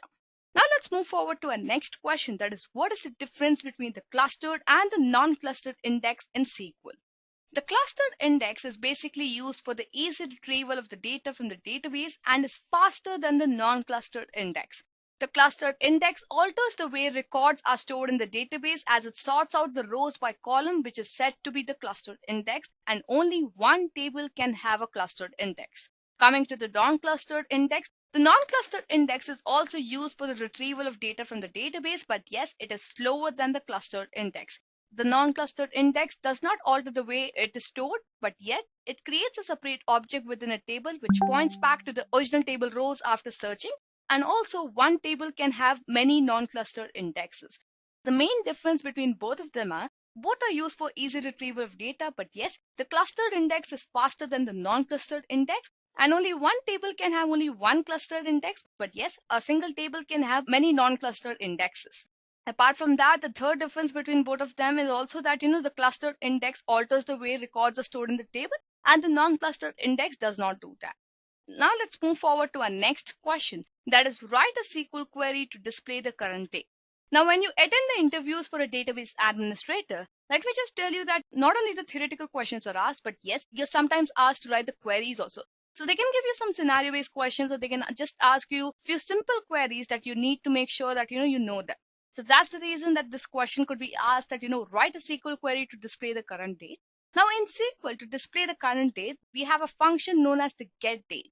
So basically with the help of this function, you can return the current date and timestamp. So the syntax of the function is really simple. It's just getDate, and it applies to SQL Server 2017, 16, 14, 12, 2008, R2, 2008, and 2005. Now, if you just have to give an example to the interviewer about how to write a query to display the current date, you can just mention the query like, select get date. So when you execute this particular query, you would see an output that, the current date and time would be displayed as out, right? So that's how you can write a query to display the current date. Now, moving forward to the next question, that is, what are the different types of joins? So as I mentioned before, there are mainly 4 types of joins that you need to talk about. That is the inner join, the full join, the left join, and the right join. So talking about the inner join, this join basically returns those records which have matching values in both the tables. Now consider 2 tables, table A and table B. Now, when you apply the inner join on both of these tables, you'll observe that the output would be all those records which have matching values in both the tables, that is table A and table B. Now, talking about the full join basically returns all those records which either have a matching value in the left or the right table. So whenever you apply full join on both of these tables, you'll see that you'll get an output of all those records which either have a match in the left or the right table. Now, talking about the left join returns the records from the left table and also those records which satisfy the condition from the right table. So if you have table A and table B and you apply a left join to both of these tables, then the output would be all those records from the left table and the records from the right table which satisfy the specified condition. Similarly, the right join is just the vice versa. The right join basically returns the records from the right table and also those records which satisfy the condition from the left table. So whenever you apply the right join to table A and table B and consider that the table B is right table, you'll get all those records from the table B and also matching records from table A which satisfy the condition. So these are the various types of joins that you need to talk about, guys. Now moving forward to the next question, that is, what do you mean by denormalization? Now, denormalization basically refers to a technique which is used to access the data from higher to lower forms of database. It increases the performance of the entire infrastructure as it introduces redundancy into the table, and it also adds the redundant data into a table by incorporating database queries that combine data from various tables in a single table. So if you have to just explain denormalization, you can just say that it is a technique which is used to access data from higher to lower forms of database, and it basically adds redundant data into the table by incorporating database queries that combine data from various tables. So I hope I'm clear with this point. Now moving forward to the next question, that is, what are the entities and relationships?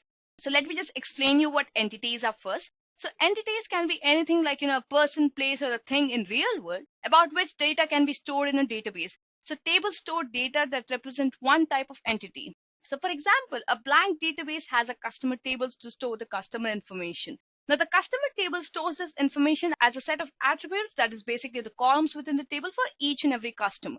So if you consider, a customer table has around 5 parameters like customer ID, customer name, customer phone number, customer email ID, and so on. Then all these customer ID, customer name, customer phone number are basically the column names, that is the attributes for the entities, and customer information will be the entity.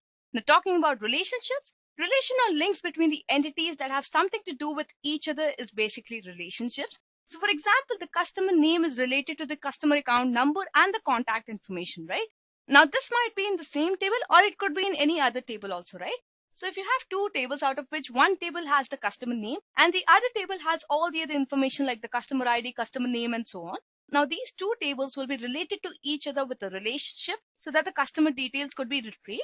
Now that particular information is basically relationships.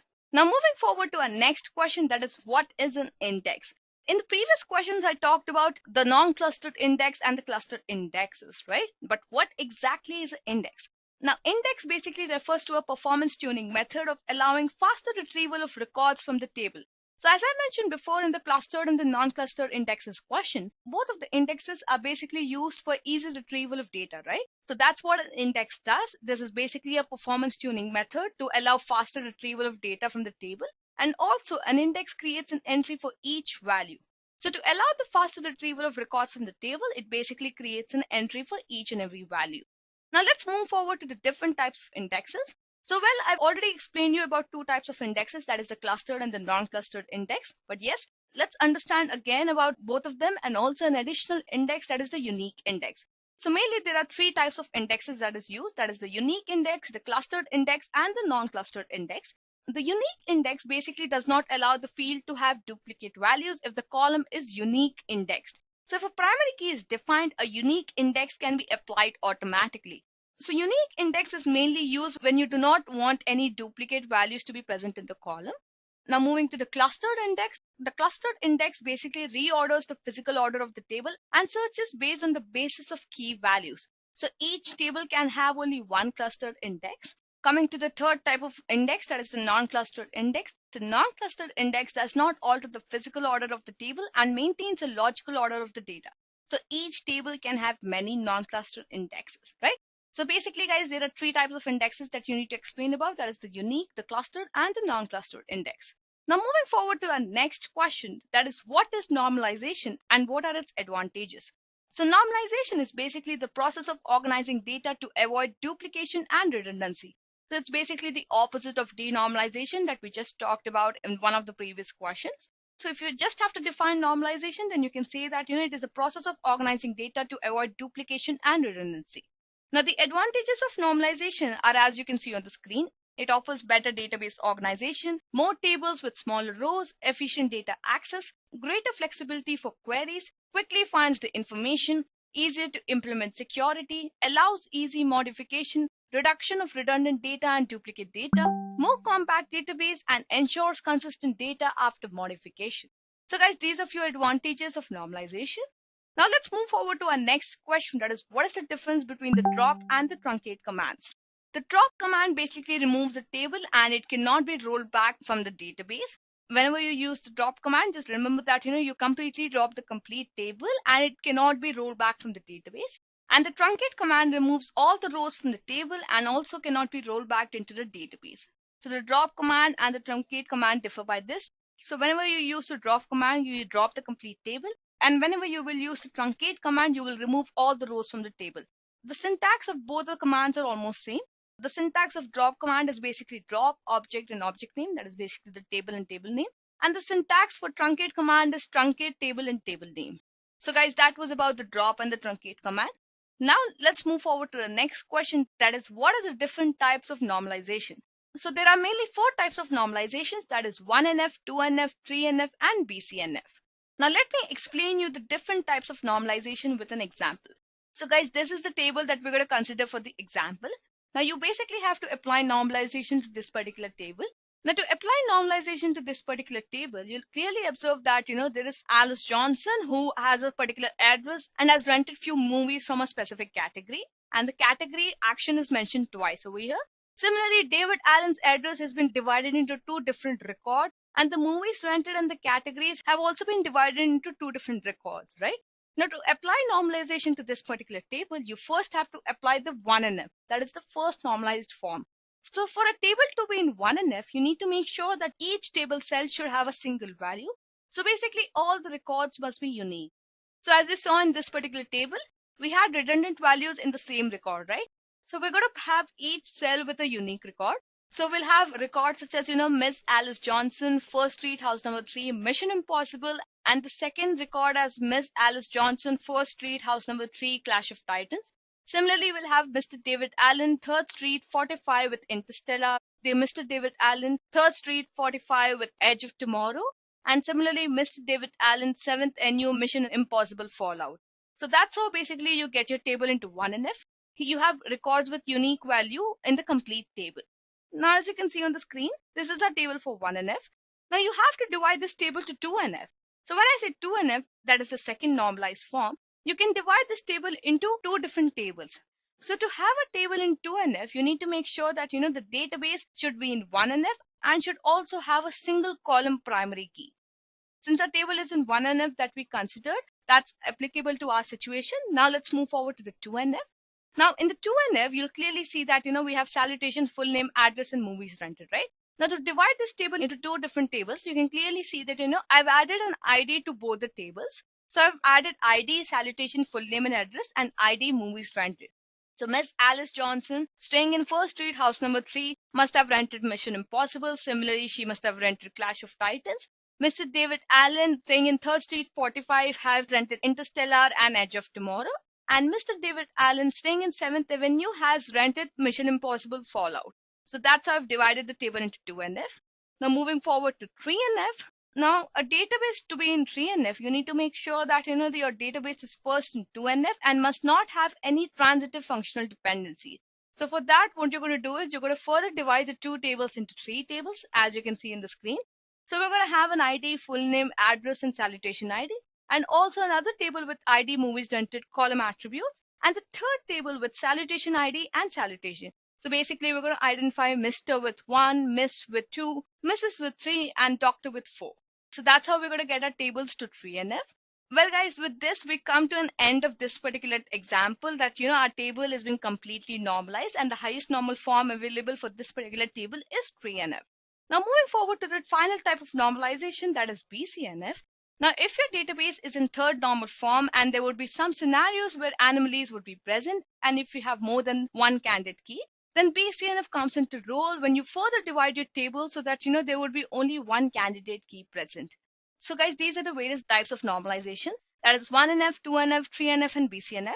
So in 1NF, there is no repeating groups within the rows. In 2NF, every non-key column is dependent on a whole primary key. In 3NF, it is completely dependent on the primary key and no other non-key column values. And in BCNF, you have to make sure that there's only one candidate key present in the table.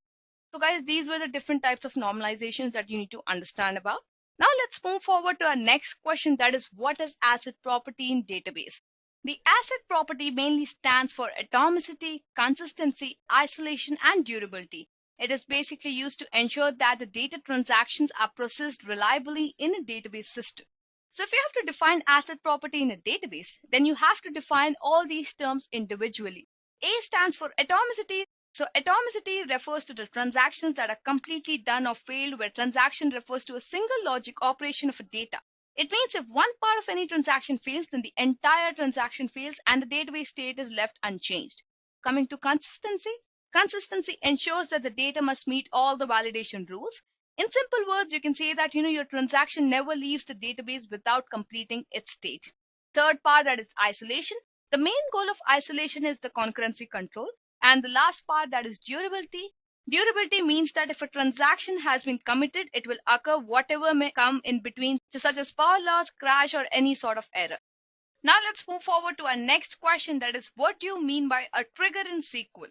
So triggers in SQL are a special type of stored procedures that are defined to execute automatically in place or after data modifications. It allows you to execute a batch of code when an insert, update, or any other query is executed against a specific table. So guys, there are mainly 6 types of triggers that you need to understand about. That is the before insert, before update, before delete, and after delete. So basically the two main key terms that you need to understand are the before and the after. So these are completely applied on the insert, update, and the delete commands. The before insert is basically activated before the data is inserted into the table. The after insert is activated after the data is inserted into the table. The before update is activated before the data in the table is updated, and the after update is activated after the data in table is updated. The before delete is activated before data is removed from the table, and after delete is activated after the data is removed from the table. So guys, this is what a trigger in SQL is. It is basically a type of stored procedures that is defined to execute automatically in place or after data modifications. Now let's move forward to our next question, that is, what are the different types of operators available in SQL? So there are mainly 5 types of operators available in SQL. That is the arithmetic, bitwise, comparison, compound, and the logical operators. So guys, these are the main 5 types of operators available in SQL. So now let's move forward to our next question, that is, are null values same as that of 0 or a blank space? A null value is not at all same as that of a 0 or a blank space. A null value mainly represents a value which is unavailable, unknown, assigned, or not applicable, whereas a 0 is a number and a blank space is a character. So if anybody asks you if null values are same as that of 0 or blank space, please say it's no. Because the null values is basically anything which is unavailable, unknown, and is assigned or not applicable, whereas a 0 is a number and a blank space is a character. Now let's move forward to our next question, that is, what is the difference between a cross join and a natural join?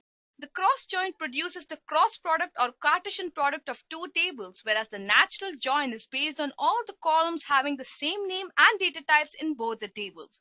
The main difference between both of them is that the cross join basically produces the cross product of both the tables, and the natural join is completely based on all the columns having the same name, data types in both the tables.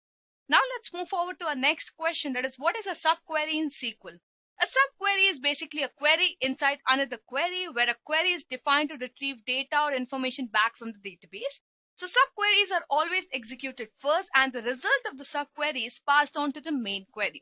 So as you can see on my screen, I have an outer query inside which I have a subquery or an inner query. So basically this query is assigned to retrieve data from the database, and then this query will be executed first. So if there are any errors in this query, then the complete query would not be executed. Only when the subquery is completely executed, then the outer query will be executed. Now let's move forward to our next question, that is, what are the different types of subquery? Now, there are mainly two types of subqueries, that is the correlated and the non-correlated subquery. The correlated subqueries are basically those queries which select the data from a table referenced in the outer query. It is not considered as an independent query as it refers to another table and refers to column in a table. The non-correlated subquery is an independent query where the output of the subquery is substituted in the main query. So you'll have to understand the difference between both of them. If you do not understand by definition, you can definitely go and execute the commands, write the two different types of queries in your SQL, and you'll get to know what I'm talking about. Basically, non-correlated type of subquery, the output of the subquery will be substituted into the main query. And in correlated type of subquery, the queries select the data from a reference table in the outer query. Now let's move forward to our next question, that is, can you list the ways to get the count of records in a table? Now, to count the number of records in a table, you can use various kind of queries. So there are mainly three queries that I've mentioned over here, that is select star from table 1. Star means basically select all, right? When you want to select all the rows, all the records from a table, you can use star. Next, when I say select count star from table 1, that is basically you select all the records from the table 1 and then you count them. And coming to the third query, that is select rows from system indexes where ID, object ID of table 1 and indeed is less than 2. That means it basically counts the number of records in a table with system indexes. These are the various ways to count the number of records in a table. Now let's move forward to our next question, that is write a SQL query to find the names of employees that begin with the alphabet A. Now to display the name of employees that begin with A, you can type in the command like, select star from table name where you mention your table name, where employee name, because I'm considering an employee table in the scenario, like A% in quotes. So when I say A%, all those names starting with A and having any letters or any characters after that would be selected. So guys, that's how you can write a query to find the name of employees that begin with A. Now suppose if you want to write a query to find the names of employees that end with A, what you can simply do is you can again write the similar query like, select star from table name where employee name like percentage A, right? So where the percentage comes forward, that means, all the names that start with any alphabet but end with the A will be considered. Now let's move forward to our next question, that is write a SQL query to get the third highest salary of an employee from an employee table. Now to get the third highest salary of an employee from an employee table, you can write a query as you can see on the screen. You can just mention select top 1 salary from and then write a subquery which says select top 3 salary from employee table, order by salary in a descending order as emp, and then again order by salary in ascending order for the outer query. So you can write a query like this, guys. Now let's move forward to our next question, that is what is the need of group functions in SQL? Now group functions work on a set of rows and return one result per group. So basically some of the most commonly used group functions are the average, count, max, min, sum and variance. So when you say what is the need of group functions in SQL, the need is basically because the group functions work on a set of row and return one result per group. Now let's move forward to our next question, that is what is a relationship and what are the different types of relationship?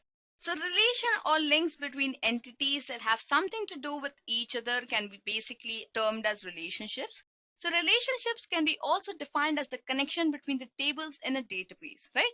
Now the different types of relationships are the one-to-one relationship, the one-to-many relationship, many-to-one relationship, and the self-referencing relationship. When you have a relationship between two tables, that is table A and table B. So when I say one-to-one relationship between both the tables, table A and table B, a single record in table A will be related to a single record in table B. Coming to one-to-many relationship, a single record in table A can be related to many records in table B. Next, coming to the many-to-one relationship, many records in table A can be related to one record in table B. Coming to self-referencing relationship, the self-referencing relationship basically means that you can have a single table out of which two columns are related to each other with a relationship. Now let's move forward to our next question, that is how can you insert null values in a column while inserting data? Now to insert null values in a column while inserting the data, you mainly have two ways. That is either by implicitly by omitting columns from a column list or explicitly by specifying null keyword in the values clause. So guys, these are the two ways through which you can insert null values in a column while inserting the data. Now let's move forward to the next question, that is what is the difference between the between and the in condition operators? The between operator is basically used to display rows based on a range of values in a row, whereas the in condition operator is used to check for values contained in a specific set of values. So if you have to explain with an example for between and the in condition operators, then you can use the example on the screen. You can just write a query like, select star from students where roll number between 10 to 50.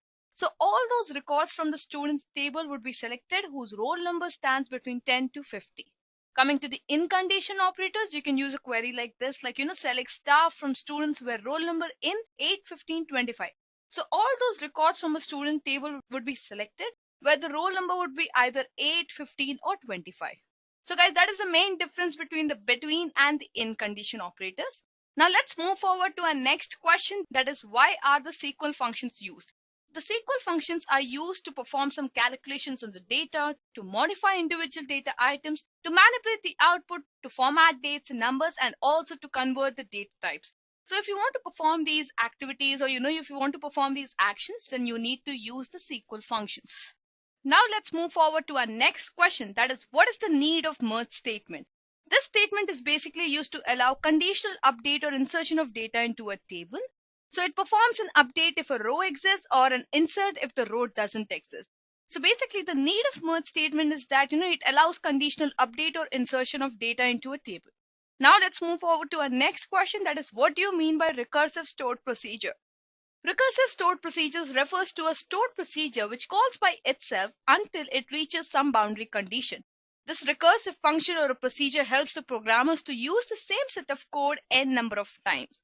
So basically you'll first mention the boundary condition and then you'll use the recursive stored procedure to check if it calls by itself till it reaches the specified boundary condition.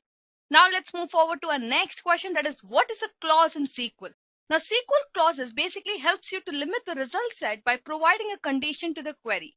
A clause helps to filter the rows from the entire set of records. So for your better understanding, the example is basically where and having clauses.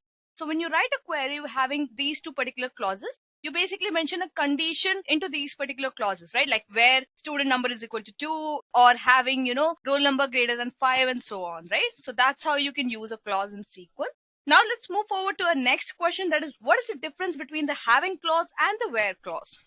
Now the main difference between having clause and where clause is basically that, the having clause can be only used with the select statement. It is usually used by the group by clause, and whenever group by is not used, having basically behaves like a where clause. Coming to the where clause, the where clause is applied to each row before they are a part of the group by function in a query. So having clause is basically used with the select statement and it is usually used in the group by clause. When the having clause is not used with the group by clause, the having clause behaves like a where clause. So guys, that was about the difference between the having clause and the where clause. Now let's move forward to our next question, that is, list the ways in which dynamic SQL can be executed. The ways in which dynamic SQL can be executed are by writing a query with parameters, using exec, and by using sp-execute-SQL. So there are basically three ways in which dynamic SQL can be executed. That is by writing query with parameters, using exec, and using sp-execute-SQL. Now moving forward to the next question, that is, what are the various levels of constraints? Now constraints, as I mentioned before, are basically the representation of a column to enforce data entity and consistency. So mainly there are two levels of constraints, that is the column level constraint and the table level constraint. Now let's move forward to our next question, that is, how can you fetch common records from two tables? Well, you can fetch common records from two tables by using the intersect statement. So the syntax of intersect statement is, as you can see on the screen, it's basically select column 1, column 2 and so many columns from the table name where condition, basically you mention the condition over here, then you mention the keyword intersect and then again mention another table name, right? So that is again you mention select the columns from a specific table where the condition matches. So that's how you use the intersect command. So for your better understanding, you can see the example on the screen. You can see, that I have used select student ID, that is basically a single column from student, then use the intersect command, and then again I've mentioned select student ID from a different table, that is exam.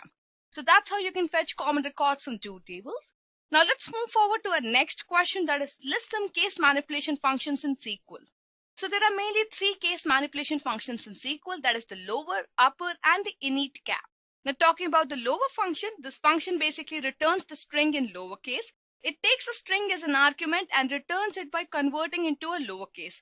The syntax of this particular function is basically lower, and in brackets you mention strings and quotes. Now moving forward to the next function, that is the upper function.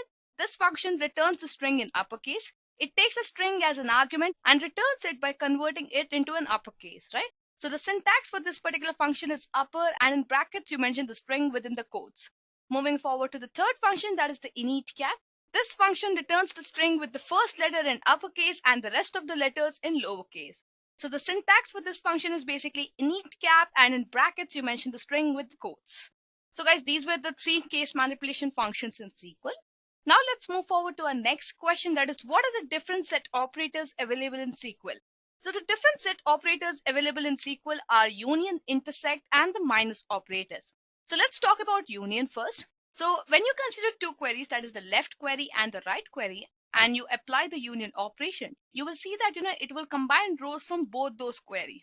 You'll get an output of all those records from the left table, that is basically the left query, and also from the right query, that is the right table. Moving forward to the next operation, that is the intersect operation.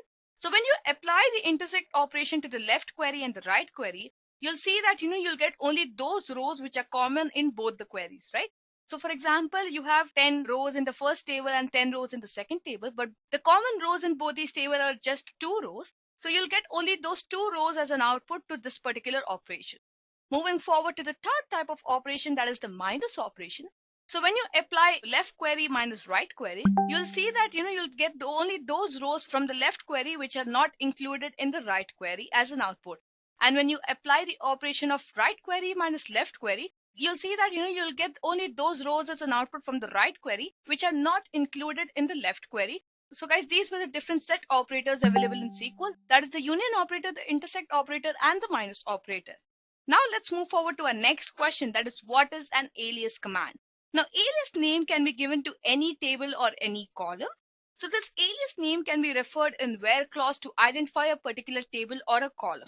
So that's basically an alias command. So for example, if you see on the screen, you see a query, right? Like select m.employee_id department.result from employee emp, department as dep, where m.employee_id is equal to department.employee_id. So what I've given over here is that I've given an alias name to the employee table as emp, and for the department table, I've given an alias name as dept. So that's how you can use the alias command, guys. Let's move forward to the next question now. That is, what are aggregate and scalar functions?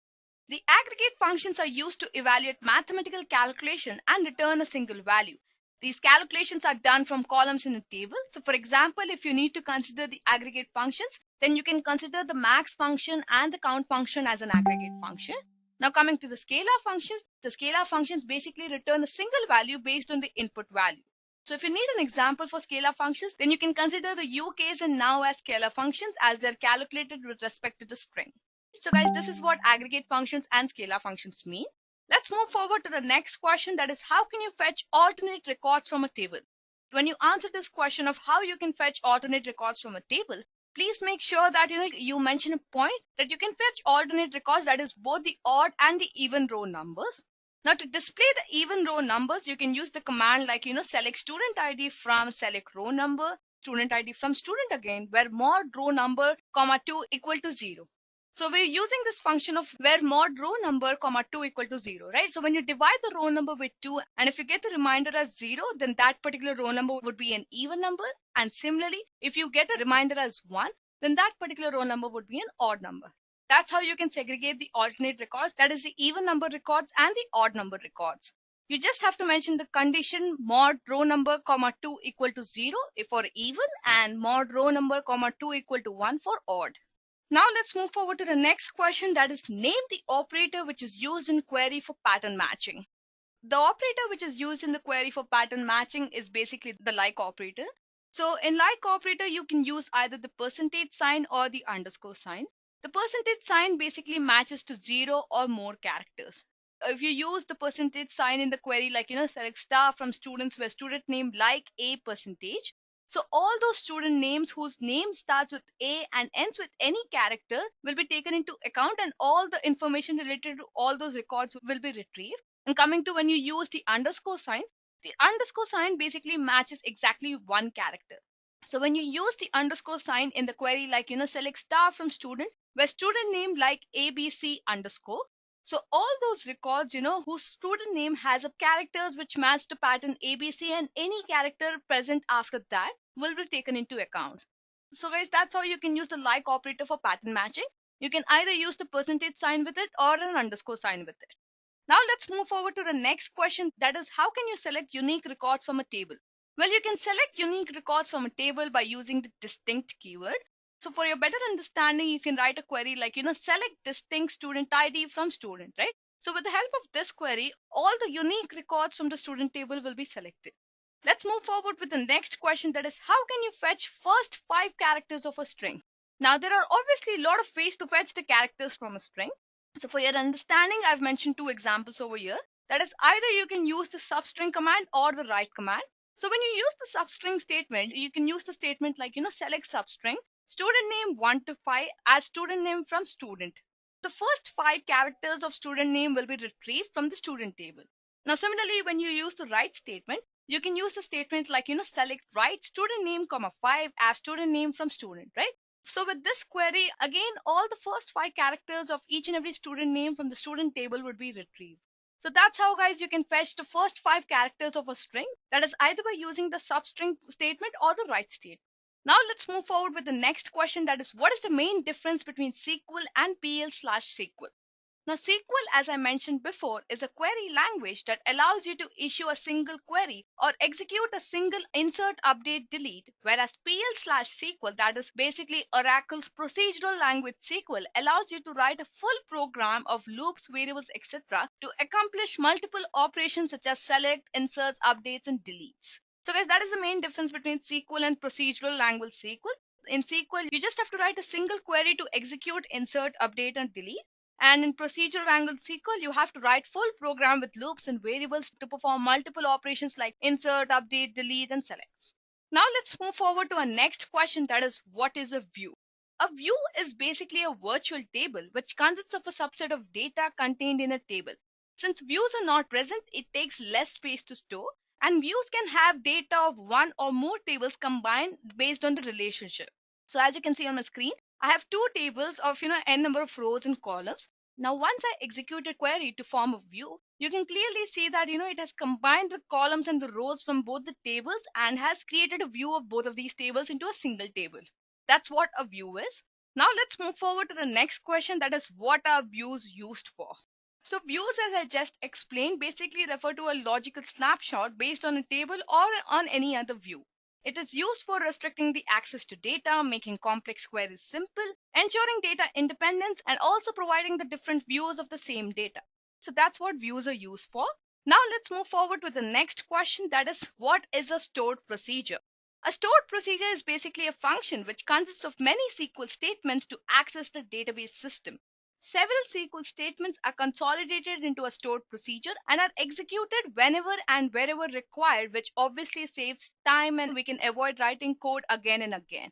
So with the help of stored procedure, you can make sure that several SQL statements are executed again and again, and you don't have to write the query for it again, because if you just have a stored procedure for it, it will automatically execute the queries for you. Now let's move forward with the next question, that is, list some advantages and disadvantages of stored procedure. Let's talk about the advantages first. So a stored procedure can be used as a modular programming, which means create one, store, and call for several times whenever it is required. This supports faster execution, and it also reduces network traffic, which provides better security to the data.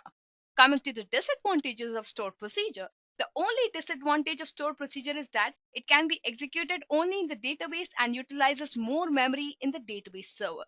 So guys, that was about the advantages and disadvantages of stored procedures. Now let's move forward with the next question, that is, list all types of the user-defined functions. So there are mainly 3 types of user-defined functions, that is the scalar functions, the inline table valued functions, and the multi-statement valued functions. So you mainly have to mention these 3 functions when you're asked about the different types of user-defined functions. Next, let's move forward and understand what do you mean by collation. So collation is defined as a set of rules that determine how data can be sorted as well as compared. So character data is sorted using the rules that define the correct character sequence, along with the options for specifying case sensitivity, character width, and etc. So that's what a collation is, guys. It is basically a set of rules that determine how data can be sorted as well as compared.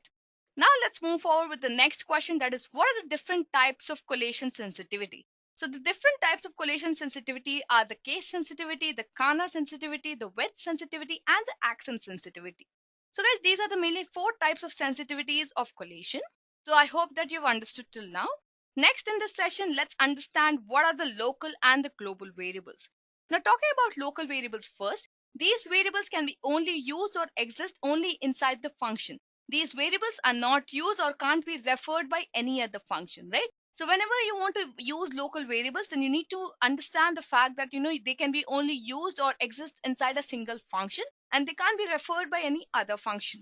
Coming to global variables, these variables are the variables which can be accessed throughout the program. So global variables cannot be created whenever the function is called, but yes, they can be accessed throughout the program. So guys, that was about the local and the global variables. Next, let's move forward and understand what is auto increment in SQL. Auto increment keyword allows the users to create a unique number to get generated whenever a new record is inserted into the table. So this keyword is usually required whenever primary key is used, and auto increment keyword can be only used in Oracle, whereas the identity keyword can be used in the SQL Server. So that was about auto increment in SQL, guys. Next, let's understand what is a data warehouse. Data warehouse refers to a central repository of data where the data is assembled from multiple sources of information. Those data are consolidated, transformed, and made available for the mining as well as the online processing. Warehouse data also has a subset of data called the data mart. So data warehouse can be understood as a central repository of data where the data is assembled from multiple sources of information. So guys, that was about data warehouse. Now let's move forward and understand what are the different authentication modes in SQL Server and how it can be changed. The different authentication modes in SQL Server are basically the Windows mode and the mixed mode. So these two modes are basically used in SQL Windows. And to change the authentication modes in SQL Server, what you can simply do is you have to follow the steps that I've mentioned on the screen. That is, you have to first click on Start, then go to Programs and go to the Microsoft SQL Server and click SQL Enterprise Manager to run SQL Enterprise Manager from the Microsoft SQL Server program group. Now to change the authentication modes in the SQL Server, you can follow the steps that I've mentioned on the screen. That is, you have to click on Start, go to Programs, go to Microsoft SQL Server and click SQL Enterprise Manager to run SQL Enterprise Manager from the Microsoft SQL Server program group. Then select the server from the Tools menu and select SQL Server Configuration Properties and choose the Security page, right? So that's how you can change the authentication mode in the SQL Server, guys. Now let's move forward with the final question in this session. That is, what are stuff and replace function? So talking about the stuff function first, this function is basically used to overwrite existing characters or insert a string into another string. So the syntax for this function is basically stuff, string expression, start, length, and replacement characters, where the string expression is basically the string that will have characters substituted. Start represents the starting position. The length refers to the number of characters in the string which are substituted, and the replacement string are the new characters which are injected in the string. Coming to the replace function, this function is basically used to replace the existing characters of all the occurrences. So the syntax for this particular function is that replace string expression search string replacement string, where every search string in the string expression will be replaced with the replacement string. I hope I'm clear with the stuff function and the replace function. So guys, these were the questions that could be asked in your interviews.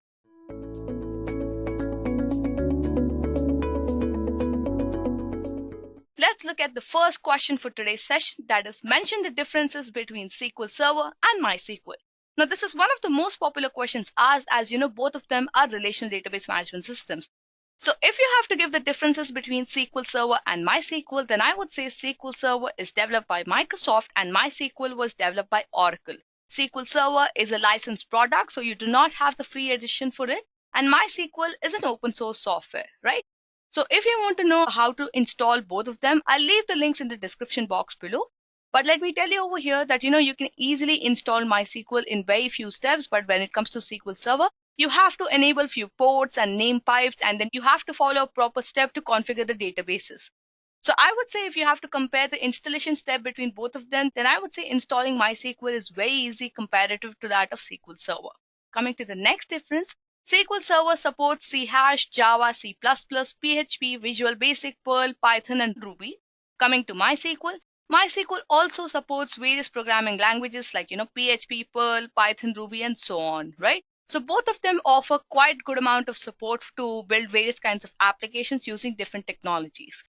Coming to the next difference, I would say SQL Server doesn't allow any kind of database file manipulation while running the database, whereas MySQL allows database file manipulations while running. SQL Server allows query cancellation midway in the process, but this is not the scenario in MySQL, as MySQL does not allow query cancellation midway in the process. Moving on to the next difference, while backing up the data, SQL Server doesn't block the database, but when it comes to MySQL, it blocks the database, right? And coming to the next difference, you can say that SQL Server takes a large amount of operation storage space, whereas that's not the scenario in MySQL, as it takes a less amount of operation storage space. Coming to the last difference, that SQL Server is available in the Express and the custom mode, and MySQL is available in the MySQL Community Edition and the Enterprise Edition. So guys, these are a few differences between SQL Server and MySQL. Apart from that, also, you can answer the interviewer by talking about your personal experience while using SQL Server and MySQL, right? You might have created databases in both of them, and maybe you have manipulated data using both of them, right? So you can talk, what happens when you want to do a specific set of actions in MySQL and SQL Server. So with this, we come to an end to the first question. Now let's move forward with the second question, that is, what do you understand by SQL Server Agent? Now, SQL Server Agent is one of the most popular component of SQL Server, right? So basically, if you have to explain SQL Server, then you can just say that, SQL Server Agent is a Windows service which is used to schedule and execute the jobs. So here, each job contains one or more steps, and each step can contain a task.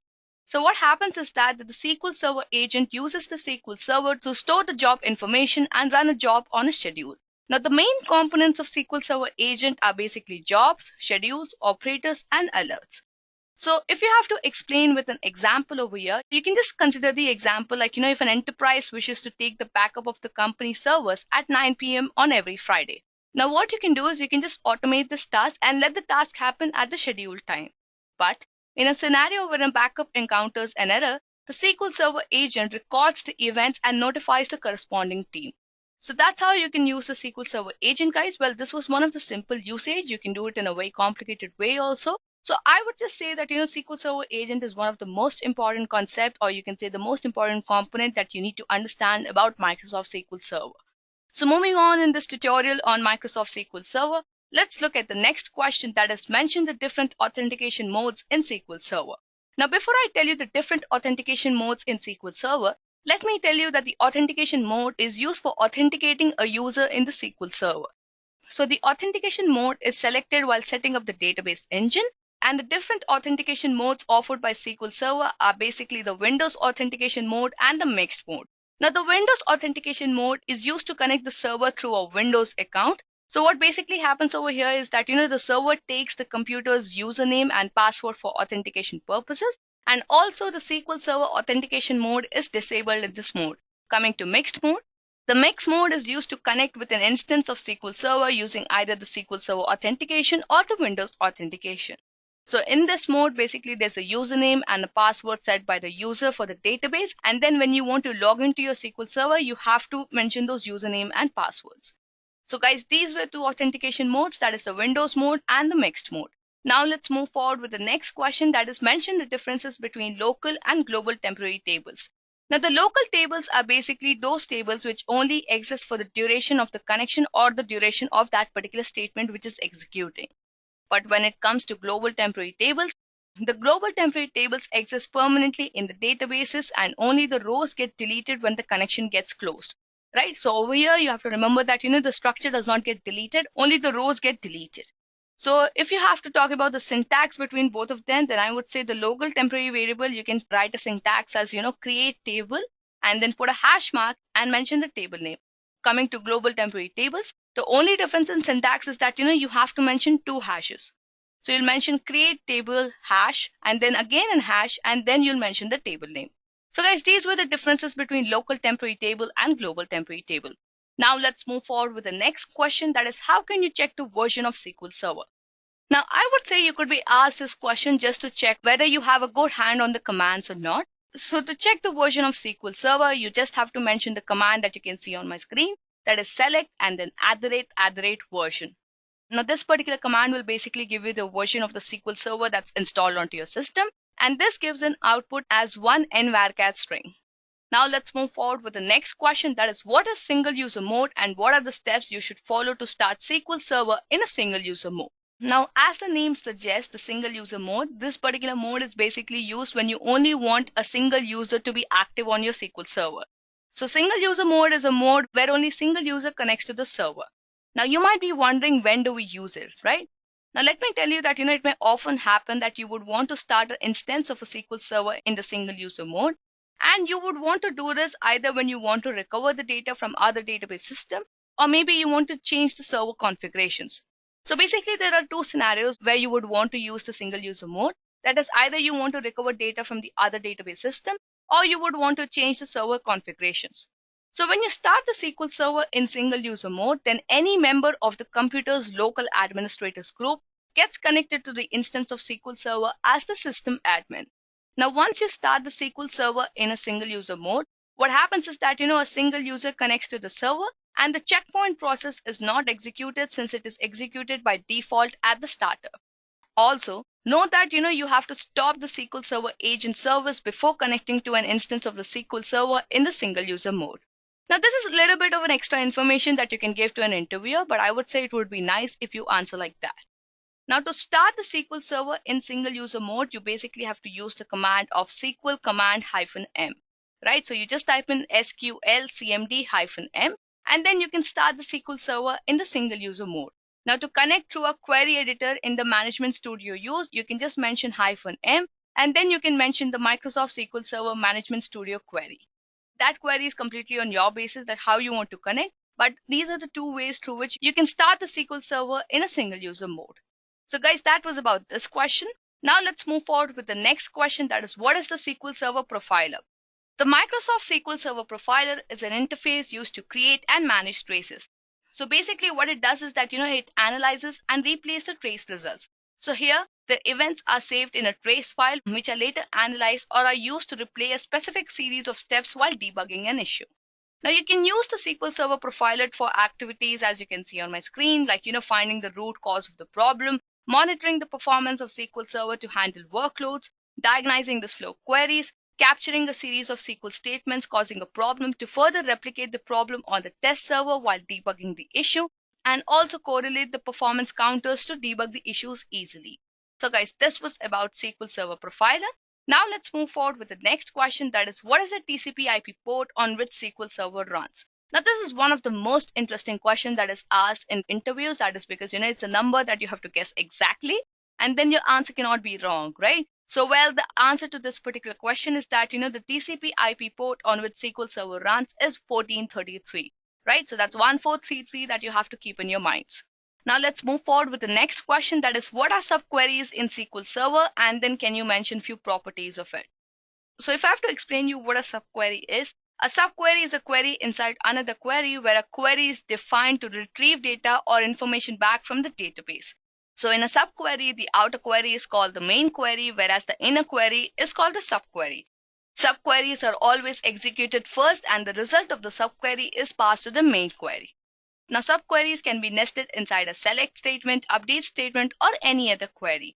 A subquery can also use comparison operators like greater than, less than, or equal to. Now if you have to mention few properties of subqueries, then you can say that it must be enclosed in parentheses, as it must be executed first before the main query. More than one query can be included, and a subquery should not have the order by clause, but can definitely include the where, group by, and the having clauses. The subquery must be on the right hand side of the comparison operator of the main query and must include a select clause and a from clause. So guys, these are a few properties of subqueries. Now let's move forward with the next question, that is, how do you start single user mode in clustered installations? Now in clustered installations, the SQL Server basically uses the DLL available connections and thus blocks any other connection to the server. Now in this state, if you try to bring the SQL Server agent resources online, then it may fail the SQL resources to a different node, as it could be configured to a group. So to start a single user mode in cluster installations, you have to follow the steps that you can see on my screen. You have to first go to the advanced properties and then remove the -m startup parameter. After that, you have to put the SQL Server resource offline and then issue the command from the command prompt, and make sure that you're at the current owner node of the group. So the command is basically net start MySQL server /m.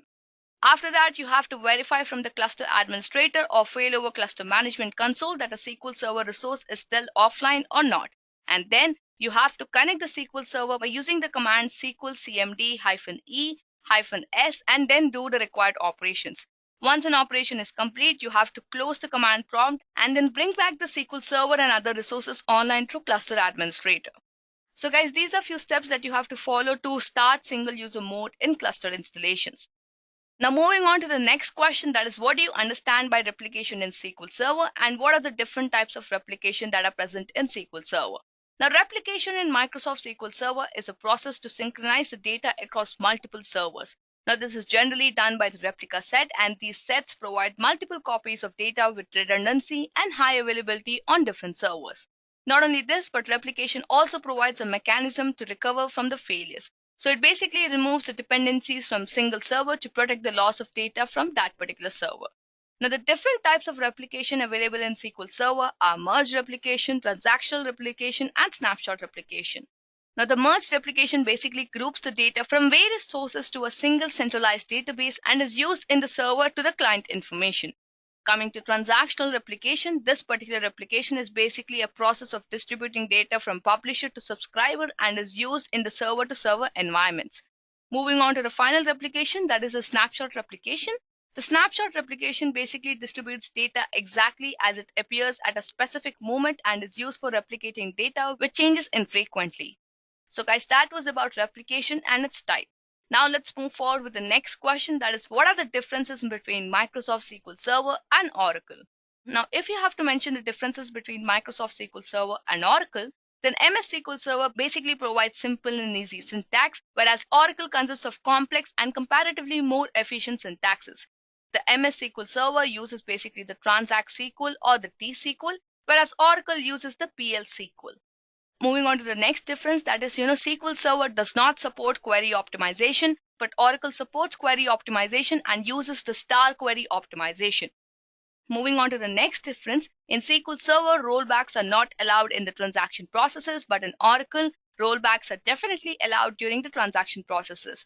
SQL Server allows incremental, partial, and full backups, whereas Oracle allows incremental, full, file level, and differential backups. SQL Server does not support clustering, whereas Oracle offers support for clustered configurations.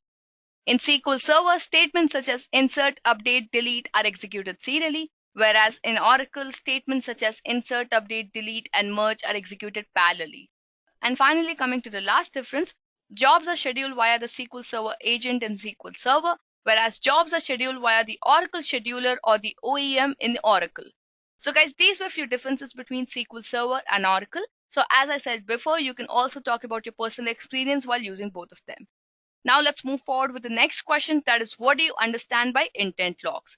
Now Microsoft SQL Server uses a log hierarchy whenever the data is read or something is changed in the data. So whenever a row is read, the SQL Server acquires a shared log, and whenever you change a row, the SQL Server acquires an exclusive log. So these logs are basically incompatible with each other, and this is where the intent logs come into the picture. So the intent logs are basically used to indicate at a higher level which logs are applied within a log hierarchy. Now there are mainly three kinds of intent logs, that is the intent shared log, the intent update log, and the intent exclusive log. Now as the name suggests, the intent shared log is basically used when you have a shared log at the row level. Coming to intent update log, the intent update log is used when you have an update log at the row level. And finally, coming to intent exclusive log, this particular log is used when you have an exclusive log at the row level. Now let's move forward with the next question, that is, what are the steps you must follow to hide SQL Server instances? Now the steps that you must follow to hide SQL Server instances are as you can see on my screen. Initially, you have to open the SQL Server Configuration Manager, and then you have to go to the SQL Server Network Configuration. After that, in the SQL Server Network Configuration, go to Protocols and choose the instance of the SQL Server. Later on, you just have to right-click on the instance and select the properties. After that, you'll see a dialog box which opens up. So go to the Flags tab in that particular dialog box, and then you see an option of Hide Instance over there. So over there, you just have to go to that particular option of Hide Instance and just say yes. And then open the drop down and choose yes. So once you choose yes, you just have to finally click on OK, and then automatically your instance will be hidden. So guys, these were the steps to hide the instance in SQL Server. Next in this tutorial on SQL Server, let's move forward with the next question. That is, what do you understand by data quality services in SQL Server? So the data quality services in SQL Server is basically a knowledge-driven data quality product, right? So the SQL Server data quality services enable the user to build a knowledge base and thereafter use it to perform tasks such as correction, deduplication, enrichment, and standardization of data. Apart from this, the data quality services also provide profiling and enable you to perform data cleaning with the help of cloud-based data services. Now, the DQS services or the data quality services basically consists of two components, that is the data quality server and the data quality client. Now, talking about the server first. So the data quality server is basically a SQL Server instance feature consisting of 3 SQL Server catalogs with data quality functionality and storage. Coming to data quality client, it is also a SQL Server feature which users can use to perform computer-assisted data quality analysis and manage the data quality interactively, right? So guys, that was about the data quality services. Now let's move forward with the next question, that is, explain magic tables in SQL Server. Now, magic tables are tables which are automatically created in SQL Server and are used to internally store the inserted, updated values for DML operations such as select, delete, insert, update, and so on, right? So basically, guys, magic tables are just automatically created tables in SQL Server used to basically store values, maybe inserted, updated, or deleted. And you can understand that, magic tables are used on a temporary basis. Now let's move forward with the next question, that is, what do you understand by change data capture? So change data capture, or most commonly known as CDC, is used to record, insert, update, delete activities applied on the tables. So as the name suggests, the change data capture is used to capture the data that has been changed recently. So the column information and the metadata required to apply the changes to the target information are captured for the modified rows and are eventually stored in the change tables. So these change tables are the mirror images of the original column structure. So guys, that was about change data structure. Now let's move forward with the next question, that is, what do you understand by triggers, and mention the different types of it. So if you have to explain triggers, then triggers are used to execute batches of SQL code whenever insert, delete, or update commands are executed against a table. So basically, triggers are automatically executed whenever the data is modified based on the data manipulation operations, or you can just understand that, triggers are triggered when there's an event happening. So the different types of triggers are basically insert, update, delete, and instead of. So guys, that was about triggers. Now let's move forward with the next question, that is, what do you understand by recursive stored procedures? So recursive stored procedure is basically a problem solving method through which you can arrive at the solution again and again and again, right? So in programming also we see recursive functions, right? So you can just keep calling back the function, and with the help of that you can keep getting solution again and again and again, right? So that's the same in SQL. Also, recursive stored procedures is basically a method through which you can arrive at the solution again and again. So that was about recursive stored procedures, guys. Let's move forward with the next question, that is, explain log shipping and its advantages. Now, log shipping is basically the process of automation of backup to restore databases from one standalone server to another standalone standby server. So you can understand log shipping as one of those disaster recovery solutions, as it makes sure that even if one server fails, the standby server will have the same data as that of the server itself. So the advantages of log shipping are, as you can see in my screen. It needs low maintenance and is easy to set up. The secondary database created is used for read-only purposes only, and you can also create multiple secondary standby servers. Not only this, but it also allows a delay specified by the user for the time between the primary servers back up the log of the primary database and when the secondary servers restore or apply the log backup. So guys, these were a few advantages of log shipping. Now let's move forward with the next question, that is, what are trace flags, and mention a few common trace flags that you might have faced. So the trace flags are basically those flags which are used to alter server behaviors or set server characteristics. Now, few common trace flags that all of us use or encounter are basically 1204, 1205, 1222. So all the three of them are used for deadlock information. The 174 trace flag is used to increase the SQL Server database engine plan cache bucket count from 40,009 to 1,60,001 on 64-bit systems. Coming to 1118. So 1118 forces uniform extent allocations instead of mixed page allocations. Moving on to the next one, that is 652. Now, 652 is basically used to disable the page prefetching scans, and 2566 is used to basically run the dbcc check db command without the data purity check unless the data purity option is specified. So guys, these are few trace flags that I've encountered or I've used. Now this answer is not something that you have to give only these trace flags. There are hundreds of trace flags present. So whatever you have encountered or maybe whatever you have used, you can mention that, right? Now let's move forward with the next one, that is mention the differences between substring and character index in SQL Server. Substring is basically used to return a specific portion of the string in a given string, but whereas the character index is used to return a character position in a given specified string, right? So for example, if you have substring Edureka 1, 4. So what the syntax mentions is that Edureka is a string, 1 is a starting value from where the characters have to be extracted, and 4 is the range till where the characters have to be extracted. So if you count Edureka on your fingers, we have 7 letters, right? So we've mentioned 1 to 4. So our output should be EDUR, right? So it starts with E, that's our first letter, then D, second one, U, third one, and R, fourth one. But when it comes to character index, as I mentioned before, is used to return a character position in the given string, right? So for example, if you mention an example character index R, Edureka, 1, R is basically the character for which we want to find out the position. Edureka is a string and 1 is the starting range of the string. So if you again count Edureka on your fingers, then you see R is at the 4th position. So we see output as 4. So guys, these were the differences between substring and character index in SQL Server. Now let's move forward with the next question, that is, what do you understand by analysis services in SQL Server? So analysis services in Microsoft SQL Server is an analytical data engine used in business analytics and decision support. So the service basically provides enterprise-grade semantic models for client applications and reports such as Power BI, Microsoft Excel, and other visualization tools. So the analysis services is basically available in platforms like Azure Analysis Services, Power BI Premium, and SQL Server Analysis Services. So guys, that was about analysis services in SQL Server. Now let's move forward with the next question, that is, what do you understand by mirroring, and mention few advantages of it. So mirroring in SQL Server is basically designed to maintain a hot standby server that is consistent with the primary server in terms of the transaction. Also, the transaction log records are sent from the principal server to the secondary server.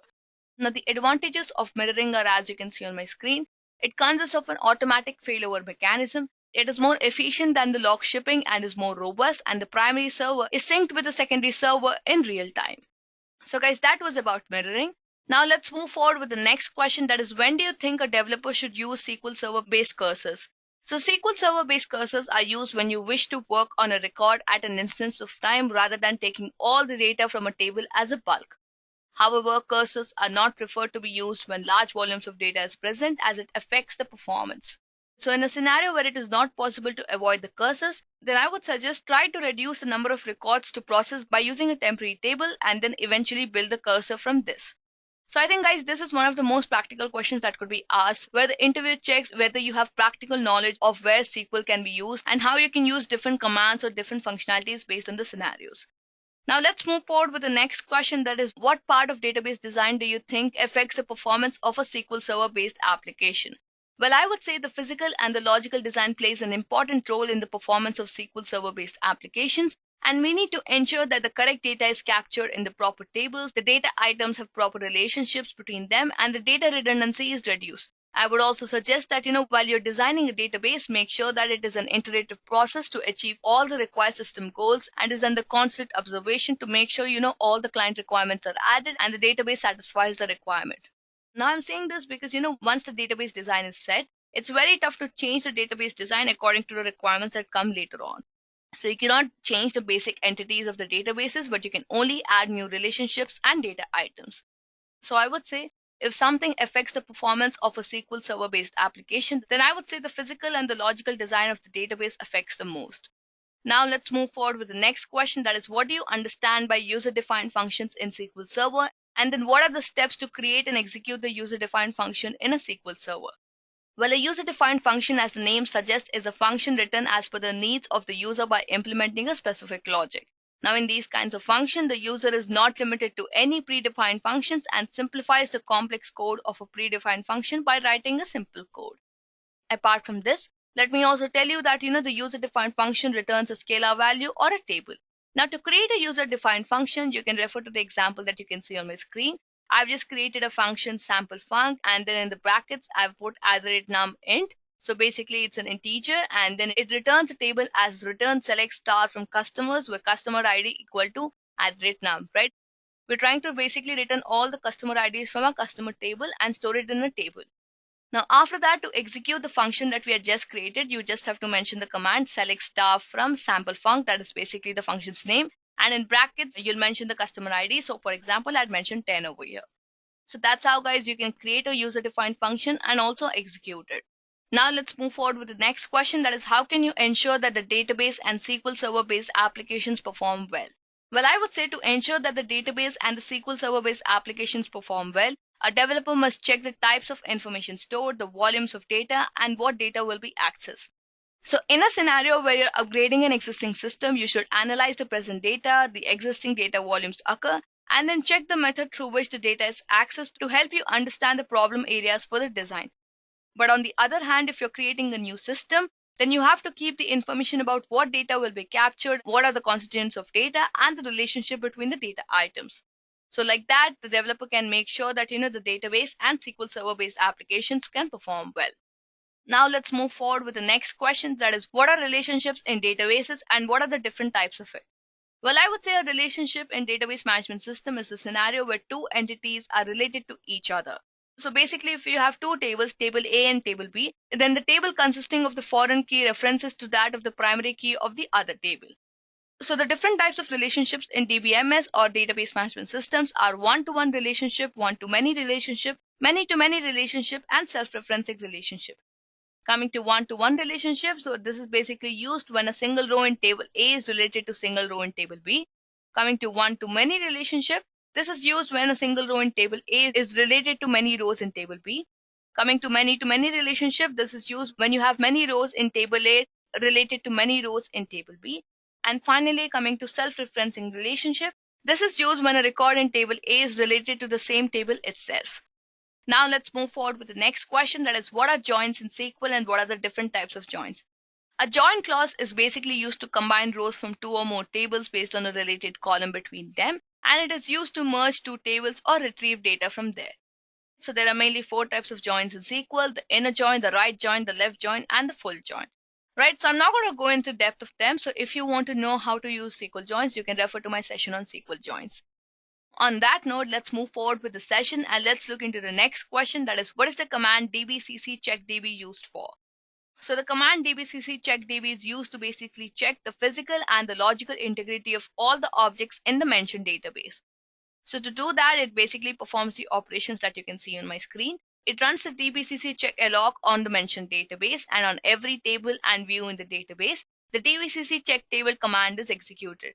It also runs the dbcc check catalog on the database, and then it validates the contents of every index view in the mentioned database.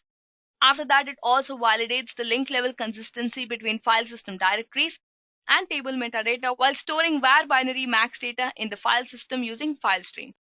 Finally, it validates the service broker data in the database. So if you observe clearly, you just have to execute the dbcc check db command, and automatically the dbcc check alloc, the check table, and the check catalog command gets executed. Also, note that dbcc is supported on databases that contain memory optimized tables but does not provide repair operations. So basically, this implies that you must regularly backup databases and test those backups. So guys, that was about the dbcc check db command. Now let's move forward with the next question, that is, what do you understand by check constraint in SQL Server? So the check constraint in SQL Server is basically used to limit the values or the type of data stored in a column. Now, once you apply the check constraint on a single column, you can go forward and apply specific values for that particular column. See the example on my screen. I've created a table customers with few columns like customer ID, first name, age, and city. And then I've applied the check constraint, and then I've given the name to be check_customer. And the condition that I've applied is basically age should be greater than 20 and city should be Hyderabad. So guys, that is basically how you can use the check constraint. Now let's move forward with the next question, that is, what do you understand by coalesce in SQL Server? Now the coalesce function is used to basically return the first non-null expression within the arguments. So the coalesce command is basically used to return a non-null value from more than a single column in arguments. So to use the coalesce command, you can refer to the example that you can see on my screen, that is select coalesce, and then I've mentioned customer ID, customer name, amount from customers, right? So basically customers was our table, and customer ID, customer name, amount are basically our column names, right? So I'm basically trying to return the first non-null expressions from customer ID, customer name, and amount. Now let's move forward with the next question, that is explain the usage of floor function in SQL Server. Now the floor function is used to round up a non-integer value to the previous least integer value. This function returns a unique value after rounding of the digits. Now the syntax is, as you can see on my screen, it's basically floor and then you mention the expression. And if you also want to know how to use it, you can see the example on my screen. I've just mentioned floor and then I've mentioned in brackets 7.3. So it will basically round up the value to 7. So guys, that was about the floor function. Now let's move forward with the next question, that is what is the command used to check logs in Microsoft SQL Server? So to check logs in a database, you have to use an inbuilt stored procedure, that is sp_log. So the syntax is, again, as you can see on my screen, it's sp_log and then you mention @spid equal to 1 and session ID 1. You can go forward and mention the session ID 2 and so on, right?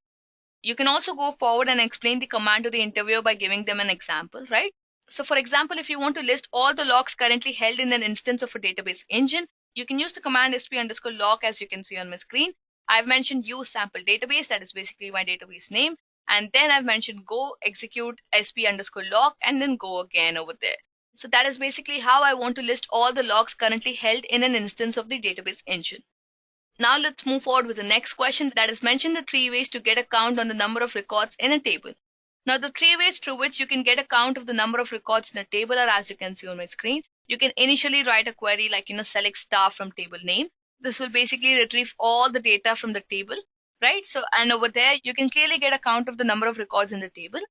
The second way is basically you use the count function, right? So for that, you'll write a query like, as you can see on my screen, that is select count and in brackets, you'll mention star from table name, right? So you'll basically count all the row values and then you'll mention.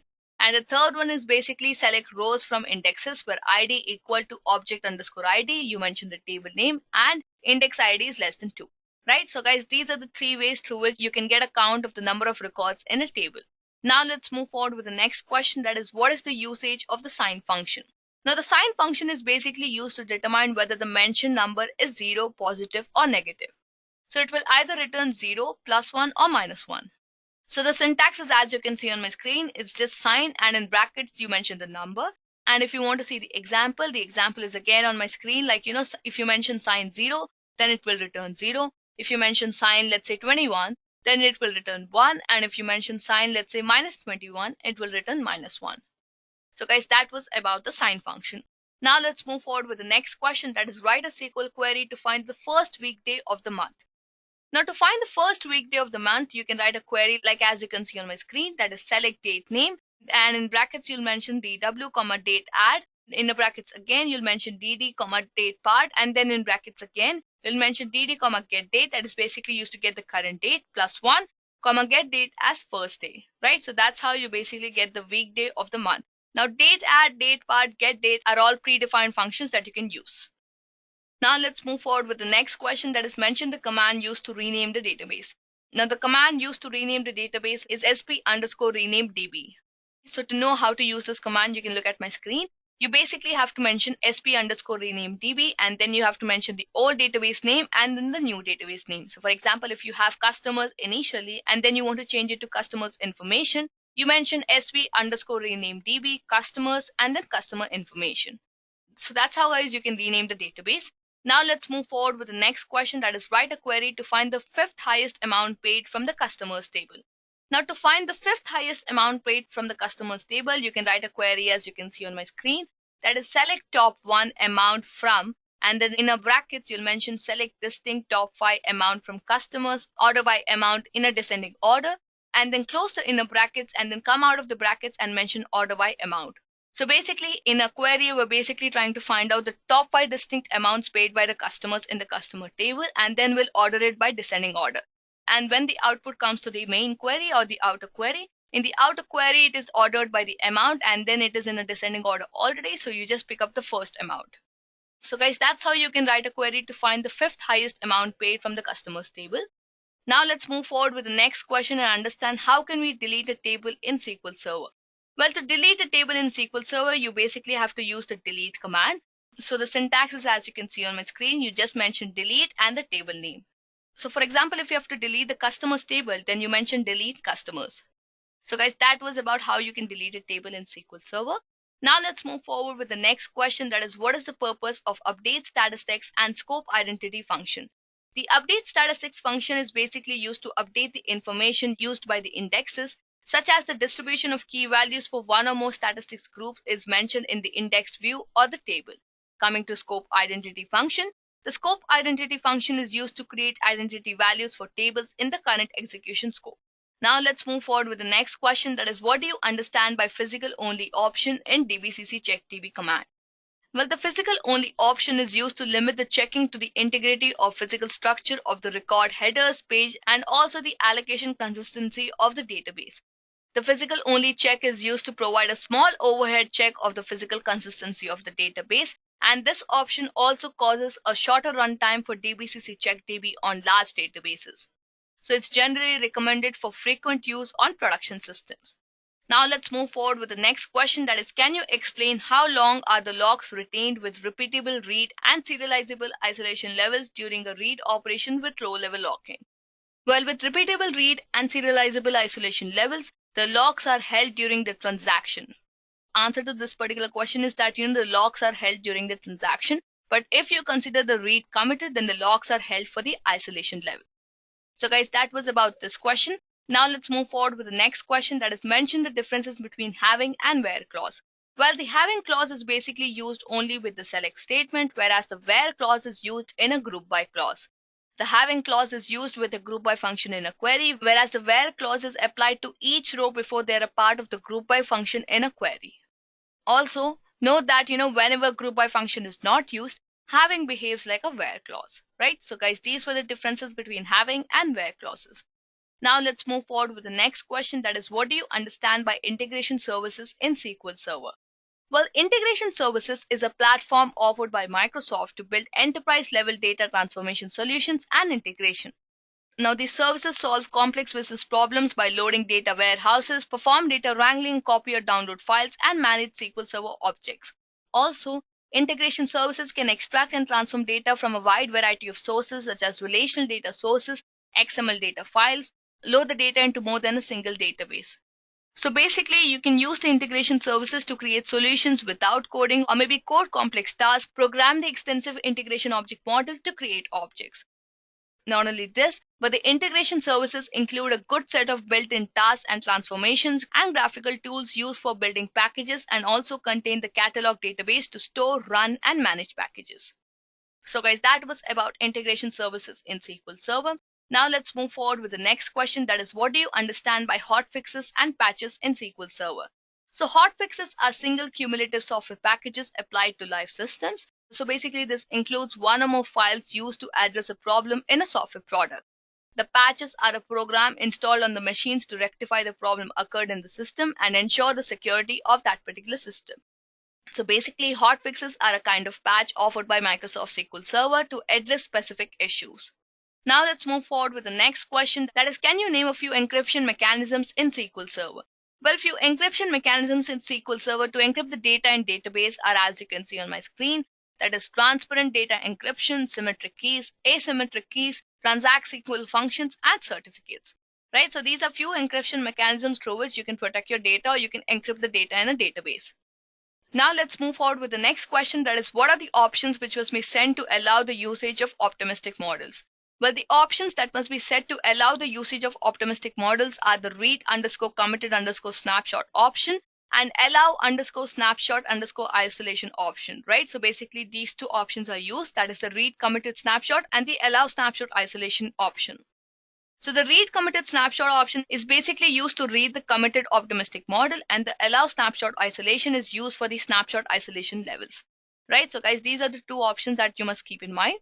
Now let's move forward with the final question for this particular session, that is, what are the common performance issues in SQL Server?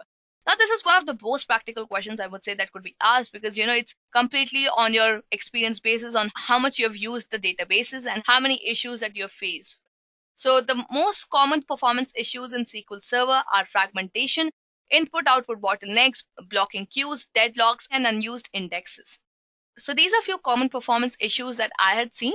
But if you think you've also seen any other issues, you can definitely go forward and mention it. So I would say in this particular question also, please explain with examples on which scenarios did you see the performance issues and how did you resolve it. And with this, we have come to an end with this SQL full course. If you enjoyed listening to this, please be kind enough to like it, and you can comment on any of your doubts and queries. We will reply to them at the earliest. Do look up for more videos and playlists and subscribe to the Edureka's YouTube channel to learn more. Thank you for watching and happy learning.